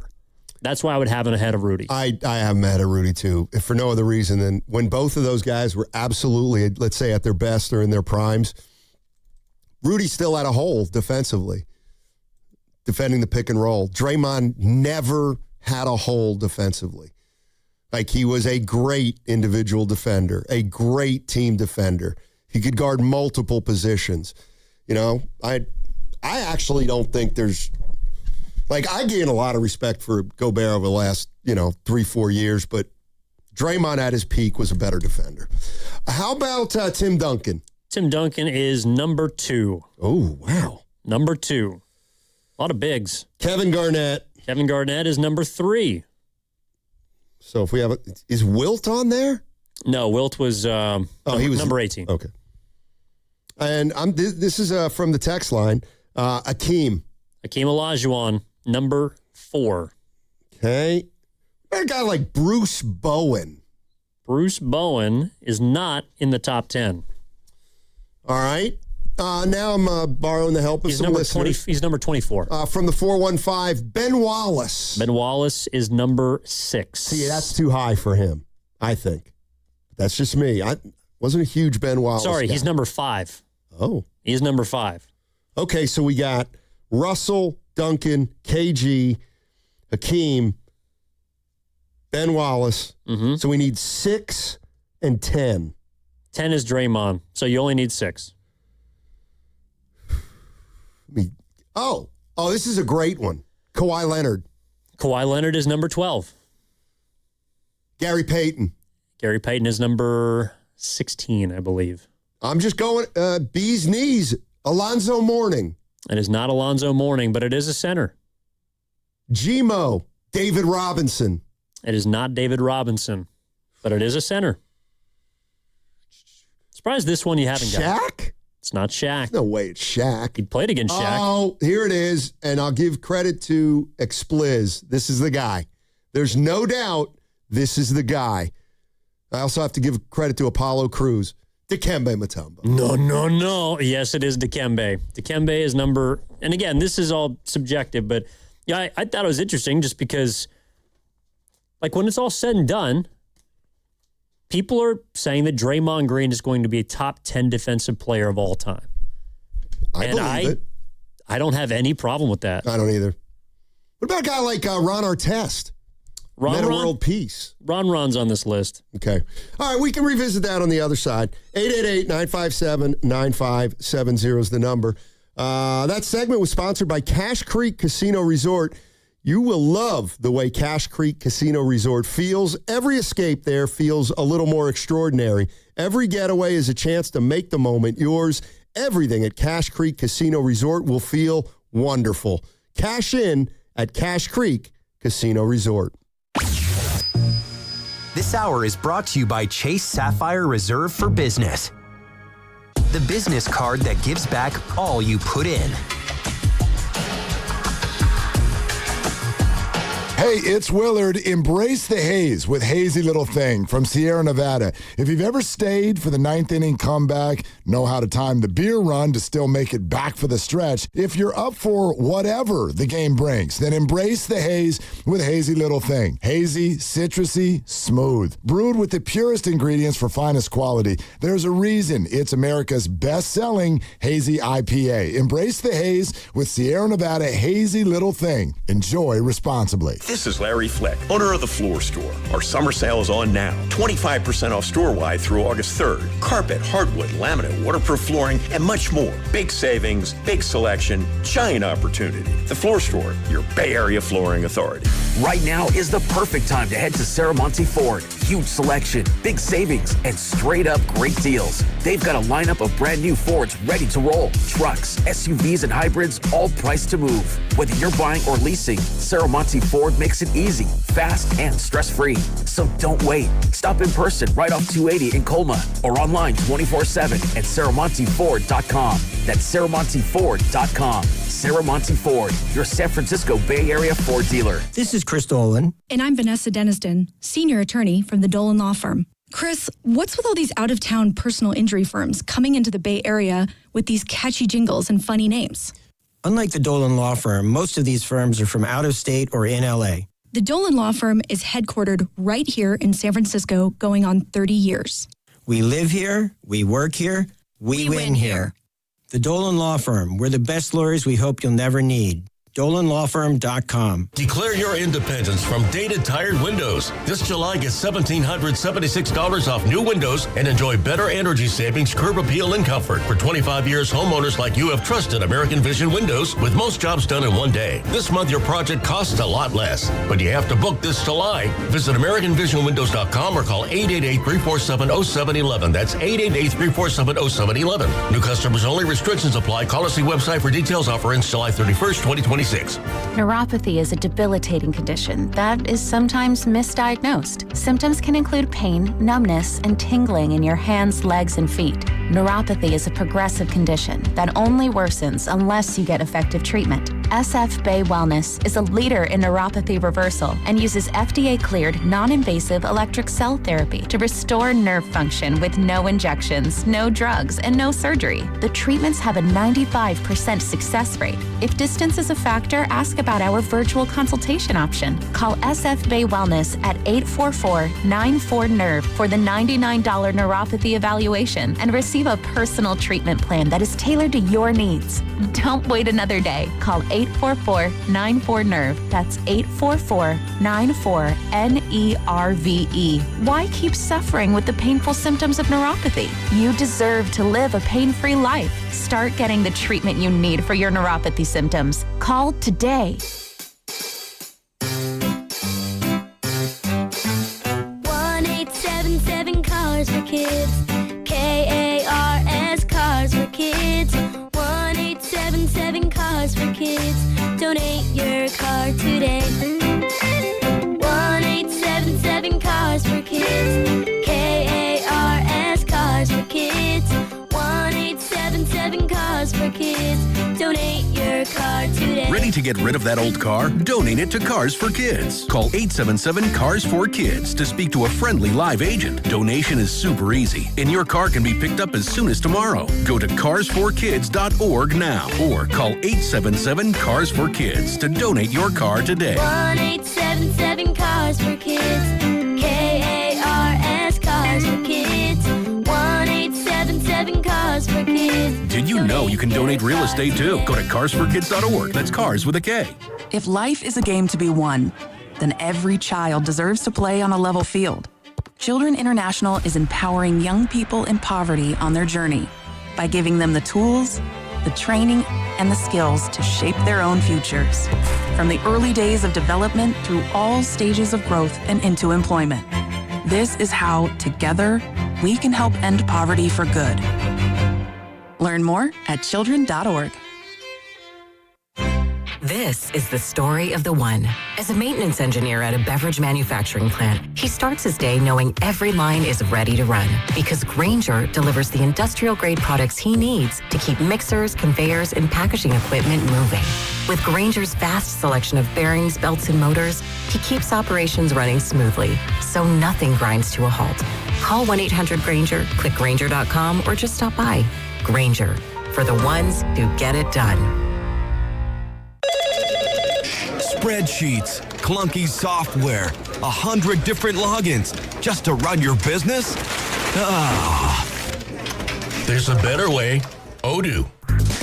One simple, connected platform that handles sales, inventory, accounting, and more. So you can focus on growing, not juggling. Make the switch today at odoo.com. That's ODOO.com. Don't miss the 6th annual Brewgrass Festival taking place in the heart of Santa Cruz Mountains on August 1st. Enjoy live bluegrass music, sip on local craft brews, and dig into eats from your favorite food trucks. For more info and a chance to win tickets, visit 957thegame.com.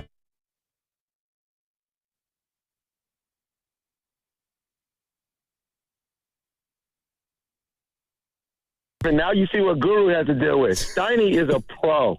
He is a G. Now, back to Steiny and Guru on 95.7 The Game. All right. Evan Giddings in for Goo. Goo will be back tomorrow. This ought to be fun. I had an idea, of course, that I failed to execute on, which is par for the course. We still have time. I think when he comes back, we should have like 10 issues that he missed, and we predict like where he's at on them. We make our own top 10 list on what he's hottest on. For example, like we know he wants LeBron to come. Yeah. For example, Yeah. But like something like how many Giants do you think he wants traded? That's a good question. I would say He might say 0 because he thinks they could get hot. it's not after today. I would say like 4. I think he wants 4 traded. Their best 4 players. I'm tired of y'all. Webb, Adames, Devers, Chapman. I know he wants to keep a rise for sure. He likes to rise. He likes the good players. That's nothing wrong with that. Priest is in Palo Alto. Oh, here he is. Hey, Priest. What's up, Priest? How are you, man? All right, how you guys doing, man? Doing well. Hey, Awesome. listen, I've heard bits and pieces of your discussion today about the players of the past, and there was a couple that annoyed me, but this one just took the cake. I had to call. Wilt Chamberlain defensively is 18th? Who are these people? They cannot possibly be talking about basketball in the NBA and who rates where, because that's insane. There are only 2 people who ever affected Kareem Skyhook. 2. I know one. One was Wilt. and the other one was Nate Thurman. Wilt blocked Kareem's shot. He should be higher. You think he should be higher on the list? He should be much higher. Kareem's release point was 11 feet high. His release point, that thing was going up and coming down. And he blocked it with his right hand and his left hand. I watched it. Wilt Chamberlain, they didn't keep block shots back then. They didn't keep a record of it. That's correct. Wilt Chamberlain would block double-digit block shots in a game. It was regular. He would block people's shots sometimes coming out of their hand, the ball coming out of their hand, and dislocate their shoulder. I'm not exaggerating. He blocked one guy's shot, dislocated his shoulder, and when he hit the ground, he turned his ankle, and they had to take him out on a stretcher from blocking his shot. Wilt, listen, man, I'm gonna just tell you, Wilt was different. People don't appreciate it because they've never seen anything to compare it to. Wilt was different, brother. And this dude would block shots at will. And you could not, Jordan would never be able to come below the free throw line. He would tell Connie Hawkins, Connie, don't come in here. Connie was 6'8" and could jump out the gym. And Wilt would tell him, don't come in here, and Connie wouldn't come in here. I'm just telling you, man, that dude, I hated him because he was unfair. It looked unfair how dominant he was. So would it be fair, Priest, to compare his impact to someone like Wembanyama, how people look at him now? See, this is what I would love to say. People look at Wembanyama and they can't believe it. Athletically speaking, it ain't close with Wilt. Wilt was a freak of nature. This dude he would win a gold medal. He would medal in the decathlon, in the Olympics. This dude could run, jump, you name it. He was a freak of nature. Hey, Priest, get this. Thanks for the call, my man. How about this, Evan? He's right. All right, Wilt Chamberlain, this is unreal. He came into the league in 1959. They didn't keep blocks. All right. He played 14 years in the league. They didn't keep blocks for his first 13 years in the league. Yeah. When he was 36 was the first year they officially kept block shots. His last year in the league, he averaged 5.4 blocks a game when he was 36. So if he averaged 5.4 blocks a game when he was 36, he might have averaged 8 when he was 26. I believe it. I mean, what? He would always talk about basically which stat he wanted to fill up. Yeah. Points, rebounds, assists. I don't think it's out of the question. They could have averaged a quadruple double if they recorded blocks. If what Priest is saying is true, and I believe him. Here's the other thing about that list. And we're talking about Bleacher Report came out with a list of the 99 greatest NBA defenders of all time. And this has always been a little pet peeve of mine, is rebounding defense.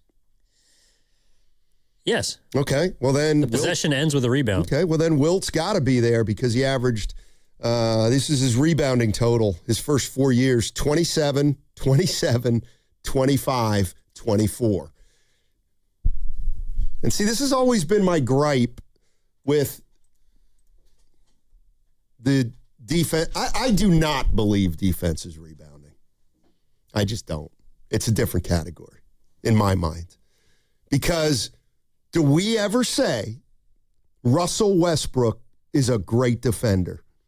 No. Well, he's averaged 11 rebounds a game. That's got to – how does that fact – if that's defense, then he's got to get credit for it. No, but I think there needs to be context. I think it applies – but Russell Westbrook being able to rebound helps a team.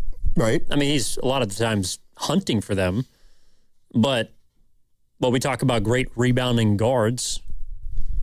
Talk about, like, if you're Pods. Yeah, Pods. By the way, in high school, Wilt Chamberlain long jumped 22 feet. 22 feet. He was, he also was like one of the greatest volleyball players of all time. Obviously. I can imagine that. He doesn't really need to do a whole lot. Outside of be himself. Dad had some stories about Wilt Chamberlain that were pretty amazing. He saw him play a couple times. Speaking of rules that were invented, another rule that came out of Wilt Chamberlain was he was the reason you couldn't break the plane during a foul shot because he would run and jump and try to finger roll a foul shot from behind the line to start. See what I'm saying? You used to be able to run up to the line. No. I know that. I'm more thinking about your dad. He saw Wilt? Or they saw him at Rockney Hall in Allentown. Back then, like a lot of NBA teams would play all-star teams and tour. So he saw Chamberlain play a couple times. That's pretty cool. Yeah. So more on this defense Plus thing. He's from Philly. Yeah, but like seriously, you don't think rebounding is I think it's its own category. It's just me. People say I'm wrong all the time. Like people say, Steiny, Don Nelson says rebounding's defense, so you're wrong. Okay. Well, I don't think it's defense. Well, what about on the offensive end? Does that factor into how good of an offensive player you are? Because to some degree. Well, but a lot of big men, like if you're a good offensive rebounder, you can score points based on your ability to get position and get inside and do that kind of thing. Well, I think it's the same principle. The greatest offensive rebounder to me was Moses Malone, and that was a big reason why he scored so much because he missed tip in good, rebound, point. He'd go 1 for 2 with a rebound and 2 points. Let's go to Big Smoothie in Oakland. Let's talk about the list. What's up, Smoothie? Hey, gentlemen, how you doing? Can you guys hear me okay? Yes, sir. So listen, man, and I think, brother, I know some of this Wilt Chamberlain stuff seems like Paul Bunyan-esque, but it's really not, man. This guy was a track athlete. Yeah. They say he ran like a 4-something.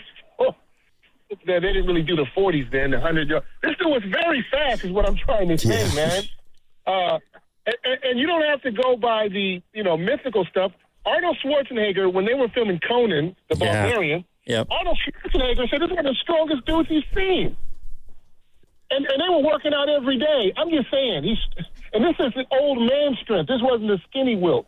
But anyway, so I'm looking at this list, and Bleacher Report is pretty smart. There's not a lot going on right now. And this list is one of the few things to talk about.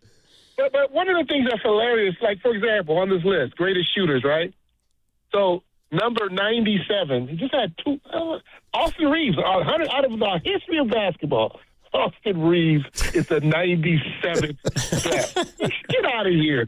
Detlef Schrempf is 96. So Austin Reeves is only one separated from Detlef Schrempf, who was a great player. Man, get out of here with this list, man. This is ridiculous. For example, the history of basketball.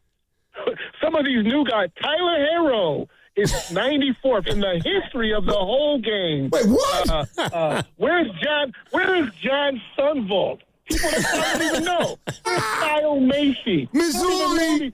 Dude, stop it with these. These people are not qualified for this list. I hate to say it. They are not qualified. They're only 97th out of everybody that played the game. We're going to put Austin Reeves 97th. And I thank you, Bleacher Report, but this list is laughable. But I will give them credit that they did do some pre-3-point. Bill Sherman is on here. Most people don't even know who Bill Sherman is, but they got him 89th. It's just kind of hilarious that they're putting new players above some historic. World B. Free is on here. He should be out of the top 100. He's 86. But it's just kind of hilarious, man. And like I said, some of these players they probably never heard of in their life. Smoothie. John Sunvolt is a great shooter. Yes, he was. So was Kyle Macy. Hey. I mean, Freeman Williams. Portland State. You don't know. Hey, you don't know. Big Smoothie. Where did Kyle Macy go to college? Kyle Macy went to Kentucky, I believe. Yes, he did. Wait. How about this, though? He transferred. Hey, Steiny, we could have a trivial basketball contest, me so and you. Fun. Because I would love to do it. I'm telling you, because we're about the same demographic. You played when I played. I played Division II. No slight. You played 3. Anyway. No, I'm kidding. You don't need to be kidding. I would love to do this with you because you know a lot of this. See, they're skipping over guys. Yeah. Austin Reeves? Are you serious? See, God bless you, young people. God bless you. But you don't know. You don't know the history of the game. You know the highlights. You know YouTube highlights. But you need to go. I think there needs to be a little more research and consideration before you even attempt to say who's best in the history. If you know, it'd be better if you said the last 10 years, and then you do 10-year increments, because you can't say the history of the game, man. You don't even know the game. How about this? Anyway, I got a name for you, Big Smoothie, now that the Bay Area is officially tuned out. Remember Rick Mount? Purdue? I remember Rick Mount, but I don't remember him being just someone on my radar. Gotcha. But like I said, people like Kyle Macy, John Sunvolt, these dudes were killer. I think John Sunvolt plays for Missouri, if I'm not mistaken. Yeah. But these guys were tremendous shooters. I'm glad to see Mark Price on this list. He has to be. I don't think Mark Price gets the credit he deserves. I'm glad Maul. I'll just say Chris Williams. Sorry, Maul. I can't really get that word out of my mouth. But I'm glad to see him on there because he was really kind of Steph Curry before Steph Curry. But, again, man, this list, you can't say the history. Just break it down in increments because there's no way you're – and I get the attempt. You put Bill Sherman on there. You put a couple of black and white still photos because you couldn't find anything else. That's great. Sam Jones. Somebody probably said you got to throw a couple of these guys. But Wilt, man, we need to stop it with Wilt. Wilt, there's no way. Wilt doesn't even fit, man, because what he's done will never be. He looks like Wemby. Wemby is all. He would eat Wemby. He would put Wemby in the basket. Yeah. All right. Thanks, Smoothie. Appreciate it. That's the longest call of the year. That was the longest call of the year. Yeah. See, this is. And I could have kept him longer. Yeah. Well, he was just getting the Wilt. Who, by the way, so I did the numbers because Smooth was right. He never ran a 40-yard dash, but he ran a 440-yard sprint in 49 seconds. Well, that comes out to a 4.5 Yeah, 100-yard dash for Wilt Chamberlain was like 4 steps. Well, but that's what I'm saying, though. But so he was fast enough. And again, I know it's not apples to apples, but it's like that guy ran a 4.5, and he was 7 feet tall. What's McCaffrey run? Like a 4.5. Do you? Okay. I'm an ass. Now I want to make it. Now I want to build a case for Austin Reeves. Now I don't know what it is or how I'm going to go about this. I also think the back end of the list was not the reason why I brought this up. I thought it was interesting with the defensive players because, in my opinion, it had the 3 guys in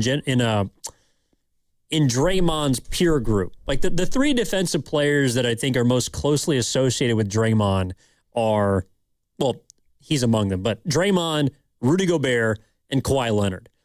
And I just found it interesting that Kawhi was ranked last of the group. Draymond was ranked second to last, and Gobert was above both of them. Because in my opinion, both Kawhi and Draymond, I think, are better defenders than Rudy. Yeah, I'm not afraid to say that, to me, Draymond's above both those guys defensively. Because, I feel like Gobert, elite rim protector. Kawhi, elite perimeter defender. But, Draymond was so much more versatile than all those guys. Kawhi never had to even, try to guard centers. Well, that's the thing is Draymond could guard literally any player in basketball. You know who? So Klay Thompson was not on that top 100 defensively. He was not. See, that's one that's kind of interesting to me because he was instrumental in the Warrior championship. Now, the interesting thing to me about Klay is I thought he was like on a scale of 1 to 10, like a 9 on-ball defender. But off-ball, I thought he was like a 2 or 3. But what he did to James Harden, for example, was one of the biggest reasons why the Warriors were able to stay on top of Houston for all those years because he made, it was one of those games where Harden would have 32, but he'd go 9 for 25. And so it doesn't look like he shut him down, but he turned him into a volume shooter. And he ended up with a ridiculously low percentage. I think it was someone who brought it up earlier. It wasn't Priest. Someone who was talking about maybe it was Gary, why the big man is no longer prevalent. And I think it's because a lot of big men can't do what Draymond Green does, which is if he gets, number one, teams aren't doing this, but if he gets switched onto, there's no problems.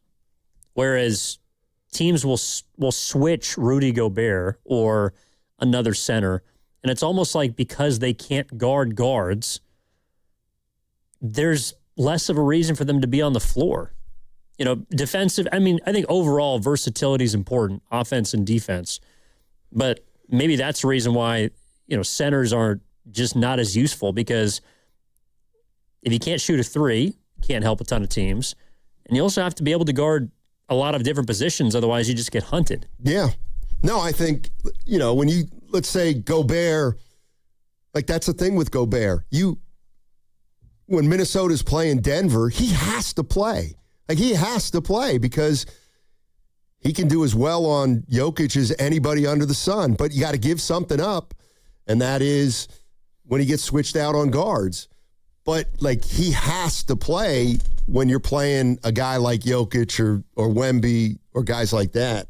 But that doesn't mean he can't be a liability other places on the floor. Mm-hmm. Yeah, no doubt. There was something else I was going to run by you. Damn it. Anything about LeBron's future press conference set up by the Heat? No. You read anything into that? No, he's going to Cleveland. Just like last week when I think it was PTI they podcasted an episode that said LeBron goes to the Warriors or something like that. Oh, really? Like people are dropping these breadcrumbs on accident, on purpose. I don't know. But apparently yesterday the Heat had a press conference set up for July 27th. And it was, so people could notify themselves. And then they said it was actually mistakenly posted to the YouTube page and it was later deleted. Do I make anything out of that? Oh, yeah. Teams are announcing their signings. Yeah, what I make out of it is somebody's going to get fired in Miami. Pretty much. A social media team? You would think. Well, Pat Riley's saying they're going to land the plane. He's talking more than Lacob. Rodman and Draymond are the two most versatile defenders ever. Can guard 1 through 5 consistently and effectively. Yeah. I will say this. Rodman did a nice little job late in his career on Bird. Okay. Not a great job. Where are you going? Rodman, Bird would have had more success against Draymond Green than he would have against Rodman, than he did against Rodman. I do think that. Why do you think that? Because Rodman was bigger than Draymond, he was taller than Draymond, and he was way more athletic than Draymond. And he was pretty smart defensive player. Like, he didn't have the whole game that Draymond had defensively. Bird just would have given him the big butt down low, gotten him off him. Well, he had left hand, right hand, head fake, lean in. He had everything. He would have fouled Draymond out in about 17 minutes. Okay. All right. Yeah, the most versatile defensive player of all time is going to get fouled out. But see, that's the thing, Evan. Yeah. Like, Bird would turn that versatility into a weakness. Oh, you think you can guard me on the perimeter? You can't. I'll shoot over you, small guy. Like, Bird would have been doing the too small to Draymond. Bird was all 6'10", let me tell you. Do you think that Draymond's just guarded nobodies his entire career? Well, he never guarded anybody like Bird. Durant. Not even close. No. He's taller. He's a better Kevin shooter. Durant is a one-handed player. He plays with his right hand. Yeah, he's a better shooter than Larry Bird could play with both hands. He's a better scorer so than he Bird. had twice as many options at the offensive end Bird than would Durant be passing did. the ball. Okay. Please. Well, this is what Priest means about this younger generation. You saying that Bird would just abuse Draymond Green and use him like a jock strap is completely disrespectful. Larry Bird, Draymond Green would have been ejected playing against Larry Bird 17 times in his career. Because Bird had him on it. Bird had him in trash talking. I ain't sticking up for Austin Reeves, but I'll stick up for Draymond Green. All right, we got crossover next. And that segment was sponsored by Crystal Geyser Alpine Spring Water. What makes Crystal Geyser Alpine Spring Water different? We always bottle our Alpine Spring Water less than 1.5 miles from the spring source. And all our bottles are made with 50% recycled plastic from our own recycling plants. Crystal Geyser, bottled at the spring source. In 2026, Bay Alarm celebrates 80 years of security. With burglar and fire alarm systems, 24/7 in-house monitoring, and local service, our promise to the Bay Area remains the same. We got you. Learn more at bayalarm.com. Bay Area, the summer sales event is on right now at Ceremony Ford, and these deals are bringing heat today. Get 0% APR financing for 36 months, plus $1,000 in down payment assistance and no payments for 90 days. That's a strong start. But Ceremony Ford isn't done. You'll also get a 2-year, 25,000-mile Ford premium maintenance plan included with your purchase. Shop eligible models including the 2026 Ford F-150, Bronco, Mustang, Mach-E, Explorer, Mustang, Ranger, Super Duty, and Transit Cargo Van, plus the 2025 Ford Bronco Sport. Whether you need something for the family, the job site, the commute, or just want a ride that looks good, pull it up anywhere. Ceremony Ford's got you covered. 0% APR, $1,000 in down payment assistance, no payments for 90 days, plus premium maintenance included. Ceremony Ford, the Bay's Ford store in Coma, Daly City, or 24/7 at ceremonyford.com. You know that's my Ford store. Make it yours too, and tell them Bonte sent you. Honey, did you invite the minions over? Well, you know how we talked about getting Wi-Fi from Xfinity? Yeah. I ordered it this morning, was online in minutes, then they showed up. So they just came over to use the Wi-Fi? They even brought their own devices and spell book. You didn't give them the new Wi-Fi password, right? No. That's good. I gave them our old one. Because Xfinity lets us keep the same network name and password so devices connect instantly. What do they want Wi-Fi for anyways?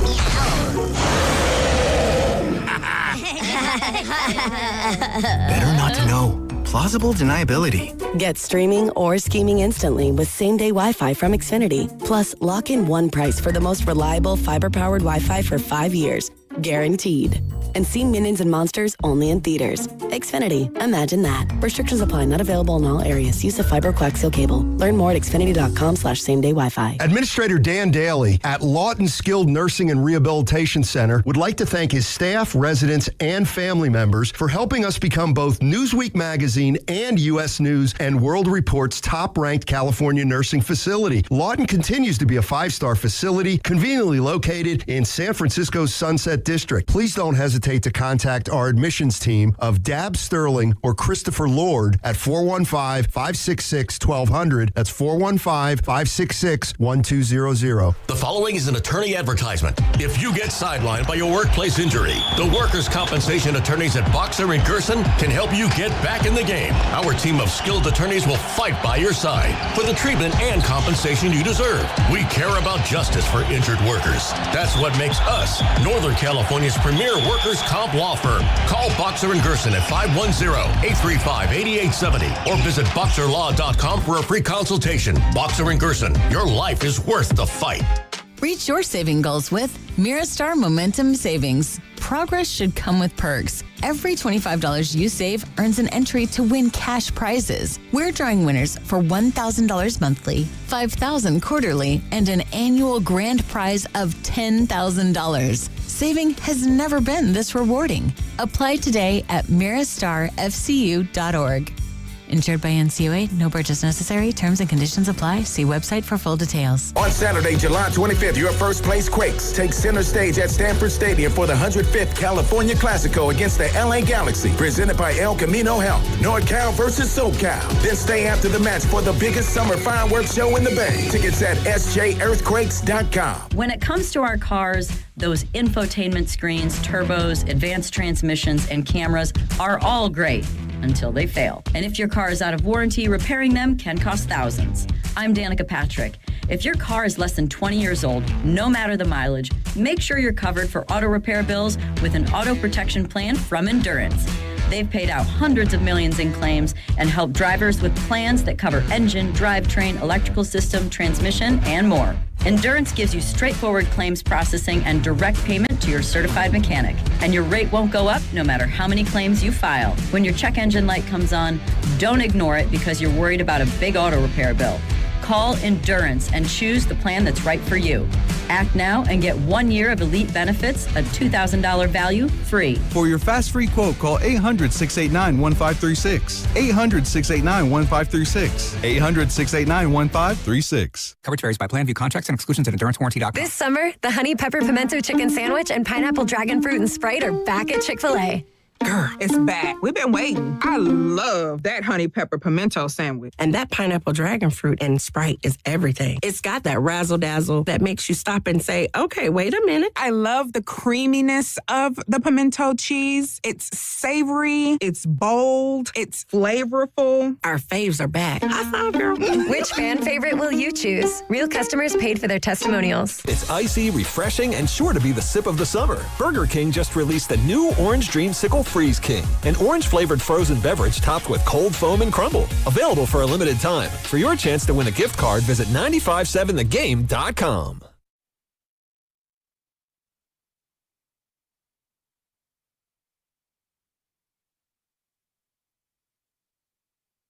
Wilt Chamberlain defensively is 18th? Who are these people? Now, back to Steiny and Guru on 95.7 The Game. All right, we're teaching Evan about the old days today, and this is the best text, the 415. Truth is, Draymond would have guarded McHale. He wouldn't have wanted no part of Larry Bird. Hey, it's crossover time. Brought to you by Bay Alarm. Rest easy. We've got you covered. BayAlarm.com. Let's welcome in Dibbs and Mark Grandy. Interesting that you evoke that team because I do think that Cedric Cornbread Maxwell was Draymond before Draymond, and well, and back then you didn't do like the switch 1 through 5. It wasn't the same sort of defensive game, but Cornbread is a guy who you could put in the league right now today, and he could guard 1 through 5 on that Boston team. He was a pretty good defensive player for sure. How about Bobby Jones? Was Bobby Jones on the list? You don't have it? Well, I don't have it up now. He had to What's be. the list of like all-time great defenders? 99 greatest defenders in NBA history. It has 9 Warriors Bobby at Jones, one point or the other. Bobby Jones, 25th on Yeah, this he was list. a great defensive player. I'll just quick run through them. 9 Warriors? Yeah. Okay. I mean, it's got to be Wilt. Yes. And Draymond for sure. Mm-hmm. And, I mean, is Spree on that list? No, I guess Spree. Okay. I think Chamberlain's adversary. Right. One of his adversaries. Iguodala. He's on. Okay. Nate Thurman. For absolutely. Sure, without a doubt. And then there's a few guys who spent time as Warriors, but you would never think of them as a Warrior. Okay. Like Chris Paul, Mookie Blaylock. Chris Paul's on that list? Yeah, he is. I think that's a myth, too. Him defensively. Chris Paul the second? Mookie Blaylock. Oh, Mookie. Played a couple years with the Warriors. Okay. Andrew Bogut. I like that. That's fine. This is the best one on the list, though. Paul Pressey. You said Manute was on, though, Manute too, right? Bol was on the Manute list. Bol. Yeah. Anyway, how you guys doing? I mean, just before we pivot to how we're doing, just the whole idea of defense now is different than defense then because Manute was, you come in here and it's going to be a shot block and the rest of it. But, like, think about Manute playing in this game in 2026. Like, he could not survive Manute Bol But back then it was everyone's trying to get to the rim so he could defend the rim, and therefore you're a good defender. So it's a little bit hard for me to wrap my brain around this whole list based on the way the game has changed. That's all. I mean, it's a fine line between, like, think about it. Manute Bol was 7-7. Gobert's 7-something. And Wembanyama's 7-something. And the reason Wembanyama could end up being the greatest defensive player of all time is because he may be able to switch out on guards. Right. And Gobert can't. He just can't. And I'm just thinking about Manute Bol. I wonder if he could have or couldn't have. Like, he was 7-7, but he wasn't super coordinated, even though he was skinny. Anyway, where do you guys want to go? Rudy Gobert, a spot above Draymond. I disagree with that. I kind of disagree with that, too. Yeah. I think Draymond's versatility takes it for me. Like, yeah, that's kind of what I said. He was never, he doesn't have a defensive hole, Draymond. Yeah. Or he didn't in his prime. And I'm sure that like Ben Wallace is on that list, and Dennis Rodman, I would hope. And both are top 10 guys. It was originally not supposed to be an invitation for Steiny to get on a soapbox and try to educate me about the 80s, but just about anything that happened before I was born, which he thinks I know nothing about. It was supposed to be about how people perceive defense, because Draymond and the other two guys in his peer group of his generation, I think, are Rudy Gobert and Kawhi Leonard. Right. And this list had Kawhi the highest at, well, or lowest, however you look at it, 12, Draymond at 10, and Rudy at 9. And to me, I would have it inverse, where I would have Draymond ahead of those two guys, Kawhi second, and then Gobert. But it weighed a lot of, I think, like defensive accolades. And, you know, it's interesting, too, because I was going to give Steiny some credit about how it is why you do have to watch basketball, because if you look at Gobert's accomplishments in 15 or 20 years, you would say, well, of course he's a better player. He's got 4 Defensive Player of the Years. He's got numerous first-team all-defensive honors.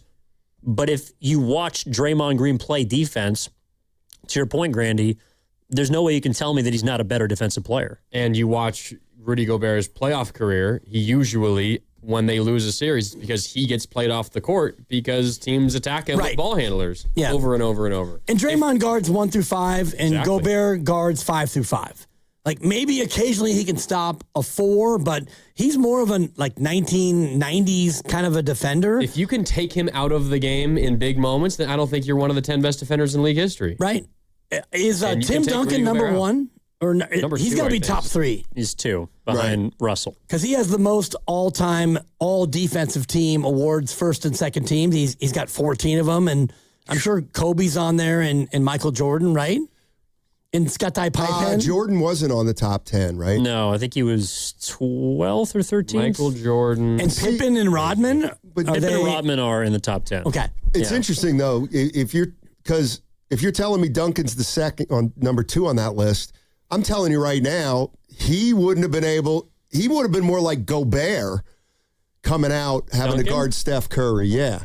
I mean, I would say he was a little more mobile, but Curry could have fiddle-faddled Tim Duncan out there. I guess that's also kind of where the era matters. Yeah, he never had to do that. Like Duncan never had to go out the floor. Rudy Gobert back in maybe just in Tim Duncan's career time frame, or even back further, maybe we feel a little bit differently. Yeah. But I mean, the idea of maybe you put Draymond back in the 90s, maybe we don't think of him as great because there's not the crazy amount of, quick wings and guards that Draymond would be able to defend as much back then. I don't know. I mean, the thing about Draymond is, Gobert blocks shots at the rim. But, like, when Draymond was at his best, like, you didn't score off him. No, you know what I mean? Like, you didn't score off him. And he would shut down fast breaks by himself. Yeah. And I think what makes him so incredibly unique and uniquely incredible is the era in which he came about as an NBA player, because now with everything being switched, there's so much screen roll, right? And there's so much where, we're going to create a mismatch. And so Draymond gets switched onto a point guard. Who cares? He gets switched onto a 5. I got you. You get switched onto a 3. You can do it. I think about Draymond Green in the 90s where, all right, you're our 4 and here's Karl Malone. And we're not going to run screen roll. You're just going to guard the mailman down low. And that's going to be tough on Draymond because Karl Malone is 6'10", 250, and you get no help, and he's going to back you down and back you down. I think that Draymond is so good defensively in part because of the era in which he played. At least it's easier to see it in this era. Yes. For sure. Well, and the reason is because of where we started today, which was Curry getting an exhibit at the Naismith Hall of Fame. And one of the biggest impacts I feel like he's had on basketball is how much space there is on the floor because of how far you have to guard him or other players around. And that's where I think Draymond is unique to this generation because he's the best defender in space. And it doesn't matter if he's on the ball, if he's on the weak side of the court. Because of how smart he is and anticipatory he plays, there could be a ton of space, and it doesn't matter because he can cover so much ground. I mean, the amount of plays that he blows up before a play even starts, or to your point, like a 2-on-1 fast break, those are plays in space that guys his size or even just in his peer group just cannot make because they're either not smart enough or physically capable to do it. And like with the space comes a lot of ball screens or even screens away from the ball, and what defenses are doing now, and it's why versatile wings are so valuable. You switch almost everything.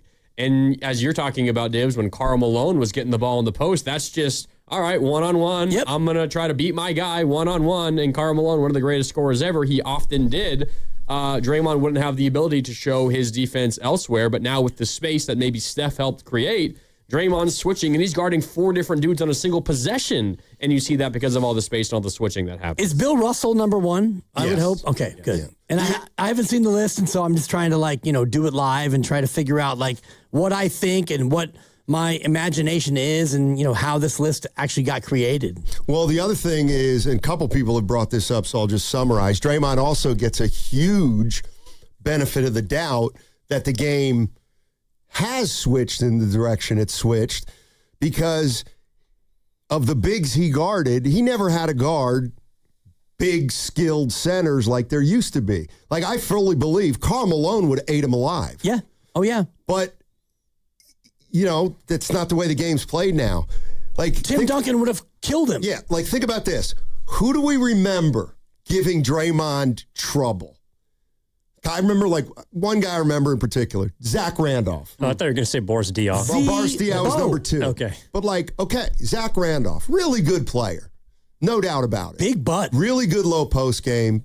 Draymond couldn't do anything with him, relatively speaking. Michigan State. And, yeah, imagine a guy like Zach Randolph, but he's only, he's Akeem or Wilt or Walton or Ewing. I don't think he would have been able to do it. Or Moses Malone, and we can even go further back to the old school power forwards, which I guess Draymond would have to be. Although, if you think about Draymond Green in the 80s, and he's 6'5", without the skill even of a Charles Barkley, he's a little bit of a true tweener. But now in this day and age where you can dribble, you can switch 1 through 5, you can shoot a little bit from 3, which didn't matter back then. I wonder about Draymond Green as a player in the 80s and what he actually would be good at. He could be more of a 3 in the 80s. Kind of feel like shoot as much. Kind of feel like he could too, but back then, if you were a 3, you had to imagine, you had to take a dribble to your right and raise up and shoot a jumper. I can't even.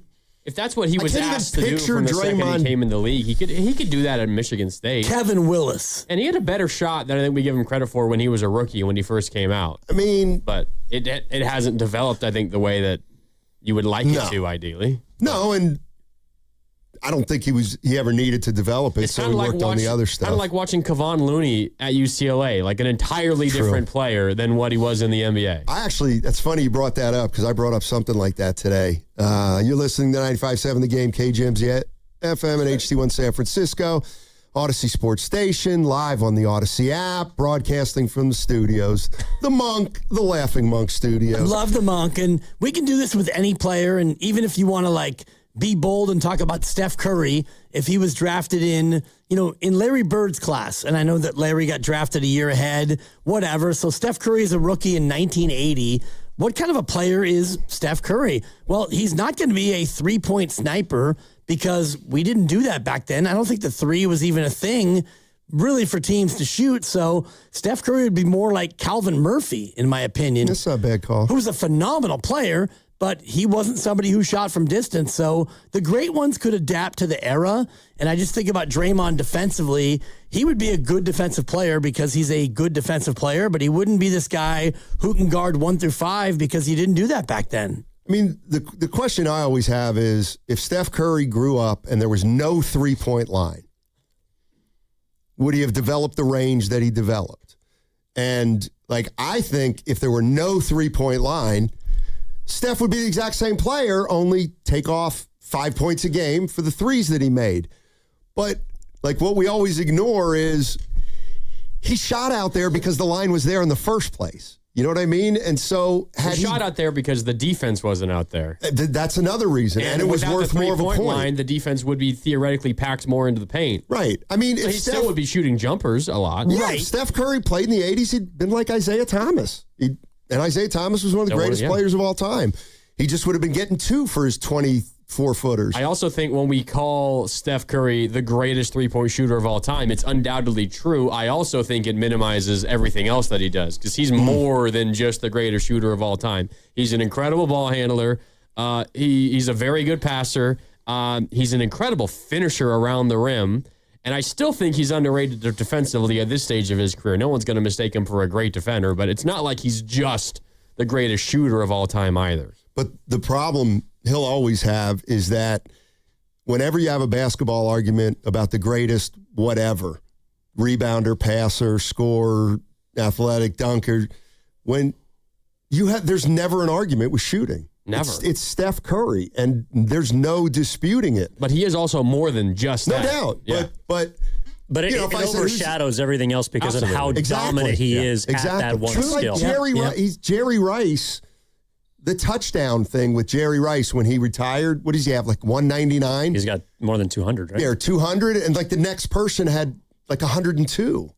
That's how far ahead he is of, everybody in the shooting department. But he is different in the sense that he's one of the greatest scorers ever, but feels like he's one of the only guys that doesn't need the ball to be a great scorer. Because we were talking about other players who have impacted basketball, maybe not on the court, but he brought up someone like Allen Iverson. We went through Kobe. We were talking about LeBron too, and it's all those guys need the ball. And Steph is on the ball quite a bit, but he doesn't have to be just as impactful or threatening on the offensive end. And that's where he's incredibly efficient. Someone else brought up someone like Nash. He's kind of a mix of players, but Nash didn't take that volume of threes, and because that wasn't a part of the game in the mid-2000s. Maybe he would do it now, but the mid-range was where even the great shooters lived, and Steph can do it off the dribble, degree of difficulty from deep, whether it's contested. Like you said, he can do it in the lane with both hands. So he's the most efficient scorer that isn't a ball, in my opinion, isn't a ball-dominant guy that I've ever seen. And I think the next closest one for me would be Reggie Miller, because you watch him in the early to mid 90s and he did the same thing that Steph is doing now, not at the same level of efficiency or volume, but Reggie Miller was never a dribble, I need a screen, shoot a three. That guy was running around waiting for picks and then, catch and shoot. Ray Allen to a similar extent, although Ray earlier in his career, because the three wasn't as prominent, he was more of a get the ball and score type of guy. But for me, when I watch Steph and I think back to Reggie Miller, that is where I would draw the straightest line. And, Steph is better than Reggie. Reggie would actually admit to it, but Reggie Miller was doing what Steph does 30 years ago. Yeah.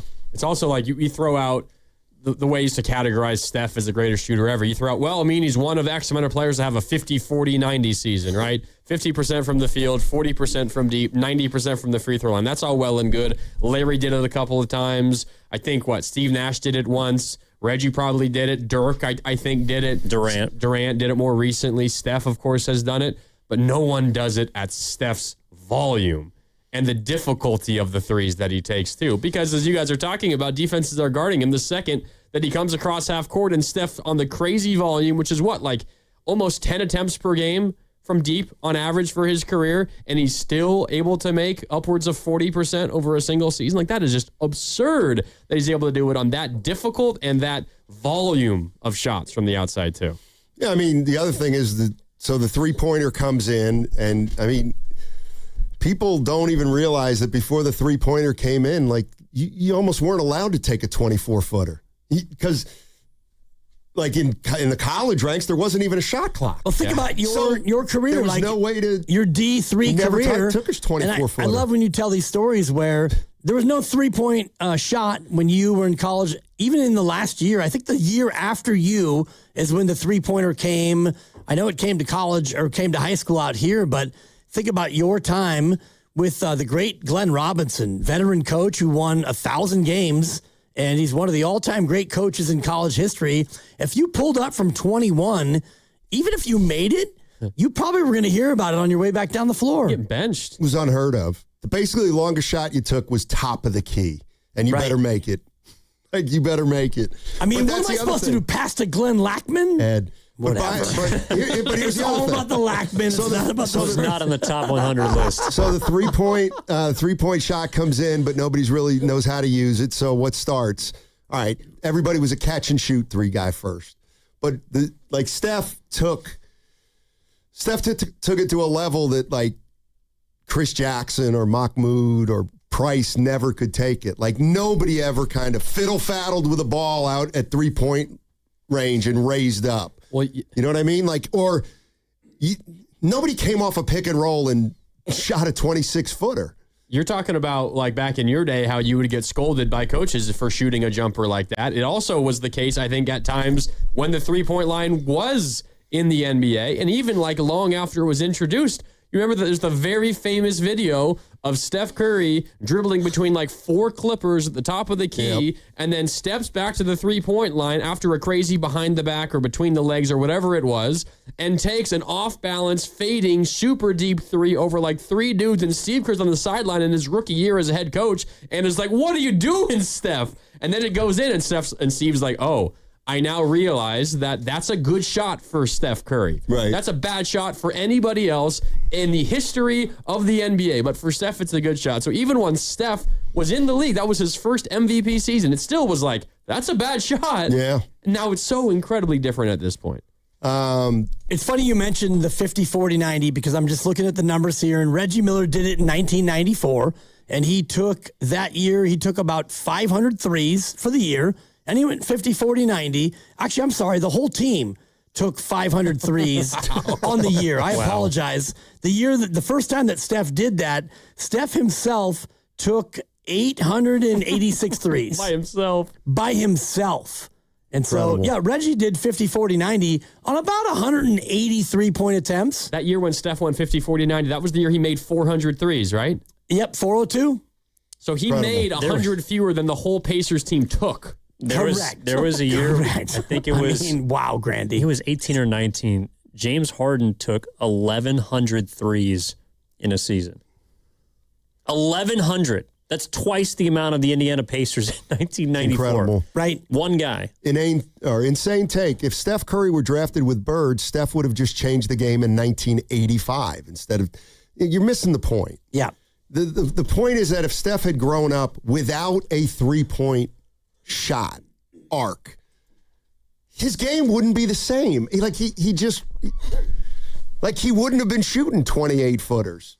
Just wouldn't have. It's a nature. He would have been great at shooting 22 footers. I'm not saying that. It's a nature nurture thing. The nurture isn't there to create that great skill. He still would be amazing, right? Like Steph Curry could not have come along unless the line had been established his entire life. Steph Curry as we know him. Yeah. It's funny you mentioned that because my brother, as you know, the Unibrother. 2.0. No, this is the Unibrother. Oh, okay. Class of 82, state championship at Drake. They went 35-0. They won California's first state championship in 60-something years. And he had a teammate named Chris Fulton who went on to play at Utah. And he would pull like 20, 21, 22 footers, the lefty. And he was a knockdown shooter. It was a long 2. And Coach Pete Hayward, who is still with us, you could see Pete over there grinding his teeth. But Chris Fulton could flat out shoot. and they actually scored 87 points in the state championship game with no threes. And it was a team where, you shot the long shot. Chris Fulton would shoot the long shot, but it was like not a shot that you wanted. But because he shot at such a high rate, it's like you kind of tolerated it. But that was 82, and that's kind of what Steph would be facing. Like, go ahead and make it. Don't miss one. Right. If you miss one, you're going to be sitting next to Red Auerbach right here on the bench. Well, that's why he's changed what's a good and a bad shot, because the further you got away from the basket, the lower efficient you were, so to speak. And now it's like people would have you rather take an open 28-foot three-pointer than take a contested 2 down in the paint, because efficiency-wise, it's not worth as much. And that's Steph Curry. Well, look at I think about a guy like Chris Mullin. When he played in college, they didn't have the three-point line. He was a great player. A great player. And just because he didn't get an extra point, and then the three-point line, he gets into the pros and they have a three-point line, and now he starts incorporating that into his game. But he's only got half his life to do it, and Curry came into a time when the three-point line was just starting to kind of take hold, and he essentially exploited it, is what he did. He used it to benefit his own career. And abused it. What if Tom Brady didn't, instead of playing in the 2000s, played in 1950? When the passing football game, it wasn't anywhere near the same. Or years later when you could drill a quarterback. Obviously still he would have been a good quarterback in any era, but Drew Brees is another great example. Any of the modern quarterbacks that are the running quarterback too. Like if they are just in a different era, they're not who we know them to be now. It's the same thing with Steph. Well, in the passing game back in the day, like Joe Namath, I want to kiss you. Thanks, Joe. Like the passing game was, we're going to throw it as far as we can to try to hit you deep. And that's why they threw a lot more picks. Steiny, I don't know if you know what Chris Mullin's 3-point percentage was as a rookie. Chris Mullin, 1985/86. 31. 18.5%. Wow. How many threes did he take? 27. Yeah. Over the whole year. 5 for 27. Steph gets that in 2 days. To your point about They shut him down. According to lore, you know what the big ball is in basketball? You ever see the big ball? The big ball? It's a basketball, but it's bigger than a real basketball. The big ball. Yeah. In other words, it's just everything's bigger, the same except it's bigger. I got it. It's called the big ball. You can't fit 2 big balls in a rim. According to the great Eric Hausen, who's the longtime Mullin made 33 straight threes with the big ball. When? 1990. Huh. You know what? I will get you some information on that. Okay. And I'll be... This is just like randomly in practice one day or what? All right. You know what? Maybe tomorrow I'll come up with a list of stuff. I got to go. That's your parting gift. I mean, you gotta honestly, put some respect on Mully's name. He's got a 50, 40, 90 in his career. I believe it. With Indiana? No, with the Warriors, his last year before the return, he shot 60% from the floor. Yeah. Dream team. 41 games? from 3. He didn't play a lot that He year. played 79 games. No, not the last year with the Warriors. I thought he was hurt. Not the last year, but before in Indiana. I don't see him here on the 50, 40, 90 list. Okay, He's not there. You know what? This is great for you guys to figure out. Grandy. I thought he played 79 games. But he didn't shoot enough threes for you and your young people's cockamamie stat marks. Austin Rose is better. Save the station, Steiny. All right. I'll save 95.7 the game. Yeah. Are they the smartest show in the Bay Area? You guys are an intellectual feast for the smart sports fan in the Bay Area. Wow. You're pretty much the smartest guys on the radio. I agree. Good Lord, how big is your ego? Are they the funniest show in the Bay Area? Give it a laugh. Come on. You're a funny guy. Come on. Give me a laugh. You are funny, dude. Hit that S again. Are they the coolest show in the Bay Area? And no white boys. They're cool. That's what people are saying. You guys are phenomenal. This is one of the most perfect ways that I could end my day, getting the chance to talk to Mr. Mark and Dan, you know? We'll let you be the judge. Oh. All I know is it's a couple of Bay Area boys talking sports. I know nothing. Thanks. It's Willard and Dibs on 95.7 The Game. Today was just a classic Steiny day where he's just talking about basketball of the 80s. That was Steiny's dream day, honestly. And honestly, it's kind of my dream day, although I do love the young people and I love modern basketball. But if you want to go back to like my roots as a basketball fan, it started in probably 1977 with, Mark Aguirre and DePaul. DePaul used to be the team when I was a kid, and I would wake up and you'd, look at your TV. There was no guide, but, you'd open up the newspaper, and it'd say, okay, DePaul's taking on whoever today. And I would sit in front of the TV in my cardboard box, and I'd get out the piece of paper, and I would keep score of the entire game. And that's what you did. You had 2 games on maybe, like Al McGuire and Marquette would be playing, and Ray Meyer, rest in peace, and DePaul would be playing, and you just watched college basketball, and you dreamed about what it would be like to be in that spot. And all I will say, Dibs, is Steph Curry, he'd be great in any era. Might not be the Steph Curry we know now back in the 80s or the 90s, but he'd be great in any era. The greats would find a way no matter where they're playing. No doubt, and I even think about, for example, like Bill Russell. If Bill Russell was playing in this NBA, he would be a little bit of a different player, but he still would be the best defensive player in the association. He'd be better than Rudy Gobert. Like, Rudy Gobert is kind of that guy where you don't do much other than, like, rim run, rebound, dunk, and defend. Bill Russell would be way more than that. Yeah, I agree. Anyway, that was fun. A fun crossover with Steiny and Evan in for Goo. Goo will be back tomorrow. Looking forward to that. Thinking of you in the fam, Goo. Fingers crossed. Hopefully everything is all good. But unfortunately, we have something less fun to talk about than Steph Curry and old basketball and different eras and lists and best defensive players of all time, because the Giants exist, Dibs. And they've already played a baseball game today. And they were leading by 3 runs in the 7th inning, and they lose 5-4, and they get swept by the lowly Kansas City Royals, who entering this series were one of just a few teams worse than the Giants this season, and the Giants get swept 5-4. They lose to the Royals. They implode in the 7th inning. Landon Roop threw 6 shutout innings, did not get out of the 7th inning. The bullpen could not hold it, and the Giants lose 5-4. They're now 42-60, a season worst. 18 games below 500. They've now lost 5 games in a row, Dibs. 4 of them are by a single run. They just keep finding ways to reach new lows. I said the same exact thing to you yesterday. It is true once again today. Well, it's kind of the same old way. And, Genuine had a song called Same Old G. And it's the same old Giants where a good start. Landon Roop was great until he wasn't. It's amazing. And I don't think that you should have pulled him before that because his pitch limit was still fine. And he gives up a 2-run homer. And now you're up 3-2. Okay, let's go to the bullpen.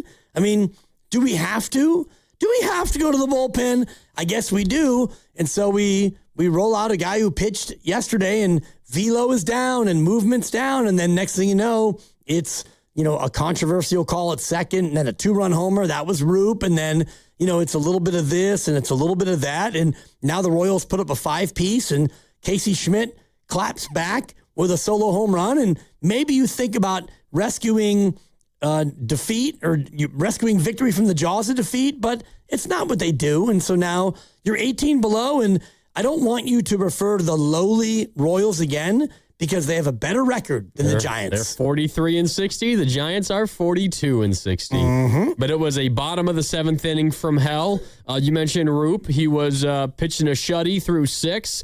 Vinny Pasquantino, a leadoff double, and then, as you mentioned, a interesting call at second base. A throw came in from Jung-Hoo Lee in the right field corner after the double by Pasquantino. Adames lays the tag on Pasquantino. Pasquantino is safe, but his momentum from the slide kind of carries him off the base, and he's falling, trying to keep his foot/hand, some body part on the base. I think he did keep it on the base, at least. When the tag was applied by Adames, it was a bang-bang play. It was tough.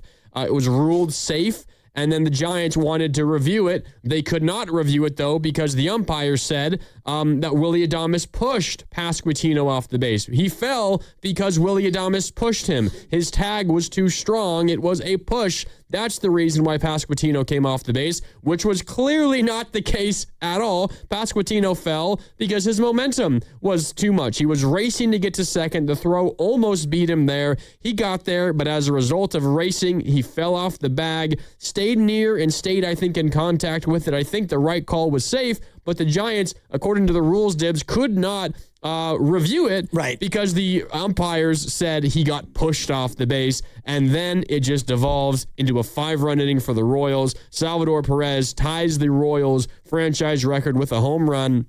It's now 3-2 Giants, then a bunt single and a throwing error by Hentges puts the runner at second base. Later on, a single by Starling Marte. Then Keaton Winn comes in. Another single ties the game. And then after that, after another out and a walk, a single scores 2. Giants down 5-3. Casey Schmidt hits a solo homer with 2 outs in the 9th. They get them within 1. But Jung-Hoo Lee, I think the very next pitch or 2 pitches later, pops out and the game's over. Giants lose 5-4. They've lost 5 games in a row. They're 18 games below 500. Their manager got tossed. Showed a little bit of life, I guess, which is a good thing. But it did not result in a win. The Giants lose again. No, it results in what it always kind of results in, which is your bullpen is terrible. You're sloppy when you can't afford to be sloppy. And ultimately, even though you had Casey Schmidt hit number 20, and he might have a chance to hit 30, assuming he stays a Giant. We can get into that a little bit later. Yeah. But, you had a game where it's a getaway and your pitcher is absolutely shoving. He was spectacular all the way into that 7th inning, and it got sideways. And, the call at second base, I think, is something that Major League Baseball eventually is going to have to look at, because did he get tagged and pushed off the base? I don't think so, but it's such a judgment call that I think that you should treat second base and third base the way you treat first base. I'm not saying you can run through the bag, but when you hit the bag, unless you clearly try to get up and do something else, you're just safe. If you beat the throw, you're going to be safe, because I think that in this day and age of, the tag and the foot pops up, and now we've got video review. So if you slide in hard and your front foot hits the front of the bag, and as you try to maintain your balance and protect your knee, your front foot comes off for a second while your trail foot goes on top of the base. But we're holding the tag, and now you're out because you're not trying to just jam your leg into the base. I do think that part of it might need to get looked at. And in this case, it's did Willy Adames push him off? You can't honestly tell that. And so the ump has to look at it and say, yeah, I think he did. He didn't push him off. I mean, I thought it was pretty clear on the replay. He did not push him off. It was a normal tag. It was a normal tag, but the momentum of Pasquantino was clearly what caused him to fall. So the momentum of Pasquantino is something that I think they have to look at, because if you're going full speed and you're a pro athlete and you're going to slide into the base, the only way to not have your momentum take you off is to just jam your leg into the front of the base slide and not head first move. And just hold on to the bag as you slide around it. Right, but I don't think that honestly is the solution. But anyway, it's a micro moment in a macro season of this, which is something doesn't go your way and you still have the lead. And then what happens next? 5 spot. Big fly, mistake, error, bullpen. You bring in Keaton Winn, a guy who pitched yesterday and clearly is not right. And so, what are we doing? And it's not on, the manager, Tony Vitello, because he was long gone, probably drinking beer in the back. But Tingler comes in, and this was the plan. And so you go to Keaton Winn for a second straight day, and he's not good enough, and Hentges wasn't good enough, and your bullpen's not good enough. And so you lose games like this. Yeah, they've lost 8 games like this season. At least, right? And a lot of them have happened in succession. They've now lost 5 consecutive games. 4 of them are by 1 run. By 1 run. They just And again, Vitello showed a little bit of life by getting thrown out, and he absolutely should have gotten thrown out. I credit Tony Vitello for doing that. That is an absolute ridiculous reason and call, if that is indeed the reason by Mike Estabrook, who was the umpire there making that call, that the reason the Giants couldn't challenge that and ask for a review was because Willy Adames pushed Pasquantino off the base, which makes it, a judgment call. It makes it moot. Yep. It doesn't matter if he's safe or out. He's safe because he was pushed off the base.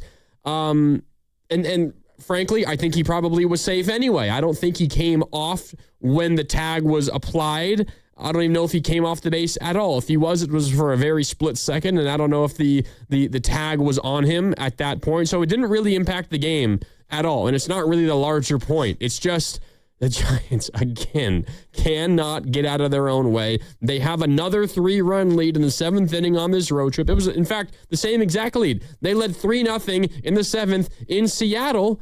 They were 9 outs away from winning their 4th consecutive game of the season. For the first time all year, they blow that one. They blow this one. They lose all the games in between. They've lost 5 consecutive games. They got swept by the no longer lowly Royals because they have a better record than the Giants. That's right. We can be honest. A really bad baseball team. They sweep the Giants, and the Giants are now 18 games below 500. And I've had it. I have had it with Giants baseball this season.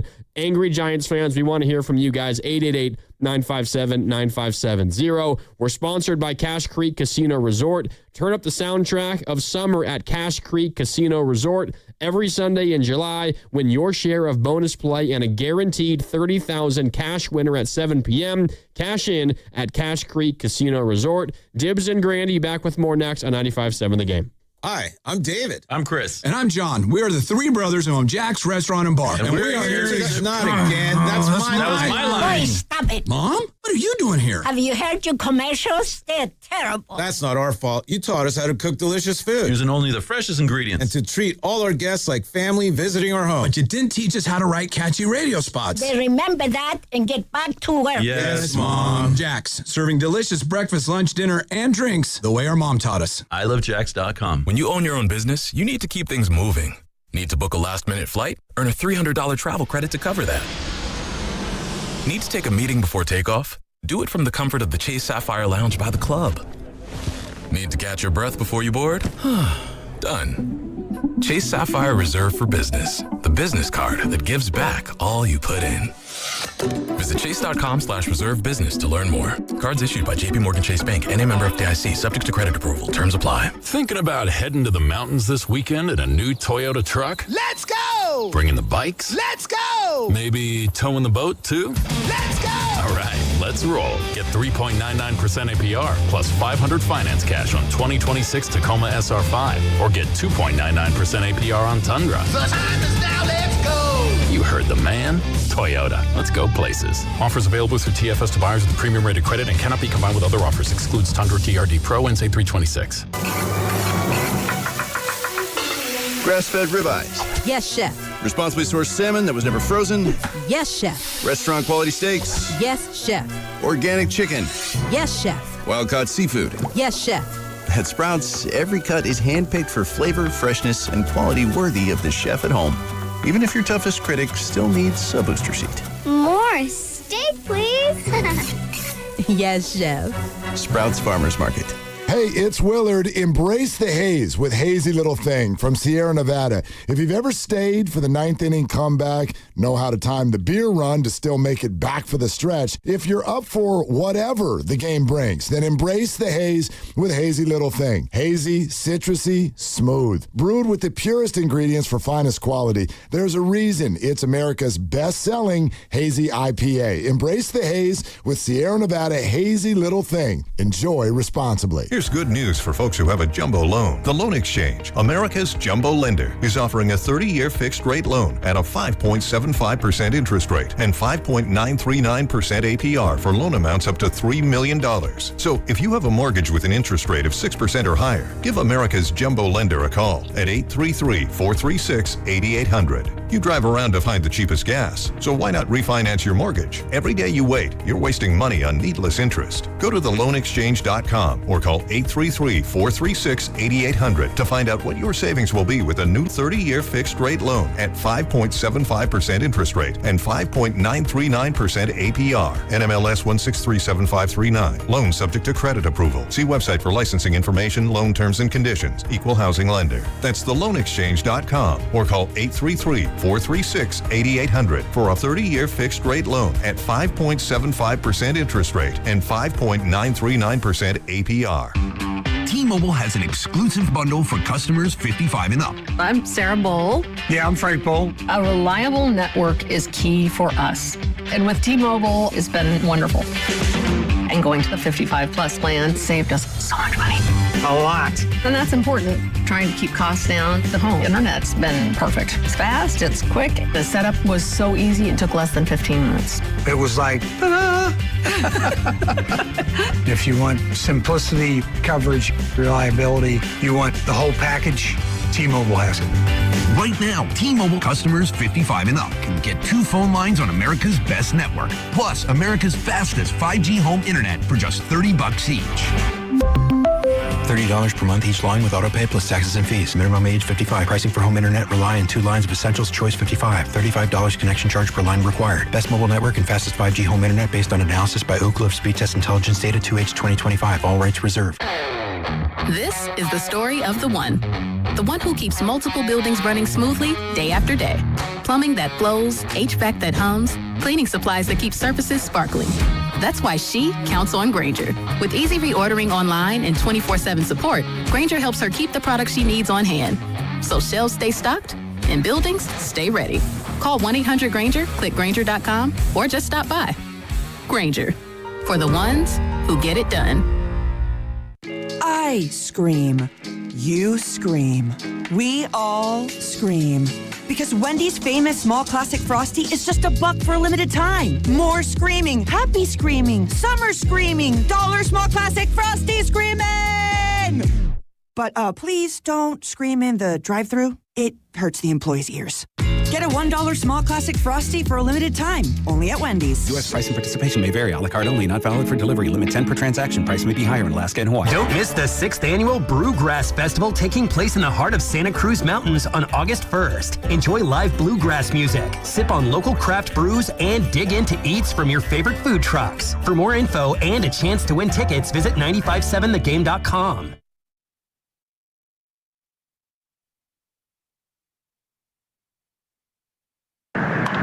Doing it instead, he'll do that. Gilbert is going to dive and not catch it. Game tied. Ramos backs the play up. It's 3-3. And Lofton has just been so clutch this series, and another huge hit for him and the Royals to tie this game, and the threat's still lurking. Base hit. That's going to score 2, and the Royals take a 5-3 lead. The throw to third is late. 3-0 lead is long gone. Lee pops it up. Left side. It'll be Lofton to catch it. Game over.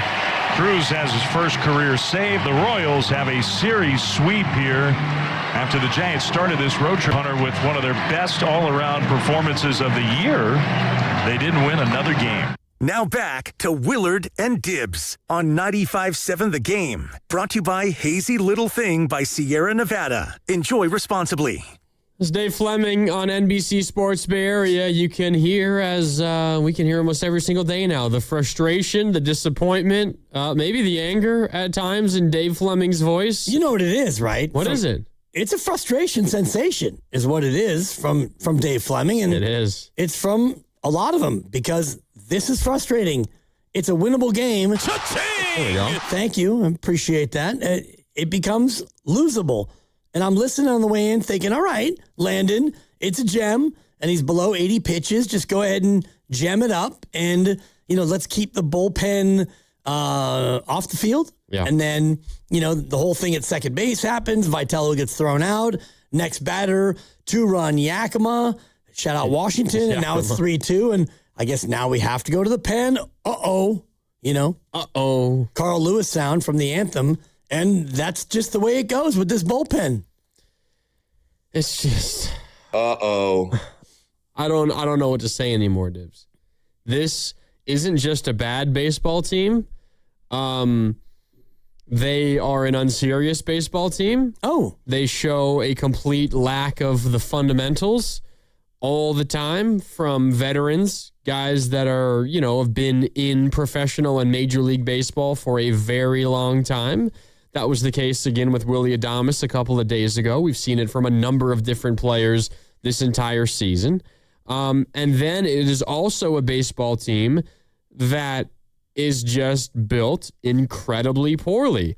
And you have Buster Posey going on press tours earlier this season and at one point saying, what did you want me to do? Go out and sign Edwin Diaz? If I did that, you'd be yelling at me too because he's hurt.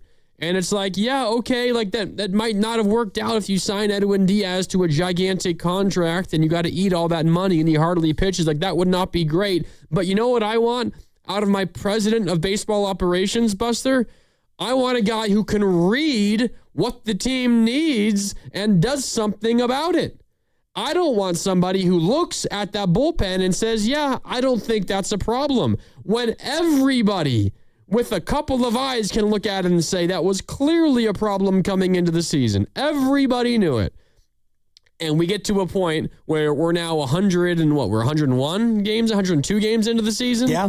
And they're 18 games below 500, and it's because of the bullpen almost every single night. You're up 3-0 going into the bottom of the 7th inning, and you lose that game 5-4. And Landon Roop gave up the first couple. Yeah, it was the double, and then the Salvi home run. Look, that's still 6+ innings and 2 runs allowed. Really good outing by Landon Roop. But then what happens after that? Everybody he turns to, you bleeps the bed.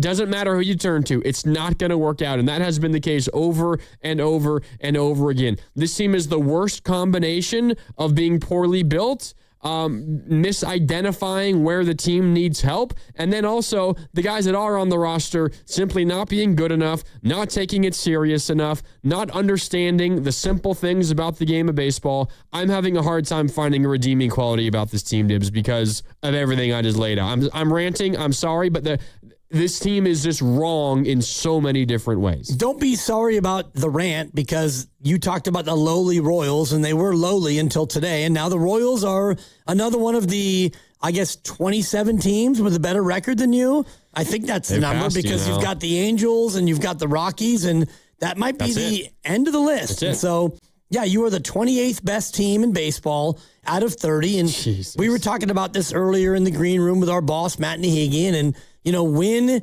in your life, my life really, having, lived a quarter century longer than you or more, like, when do you remember this being this bad? And I think it was 1985 when they lost 100 games. And the scrutiny wasn't there back then because there was no social media. And, sports talk radio didn't even really exist in this same typical form. But that team was awful. And now you get to this spot where new manager and Buster Posey and all the rest of it. And the expectations were not World Series or bust. The over-under set by Vegas was 80.5. So go out there and be 81-81. And if you're a little bit better, 86-76, you're probably going to be a wild card team. You would hope. Keep hope alive for a playoff spot. Right. Shout out Jesse Jackson. Into September. Like, go into September with a chance to make the playoffs. Right, but you couldn't even go into June with the hope. And here we are on the cusp of August, and you're now 16 games below. 18. I apologize. I made the same mistake. I lose track, Grandy, because these losses come at you fast now. Mm-hmm. And, they come in bunches. And they got back to 13 under, and now they've lost 5 games in a row. And you're 18 below. Mm-hmm. And so you come out of the break. Didn't they have a couple of game win streak coming out of the All-Star break? They won the last 2 before the break, and then they won game 1 in Seattle. They had won 3 games in a row, and then the Saturday game in Seattle, they're up 3-0 in the 7th inning, and then Logan Webb gives up a 3-run homer in the 7th, and you lose that game in walk-off fashion because you can't score the free runner, the Manfred man at second base in the top of the 10th. Yep. Seattle does in the bottom of the 10th. They win that game, so you don't get your first 4-game win streak in season history. And then you've also lost the next 4 games. You've now lost 5 games in a row after the 3 wins in a row spanning the All-Star And break. 2 of those were walk-offs, and today might as well felt like a walk-off because they put up 5 in the 7th, and Casey Schmidt shot him out and we can get into the trade deadline part of this a little bit later, but 20 bombs, and he's got a real chance for 30 bombs. And so as we get closer to the trade deadline, I have actual thoughts about what would be the ideal scenario for this team, but in the short term and just looking at this game, we've seen this game play out so many times where it looks like you've done enough to win, even though they had 3 hits through 7 innings. And then Casey Schmidt got hit number 4, which was a home run. You were going to find a way to win this game, even though you could not really hit the ball. You did enough. You had the one little rally to get you the lead. If only you had a bullpen. And I'm thinking about the Wizard of Oz. If I only had a brain, or it was if I only had a heart. I can't remember which one. Yeah. If I only had a pen. If they only had a pen, a game like this, you weren't great, but it would have been good enough to win this game 3-2. If you had a good pen, instead of losing 5 games in a row, you might have won 3 of these 5 games. Right. If you had a good pen. And what does that do for them now? But we could extrapolate that out over the whole season. If you had a good pen, and it's not easy to go from a bad pen, and they are clearly a bad pen, to a good pen. But again, it's not even necessarily make it a strength in the offseason, Buster. It's do more than just Sam Hentges, right? Who was hurt to begin the season. It's do more. Identify that it's clearly a weakness and do something about it. If you sign Edwin Diaz, and hell, if you have to overpay for it, okay, not ideal. You want to get, cost control arms, you want it to be, you want to get bang for your buck. I get it, but don't go into a season looking at this bullpen and tell me you think it's all right. Because at that point, I seriously question your ability to put together a good roster. If Buster looked at this pen before the season began and said, yeah, probably not worth adding to, or I would rather add elsewhere, then I don't know what the future is with Buster at the helm of this team. The future. I don't know what it is either. And it's one thing to look at a team and say, all right, you don't have a lot of arms, which they don't, but I'm just looking at Sam Hentges, and the last 5 days in his life, he pitched on the 18th an inning. He pitched on the 19th an inning. The 20th he didn't pitch, but he pitched on the 21st and out. And then he pitched again today. 4 of the last 5 days, he's pitched. He's thrown. And Caleb Killian, same thing. He pitched yesterday. And, you look at him again today, and he did not look great. And I'm sorry, that's Keaton Wynn I'm talking about. Yeah. Keaton Wynn pitched yesterday, and you run him back again today. So if you've got arms that you really rely on, you have to pick their spots. You can't just roll them out every day. And if you do, the velocity will be down, the movement will be down, and they're going to get hit by major league hitters. Yeah. Absolutely. They will. It's nothing is going well for the Giants, and it's been that way, of course, all season long. By the way, we are going to change gears a little bit coming up in the 3 o'clock hour. Melissa Rowland, who writes for the California Post, senior NBA reporter, you may have seen a bit of her latest story or one of her more recent stories appear on your Twitter if you're a big Warrior fan.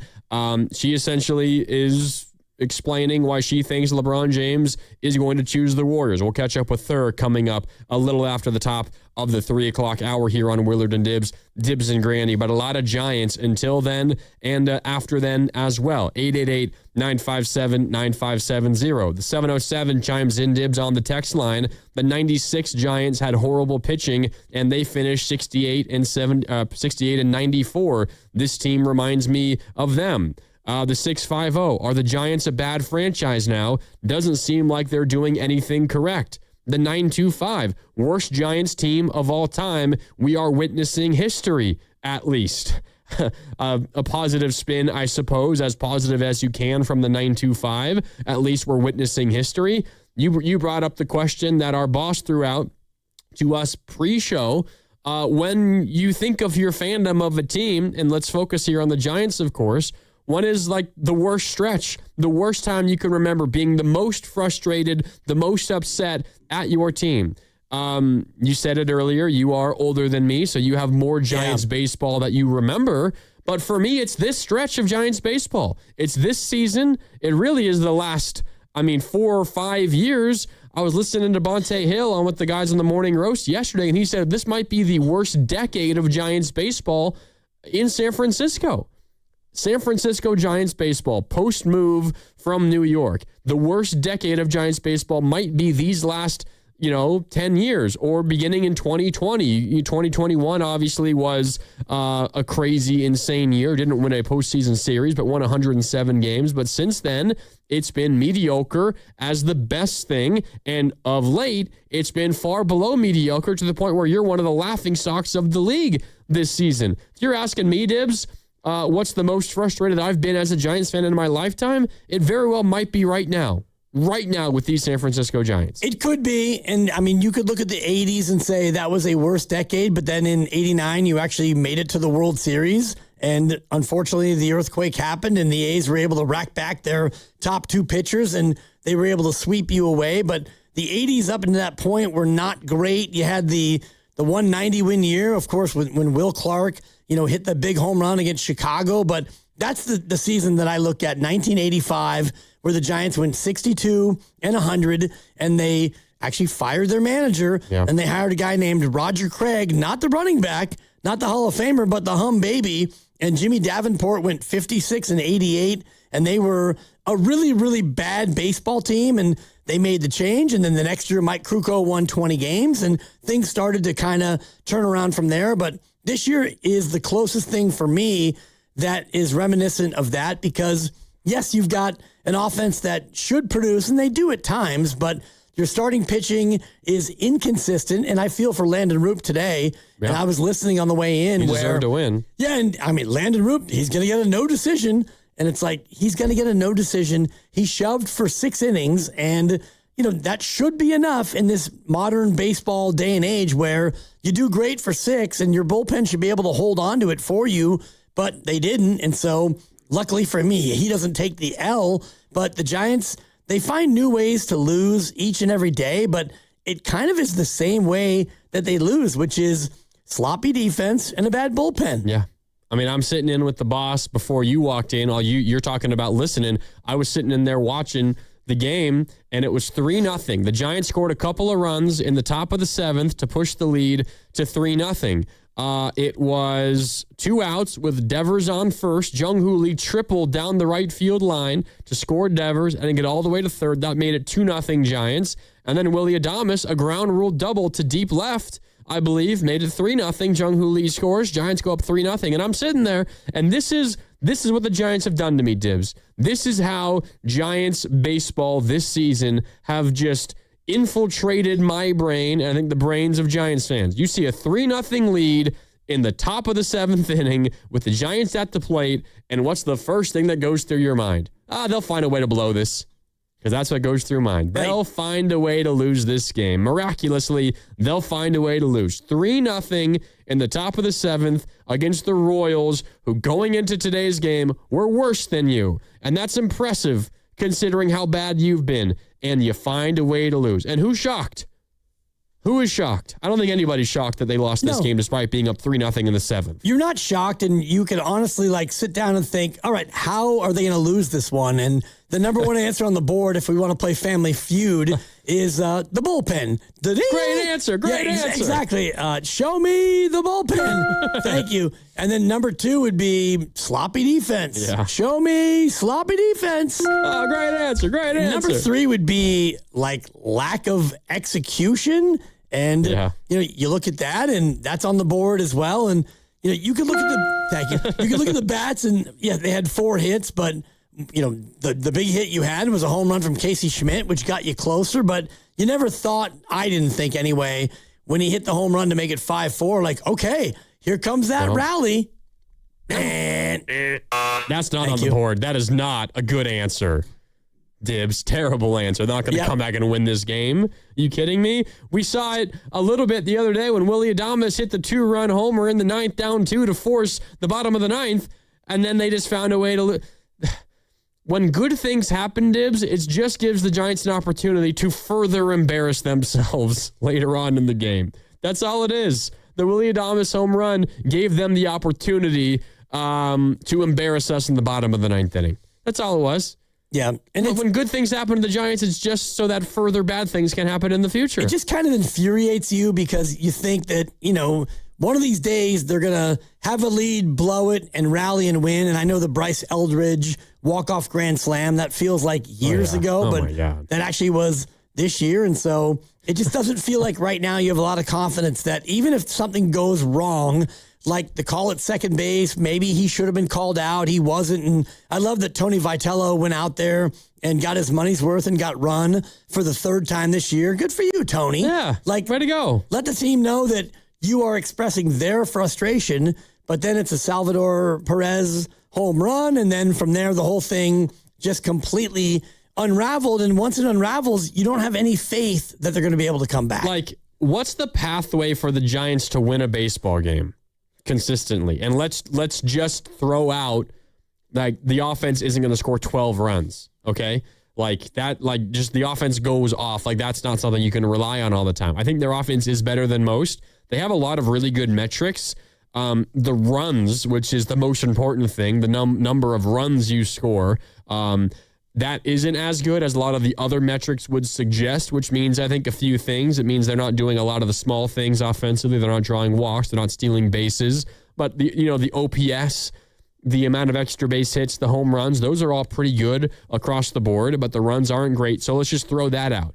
But, like, what's the pathway for the Giants to win a game? And it could just be your ho-hum game. It doesn't have to be against a Cy Young candidate. Just a ho-hum game on a random Wednesday like today. What's the pathway to win a baseball game? You got to hope that you can score like 4, 5, 6 runs, and you're going to need your starter probably to go at least 7 innings. At least 7. And in the case of Logan Webb, you might need him to go 8 or maybe go complete game.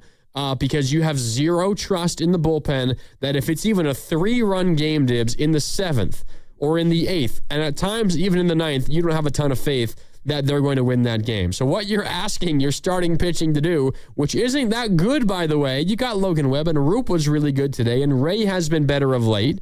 But with Malley and Hauser throughout the year, not great there at all. You're asking your starting pitching to give you a ton of innings every single time out just so we can minimize the load on the bullpen, because I don't trust anybody in that bullpen. It's a very, very thin bar for the Giants to shoot for every single day as a way for them to win a baseball game. Yes, and if you look at their record in one-run games, they're 9-15 this year, which, 24 one-run games is not a lot relative to where, you might be if you were a tight team and you had a good bullpen. That record would maybe be flipped. And if you were 15-9 in one-run games, you still would not be a great team, but at least you'd feel like, okay, we get into these tight games and we can win the tight game. But even in like blowout games, they've had some blowout wins, but they've also had some blowout losses. And really the blueprint, you mentioned it, is have your starter shove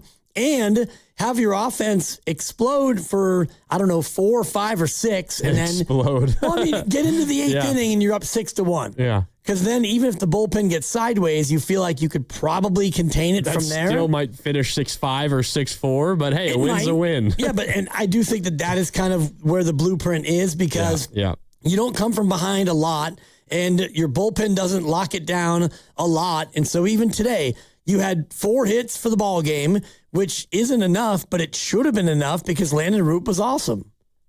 He was awesome. That should be enough, but that's the point. He shoved 6 shutout, and, he came out in the 7th and gave up a couple of runs. We'll give those 2 runs to him. Those were his runs, a double and a home run, and then he gets taken out. You give him those 2 runs, but still, 6+ innings, and you give up 2 runs.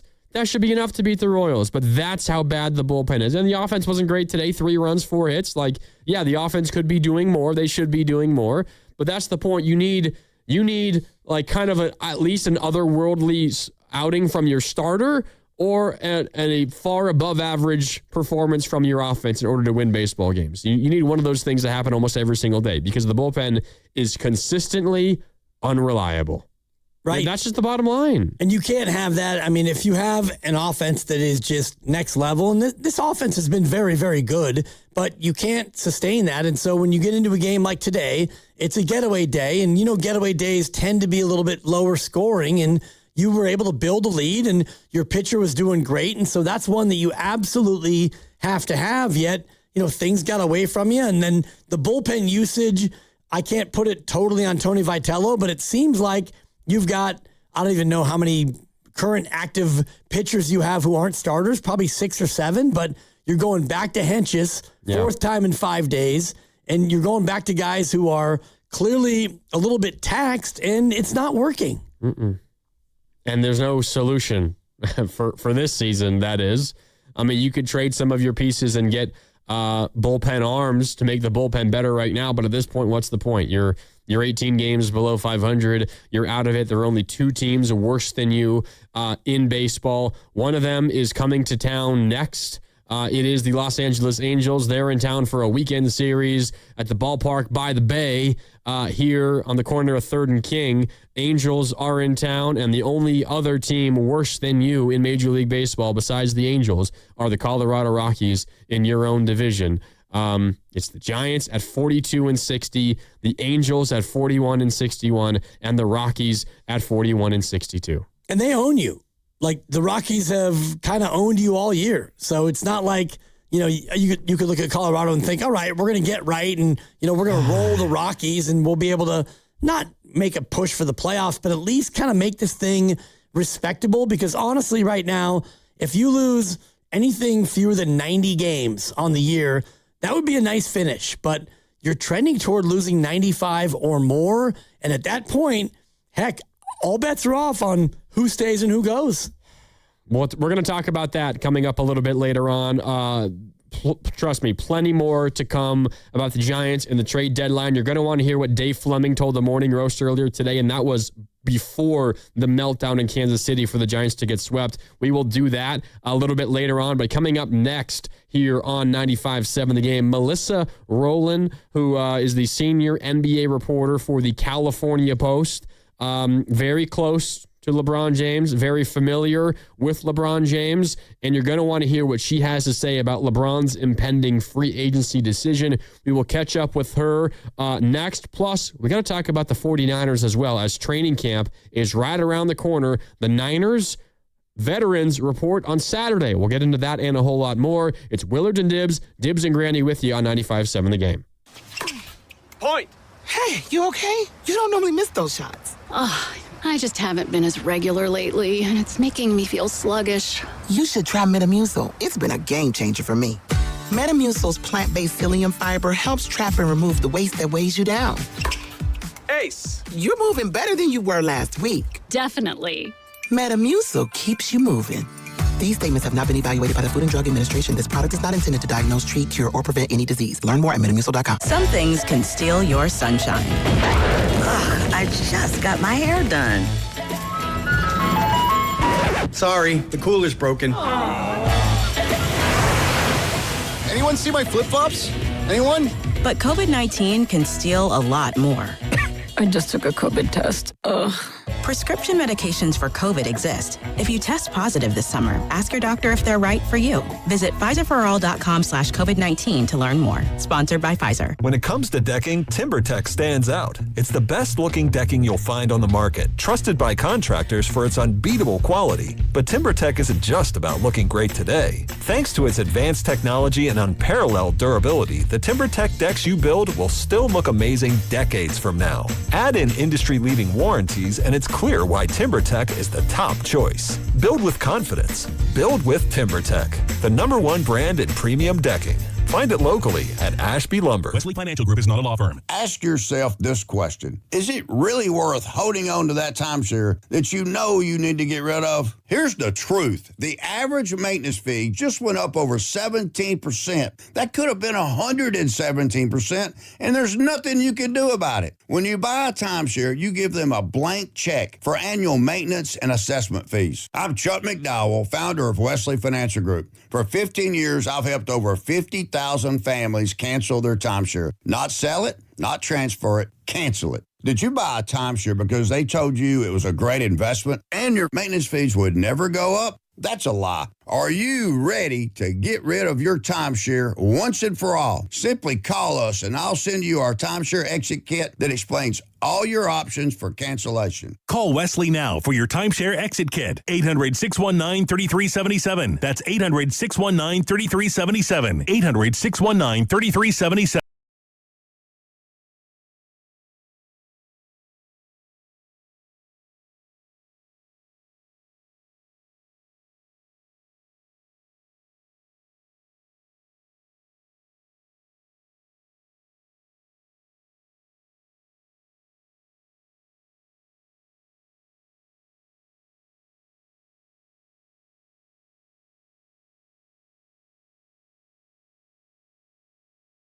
Termites don't surf. They eat and breed 24/7.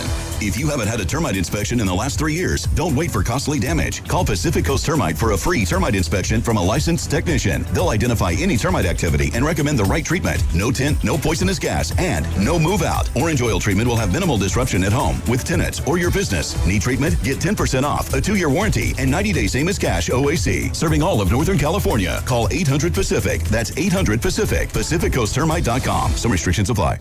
You listen to 95.7 The Game for the best sports insights. Now, use that same power to grow your business. When you advertise with us, you're reaching a massive audience of local consumers and business decision makers every day. Let our team help you build a game plan that delivers results. Scale your business and win the market. To get started, visit Advertise with 957 The Game at Odyssey.com. That's Advertise with 957 The Game at AUDACY.com. Some things can steal your sunshine. Ugh, I just got my hair done. Sorry, the cooler's broken. Anyone see my flip-flops? Anyone? But COVID-19 can steal a lot more. I just took a COVID test. Ugh. Prescription medications for COVID exist. If you test positive this summer, ask your doctor if they're right for you. Visit PfizerForAll.com/COVID-19 to learn more. Sponsored by Pfizer. Here's a World Soccer Championship Team Spotlight. Brought to you by the first ever Infiniti QX65 and by Lowe's. Members get more at Lowe's. Spain, world champions once again. This is a golden generation announcing itself on the sport's biggest stage. Spain's next wave has already delivered a title, and there may be more to come. World champions, Spain reigns over the globe once again. Jane is a small business owner. That's right. And tell them what that's like, Jane. Yeah, well, it's like a roller coaster with a lot of ups and downs, and some days things can feel like they're flying off the rails. Yep, it's a lot. But the Total Solutions Advantage only from Comcast Business can help you manage it all. With the largest, fastest fiber-powered network designed for 100% reliability with business internet and wireless connect. Plus gig speeds with security and equipment included. All with a 5-year price lock. Nice. So everything stays on track. Exactly. The Total Solutions Advantage. Get started for just $60 a month for 12 months when you add wireless connect to a qualifying internet package. No one does business like Comcast Business. Limited time offer. Restrictions apply. New customers only. 1-year agreement, paperless billing, and automatic payments with bank account required. $60 offer requires 300 meg internet, security edge, and additional qualifying service. Equipment, taxes, and fees extra. You're listening to 95.7 The Game, KGMZ-FM and HD1 San Francisco on Odyssey Sports Station and the home of the Golden State Warriors and Valkyries. Always live on the free Odyssey app and now coming to you live from the Laughing Monk Studios.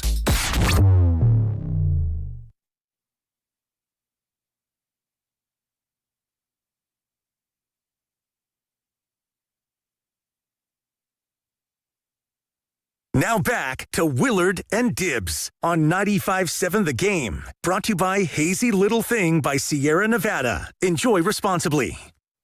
Welcome back. It's Willard and Dibbs, but no Willard. So Dibbs and Grandy with you here on a Wednesday, reacting to just ho-hum, another Giants loss, a loss that they blow a lead in the 7th inning or later in. Feels like that's every single one of their losses these days, which means they're not playing, I guess, terrible baseball. They have a lead. They had a 3-run lead going into the bottom of the 7th inning today, but they ultimately lose this one. We're going to catch up with Melissa Rowland of the California Post, who writes all things NBA, senior NBA reporter for the California Post. We're going to catch up with her about the LeBron James decision coming up here in just a little bit. Have you moved off of your prediction that it was going to happen this week, Dibs? LeBron James? I have not moved off of it. I mean, I've got until tomorrow, but the more I think about what's going on and, Rich Paul's comments yesterday about, whoa. He doesn't have to feel any pressure from anybody. This is a big decision. Don't rush him. And he hasn't decided. And so the more I think about the narcissism that would go along with LeBron James, and I don't know LeBron, but I've seen him for long enough in his career, and it seems like being the center of attention is not something that makes him uncomfortable. Definitely not that, yeah. It makes him comfortable. Yeah. It's like Joey Chestnut in a trough of hot dogs. That level of comfort. He's at home on the stage on the 4th of July on Coney Island. You give Joey Jaws Chestnut a trough of 70 dogs and buns and a couple of glasses of water, and he's comfortable. And you give LeBron James 4 weeks of all eyes on me, shout out Tupac. All eyes on me. He's comfortable. And, I mean, he's as comfortable as we are uncomfortable with the Giants, watching the Giants go to the bullpen. That's a great point. It's a great point. So, I mean, as far as do I want the decision? Sure. Do I think it's coming? I thought yes, but I mean, the overseas markets would tell you otherwise. Yeah. Well, let's get a better idea of this whole situation by going out to the River Islands guest line, because joining us now also on YouTube is senior NBA reporter for the California Post. That is Melissa Rowland, has previously worked for Fox Sports, Sports Illustrated, the LA Times, Bay Area News Group up here, even out in San Antonio. And she joins us now again on the River Islands guest line. Dan Dibley, Mark Randy with you, Melissa. We appreciate your time. I know you're busy this time of year, as is everybody, waiting on the LeBron James decision. What can you tell us, though, about what LeBron is going through at this point? Because he's had plenty of time to think about it, but as far as we know, hasn't come to a decision just yet. Yeah, I think he has a lot to weigh here, and there's just no perfect destination where he has everything, where he has his family close by, where he has what he feels is a real shot to win his 5th ring. There's a lot of things at play. There's a lot of things he's weighing. Each destination comes with its own set of pros and cons, and I think he feels as though, look, I have given this league 23 years. I've made this league billions of dollars. This is my final chapter, and I am going to take my time and decide what's right for me. Of all the pros, what do you think is the pro-iest, if I can make up a word here, in terms of LeBron? What's the number one thing that he wants the most out of his destination? If we knew that, we'd have our answer. Yeah. At first, when you listen to everything he said at Fanatics Fest, I thought he gave us a lot of clues into his thinking. And the one thing he kept talking about wasn't winning rings. It wasn't feeling a sense of closure on his career. It wasn't legacy. He kept talking about his family and how much his family is going to be involved in this decision. He has an 11-year-old daughter named Zuri. She grew up in Los Angeles. She spent 8 years here. He doesn't want to uproot her life. She plays volleyball. So I think being close to her and being close to his wife is a huge consideration for him. Is it the ultimate consideration in the final chapter of his career? I don't know. That's for him to decide. But I think how Zuri feels about this, how Savannah feels about this, really does matter to him. You wrote in the California Post, I think it was right after LeBron's appearance with Rich Kleiman at the Fanatics Fest, all that going out there in New York City last week. You wrote, quote, "That's why it's hard to imagine James choosing anywhere besides Golden State to finish his career." And what you're referring to there is exactly what you just were talking about, the impact that Zuri and his wife Savannah will have on his decision. Now we're 5 days removed from that appearance by LeBron. Do you still feel that same way? Do you still feel like you'd be surprised if he doesn't choose the Warriors? I mean, I found something Kendrick Perkins said really interesting as well. He said that he recently talked to Rich Paul and that he intimated that LeBron's mind had been made up. But then LeBron's mind had changed. And I wondered if in that moment his mind had been made up about Golden State, and then, maybe some other factors came into consideration for him, because early on it seemed as though it was very strongly trending for him to come to the Warriors. And then all of a sudden, the talk kind of shifted to the East Coast being the priority, and teams like the Cavs, the Heat, the 76ers are kind of allegedly leading the race. But I really think if you know LeBron, and I've covered him for a long time now, the family factor does matter a lot to him. We know that he has flat out said that if he could play alongside any player in the NBA, it would be Steph Curry. Draymond Green is one of his best friends in the league. I talked to them both early in the season. I did a big feature on how they went from being bitter rivals to best friends, and the way they spoke about each other left a huge impression for me. And obviously all these other guys are sending pre-recorded messages to LeBron, and Draymond's traveling with him. So look, I think there's a huge argument for LeBron to go to the Warriors. That's where his family is. He'd be playing with contemporaries instead of guys who are potentially a lot younger than him, or, who he doesn't know very well. So it's just a matter of what he prioritizes here. I mean, for me, looking at this and from everything I know about LeBron, Golden State seems to be a great fit. It would be cinematic, regardless of whether they won a championship. It would just be so much fun for him. It would be incredible basketball. If all three of those guys, as well as Jimmy Butler, were healthy entering the postseason, I mean, would anybody want to play that team? But who knows? LeBron may want to put a beautiful storybook ending on his career and choose Cleveland. Maybe he wants to bring a third championship there and play alongside Giannis in Miami. Maybe he feels as though he has his best shot at winning a ring in Philadelphia. I mean, it really depends what his priorities are. And when you look at all those things, so it's the homecoming in Cleveland, it's the third ring in Miami, it's, giving Philadelphia something they haven't had since before you and Grandy certainly were alive back in 1983, or playing with buddies. If you can use just your gut guess based on how much you know about LeBron James, which way would you lean based on those four factors? I'll tell you this. It really struck me when LeBron went to Cleveland. I was there. I was talking to a bunch of people just around the arena, and they were anticipating him coming back. Like, people had bought season tickets for next season in advance just off of the hope that he'd return. And these are like people who, said that they couldn't even necessarily afford these tickets, but they were willing to put it on the line on the chance that LeBron returned to Cleveland. So he has that type of love there, and that's unparalleled. And we saw that love is very much reciprocated. When they showed a video tribute, we saw him tear up. So, I mean, that really stood out to me. And then I also think the Warriors, it just makes so much sense family-wise. Like, I think it would be really hard at 41 years old to be a part. I mean, he has insinuated, Rich Paul has insinuated that next season might not be his final season. So if we're talking 2 seasons here, like, would he really want to be on the other coast from his family for 2 seasons? I mean, that's got to weigh a lot.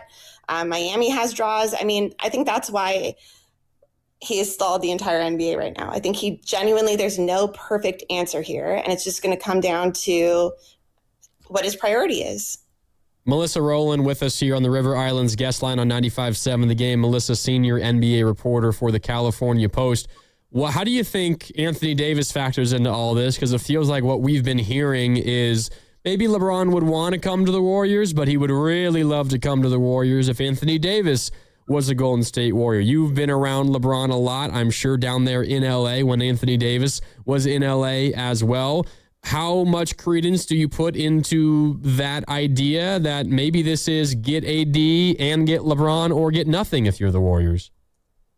I put a lot of credence into that. And if I were the Warriors, I know they're struggling with how many picks did they give up here? How much of their future do they put on the line in order to go all in on AD, who is a great player, but he's obviously been injured the past couple of seasons, and that, the oft injured narrative has followed him his entire career, and it's a big gamble. What is he, 33 now? So, I mean, do they want to go all in on AD to get LeBron, to potentially give Steph another chance to win a championship. And if I'm the Warriors, I think they go for it. I think why you have a team right now that could be so exciting. If you added AD, if you added LeBron, this could be a very competitive team. I really don't think anybody would want to face them in the finals. And then on top of that, you have a chance to make billions of dollars. I mean, you would be the number one show in the league. Imagine the amount of tickets you'd sell. Imagine the endorsement deals. Imagine the amount of jerseys that would be sold. I mean, I think it makes a lot of sense business-wise. And if AD can stay healthy, I think like with everything regarding the whole Luka trade, obviously his value really dropped on the market. Compared to Luka, a top 3 player in the league, compared to Luka, this trade was stunning. But let's not forget that when AD's healthy, he's one of the best guys in the NBA. I mean, he could easily have won Defensive Player of the League multiple times. I think the Warriors should go for it. I think they should pull the trigger.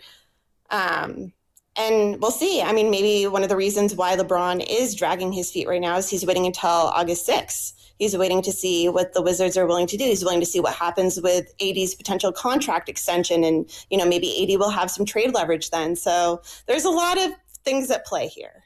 So in keeping with what you're saying there, that's 15 more days of, Grandy and I here absolutely, beating this thing into the ground. And meanwhile, you've got Adam Silver who's saying, yeah, the schedule, we'd love to go ahead and get that out. Is there any sense of external pressure, or is LeBron just completely inculcated in his own process? Well, there's a lot of external pressure, but LeBron doesn't care about any of it. I mean, that's what happens when you're arguably the greatest player of all time and he's willing to take a minimum deal. So he holds all the cards. Adam Silver can say whatever he wants to say. I mean, the NBA has ground to a halt. Executives on various teams have canceled vacations. If this whole ordeal has shown anything, it shows how much power LeBron still has. And that's a ton. He's still the face of the league. But that being said, Adam can say whatever he wants to. Anyone else can try to put pressure on him, but LeBron can take as long as he wants. He just can. Melissa Rowland, senior NBA reporter for the California Post, with us here on 95.7 The Game. Willard and Dibs and Grandy with you. Melissa, from what you've heard, from what you've gathered, have the Wizards given any indication at all that they would be open to trading Anthony Davis? And I guess similarly, have they given any indication they'd be willing to give AD the extension that he will seek, I would imagine, come August 6th? What do you think his future is in Washington? All indications from the Wizards have been that they are not interested in trading AD. However, we'll see what happens. Things can change on August 6th. If AD doesn't get the contract extension that he wants, Clutch can start putting a lot of pressure on Washington. So we'll see. We'll see how this develops. But so far, Washington has not given any indication that they want to trade AD. And if that doesn't happen and the Warriors don't get AD and LeBron says no AD, no Golden State, where do you think the most likely landing spot would be then for LeBron on an August 6th kind of a pivot? That's so tough. I think... We ask tough questions here, and that's what we do. We really do. I think it's going to come down to Cleveland or Miami. I think he has his best shot at winning his 5th championship in Philadelphia. That said, I think the narrative there is championship or bust. If he doesn't win a championship, then that will almost be looked at as a failure.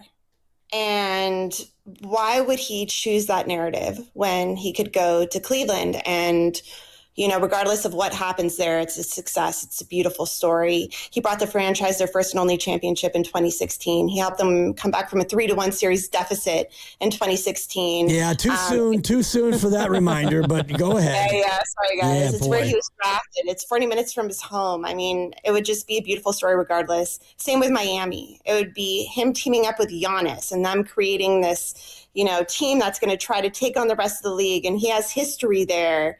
So I think it's going to probably come down to one of those two teams. The interesting thing that I think hasn't gotten enough attention that also really struck me was either March or April.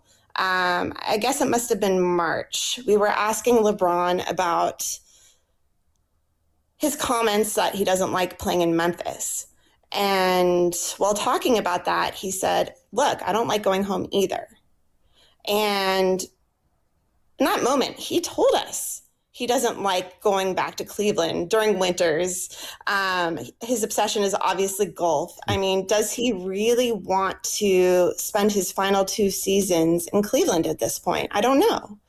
In Miami, he obviously has golf going for him. He has the weather. He has the history. So it's just hard to say. It really comes down to what he prioritizes. But if you look at what he's actually saying, he said, I don't love going home. He said, my daughter is calling all the shots here, or at least my daughter, I deeply care about how my daughter feels about this situation is a better way to word it. So I'm listening to what he's saying. Yeah, as are we. And last week he was saying a whole lot, that's for sure. Really quick before we let you go, Melissa, do you think this is going to be a decision that lasts until the Anthony Davis window opens up, or are we going to get something this week, maybe next week? What does your intuition tell you? You know, I was thinking that we had a good chance of getting something after the World Cup ended this week, but that hasn't happened. So we will see. We are on LeBron's time right now. Only him and Savannah know when he's going to decide or when he's going to announce. And we are all just on LeBron's clock. It reminds me of junior prom, being in my tux and waiting for my date to come down the stairs, the anticipation. I got the boutonniere, or the corsage, I guess I had the boutonniere, but you're just sitting there waiting and you check in your watch. It's like, when is he, in this case, going to come down the stairs in that prom dress? Yep. We're all waiting. We're all waiting for LeBron in that prom dress. Yeah, LeBron, am I right? Good one, Dibs. Yeah, thanks. Good one. Melissa, we appreciate your time. I know this is a busy time for you. Thank you so much for coming on. You gave us a lot to chew on. Absolutely. Thank you, guys. All right. Thank you. That's Melissa Rowland, senior NBA reporter for the California Post, joining us here on Willard and Dibs with Grandy and for Willard. And we've got Victor on the board today, and you need to go in during the break and show him where the whoop is, because, I mean, we had about 5 or 6. I've covered LeBron, and I've talked to LeBron. When he returned home, I was there. I mean, so many whoop opportunities. There you go. I love the fact that you're being respectful of a guest, first-time guest. Well, that's the point. Like, if it's Steve Kerr, if it's Bob Myers, you bloop them, because they know the bit. Somebody who knows the bit, yes. Yeah. And she was kind enough to join us, but I do think that the more I'm hearing her talk about it, like August 6th, Grandy, we're going to wait for August 6th, and if it comes down to that, if that really is the piece, if LeBron is really sitting there thinking, you get AD, I'm a Warriors, or you don't get AD and I'm not a Warriors, well, they don't really have a chance, Washington, to make that call until August 6th. And so maybe we're going to be sitting here for, and I just did the quick math, 15 days. Please, no. 15 more days of Rich Paul saying he will not be pressured. And Adam Silver, we need to make this schedule. And Shams Charania, it's Philly, it's Cleveland, and it's Miami. He has all the information he needs. This is his decision, says Dave Shams. McMenamin weighing in, and Brian Windhorst. There aren't 17 people who've known for 11 minutes, and McMenamin, Shams, Windhorst, that roundtable, Rich Paul, podcasts, Draymond Green, a podcast, and everybody weighing in. I can't deal with 2 more weeks of this, Dibs. I can't. You can and you will, No, Randy. I can't. You can and you will. You'd rather not. I would rather not, yeah. At this point, make a decision. I don't care if it's Philly, if it's Miami, if it's Cleveland, if it's Golden State. Just choose. Let us know. Put us out of our misery. Or make us happy. What's causing you more angst? The LeBron day after day saga or the Giants bullpen? Oh, LeBron. LeBron. I've been at terms with the Giants bullpen for months. You haven't been at terms with the LeBron, free agency? I thought it was happening today. I sat here Monday and said Wednesday. Wednesday's the day. I thought it would be Thursday, and Melissa made the point that I made earlier about, the World Cup is over. Yeah. And most people don't even remember who won and what happened. Spoiler alert, Spain. Shout out España. Pretty lopsided, but it's now Wednesday, and so that's rear view. Ryan Fox in the Open, that was days ago. Baseball's back. The W is on the All-Star break. Now's the time if you want center stage, but he doesn't really care, apparently. This thought has crossed my mind as well, the 650 that just texted in, and I really appreciate this text because I think our brains work the same way. The 650 says, this feels like the Kuminga crisis all over again from a year ago. And it has crossed my mind that the Warriors won the battle of the, player holding your offseason hostage, or however you want to describe it. They did that last year, and they got, the player or the team option, which is what they wanted. You remember the famous line from Kuminga's agent, Aaron Turner, turn the TO to a PO and we'll be there, right? Turn the team option to a player option and we'll show up. And the Warriors ultimately won that battle. It was a team option, which is why the Hawks, by acquiring Kuminga, had the ability to opt out, and they did, and that's why Kuminga is a free agent. The Warriors have experience, Dibs, with their offseason being held up by one single player, and it happened just last season, and now they're maybe playing a game of chicken with LeBron. Because as I asked Melissa about the Anthony Davis part of it all, she says she puts a lot of credence into get AD and you get LeBron. And maybe you don't get AD, you don't get LeBron. She puts a lot of credence into that idea. It seems like the Warriors, at least as of right now, are getting nowhere with a potential trade with the Wizards for AD because the Wizards have all the leverage at this point, but that may change come extension eligible date of August 6th for AD. Because he doesn't get what he wants there. He can demand a trade. Clutch, as she said, could put pressure on the Wizards, and maybe the price drops for acquiring Anthony Davis, and maybe things do work out. But at least in the short term, it feels like the Warriors may be playing a game of chicken with LeBron. Well, right now the game of chicken's being played by Anthony Davis in Washington because I don't even know if they have told each other what they feel about the idea of an extension. Does Anthony Davis even want an extension there? Does Washington want to extend him? It feels like Washington would want a really good Hall of Fame player on a team that's on the rise, but they may not want to give him, as we talked about yesterday, a 4-year max extension that would keep him paid in full. Shout out Eric B. and Rakim for 5 full years. And so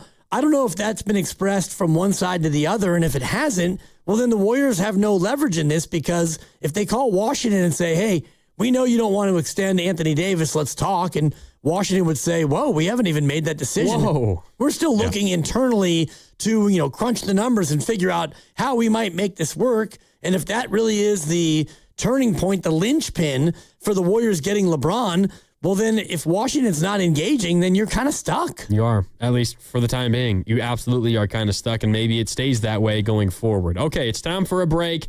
We're sponsored by Ceremony. The summer sales event is on at Ceremony Ford. Get 0% APR, $1,000 in down payment assistance, no payments for 90 days, plus a 2-year maintenance plan on models including F-150, Bronco, Mach-E, Explorer, and Mustang. Ceremony Ford in Colma, Daly City, or ceremonyford.com. Willard and Dibs and Grandy in on 95.7 The Game. Back with more after this. Do you owe back taxes or have unfiled tax returns? The IRS won't quit until they get your money. Here's great news, fresh from those in the know. Major changes have happened at the IRS. If you owe more than $10,000, you may be eligible for a 99% reduction of what you owe. Haven't filed a return for a while? Their happy clients are talking. The IRS was going to levy my bank account, but Guardian was able to prevent that and fix all my IRS issues. Thanks again, Guardian Tax. Need relief from crushing tax debt? The IRS now has special programs. Guardian Tax knows all about them. Personal or business, this is the fresh new brick you've been hoping for. We aren't the company you call when you need a hug because you're scared of the IRS. Guardian Tax is the company that wins when you need it most. Guardian Tax Service is really great to work with. They really help me out. I'd recommend them highly. Call now for a free confidential consultation. 800-499-6623. 800-499-6623. 800-499-6623.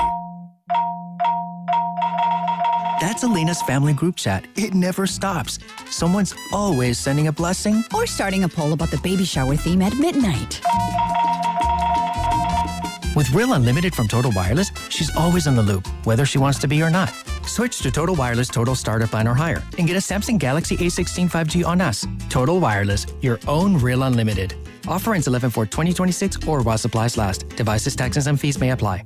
Hey, it's Willard. Embrace the haze with Hazy Little Thing from Sierra Nevada. If you've ever stayed for the ninth inning comeback, know how to time the beer run to still make it back for the stretch. If you're up for whatever the game brings, then embrace the haze with Hazy Little Thing. Hazy, citrusy, smooth. Brewed with the purest ingredients for finest quality. There's a reason it's America's best-selling Hazy IPA. Embrace the haze with Sierra Nevada Hazy Little Thing. Enjoy responsibly. You've worked too hard to wonder if your wealth manager is actually working for you.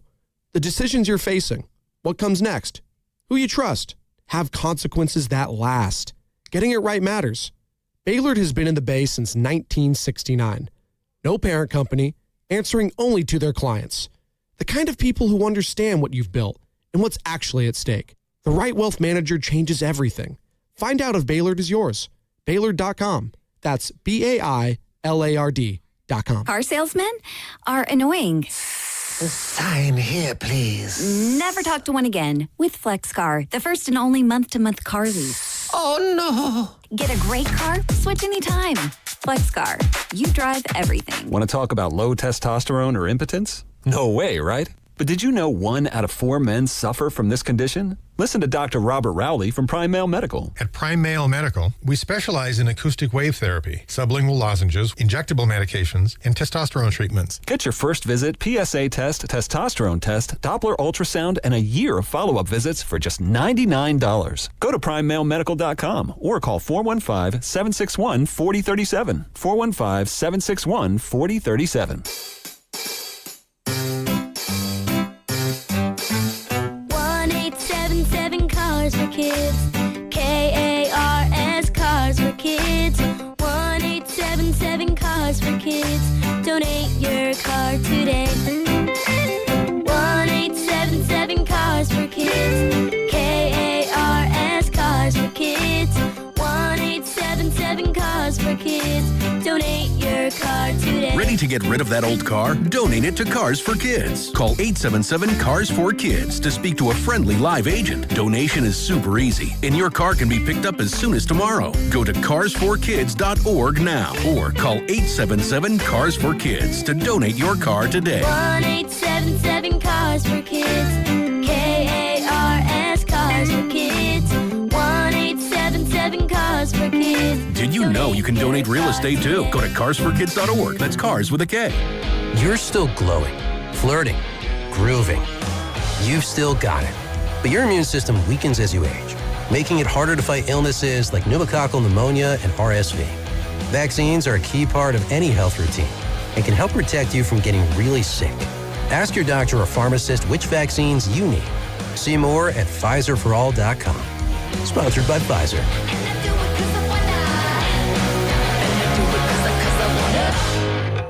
My name is Whitney Allen, and I'm a widow. My husband, Ryan, died. We never thought we'd ever have to use life insurance, but the unexpected happened. With Ethos, signing up was fast and 100% online. You can get a quote in seconds, apply in minutes, and get same-day coverage. No medical exams, and you can get up to $3 million worth of coverage. I am grateful we were prepared. Get your free quote at ethos.com/radio. That's ethos.com/radio. Paid spokesperson. Time spent on application may vary. Online health questions required. Finding great candidates to hire can be like, well, trying to find a needle in a haystack, but not with ZipRecruiter. Its powerful technology actively finds and invites qualified candidates to apply to your job. So while other companies might deliver a lot of hay, ZipRecruiter finds you the needle in the haystack. See why 4 out of 5 employers who post a job on ZipRecruiter get a quality candidate within the first day. Try ZipRecruiter for free at ZipRecruiter.com/team. That's ZipRecruiter.com/team. ZipRecruiter.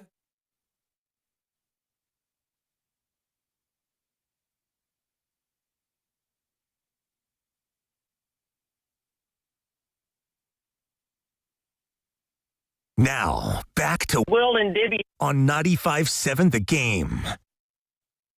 Welcome back. It's Willard and Dibs. Dibs and Grandy. Willard off for the whole week. I got a text from Willard today. Did you get a text from Willard?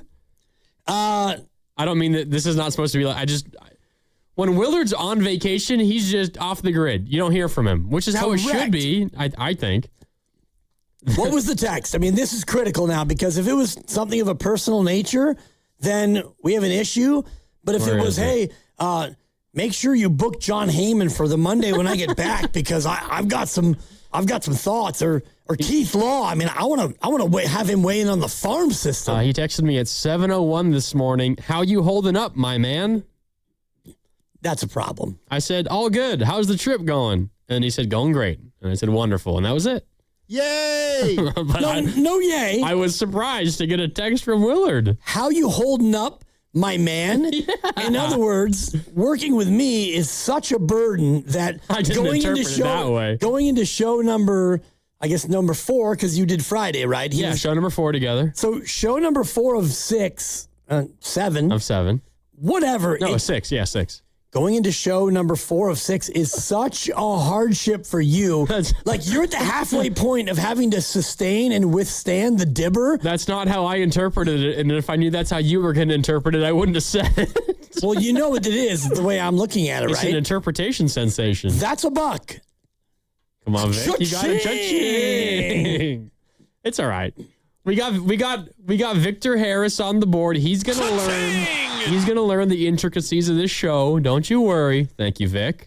And Victor Harris, another individual with 2 first names as his name. Shut up, Dibs. Shout out Harris English. Thank you, Victor. I mean, I'm just getting to know you, and you're gonna play that. You're gonna do me like that. He's blaming it on Steven. You're gonna watch out for me, Sergeant. Don't do me like that. It wasn't me. You gonna watch out for me, Sergeant? That's a reference from The Wire for those of you who partake. Mm-hmm. I haven't watched it yet. Wait, time out. Omar, you have not seen The Wire? Well, I mean, you're probably 26 years old, so it came out when you were a zygote.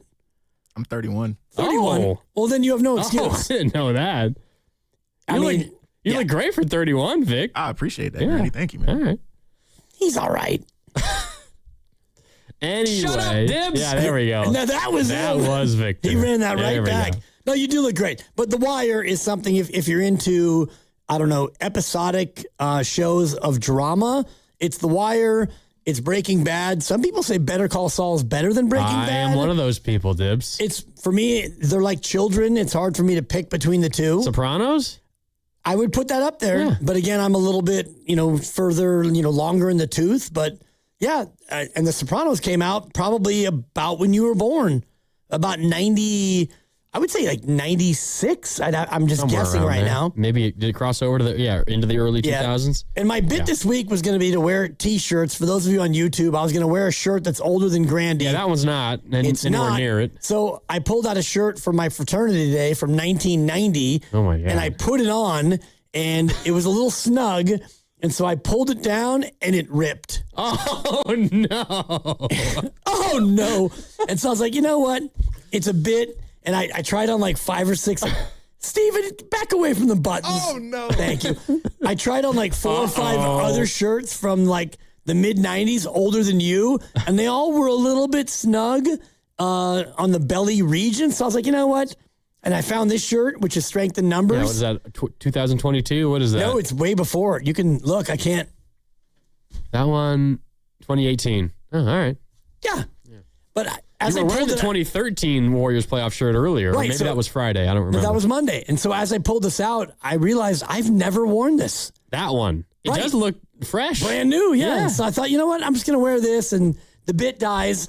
I have a shirt from the 1984 Olympics, and I pulled it out, and it is just about like one touch away from absolutely shredding into into smithereens. And so God. I thought we're going to leave this one alone, and the bit dies, whatever. The bit dies. It was a good run. A good one-day run. One day. Yeah, and I have a lot of shirts from like the early 00s, but you were obviously still alive, or you were alive at that point. Still alive. Yeah, hanging in there. I was alive. I am still alive you now. And Victor Harris as well. Yeah.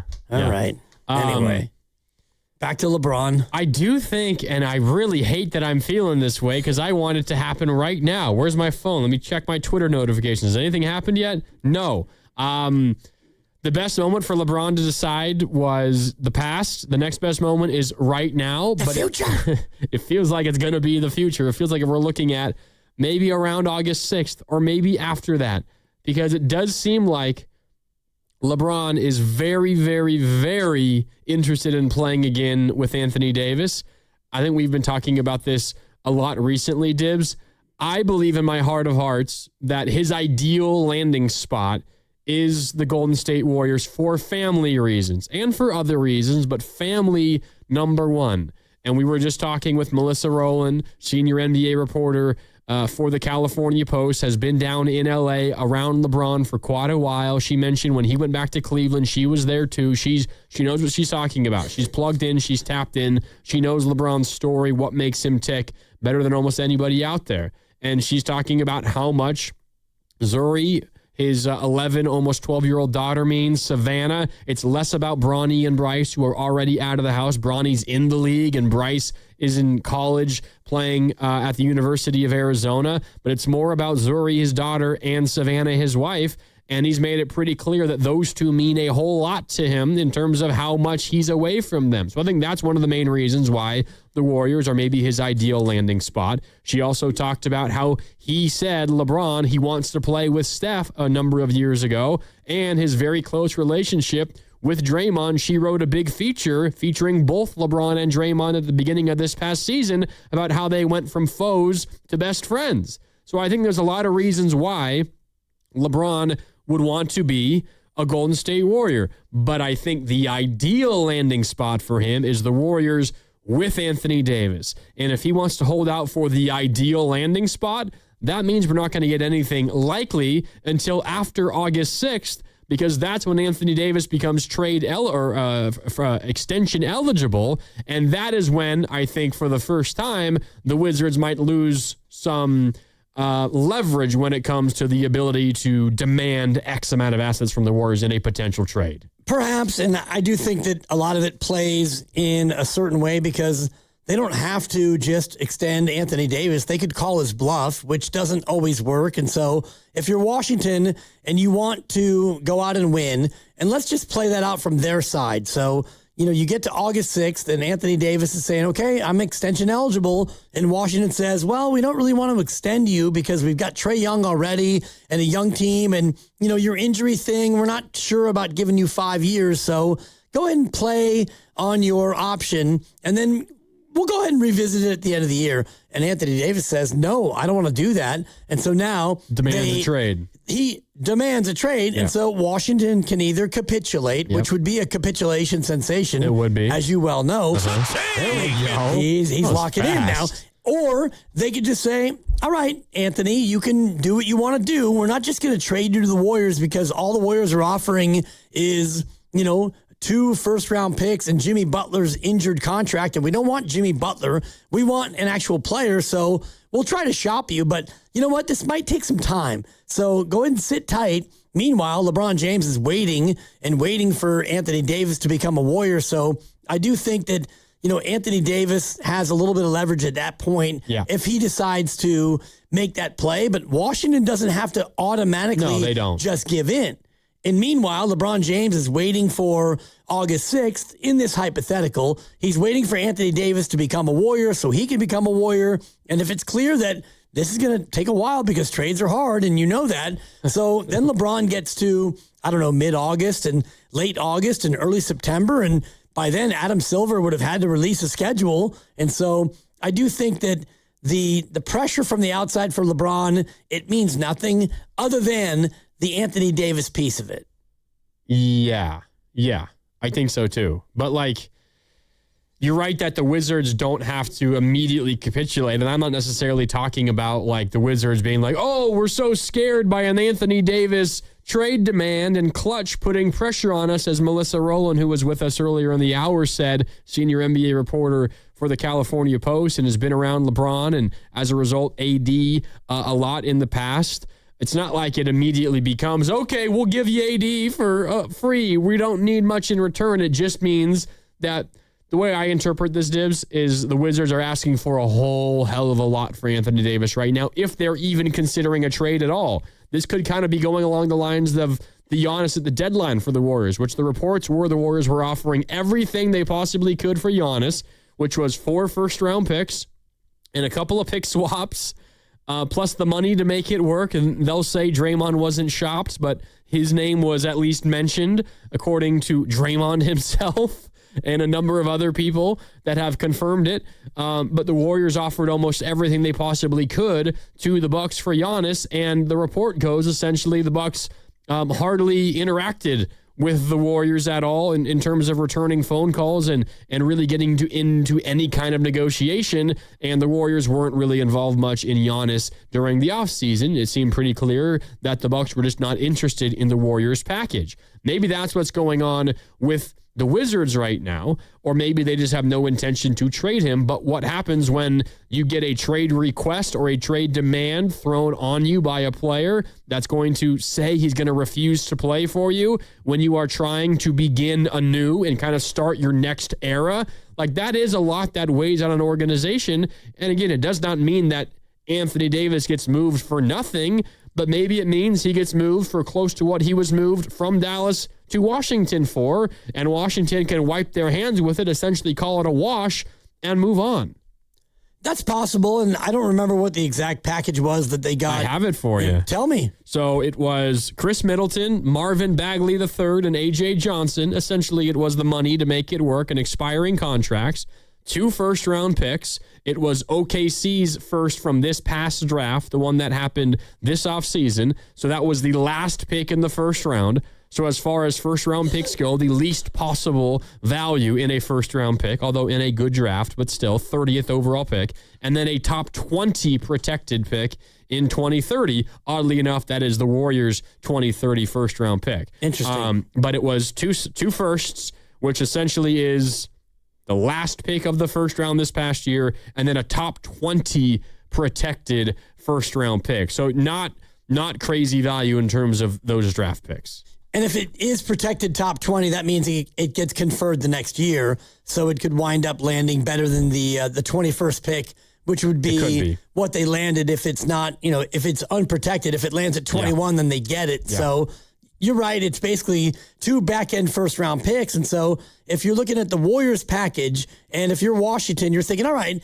Anthony Davis, we want to get your 2028 and your 30 and your 2032 pick, because we don't want next year's pick, because if we give you Anthony Davis and you get LeBron, you're not going to be in the lottery. Yeah, you might be pretty decent. Right. Honestly, if you're Washington, you're thinking, how about we get your 2030 and your 2032 picks, assuming the Warriors have them. I don't have that in front of me, but you would get those 2, and then you would get pick swaps in 2029 and 2031. If you're Washington, you're looking at picks down the road when Steph is gone, LeBron's gone, AD's gone, Jimmy's gone, Al's gone, Kristaps is gone.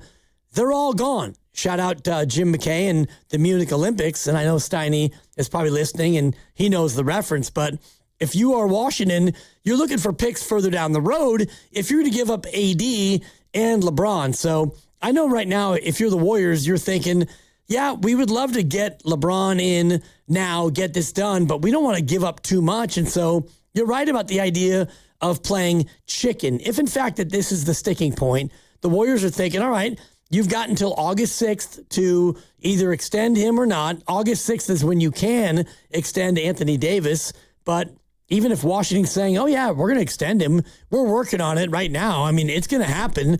If you're the Warriors, you're thinking, okay, we're going to call Bullshit because we don't. Yeah. We're good. We're good. We're good, Victor. It's what we do. You're thinking, yeah, let's go ahead and get into that spot. Meanwhile, making sure you're alive back there. You're banking on the fact that LeBron really wants to be a Warrior, because if LeBron is hemming and hawing and he doesn't want to wait until then, well, then if the word gets to him, then he'll say, all right, I'll be a Heat, I'll be a Sixer, I'll be a Cav, whatever. I'll be a Heat. If he really wants to be a Warrior with Anthony Davis, and I'm sorry, LeBron, you have to wait, LeBron's probably thinking, cool, I'm chilling. Yeah, I'll wait. Right. Sure, what the hell? He'll wait, and if the Warriors front office is thinking, yeah, we believe that come August 6th that Washington's going to balk at signing him long-term, and then we can get in on the somewhat cheap, then they can wait. And if you're Philly and Miami and Cleveland and you really want him, well, then you can wait. The only people who can't wait are Adam Silver and Amazon Prime and Netflix and all of us who do this for a living. And Peacock. Thank you. NBC. And Shams and Dave McMinimum and Brian Windhorst. They'll keep getting all the they probably like this. They'll get all the clicks. They'll get all the eyeballs on them.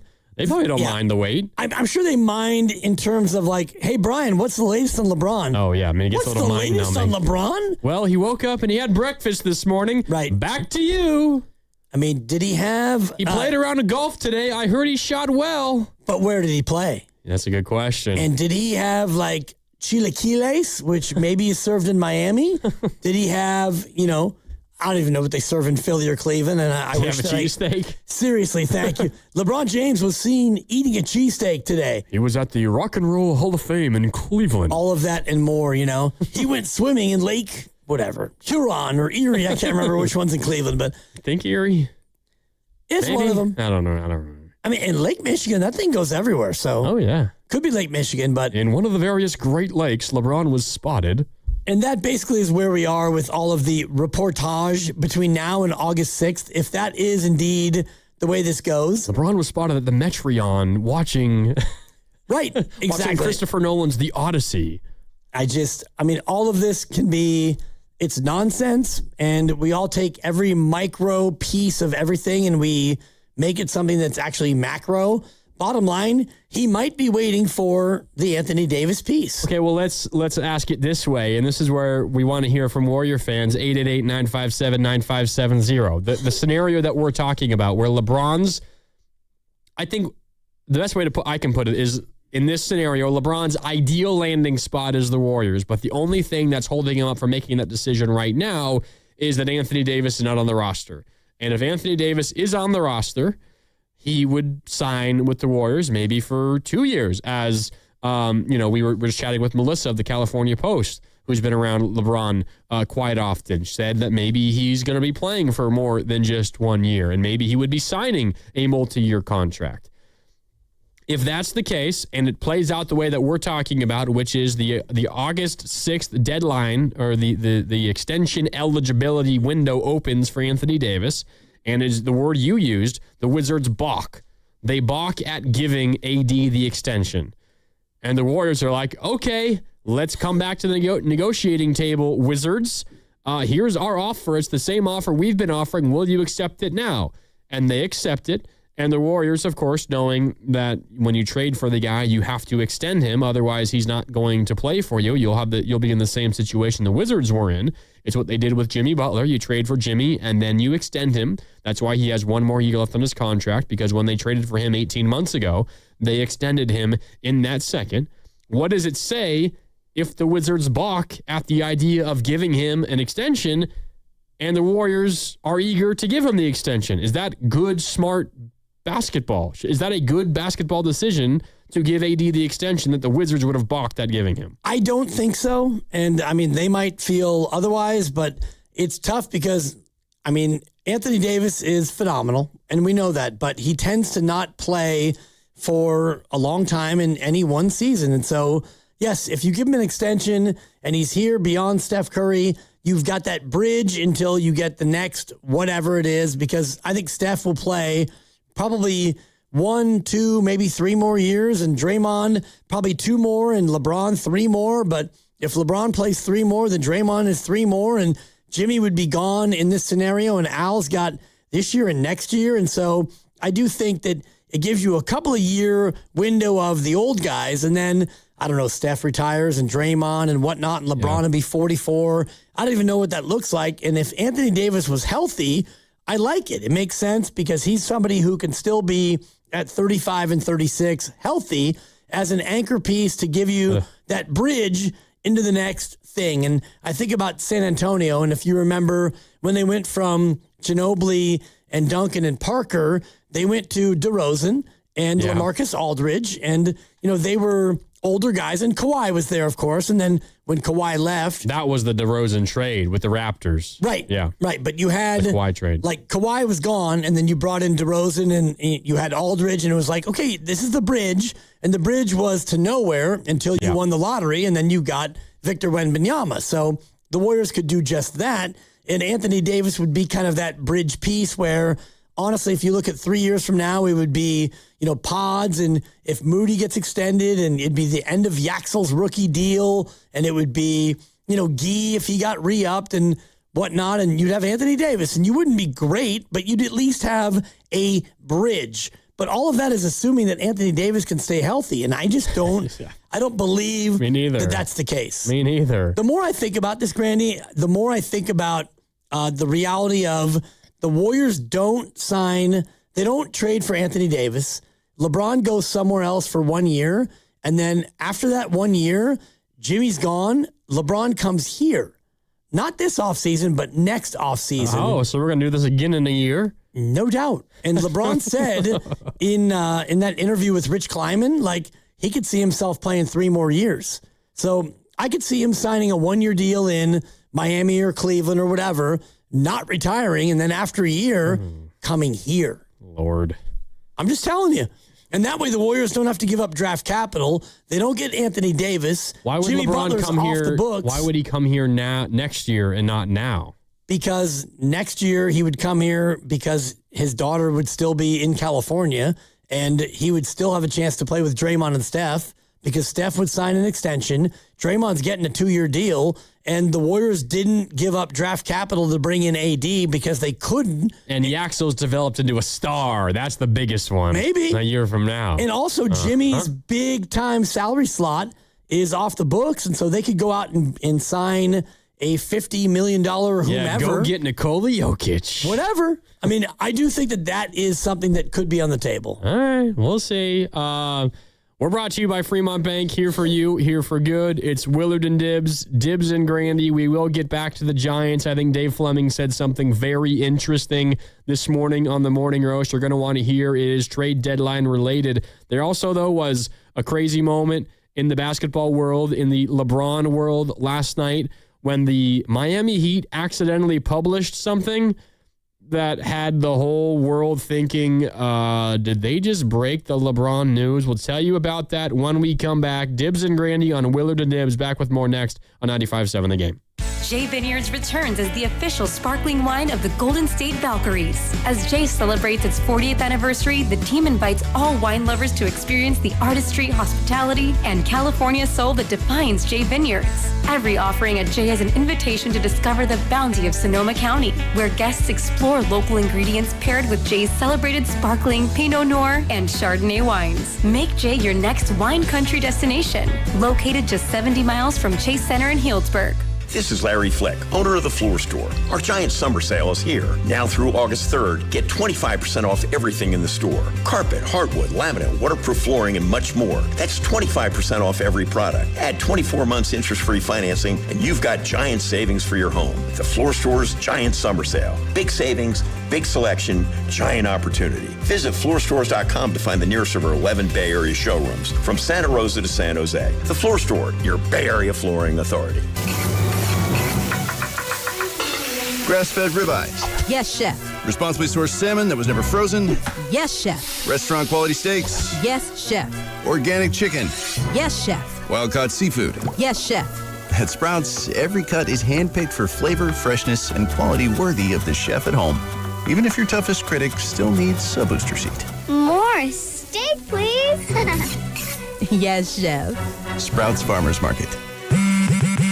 Straight Talk Wireless presents Pickup Truck Wisdom. If you're only good to your new friends, you're not going to have any old ones. Straight Talk gets it. That's why new and existing customers get free 5G phones on Verizon's 5G network. Pretty simple, really. You keep good people by being good people. Find us at straighttalk.com and Walmart. Straight Talk Wireless. Straightforward. Always. Taxes and fees apply. Plan purchase required for free phone offers. Copyright 2026 Verizon. One of life's greatest mysteries has finally been solved. Who let the dogs out? Spruce. It's Spruce, the weed and grass killer that's safe for use around people, pets, and bees. When used as directed, spray the leaves for visible results in just 1 hour, and dead weeds in just 1 day. You spray, they play. Who let the dogs out? Spruce, pet friendly, weed deadly. Find wherever weed killers are sold. All new drinks are now at McDonald's, with refreshers like the Strawberry Watermelon Refresher and the Mango Pineapple Refresher with popping boba, to crafted sodas like the Sprite Berry Blast with berry flavors and cold foam. Who knew ice-cold drinks could be so fire. 6 all-new drinks are here. Now at McDonald's. Refreshers contain caffeine. Hey, it's Willard. At Habas Law, it's never been about attention, never about applause, never about goofy smiles on candy-colored billboards. For more than 40 years, Habas Law is focused on one thing, fighting relentlessly for injured Californians, because behind every catastrophic injury case is a human life forever changed. That's why Habas fights with preparation, intensity, and relentless commitment. No fluff, no distractions, just real advocacy for injured Californians. Habas Law, relentless for justice. Visit habaslaw.com. Omar Habas is a California licensed attorney. Offices in Northern California, including San Jose. Past results do not guarantee future outcomes. They call this one Bill. Whoa, aliens? Am I in a spaceship? Affirmative, Bill. What's with the laser saw? Relax. We are cutting our bill in half. What? An Xfinity mobile transmission says you can cut your bill in half. Oh, your mobile bill, not me, Bill. Xfinity Mobile also says we can try it free for a year. Free. Yes, with no commitment. Can we put the saw away? I am reluctant. But we will find another being to bisect. That's not sci-fi. It's Xfinity Mobile. Xfinity Internet members cut your mobile bill in half. Plus, try Xfinity Mobile free for a year. No commitment. Learn more at xfinitymobile.com. Xfinity. Imagine that. Restrictions apply. Xfinity Internet required. Savings compares one line of Xfinity Mobile Select to comparable plans from T-Mobile, Verizon, and AT&T as of 3/24/26. Taxes, fees, extra. $30 monthly discount limited to new mobile customers only. After 12 months, regular rates apply. It is not hard to destroy a college. Last season, the podcast Campus Files brought you stories of fraternity drug rings, stolen body parts, campus cults, and more. And now, Campus Files is back for another season. There's a guy screaming into his phone. He's like, I just saw Charlie Kirk get assassinated right in front of me. Every week is a new episode and a new story. It was so chaotic. It's almost like a university under siege. Listen to and follow Campus Files. Available now wherever you get your podcasts. You're in charge of ordering boxes. Small boxes, big boxes, really big boxes. You're in charge of tape, labels, mailers, bubble wrap, extra bubble wrap, just for fun. You're in charge of warehouse cleaning and safety supplies. Good thing there's Uline. Thousands of quality products for your business and warehouse needs, always in stock, ready to ship same day, and backed by Uline's legendary 24/7 customer service. Uline makes it easy because you already do enough. Uline, we warehouse for you.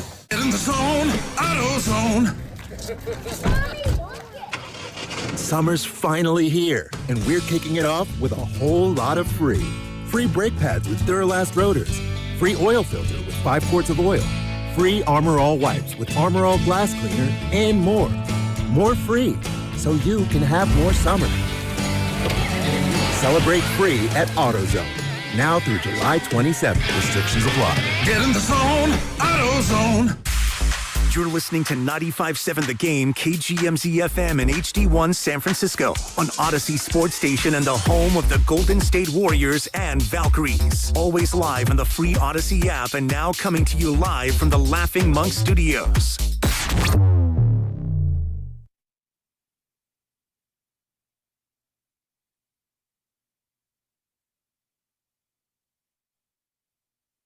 Now back to Willard and Dibbs on 95.7 The Game. Brought to you by Hazy Little Thing by Sierra Nevada. Enjoy responsibly.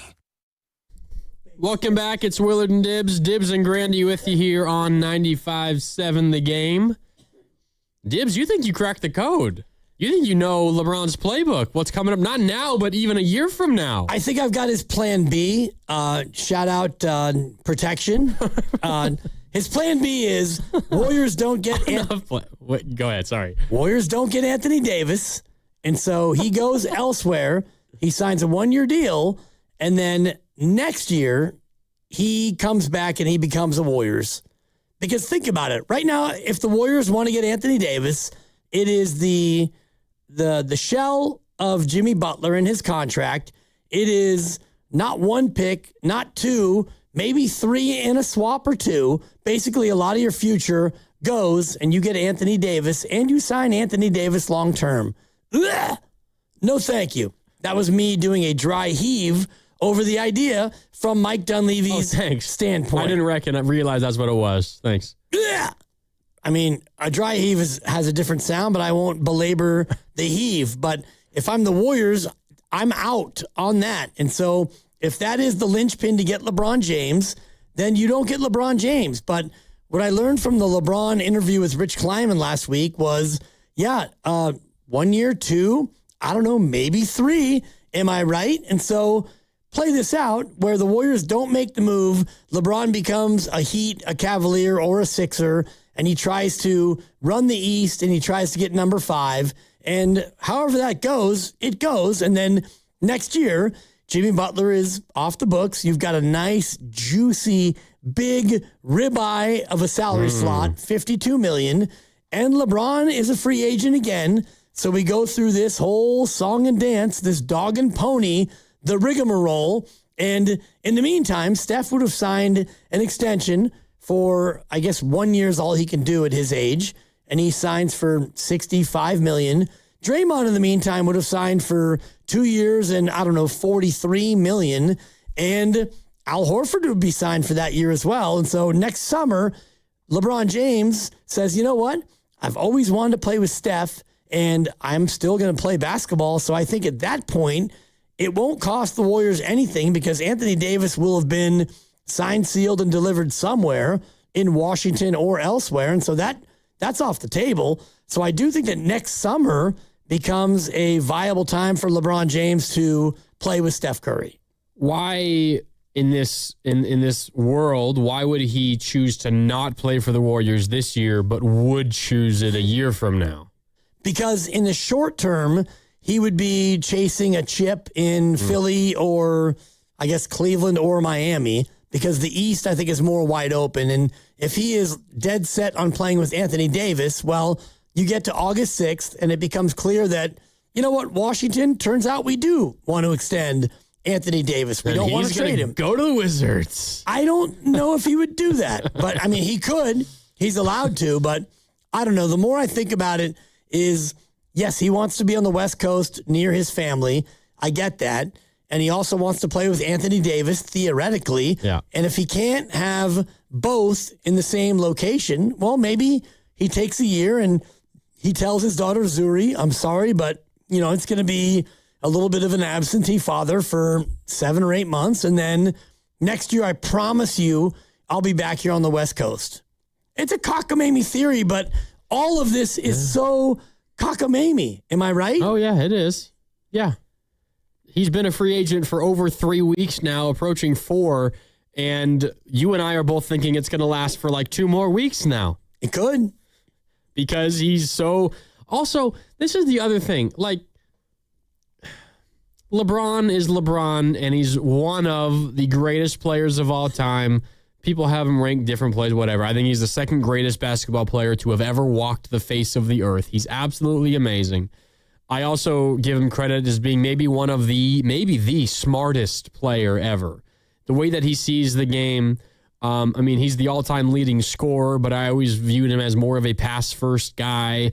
And the scoring and the rebound, the counting stats are... obviously, he's very talented and a very good scorer, but it's also because he's played so many games in his career. That's a big reason why. The difference between LeBron wanting to go to a team or not is Anthony Davis. Like, I just kind of have a hard time believing, like, that's truly what LeBron... Like, the difference between choosing the Warriors and not, it's Anthony Davis? Like, really? It's Steph, it's Draymond, it's being close to family, it's, coached by Steve Kerr, but Anthony Davis pushes you over the top. Like, I know you had some good years with Anthony Davis in LA, but, it's Anthony Davis. The dude can't stay healthy. Right, but he stayed healthy that year with LeBron in the COVID year. Yeah, he was 6 healthy. years ago now. Right, and, if you look at the muscle memory of that, LeBron played with a guy who was a good compliment to him, and they went out and they won. Well, a hell of a duo when they're healthy. I'm not denying that, but I just feel like LeBron is. I think LeBron is smart enough to be like, yeah, that's a guy I can't rely on. And maybe you say the same thing about Steph and Draymond because they're up there in age, and Steph's coming off of a year where he got hurt a lot. Like, I get it, I get that, and Jimmy, of course, coming off the ACL, though in the exercise where where Anthony Davis is a Warrior, Jimmy Butler's no longer a Warrior because that's how you make the money work, at least that would, make the trade 100 times easier than doing it any other way. I don't know. I guess my point is I would think that towards the end of his career, LeBron wouldn't rely on Anthony Davis being healthy as the reason why he would go somewhere. I think he's too smart for that. Right, but then I guess what would be the holdup then? If Anthony Davis is not a part of all of this, then if you want to be on the West Coast and you want to play with Steph and your bestie Draymond, and you've played with Steve Kerr, and that's really what you want, it's what your daughter wants, she wants you close to home and your wife as well, well then wouldn't that be an easy slam dunk? Unless, that's not a part of it. And if it's not a part of it, and really all you want is apologies to your daughter, you just want to go out there and chase a chip, well, you've got Philly and Cleveland and Miami who are, I think, better poised to be a championship team this year. So what would it be? What would the holdup be for you to not have made a decision right now? To me, the only piece that's out there potentially is Anthony Davis on the move. If I was LeBron, I just would be like, maybe go get somebody else as opposed to Anthony Davis. The other name that we put out there all the time is Trey Murphy. Would LeBron see the Warriors acquire Trey Murphy and be like, oh, you know what? I wanted AD, but I also really like Trey Murphy. That's a good fit. He's a floor spacer, really good shooter, solid defender, young enough that we can rely on him to play a lot of games. Would that be enough to get him to decide to go? I don't know. It feels like it should be somebody other than Anthony Davis. Let me ask you this. Let's say the Warriors acquire Anthony Davis, and the only player going out is Jimmy Butler. So you still have, Pods, and you still have Moody, and I know Moody's going to be out for maybe the whole season. We'll see. But the point is, you have a relatively current roster, just minus the injured Jimmy Butler, and you add Anthony Davis and LeBron. The Warriors, that Warriors squad featuring Anthony Davis and LeBron, is that better, in your opinion, or more equipped to compete for a championship than, say, Miami plus LeBron, Cleveland plus LeBron, Philly plus LeBron? Where does that rank? Where do those Warriors with AD and LeBron rank in the other LeBron destinations? I think that Philly plus LeBron is still better than the Warriors with AD and LeBron. And I think that the Warriors would be better than Miami and Cleveland, depending on what happens with James Harden. I think that Cleveland would have a say because the Eastern Conference, to me, is a little bit of an easier route, even though it's gotten better. I think that the West right now, even with AD and LeBron, as Golden State Warriors, you're still looking up at OKC and San Antonio for sure. And there are other contenders. Willard and I did this, and we talked about them being maybe a 4 seed or a 5 seed. And, if you're healthy and Jimmy Butler comes back, although Jimmy would be gone with AD, I apologize. But you get into those playoffs and, you've got vets. You've got a lot of championship pedigree with Horford and Kristaps and the rest. So I do think they become a tough out and a bit of a live wire. But if I'm LeBron, looking at all the possible scenarios, I still look at Philadelphia with Embiid, Edgecombe, Maxey, Jaylen Brown, and him, LeBron, as the best possible winning spot. Yeah. All right, we got to hit a break. Ken, I see you on hold. We will get to you when we come back. If you hang out through the break, I want to give you enough time to talk. We got to hit a break here in literally 20 seconds. So I want to give you enough time to talk. Hang out on hold. We will get to you right when we come back. It's Willard and Dibs and Grandy with you. More time for your calls on LeBron Watch. It's the 22nd of July, and we're still waiting. We also will get back to the Giants and the trade deadline and what Dave Fleming said. Oh, and I teased the Miami Heat publishing something that kind of freaked out the basketball world. I'll tell you about that again when we come back as well. It's Willard and Dibs. Again, Dibs and Grandy with you. We are sponsored by the California Office of Traffic Safety. Back with more next. Speeding catches up with you when you get caught and handed a ticket, or worse, in a crash. No one makes summer plans for fines or a trip to the hospital after a crash. So slow down and follow the speed limit. Make your 100 days of summer and beyond the safest ones. A message from the California Office of Traffic Safety and Caltrans. Hey, it's Dan Dibley here talking about Fremont Bank, a family-owned bank with a family-owned feel. It's been my bank now for well over 5 years, and I'm so proud to be a part of a bank that has established itself throughout the decades. They've been celebrating more than 60 years in business, and they wanted to build not only a bank, but a local ecosystem built on relationships that benefit all of us here in the Bay Area communities. And they're one of the proudly independent banks and one of the proudly independent institutions here in the Bay Area, and they support their community, local nonprofits, and they're one of the top local corporate philanthropist organizations right here in the Bay Area. When you deposit your money with Fremont Bank, as I do, it gets reinvested into businesses and organizations and activities, philanthropy, home ownership, everything that makes the Bay Area communities so strong. And the money stays right here, including their own profits. They designate 5% of their earnings for charity, and that happens right here in the Bay Area. You may wonder where in the Bay Area? Well, it's a lot of communities. They have 21 branches, 20 here in the Bay Area, one in Carmel by the Sea. So that money that gets reinvested, it actually stays throughout the greater Bay Area. And their clients also keep their money in the Bay Area. And that creates jobs, and it becomes a good financial quality of life circle of life. Get in and be a part of Fremont Bank. It's Fremont Bank, turning family-owned businesses into household names. Jane is a small business owner. That's right. And tell them what that's like, Jane. Yeah, well, it's like a roller coaster with a lot of ups and downs, and some days things can feel like they're flying off the rails. Yep, it's a lot. But the Total Solutions Advantage only from Comcast Business can help you manage it all. With the largest, fastest fiber-powered network designed for 100% reliability with business internet and wireless connect. Plus gig speeds with security and equipment included. All with a 5-year price lock. Nice. So everything stays on track. Exactly. The Total Solutions Advantage. Get started for just $60 a month for 12 months when you add wireless connect to a qualifying internet package. No one does business like Comcast Business. Limited time offer. Restrictions apply. New customers only. 1-year agreement, paperless billing, and automatic payments with bank account required.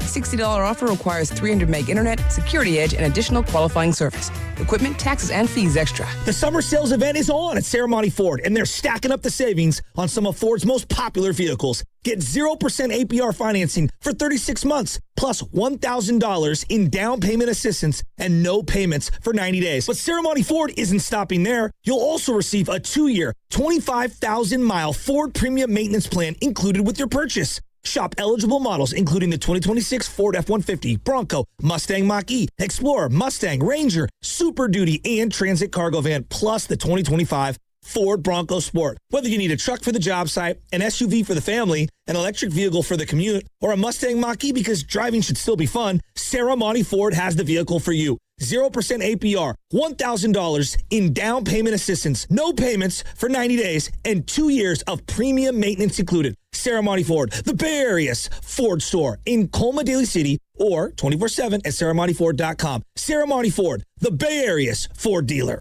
In 2026, Bay Alarm celebrates 80 years of security. With burglar and fire alarm systems, 24/7 in-house monitoring, and local service, our promise to the Bay Area remains the same. We got you.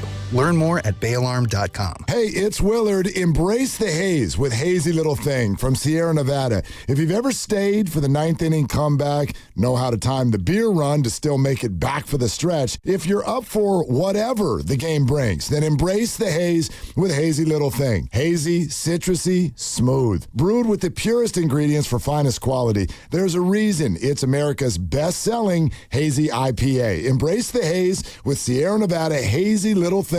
Enjoy responsibly. On Saturday, July 25th, your first place Quakes take center stage at Stanford Stadium for the 105th California Classico against the LA Galaxy, presented by El Camino Health. NorCal versus SoCal. Then stay after the match for the biggest summer fireworks show in the Bay. Tickets at SJEarthquakes.com. Ready to get rid of that old car? Donate it today to carsforkids.org. Call 1-877-CARS-FOR-KIDS. Donation is super easy, and your car can be picked up as soon as tomorrow. Call 1-877-CARS-FOR-KIDS to donate your car today. That's cars with a K.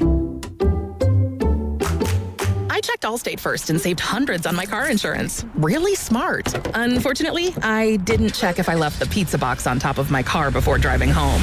Not smart. Oh, and a semi just turned my deep dish into a thin crust. Yeah, checking first is smart. So check Allstate first for a quote that could save you hundreds. Potential savings vary, subject to terms, conditions, and availability. Allstate North American Insurance Company and affiliates, Northbrook, Illinois. This is the story of the one. As a maintenance engineer at a beverage manufacturing plant, he starts his day knowing every line is ready to run because Grainger delivers the industrial-grade products he needs to keep mixers, conveyors, and packaging equipment moving. With Grainger's vast selection of bearings, belts, and motors, he keeps operations running smoothly, so nothing grinds to a halt. Call 1-800-GRAINGER, click Grainger.com, or just stop by. Grainger, for the ones who get it done.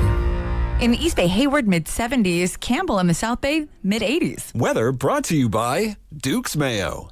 Welcome to Duke's Mayo Country, where the mayo is so smooth and creamy, it makes every bite better. Duke's Mayo. Look for the yellow lid.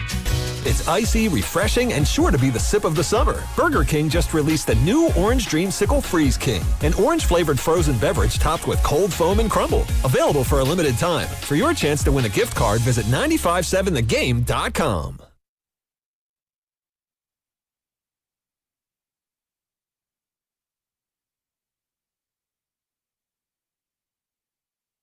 Now, back to Dillard and Wibbs on 95.7 The Game. Welcome back. It's Willard and Dibs. Dibs and Grandy with you. Go ahead, Dibs. For those of you on YouTube, it's Michael Jackson's Remember the Time. And I said to our young producer, Victor, do you remember the time? No, that's right. You don't, because you weren't born yet. Come on, keep it going. Do you remember the time? No, you don't, because you weren't born yet. Apologies to the YouTube crowd. Yeah, it's playing in the background. That's right. Wait, was that my dry heave noise? Yeah. Add that to my my tennis grunts and all the rest of it. You have to show me where that is, guys. I'll have to add it to my board. No doubt. Next week. Yeah. Well, and that was my reaction to waiting till August 6th about like the LeBron thing. Yeah. No doubt.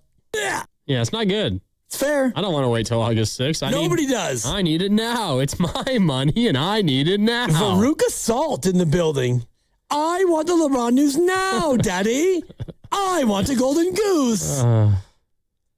Anyway. It's a fact, Victor. It's a great reference. And that's what Grandy's doing right now. I was actually doing the J.G. Wentworth commercial. Isn't that, it's my money and I want it now? Me and Shasky both nauseous. I thought you were doing the old Willy Wonka and the Chocolate Factory. I know what you were doing, but that's not what I was going for. But it does work. Because again, those are the J.G. Wentworth commercials, right? It's my money and I want it now. I guess, but I mean, you weren't alive for that, and Lord knows Victor wasn't 877 cash now. That's what it was. All right. Yeah. The whole anyway. I want it now is Veruca Salt from. Oh no, it is J.G. Wentworth. I don't know what the old Willy Wonka. With, back in the I know what you're talking about. Gene Wilder as... Thank you. Yeah. I know exactly what you're talking about, and that does fit. It's just not what I was going for. Okay. But it works. It's fair. Yeah. Sometimes my daughter goes full Veruca, and I have to... she's not quite 4, and it's like, no, you don't just get a golden goose because you want a golden goose. I want ice cream now, Daddy. No, you're not getting ice cream. And her latest thing is like, it's a hot day. Come on. That's Grand Pennsylvania. Her latest thing is it's a hot day, so she thinks, oh, we're going swimming, and I get froyo.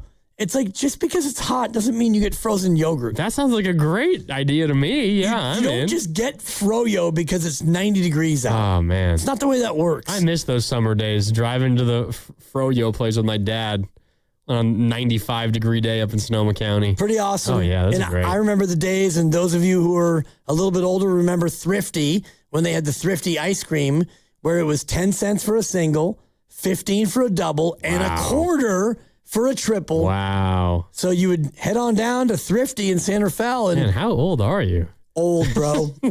Old. It's not funny. That's funny. You plop down a quarter.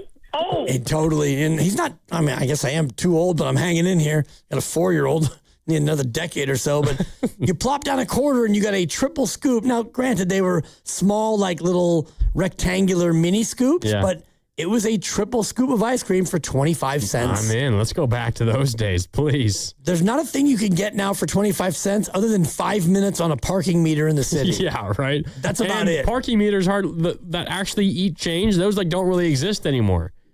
You have to do it on your phone. You have to do it via an app. Right. You can't even put a quarter in anymore, most places. Which quietly is elitist because they're implying that you have the ability to have a smartphone. And if you don't, then I guess you can't really park. It might be a way where you can like call people, like do it over the phone. You dial a number and you can get it that way. Again, you're implying that somebody has a phone. Yeah, it doesn't have to be a smartphone though to do that, I guess. But what, you're going to go landline? So, well, I mean, not a smartphone. You can have like, I don't know, my dad had like an old school cell phone for a while. That wasn't a smartphone. Right, the flip phone. Yeah. And that's what I gave my kids. My older sons, I had a 3-phone plan. The first phone you get is a flip phone with no internet. The second phone you get is a phone with like internet, but not a smartphone. Yeah. And then the third phone is whatever phone you want. And after that, when you want your fourth phone, that's on you. You're on your own, Keon. buddy. Yeah. Yeah. So I'm already having that fight with my my new wife as we look ahead to our daughter and, you know, what she may or may not Well, it's different now for your daughter because she's growing up in a little bit of, I mean, your kids are young enough to where they grew up with, you know, the internet at their fingertips and all that still. But it's a little different for a kid growing up now because, I mean, I would imagine most people in her age are going to be getting cell phones when they're like 12 years old. Or even earlier. Or earlier than that? Like 4th grade. You see these 4th graders now with... Dude, I didn't get one until I was like 16. 6th grade. I mean, 6th grade for my kids because they went to Oakland Public and they were on like the city bus. And so, you know, there were times where it's like you needed to be able to talk to your kid, like call them and have them call you. Yeah. And even if they wanted to text you, you had to spell it out by like hitting, you know, 555 to T9. To change the consonant and the whole thing. That was my first cell phone. Exactly. That's how you texted. And that's how you did it. And so, you know, now you see these kids with they've got the iPhone 16 and the smartwatch, and you're 9. We're not doing that, Veruca. No, absolutely. And you don't get froyo just because it's hot. I would like to make that a rule, though. I'm in on froyo whenever it's hot. Absolutely. 888-957-9570. We've been keeping Ken in Berkeley waiting too long. Ken wants to talk about LeBron, on Anthony Davis, and a whole lot more. Ken, what's up? You're on Willard and Dibs. It's Dibs and Grandy. What do you got?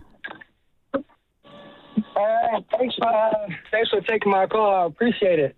I was basically want to just weigh in about the whole LeBron thing. I don't think he doesn't know where he's going. I don't think it's about I definitely don't think it's about Anthony Davis. I really think it's about the whole thing about the Lakers. I think he's trying to give the fingers to the Lakers because it was the whole spill last year when LeBron's not playing. The Lakers are better, you know, and then after that, you know, about soon as he doesn't opt out, the Lakers go and, I mean, they make a splash in free agency. You know, they sign Austin Reeves. I mean, they got tremendous better. I really think it's about, you know, you break up and you got a bitter ex. I was like, how dare you be happy with me? So how he gets back on it, he's just flexing his muscles. And it's just like a big, you know, middle finger to the Lakers. That's what I believe. Also, I just wanted to touch in about the Anthony Davis thing. I mean, I'm a Raiders fan, and so I believe in the Geno Smith effect. I mean, as soon as Geno Smith left the Seahawks, they won the Super Bowl. He trashed the Raiders, we get the number 1 pick. Anthony Davis goes to the Mavericks. I mean, and the Lakers get Luka. Anthony Davis leaves the Mavericks, and they get Cooper. I mean, they get, you know. So I mean, so if Anthony Davis come here, but sports might, in the NBA, they might bless the Warriors. That's all I have to say. Thank you. I appreciate it. All right, Ken. I think the order of events in Dallas is just a little backwards. They acquired Anthony Davis, still had Anthony Davis, and then won the lottery and got Cooper Flagg and then traded Anthony Davis to Washington this past year. But there has been a lot of big moves around Anthony Davis. You're right. To Ken's point, though, I guess my question to Ken Dibs would be, I don't really understand what the delay does in terms of extending a middle finger to the Lakers. The biggest middle finger you can give to the Lakers is sign for the minimum elsewhere when you weren't willing to do that with the Lakers. Be really, really good and maybe be better than the Lakers and show them what they missed by not having you around anymore. I guess, but I think that the middle finger, if it was extended, was probably a double middle finger because they brought in Luka, and it seemed pretty clear from the jump that this is the future, as I borrow from Joe Shasky. The future! And the present! And so they brought him. Present. Thank you. They brought him in, and it's like, yeah, LeBron, you're not either the present or the future. And so LeBron, being LeBron, is thinking, okay, yeah, I mean, we'll make this work as long as we can. And then Luka gets hurt and Reeves gets hurt and LeBron goes out and wins a series, not by himself because it wasn't 1-on-5, but in his mind, he's like, yeah, I didn't have Luka or Austin and we won a round. And yeah, now you're going to expect me to stay? No, I'm out of here and I'm going to sign for the minimum elsewhere. And so I do think that was kind of a part of it from his side. And from the team side, they were thinking about being all in on Luka and Austin. And yeah, LeBron, you can come back here for the minimum. And he's not going to do that. Yeah. Kevin O'Connor. Oh, yeah. Not personally, but covers the NBA, writes and podcasts and hosts shows for Yahoo. Just put out a piece, Dibs. It is titled The Indecision. I like it. The Indecision. What's LeBron James waiting for? And I think there is, where did this piece of it go? I lost my place in this article. There's a really good portion of this that I want to read to you from Kevin O'Connor. Let me scroll and find it. Okay, I think I got it. Here it is. The wrinkle for Anthony Davis is his looming contract. Davis becomes eligible for a 4-year, $281 million extension on August 6th. There are rumblings he's demanding that full max from Washington, but would sign for less if traded to a contender. That is why not every source is convinced the Wizards will ultimately keep him. If LeBron waits until August to make his choice, it could be that he wants to fully see exactly how the Davis situation plays out, and he'd have a decent read on it, considering they share an agent. That little tidbit, though, from Kevin O'Connor is interesting because it gives us a little more fuel to the why would the October or the August 6th contract extension window change Washington's feeling about it so much. Right now, they have the leverage because they know, at least according to the public reports, that LeBron wants to be teamed up with Anthony Davis. So if the Warriors want LeBron, they need to trade the Wizards for Anthony Davis so the Wizards can say, well, give us 4 first-round picks. We're not going to budge off of that. Then he becomes eligible to sign the max extension. And one other thing that Kevin O'Connor wrote was Davis is currently eligible right now for a non-max 3-year extension. But if he wants the extra year and the extra money that comes with it, he's not eligible to sign that or be offered it until August 6th. The fact that Washington hasn't yet signed him to an extension, the shorter extension and the less money extension yet, is interesting. And then what he's saying is Davis might be willing to take less on a different team than he would be willing to take with the Washington Wizards. So the leverage that Washington would lose is because they might have to pay more for Anthony Davis and maybe give him more years than Davis would theoretically maybe be willing to sign with a different team like the Warriors. So when the August 6th deadline comes or the extension window opens, that's where Washington's leverage goes out the window. It does, and I think that if that ultimately is what Anthony Davis wants anyway, they kind of have lost the leverage anyway because unless they're willing to sign him for shorter years and less money, and that would be, all right, Anthony Davis, go ahead and stay here and play here. But if he really is dead set on playing somewhere else, then I don't know what Washington can do other than have him pick up his option and then eventually he would walk for nothing, or they could trade him at the deadline and try to bring in somebody at that point. If Washington is really trying to sign him and Anthony Davis doesn't want to stay there, then they've already lost the leverage. Yeah. More from Kevin O'Connor in this latest piece detailing all the details of the LeBron James indecision, as he puts it. There's another section. He's talking about problems for the Warriors and their pursuit of LeBron. Problem number 1 was that the Wizards don't seem eager to trade Anthony Davis, but he laid out a reason why maybe that would change. Problem number 2 is the Warriors seem happy with Jimmy Butler, and he's talking about dating back to the trade deadline. Golden State's front office has told Butler it has no plans of trading him, and that's true. He confirmed that with his sources as well. He then, though, later writes, until Davis signs an extension in Washington, the possibility remains, though. And the possibility he's talking about is the Warriors trading Jimmy Butler. So he writes, quote, And this is what I was referring to earlier. Quote, it's certainly curious that no deal has been signed when AD is already eligible to sign a 3-year, $198 million deal today. Is AD just waiting until August for that 4th year of the deal? Maybe. Or maybe these forces are all negotiating with each other. The Wizards are maintaining the appearance that they want to keep Davis to increase a potential trade return. The Warriors are signaling they will keep Butler to hold their ground in negotiations. And Clutch, LeBron's camp, is biding its time to either steer Davis to a contender or increase the value of his extension if he stays put, is what Kevin O'Connor just wrote.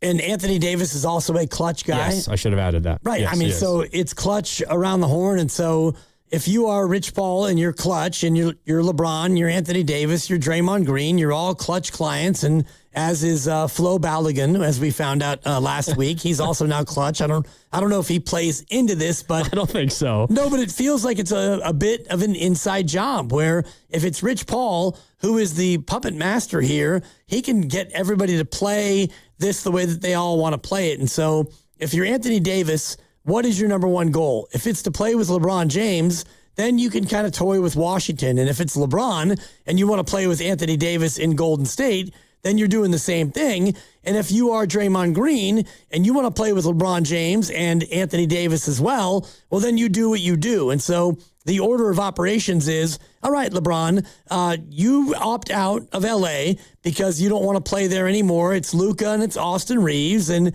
yeah, so you're gone. And then Draymond Green, you opt out of $27.5 million or whatever it is, knowing full well that you're going to be a Warrior and then they're going to bring you back. And then the third piece is, all right, Anthony Davis, here's how we're going to play it. You've got an August 6th deadline where you can get the extra year on your extension because you said right now he could sign a 3-year extension. What Kevin O'Connor reported is he is already eligible for a 3-year, $198 million deal today. That could be signed right now. So 3 and 198, which I believe is 66 a year. You messed up your math yesterday, so I'll confirm this for you.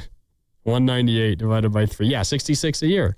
The guy makes one mistake, Victor. And I just got to double check. And now Captain Calculator over here is going to have to check me. 66. Yeah. Exactly.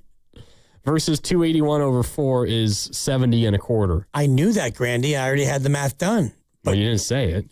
Because you didn't even give me a chance to. So it's an extra $4.25 million per year plus the extra year. Right. But the problem with that is you're a Wizards. Or you, like right now, you could sign for 3 years and 66 average annual and be a Wizard and be there for 3 years. You tear up next year's option and you're there for 3. Or you wait till August 6th and sign a bigger deal. Or you use that August 6th deadline as kind of the carrot for everyone to kind of play with. And so if you really want to be a Warrior with LeBron and Draymond Green, well, then you don't do the deal right now, the 3 years, and I guess that'd be 198 if memory serves. And 66 a year. I'd hate to get the math wrong. If you really wanted to be a Wizard and have an earlier out, you would have signed that by now. If you really want to be a Wizard long term, then you wait till August 6th. And if you really want to be a Warrior with LeBron and Draymond, well, then you wait until August 6th with the carrot out there of, hey, I might sign this 4-year deal worth more than $70 million a year and stay with Washington or Golden State. Hey, go ahead and make Washington an offer they can't refuse. And if you want to become a Warrior or any other team, because what Kevin O'Connor is saying is that LeBron wants a lot of the teams that are currently vying for his services to either trade for Anthony Davis or Kyrie Irving, which is another name that apparently LeBron wants to team up with again, which I guess, again, kind of goes into, I don't know, I thought LeBron would be smarter than that. Can you trust Kyrie Irving to stay healthy at this point either? I don't know, coming off of an ACL tear himself. But the other thing that if you are 80 and you're angling to try to get out of Washington, the other thing that you need to have happen at this point is radio silence on a potential extension. at least in terms of the thing you're currently eligible for, which is that 3-year, $198 million deal, which is how much per year again? I'd have to look it up, Grandy, but I think it's 66? 66 Right around there? Yeah. Okay. Right around 66. Give or take, maybe $500,000. Something like that. Yeah. Oh, yeah. Sure. About $66 million per year, 3 years, $198 million. No reports, no anything about that being something they're discussing. And then part 2 is what Kevin O'Connor is hearing and what he reported in this article on Yahoo. I will only sign the max in Washington, the 4-year max, but I'll sign for less elsewhere. And that is all that Anthony Davis can signal at this point in terms of if he wants to get out. The only thing he can do right now is do that, which is what he's currently doing. And he can't sign for the 4-year max elsewhere, right? That's only available for Washington to do? Is that the way that the CBA works? I think he should be able, once you trade him, he can sign that max. He can go ahead and do that elsewhere? I think so. But the report from Kevin O'Connor is that maybe he wouldn't even need that max elsewhere.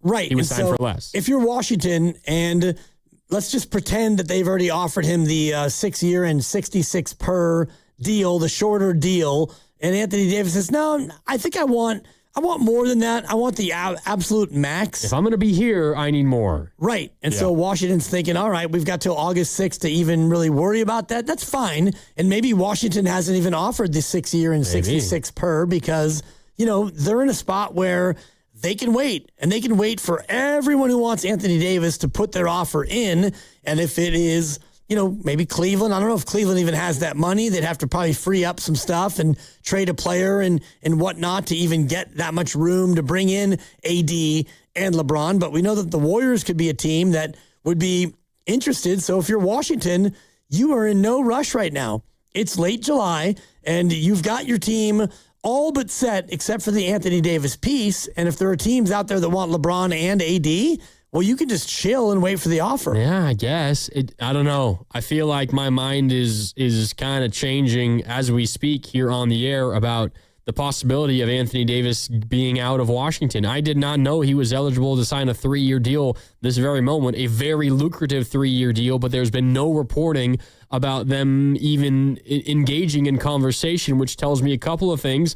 Either AD doesn't want that contract there, which is in lockstep potentially with him wanting to leave, or the Wizards have no intention of extending him, which is in lockstep with Anthony Davis potentially no longer being a Wizard, them not wanting him around, which tends, I think, to lead to the same result, which is a potential trade, which maybe makes things better for the Warriors. Another portion of this from Kevin O'Connor on Yahoo, again, a article he just put out this afternoon about LeBron's indecision, as he put it. He asks, quote, and what does Davis want? At the end of the regular season, he sure sounded like a player angling for a contender. And here's a quote from Anthony Davis. I've been in this league for a long time, and I've been with losing teams, Davis said in April. It's very hard to be a losing team and then a championship contender, right? I think only one team has done it, Boston in 2008. Even when I was in New Orleans and we had 2 losing seasons, then we made the playoffs our 3rd year. That within itself is a huge jump. Showing that you want to be on a path to winning, that's what it takes, Davis said. That's what I would like to see in Washington. What is our plan for winning going into next season, and how? Based on that, we'll kind of see what happens. So it at very least sounds like Anthony Davis is a guy that maybe isn't totally sold on Washington being a place that he feels like they can immediately be competitive at. And not immediately. And if you look at the long-term future, like this year, you've got a good team, but then after that, you've got Alex Sarr, who's a good player, who will make $15 million in his final year. He's going to need more money. Koulibaly's 21. This is the last year of his rookie deal. He'll need more money. Cam Whitmore's making $5.5 million. He's 22. He'll need more money.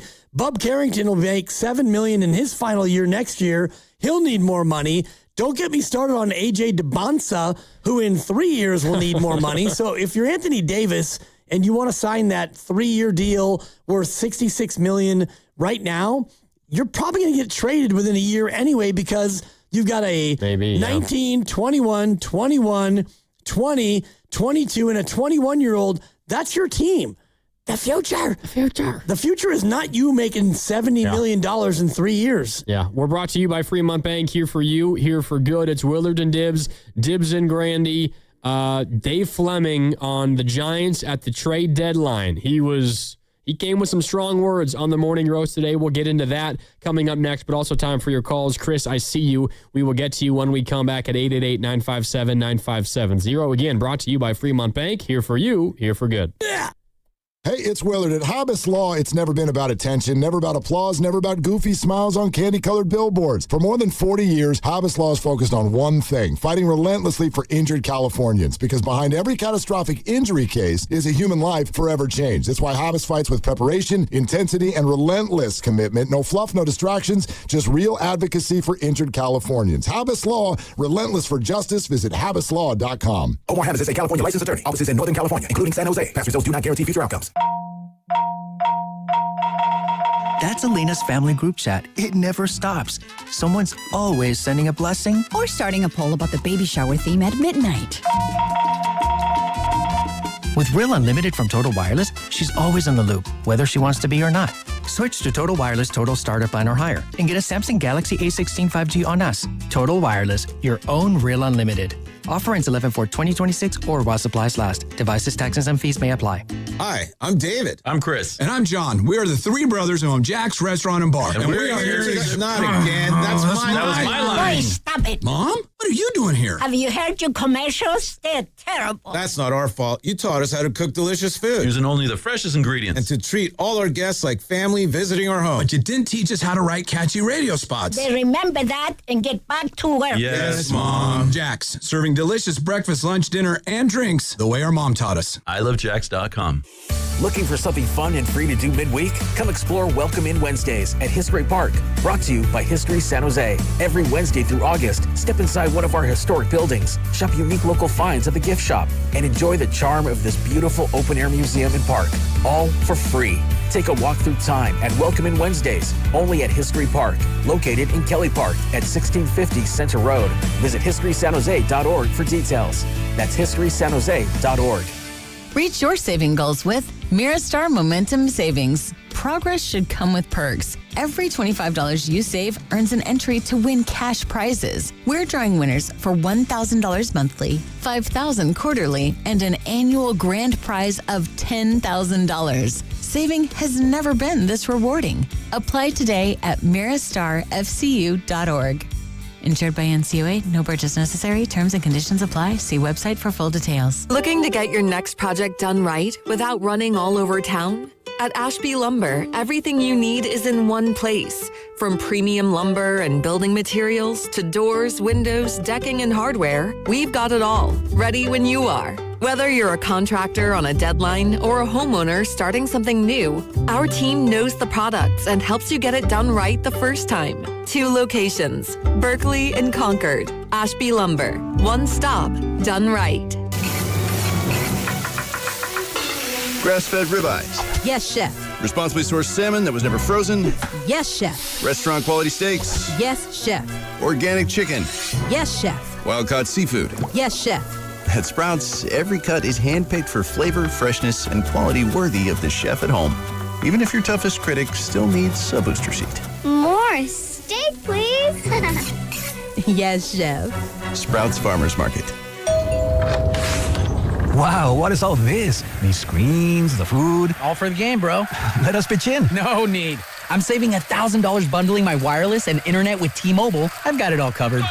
Goal! Here to score big with T-Mobile. Families save up to $1,000 a year when they bundle 5G home internet with 4 phone lines on Experience Beyond. Compared to regular rates after third line free on Experience Beyond plan with internet bundle discount via monthly bill credits and auto-pay discount. Credit stop if you cancel or change plans. With the high price of new and used cars today, many drivers are choosing to keep their vehicles a lot longer. But with the average car now over 12 years old, most manufacturers' warranties have expired. I'm Danica Patrick. If your car is out of warranty, a single trip to the mechanic could cost you thousands. That's why smart drivers choose Endurance. If your vehicle is less than 20 years old, no matter the mileage, Endurance could have your car covered for the drivetrain, electrical, AC, transmission, and more. And Endurance is with you every step of the way, from filing a claim to paying the mechanic of your choice directly. And your rate won't go up no matter how many claims you file. Call Endurance now and choose the plan that fits your budget. Act now and get 1 year of elite benefits, a $2,000 value free. For your fast free quote, call 800-291-0342. 800-291-0342. 800-291-0342. Coverage varies by plan. View contracts and exclusions at endurancewarranty.com. Another app for inventory, one for CRM. Oh, don't forget accounting. Wait, which login was that? Or you could use Odoo, one fully integrated system that does it all without the hassle. Ditch the app overload. Get everything your business needs on one platform. Try Odoo free today at odoo.com. That's ODOO.com. You're still glowing, flirting, grooving. You've still got it. But your immune system weakens as you age, making it harder to fight illnesses like pneumococcal pneumonia and RSV. Vaccines are a key part of any health routine and can help protect you from getting really sick. Ask your doctor or pharmacist which vaccines you need. See more at PfizerForAll.com. Sponsored by Pfizer.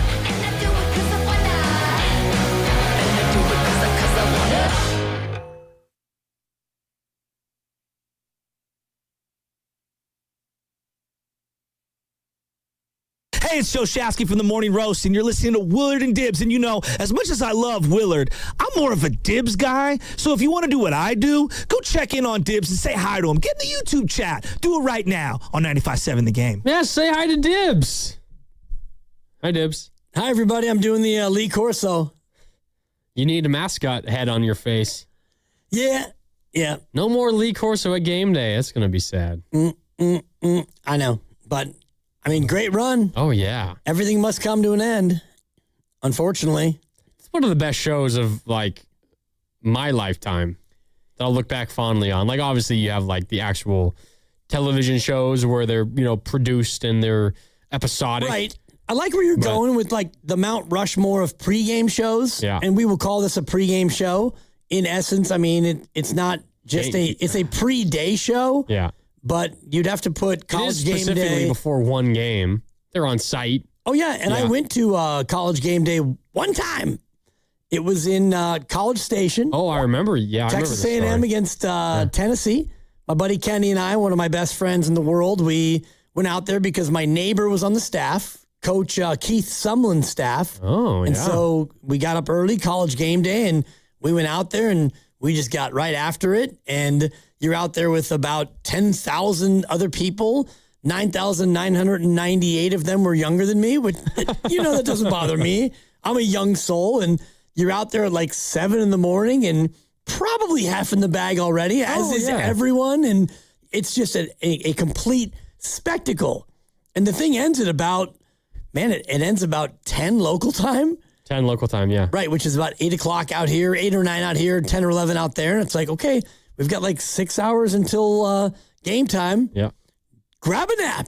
What's crazy is if you are doing it on the West Coast. So like a couple of years ago, it was at Cal for Cal Miami. Which was incredible. An amazing game. And the pregame atmosphere was amazing. Shout out Cal for they stood up. Making that one of the greatest game days of all time. My game day experiences are while I was at the University of Oregon, and it was definitely there my freshman year in Eugene for a a non-con game against Michigan State back when they were good. And I was at another one when it was Oregon at Washington State, when Washington State under Mike Leach, rest in peace, when they were pretty good. But it's crazy when it's on the West Coast because you start lining up to get there and get like a front row spot, like right behind the set, like at 2 or 3 a.m. Right. And you just hang out there all night. And you're technically on campus, so you're not supposed to have any open containers. Gotcha.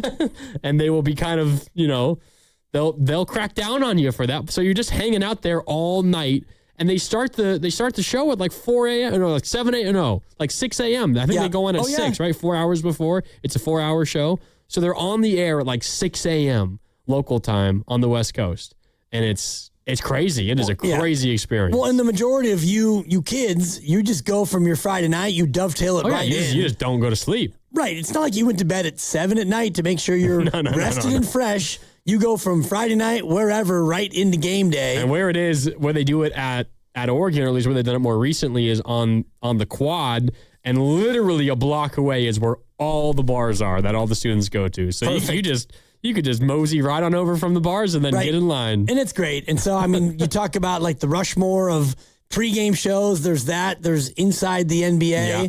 And, I haven't really followed it as much this year with the channel change, but that one has always been still good. Yeah, it's still good. And I'm trying to think like what else would qualify to be on that Rushmore. As a soccer fan, I would say the Champions League crew on CBS/Paramount. They do a great job. That's with Thierry Henry and Kate Abdo. Used to be Kate Scott, different Kate Scott. Kate Abdo now. She just got married, changed her last name. That's a really good one. Big Meeks. Yep. Yeah. And I guess it's probably not the Super Bowl pregame, and I don't even know which network like you prefer for the NFL as far as like the best pregame show anymore, because you had the old Samantha Steele, ESPN, you had the CBS, and you had the Fox and the NBC. I like the Monday Night Football pregame. Yeah. At least in the past. I think that's maybe been the best. It's a good one. It's also like the mystique of Monday nights a little different too. Well, now the like Sundays become the new Monday, and Thursdays kind of also supplanted Monday as far as that goes. But yeah, something about College Game Day. It's still different. Even though Lee Corso, and that's how this all started with my my Corso wave, but it's still there's something about it, and they bring on that special guest, and now Pat McAfee is such an unbelievably talented nut job, and he's taking the thing to a whole nother level.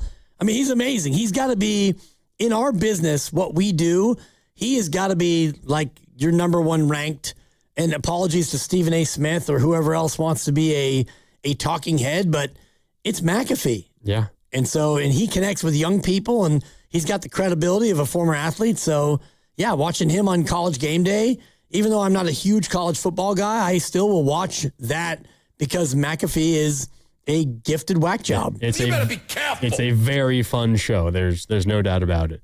888-957-9570. Chris in San Jose wants to weigh in on what we were talking about before we went to break on LeBron and where he thinks he's going to land. What's up, Chris? You're on Willard and Dibs. Hey, not so fast, my friends. Well played, yeah. Well done. Well done. Quick 20 seconds. With the Giants, by the way, and people talking about Vitello and where's the energy and stuff. It's really easy to have all this energy and enthusiasm when you're winning at Tennessee. And he probably is a great recruiter when you have great players. It's a whole different thing with the Giants. So people are looking for this energy. Losing just takes it out of you. So I'm kind of baffled when people, we're talking about Anthony Davis and where LeBron's going, and nobody's talking. I don't hear anybody talking about Bronny and Bryce James, and they're going to end up playing with his dad. You watch. The Warriors have dignity. They're not going to sign those two guys. Pat Riley is not going to sign those guys. I don't know what Philly's thinking, but I wouldn't see that. Cleveland's going to cower down to LeBron. They're going to sign both his sons, so he gets to play both of them together. And you watch, with Paul behind him, he's going to do a reality movie like The Last Dance with Jordan. Back in Cleveland, both of his sons. Do not be surprised, and that's what happens. Again, I don't know why no one's talking about the Suns. They're talking about 80 and all, how he can the combinations with these other guys. I think that's the key. And don't be surprised. The guy is such a narcissist that it's probably going to happen. He's so insecure with Jordan. He's going to want to make his own reality movie, and I strongly believe that. I will not be surprised if that happens. I'd love to hear you guys' viewpoints on that, and I appreciate your time. Gotcha, Chris. Appreciate the call. I mean, I don't think there's been a lot of talk about his sons, at least not right now, because LeBron timed his exit from the Lakers in order to get his son a fully guaranteed contract with the Lakers. That's Bronny James. Bryce James hasn't played a second, I don't believe, of college basketball. I think he redshirted this past year for Arizona as a freshman. Maybe we'll see him play, and I know the response will be, well, he doesn't have to be very good to make it in the NBA when LeBron is his dad, and that might be the case. Who knows? LeBron on Friday of last week referred to Bronny as his ex-teammate, and he said that's kind of funny. I have a 22-year-old ex-teammate son. I'm sure, in a perfect world, would he rather be his son's teammate than not? Yeah, maybe. It seems like that's how LeBron is wired, but he's already done that. He's been his teammate for a couple of years now. Maybe it doesn't scratch the itch as much as it once did. Maybe Bryce would scratch a different itch because he's been the teammate of Bronny before. Maybe he wants to be the teammate of Bryce, but that's at least a year away from now. He's going to be on Arizona again next year. So doesn't have anything to do with what's happening right now, would be my answer. And because all the reporting that we're getting is the thing holding up LeBron's decision is not Bryce, it's not Bronny, it's Anthony Davis, which is why we're talking about Anthony Davis. Yeah, and let's just see Bryce play a singular second of college basketball before we go ahead and elevate him. And yes, Bronny was not a great college player, and he's not a great pro. He's a pro basketball player. If his name was Bronny Smith, he probably would be a G leaguer, and maybe he'd be playing in Europe trying to fight his way back, but he's not.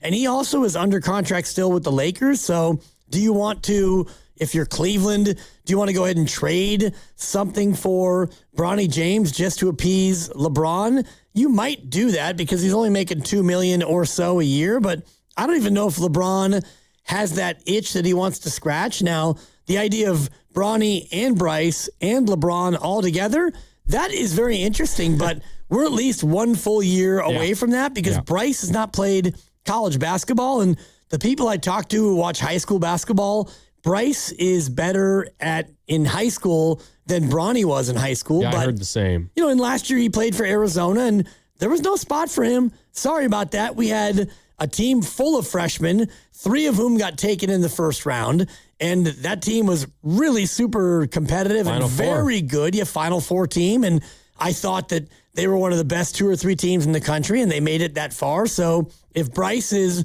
really up to it, then this is the year as a redshirt freshman. You go out there, you make your mark, you show that you belong at that level, and then next year we can talk about a reunited, and it feels so good. Yes, very well done. Peaches and Herb. You're listening to 95.7 The Game, KGMZ FM and HD1 San Francisco on Odyssey Sports Station, and the home of the Golden State Warriors and Valkyries. Always live on the free Odyssey app, coming to you live from the Laughing Monk Studios. And basketball coverage here on 95.7 The Game is presented by Xfinity. Score the most reliable Wi-Fi, one price, 5 years guaranteed. Xfinity. Imagine that. Back out to the phones, 888-957-9570. Sean is in Petaluma and wants to weigh in on the Warriors and their offseason. What's up, Sean? Hey, what's going on, guys? Thanks for having me. Basically, I think, Yaxel is going to, take the reins. And I think that he can really lead and be that scorer we need to help Steph and even help Draymond. But at the same time, Draymond is going to help them with his defense. You know what I'm saying? But at the end of the day, go Dubs, go Giants, go Bay.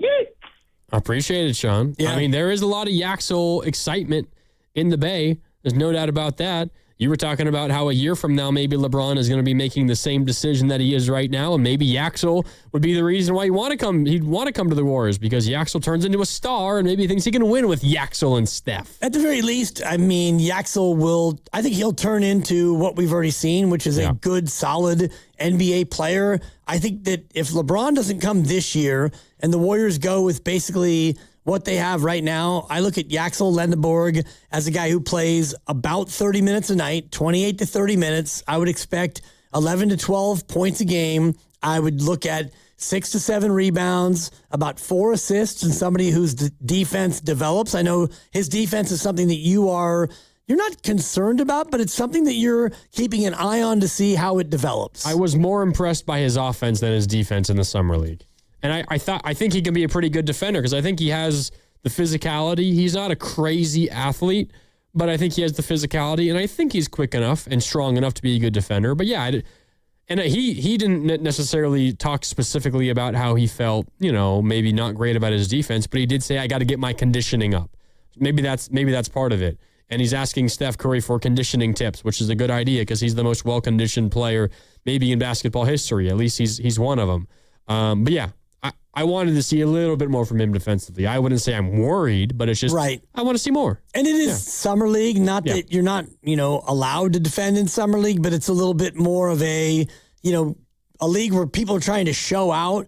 Not that Yaxel had to show out for anything. He's the number 11 pick. He's already signed, and he's going to be a solid rotational piece. And he was the MVP of the Summer League final that the Warriors actually won. So I'm not really worried about any part of what I saw. I saw a high compete level, and I also saw him be able to physically dominate people who are either his age or slightly younger. And so, you get into the association and you play 82 games.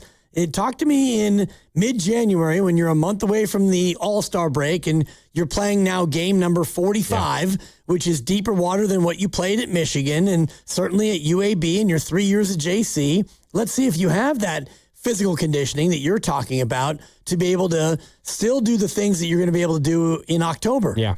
Dibs, we opened the show today by reacting to the latest Giants loss. They got beat by the Royals 5-4. They had a 3-0 lead going into the bottom of the 7th inning, and they blew it. Landon Roop was great through 6, gave up a couple of runs in the 7th, then got pulled. The bullpen could not hold that 3-2 lead. They gave up 5 total runs in the 7th, and the Giants lose 5-4. They've now lost 5 consecutive games. They got swept by the Kansas City Royals, who came into this series at 40-60. The Royals now have a better record than the Giants, meaning the Giants now are the 3rd worst team in baseball by record.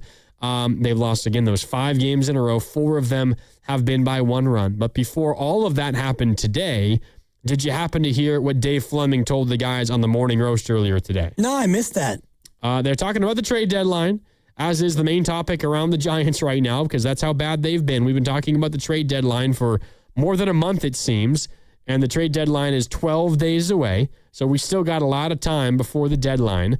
But he was asked about it, and he threw out a pretty important and interesting question when answering the question about what should the Giants do at the trade deadline. Here's Dave Fleming this morning with Spadoni and Shasky on the Morning Roast on the Giants' plan or what they should be doing at the trade deadline. Here's the voice of the Giants. The hardest question to ask and answer by far is, what is our realistic championship timeline? And if the answer to that question is not next year, if the Giants take a cold, hard, honest look and say, how close are we to being as good as we need to be a playoff team and a World Series winning team? And if the answer to that question is not, we're close, then you can make some hard decisions about guys who aren't just free agents at the end of this year, but who might not fit that championship timeline. That's where organizations have to make really tough calls. But if a guy has a lot of value now and you don't think that in your window of having him under contract, you're a championship caliber team and you can get players who are more in that window, those are smart baseball decisions. And I'm glad I'm not the one who has to make those calls, but that's the big question that has to get answered. All right, there's Flem. And I thought that was a really interesting question because that's Flem essentially asking a question in order to answer a question. And the question and the point that he's making is, if you don't think the Giants can be competitive next year, or your answer to the question of when can we compete for, a World Series again, that answer is not soon, then essentially, Dibs, what Dave Fleming is saying is you got to consider trading a whole lot more than just Luis Ariz and Robbie Ray. You got to trade guys that have more time left on their contract because they might not fit your plan to compete if you don't think you can be good next year. That's right. And I think that you have to take that honest, cold, hard look. And so if you make no trades, like you go into this deadline, you make no trades and you think, okay, we're going to go ahead and just take what we can take into next year and see how we do. And so you've got Logan Webb and Landon Roop as your top 2 starters. And okay, those are 2 good pitchers. And you look at your team offensively. Luis Ariz is gone in this scenario, and Robbie Ray is gone. And you come back with whatever, Hauser and Malley. You can do whatever you need to do with them. You could DFA him, you could cut him and pay him, whatever. But you've got Devers And you've got Schmidt at second, you've got Adames, and you've got Chapman. That's a good offensive infield. Defensively, I don't like where you are at shortstop. Your first base is a question mark, and you've got Eldridge as your DH. You've got Jung Hoo and Gilbert. I think Harrison Bader would be gone. I think he signed a 1-year deal. I could be wrong about that. And you've got Elliot Ramos, and you've got this catcher situation that is, 3 catchers. But so Bader has a 2-year deal, so one more he would be back. And then, so you would be looking at 3 more starting pitchers. Do you have legitimate starters in your system? Maybe. We're going to see more Wisenhunt now because McDonald's on the IL. I liked it with the way you did that. Like Seymour, Wisenhunt. Oh, I didn't even do that on purpose. You're going to Seymour, and Seymour Wisenhunt, and I like that part of it. And you confused me. That was not purposeful. And Tidwell, and your bullpen is basically a complete teardown. Oh, yeah. You tear that thing down to the studs. So can you go ahead and fill all those holes in one off season and turn this into a championship or even a playoff contender? I would look at that and say, absolutely not. Yeah. So then you look at what you could do, and we did this on the show thread earlier, and you talk about Arise. He is expiring. He's in the last year of his deal. He's a natural trade piece. I do think that Robbie Ray is a guy you would look to trade early to try to get something for him. But the one that I'm most intrigued by is Matt Chapman, who will not return on this road trip, but he's starting to take some, I think, air swings or dry swings, they call it.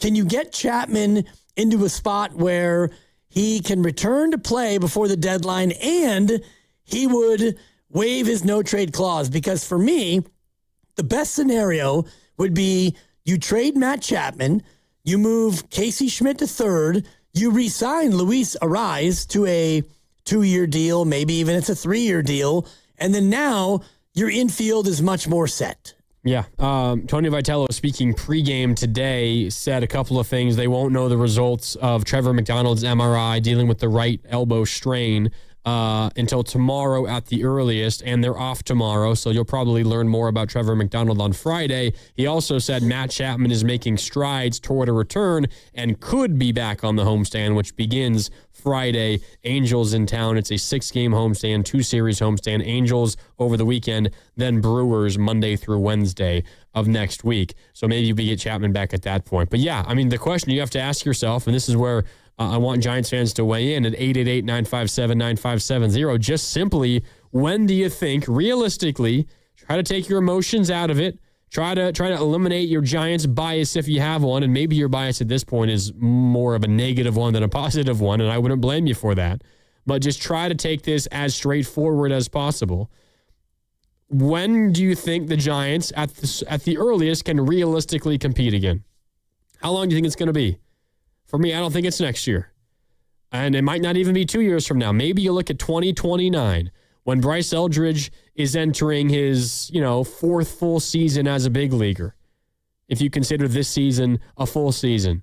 And you have your younger guys that are coming up. Maybe at that point, some of your guys that are in single A and double A are making its way to the big league squad. And you got your young arms. Maybe Jackson Flora, who you just picked 4th overall out of Santa Barbara. Maybe he is going to be one of the leaders of your pitching staff at that point.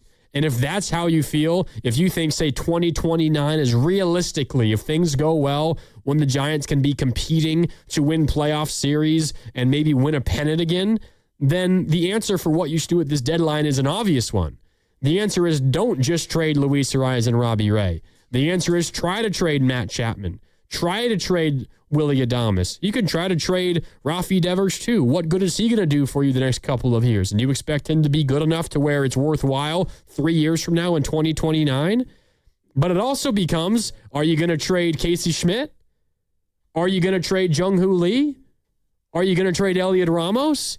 That becomes the question, and maybe what you should do. If I'm the Giants and I'm trying to look at it realistically, I'll say, well, we're not competing this year. I don't think we're going to be able to compete next year. Only way you do it is if you get a crazy influx of money, and is ownership going to be willing to do that? I don't think so. 2 years from now, 2028, they're going to be good? I don't know. Maybe it's 2029. And if that's your answer, I don't think you have any choice but to trade those other guys, Jung-Hoo Lee, Elliot Ramos, Casey Schmidt, or at least heavily consider it.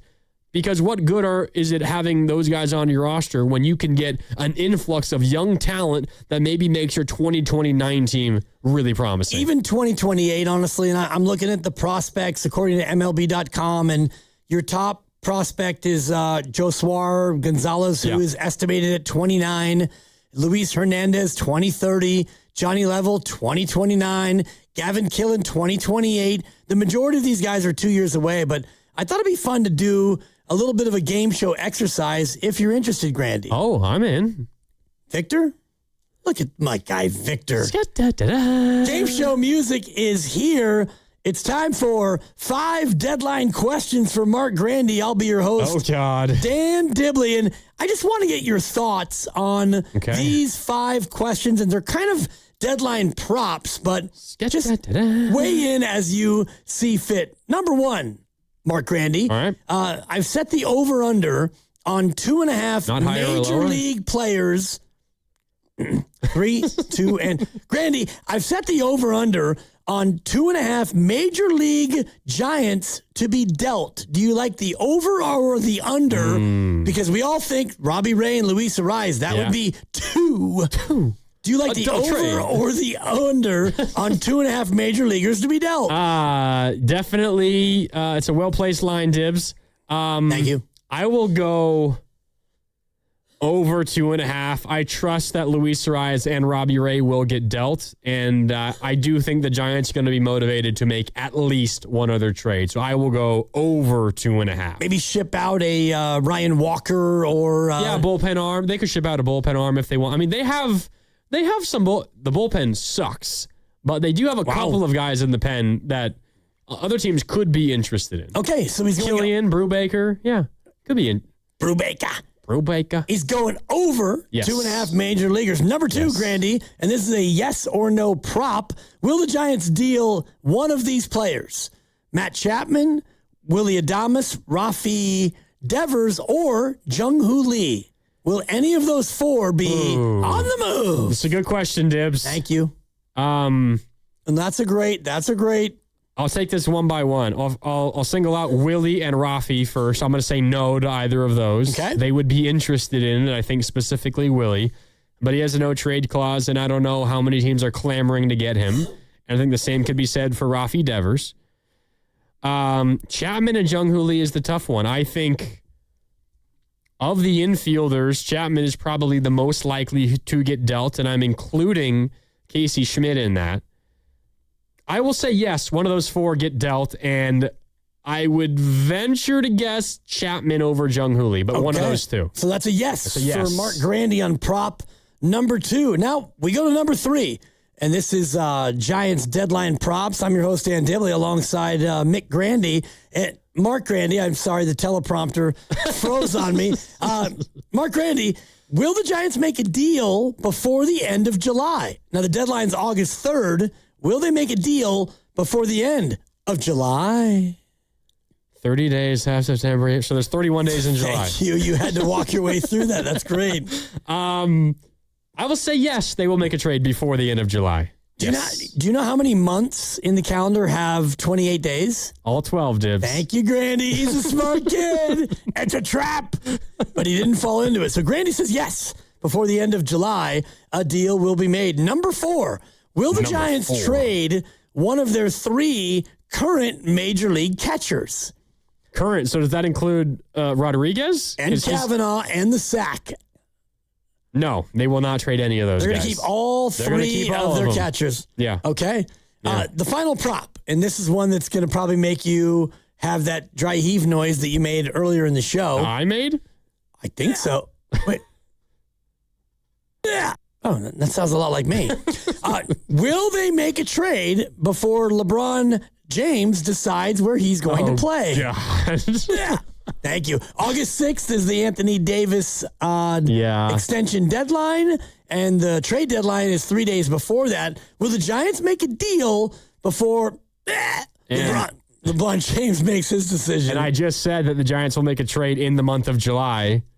And we've also been talking for a lot of today how we think maybe LeBron's going to delay until August. So, yes, the Giants will make a trade, at least one trade, before LeBron decides. Okay. Yes. That is your Giants trade deadline prop game. Well done, Dibs. With Mark Grandy. Thank you.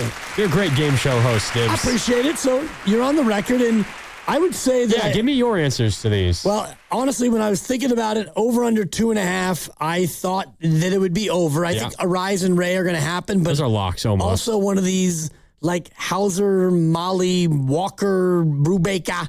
Like, I think one of those guys gets kind of tossed in to a deal. Chappie, Willie, Raffy, or Jung-Hoo Lee. My hope is yes, but my gut tells me also yes. Oh, okay. I think that... and I have no source on this. I have no knowledge, but I get the sense that Matt Chapman would be the one who kind of wants out. Rafael Devers is mostly untradeable, and I think Willie Adames is a little bit in the same boat. And he has no trade clause. He does, Devers doesn't. Although so does Chapman. Chapman has a no trade clause. But I do think there are enough teams out there who would look at Chapman and say, yeah, third base, he's an elite third baseman. We'll take that. Like, Willie Adames is a very poor defensive shortstop, and so I think that becomes harder, and he has a no trade. Make a deal before the end of July. I think that's a yes. Yes. And I've encouraged them through this microphone to get ahead of the curve. I wouldn't be surprised if they made a move before Monday. Like, go ahead and get Robbie Ray one more good start, and then get him out there. Get to work, Buster. Trade one of their catchers. I just threw that in there thinking it's a little bit of a glut, especially when you think about, they've got 3 catchers, and I don't think that Jesus Rodriguez is really a utility guy. Like, you could put him at second, I guess. You can put him in the outfield, please don't. And I think that Kavanaugh and Susak are a nice 1-2 combo at catcher. And make a trade before LeBron decides. I just threw in to try to kind of troll you a little bit. Indeed you did. I'm trolled. And I don't think that they will. I think LeBron still decides before the Giants actually get out there and make a deal. You think LeBron does decide? Yes. Not that he has to, but I think that... Oh, so a LeBron decision comes before a Giants trade? Yes, so I believe so. You still think a LeBron decision is coming soon? Because you also think the Giants are making a trade soon. Right. I think that a LeBron decision could come as soon as tomorrow on Thursday. So, God, I hope you're right. Yeah, and that's a bit of a toss-up because the more you and I have talked our way through it today, the more it feels like the August 6th Anthony Davis extension deadline. And August 6th is just the start of it. It doesn't mean he's going to decide on August 6th. August 6th just means that's officially when the Wizards can offer Anthony Davis the max extension. And then there has to be the fallout of AD saying, no, offer me the full 4-2 whatever the number is. Right. 275, I think. Whatever, something like that. Or trade me, and then the Wizards go, wow, no, listen, what about this, AD? No. What about this, AD? No. What about... And that could go on for another week. It could, but Anthony Davis could get offered the 3-year and 66 average annual tomorrow and accept it, which I think would propel all of this going a little bit faster, and LeBron would then either go to the Warriors or not. So I do think it's an interesting contrast in what the next couple weeks will look like. Yeah, but as far as the Giants at the trade deadline, I do think you have to ask yourself, if you're Buster Posey, if you're Zach Manassian, if you are in the Giants front office, hell, if you're Tony Vitello and you're asked an opinion of it by Buster Posey or whoever you are in the Giants organization, you have to ask yourself, all right, let's think about this realistically. Just how long do you think it's going to take until we can be good and be competitive and think about legitimately winning multiple postseason series? How long do you think it's going to be? Is it going to be next year? Is it going to be 2 years from now? If your answer is not next year, as Dave Fleming told the Morning Roast, you have to think about doing a whole lot more than just trading Luis Ariz and Robbie Ray. And Luis Ariz and Robbie Ray, you might say, well, those are 2 of the Giants' best players, and you are right. Why are you trading them? Why is it a lock that you're trading them? Well, because those guys are about to expire. Their contracts run out at the end of this season, and if you're not going to be of any use to them, you're not going to have any use for them this season in terms of helping you win meaningful baseball games, you might as well get something in return for them. But if you also think having Matt Chapman on your roster, hell, even having Casey Schmidt on your roster, Jung-Hoo Lee, Elliot Ramos, if having those guys on your roster next year isn't going to help you win baseball games next year to the point where you can be a good baseball team, then what's the point in having them on your roster? And you might as well trade those guys, or at least really try to.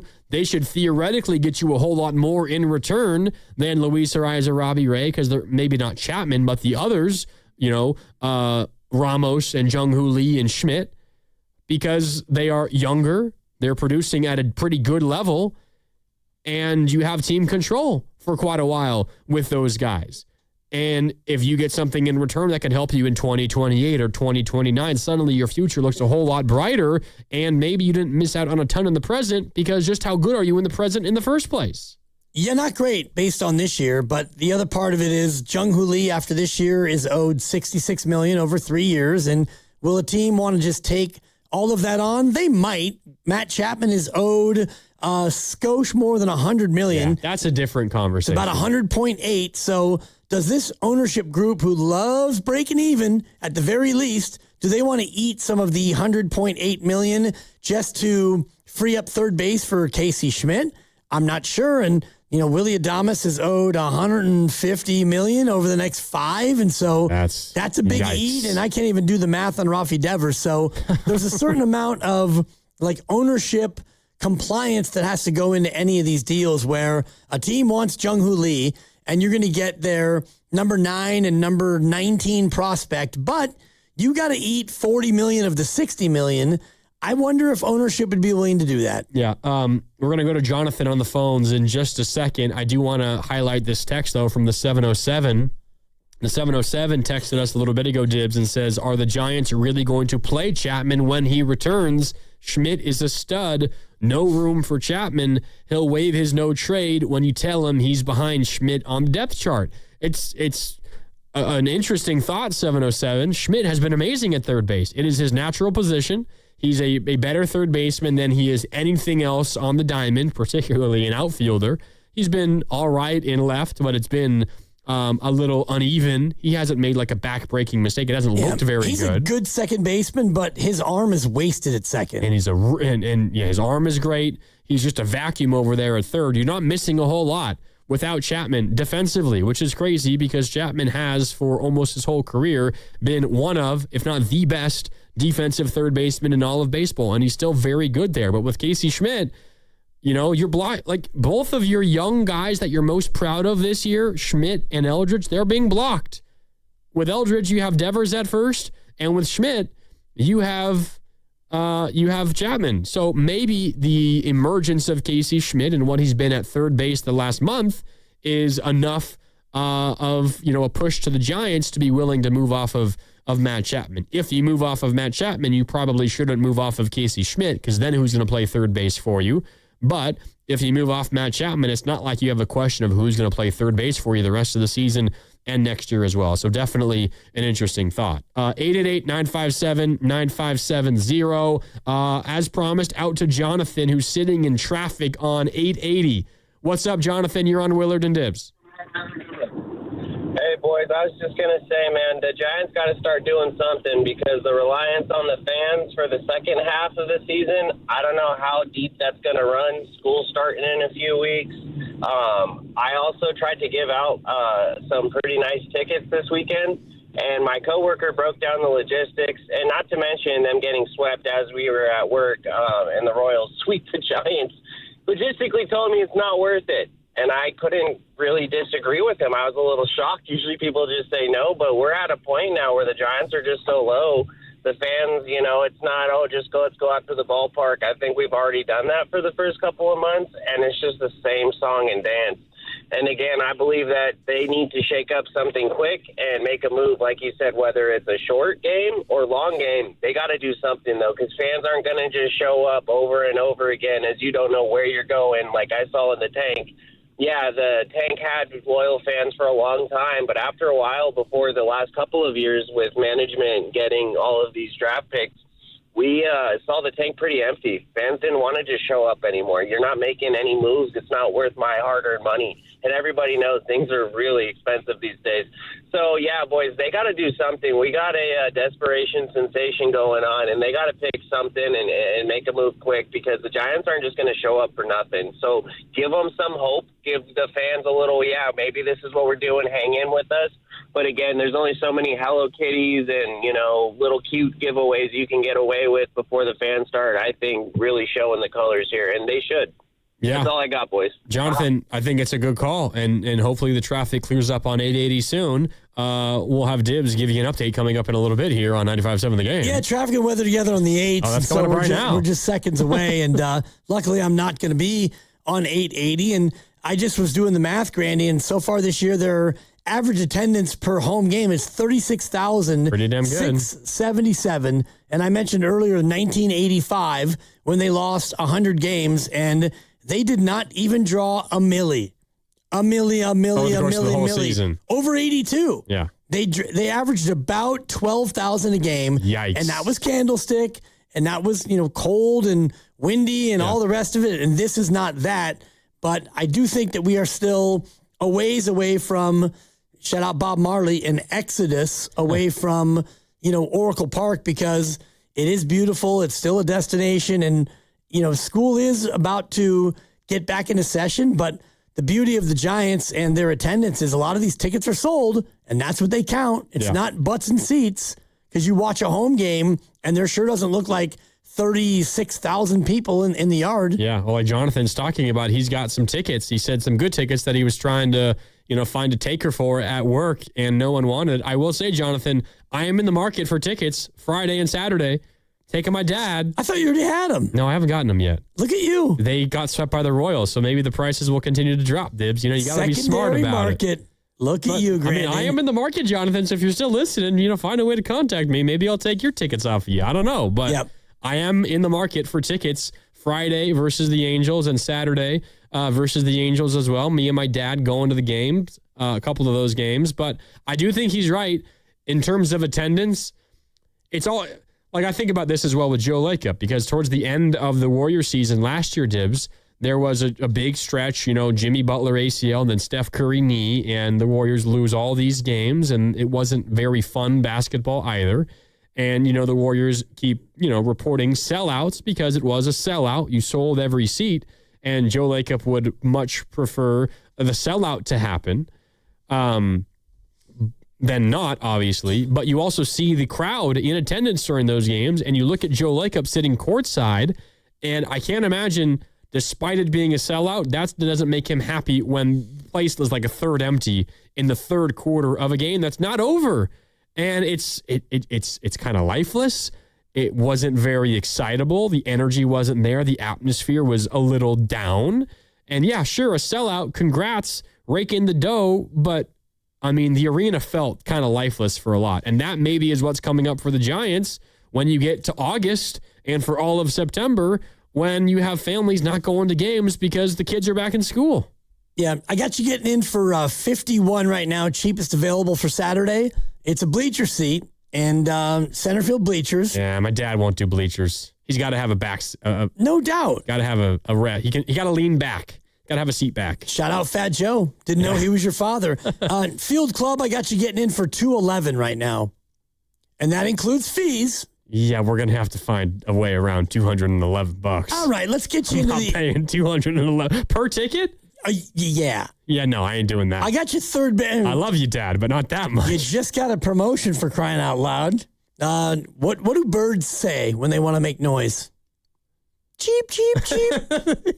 I had to set it up, Victor. This team is 18 games below 500. I'm dropping $200 per ticket. I got you. Are you kidding me? I got you the third baseline view reserved for 65. All right, yeah.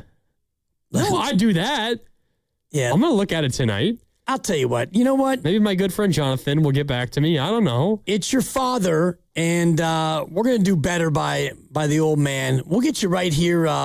Right behind home plate, Grandy. How about that? How much is it? $400? Not available in that section. I'll keep looking, but Field Club, section 115, which is right behind the dish.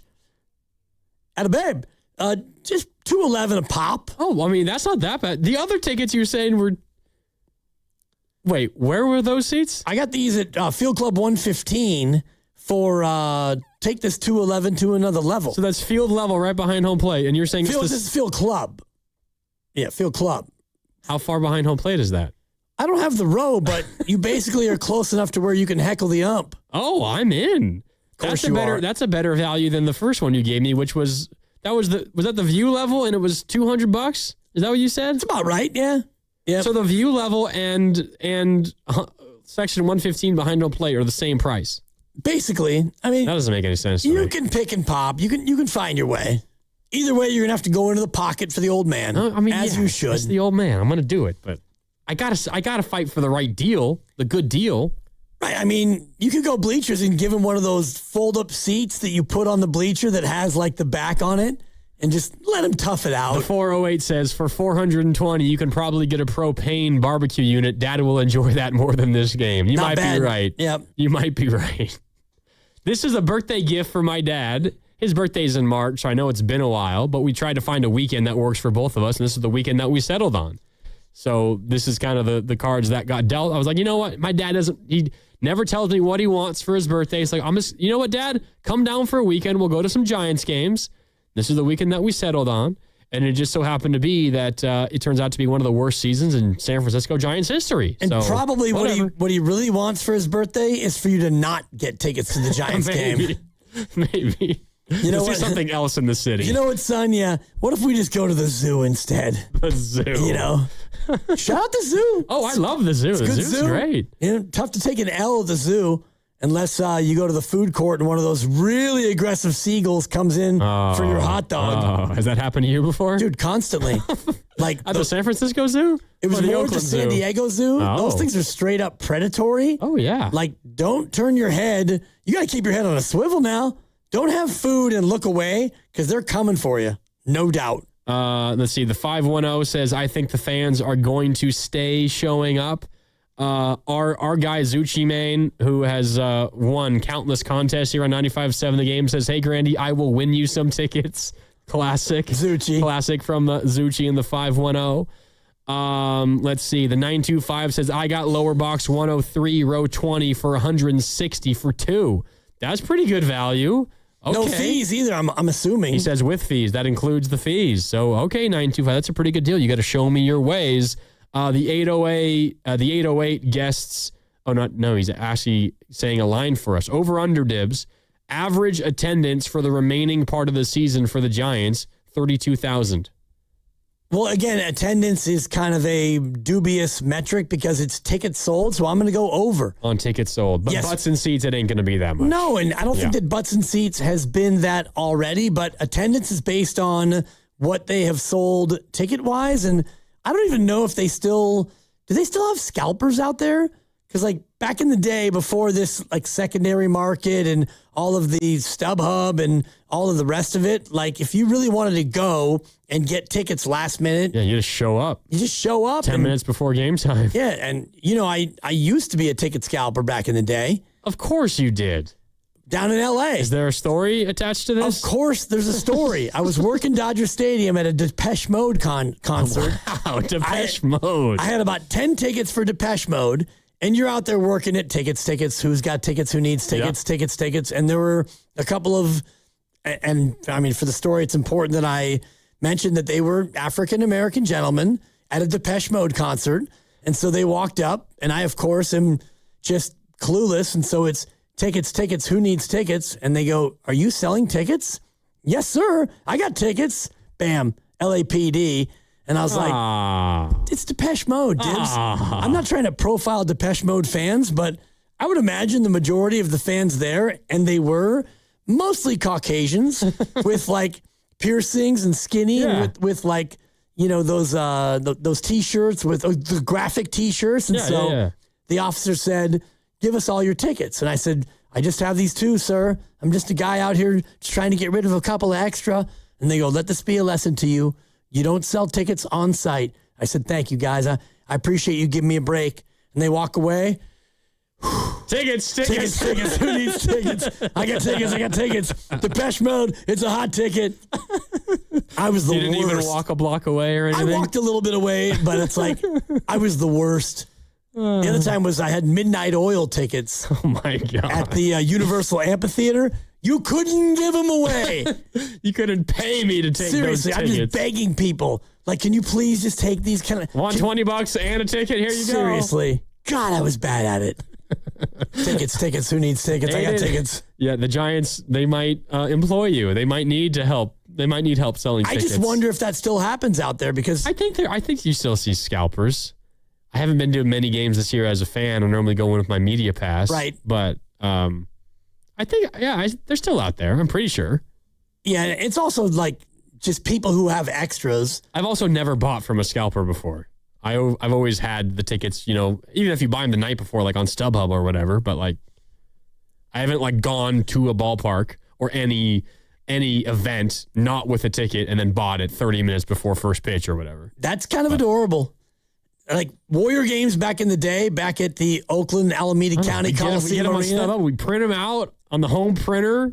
Bring them with us all the way down to Oakland. You drive out to the Collie, to the arena, and you got nothing, and the Warriors stink, and you wait till just about tip time, and you worked a lot, and somebody's like, yeah, I got two for 25. I'll give you 20. Make it $22.50. I don't have change. Just take them. And you go in, you watch Rod Higgins. Don't miss the Warriors. This is the 80s. Whatever. Where did you live at that point? We lived in Marin, San Rafael. Okay. And it was always a trek for me and my dad or my family because we were up in Windsor. So it was kind of a while to get there. So we never wanted to run the risk of taking the day off and using the whole day to get down there and then not find a ticket that was worth buying or whatever. So we just got the tickets ahead. 7:30 tip. We could leave at 7. And this was even before the freeway extension. You probably don't even remember. You get off the Richmond Bridge. There used to not be a freeway that went from there to Golden Gate Fields. You had to go down Cutting Boulevard, past B&K Liquors, and then you'd swing a right. And so it was like city streets, and then you'd finally get there. No, I don't remember that. And then it would be tickets, who's got tickets? And one thing, as I closed the story, I was about 12 years old, and my brother knew that they wouldn't frisk the 12-year-old in the gigantic puffy jacket. So your boy's rolling in with a bottle of Bacardi. And, my brother may or may not have gone and bought a couple of sodas after we had tickets, who's got tickets? It's like showing up to the movie theater with burritos in your pockets and... Yeah, still do. Oh, yeah, absolutely. You ever been frisked at a movie theater? No.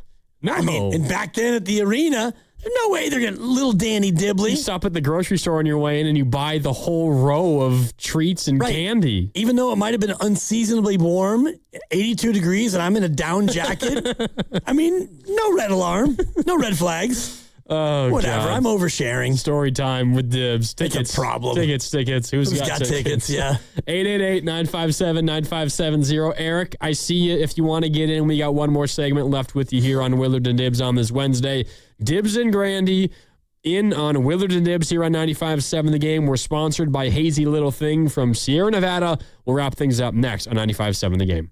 If you've ever reached for a cheers when your favorite song comes on, you're ready to embrace the haze with Hazy Little Thing from Sierra Nevada. Hazy, citrusy, smooth, juicy but not sweet, hoppy but not bitter. America's best-selling hazy IPA for good reason. Hazy Little Thing. Enjoy responsibly. Hey, it's Willard and Dibs for Safeway. Enjoy these amazing deals for members. And as always, save up to 20% weekly on hundreds of exclusive offers from Safeway. Just clip the highlighted deals from the weekly mailer or click the deals in the For You section of the Safeway app to breeze through checkout. Buy one, get one free of equal or lesser value on juicy, personal, seedless watermelons when you buy two. And here's my personal partner, Dan Dibley. Yes, and you can get Signature Select Thick Cut Bacon 48-ounce selected varieties sold in 3-pound packages for $4.99 per pound.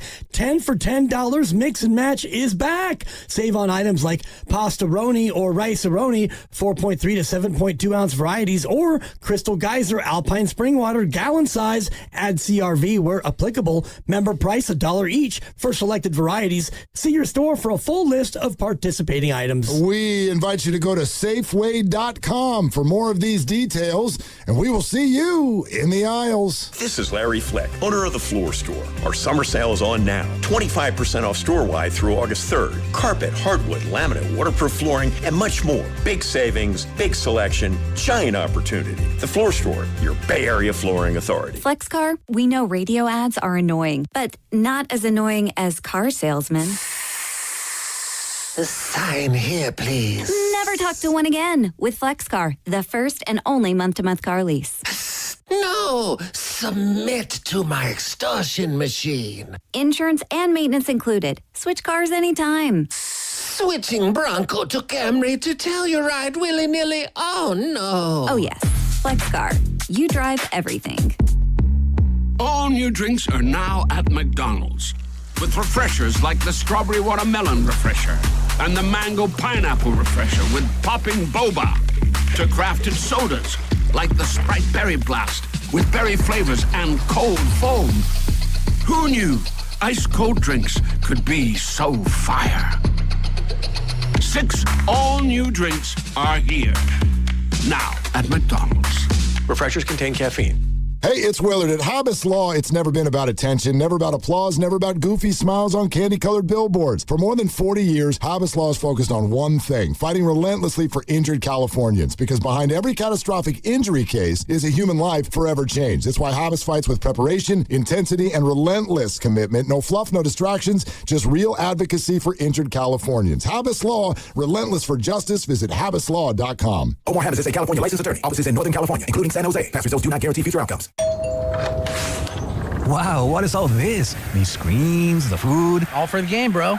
Let us pitch in. No need. I'm saving $1,000 bundling my wireless and internet with T-Mobile. I've got it all covered. Goal! Here to score big with T-Mobile. Families save up to $1,000 a year when they bundle 5G home internet with 4 phone lines on Experience Beyond. Compared to regular rates after third line free on Experience Beyond plan with internet bundle discount via monthly bill credits and auto-pay discount. Credit stop if you cancel or change plans. Here's good news for folks who have a jumbo loan. The Loan Exchange, America's jumbo lender, is offering a 30-year fixed-rate loan at a 5.75% interest rate and 5.939% APR for loan amounts up to $3 million.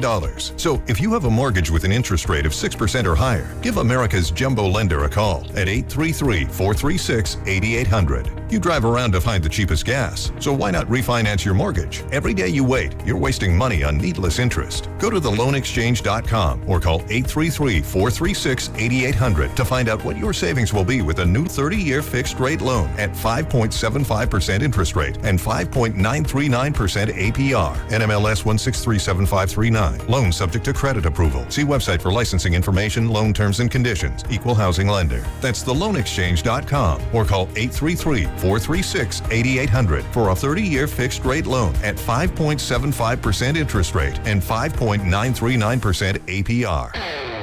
This is the story of the one who keeps multiple buildings running smoothly day after day.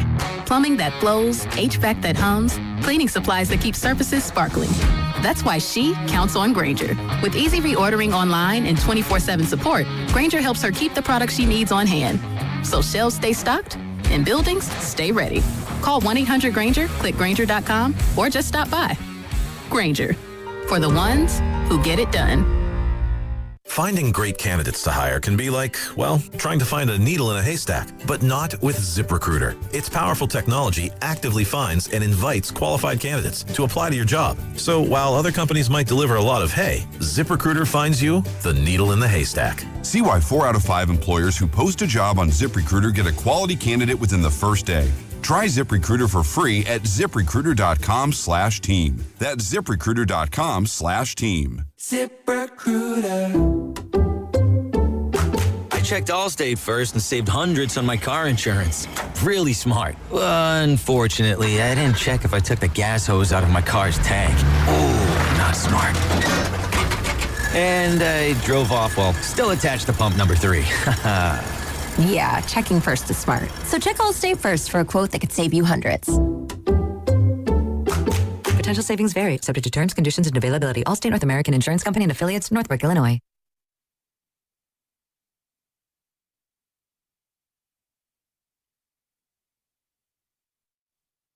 Now, back to Willard and Dibs on 95.7 The Game. I'm going to have to get creative with these tickets on Friday and Saturday, Dibs. Oh, yeah? I thought the getting swept by the Royals in a 5-game losing streak, maybe the prices would drop a little bit more.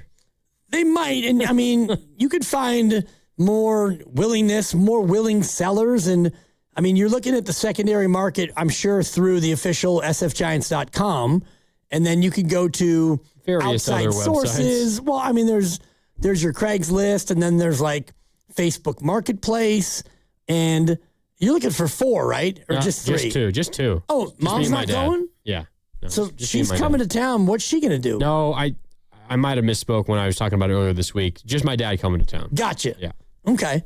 Yeah. And it's not in your nature, but in this job, you do have the ability to, try to make a move or make a play. Yeah, no. It's not in your nature. And at some point, maybe you will become that person or you won't. But you're a guy who has this journalistic integrity, I believe it's called. Yeah. And that's great. And just because... That's great. No, it's cute. Just because you reach out and somebody does you a solid doesn't mean that you can't still be critical. I'm just saying, like... Oh, yeah, I'll be critical. I don't care. Yeah, I mean, I very rarely in this day and age will reach out and ask for a favor, but back in the day, and just one final story, before the Warriors got good, I would every year reach out to somebody with the Warriors who maybe is the greatest PR person in the history of the business. I wonder who that could be. And, they had a Christmas game every year, and I would reach out and say, hey, my family's in town for Christmas. Is there any way that you could perhaps, can I get 8? And he would be like, yeah. Before the Giants before the Warriors got good. I mean, they had Steph. Yeah. They had Steph. This was like 2010, 2011, where, they still were, it was still click and roll. But I wouldn't do it very regularly. And so the one time that I would reach out for maybe a little sugar, I would get the sugar and it would not change my tenor or my tone because it's our job. Yeah. Just because you get somebody helps you out one time doesn't mean you have to all of a sudden like, I'll tell you what, they lost 127-94, but I thought they hung in there pretty good. Like, okay, what do we do? And I can tell you because I was there. But nowadays, I almost never for any of these teams do that just because I'm going to leave the house and go down there and park and, boy. $200 for a ticket? It's your father. Yeah. It's your father. And we talked about this probably off the air, but I'm fresh out of parents. And, one of the last things I did for my dad. That's why I wanted to go to a Giants game with my dad, but and that's why you got to go deep into the pockets, if need be. And my father, rest in peace, he was a longtime horse player, horse racing. And so I went into the pocket and got box seats at the Kentucky Derby. Oh, wow. For him and my brother and my other brother. I should have brought my sister. I didn't, and that's on me. But that was a pretty penny. And yeah, it was not on his bucket list because when you're born in the 30s, there is no bucket list. There is you shutting up and you going to work every single day of the week. That's your bucket list. My bucket list is paying the rent end of the month. My bucket list is just making it to the next day. Exactly. Yep. But deep down, I know he really appreciated being able to go to Churchill. Did. And so, yeah. That's special. And your father is, he's no spring chicken. I doubt he's near the end, but you go in the pocket. I'm going to go in the pocket. And get him out of the bleachers. Oh, we're not going to the bleachers. No. Take a loan against your 401k if you need to. And I might have to. If you need to hold a couple hundred, I got you. I'm good for it. Okay, a loan, you can no pay interest? me back. I didn't say no interest. I mean, I think he kind of jumped ahead of it. I mean, your standard 5% VIG. Got it. Whatever. Right, fair enough. What are we doing here? 888. I'm not a bank. 888-957-9570. You're running out of time to weigh in if you want to. Eric in Walnut Creek wants to talk about the environment at Oracle. What's up, Eric? You're on Willard and Dibs. You know, Oracle Park is one of the best assets in professional sports. Greg Johnson knows this.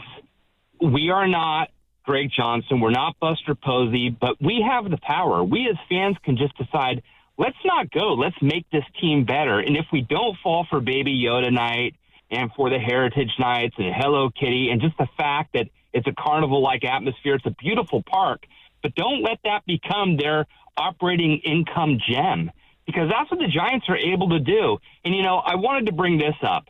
I always feared, going back 20 years ago, that once the Giants got the other team out of the market, the A's, by not letting them go to San Jose, claiming that they had marketing rights to the entire South Bay, that as soon as the other team left, they would turn to garbage because they're the only show in town. They could raise their ticket prices. There's no alternative. And I'm right. The second the other team leaves, they turn to garbage. And I think we just shouldn't be going to the games. We should make this team rebuild the way that they need to and be better at some point. And who do they trade for this rebuild? First off, they should be trading for picks. I hate to watch Logan Webb have to go through a rebuild. I would love to see that guy make it to the postseason with another team. But this is trash, and my nightmare's coming true that they just turned into this once the A's left. They could do whatever they wanted to do and make a ton of money because we have no other choice of another ballpark to go to and another team to watch. Yeah, Eric, I think it's a good point. I think there's probably a lot of Giants fans sitting in their car driving home from work right now nodding along. I mean, it's what you were talking about, was that last week, a couple of weeks ago, about the future of Vitello and Posey, and you essentially said if both those guys come back, this is telling me that ownership doesn't really care about putting a winner together. And why do they not care about that? Because they see the bottom line when the team isn't winning, and the bottom line still looks pretty darn good because they're making a lot of money. It looks phenomenal, and they're probably going to draw, and by draw, I mean tickets sold. They're going to draw about 2.75 million, and so they've already been on the record saying, yeah, we want to break even. That's our goal. And the parking lot that used to be a parking lot is now an absolute megapolis of residences and businesses. And you've got the current theater that's been purchased. And so I'd like to see a certain amount of frustration from ownership over the plight. And I mean, the caller was kind of calling for an all-out boycott. And I wonder, going into next year, that'll be the first indication, because a lot of it is season tickets. And if you have a year that winds up, let's just say 62 and 100, which would match the worst record in San Francisco history, well, at that point, if you do get a significant decrease in renewals of season tickets, that is where ultimately you might see a sign of disgruntlement from the fans. Yeah, and you, as the owner, you would feel that. You'd be aware of that pretty early into next season, obviously, because the season ticket sales are happening during the offseason in the winter. Well, I think renewals happen even sooner than that. You'd have a good indicator of it being really bad by the winter. Right. Yeah. No doubt. And I mean, you get to that spot where it's always, hey, time to renew those season tickets. And if you don't by such and such date, well, then you lose your seats and you lose your priority. You lose your place in line. So it's a little bit of the pressure of that. But I'm just really fascinated to see short term, the deadline, what do they do? And then even beyond that, getting into the end of the year and the off season, what do they do? Because to just stick with what you've done this year, to me, gives a disservice to the fans. Yeah. I think you have to pretty aggressively trade a lot of your pieces, sell a lot of them. And it's not just Luis Suarez and Robbie Ray, but you're going into the next group. There's tiers involved here. There is tiers involved in the potential trade. It's Suarez and Ray. Yeah, you should trade them. Should you try to trade at least one of your big three contracts, Chapman, Adames, Devers? Yeah, you should absolutely try that. The next tier, though, is Ramos, Jung-Hoo Lee, and Casey Schmidt. I think the Giants, if they're smart, they would consider doing that. Maybe they ultimately pull the trigger on one or multiple of those guys. And then the last tier is Logan Webb. Would you consider trading Logan Webb? They have made no indication that they would be, but who knows? maybe the rest of these next couple of weeks leading up to the deadline changes their decision, but we shall see. The good news is, Dibs, when we're going to talk again tomorrow, we won't have another loss to react to because the Giants are off tomorrow. Because we already reacted to the latest loss, which was, thank you, a loss of a different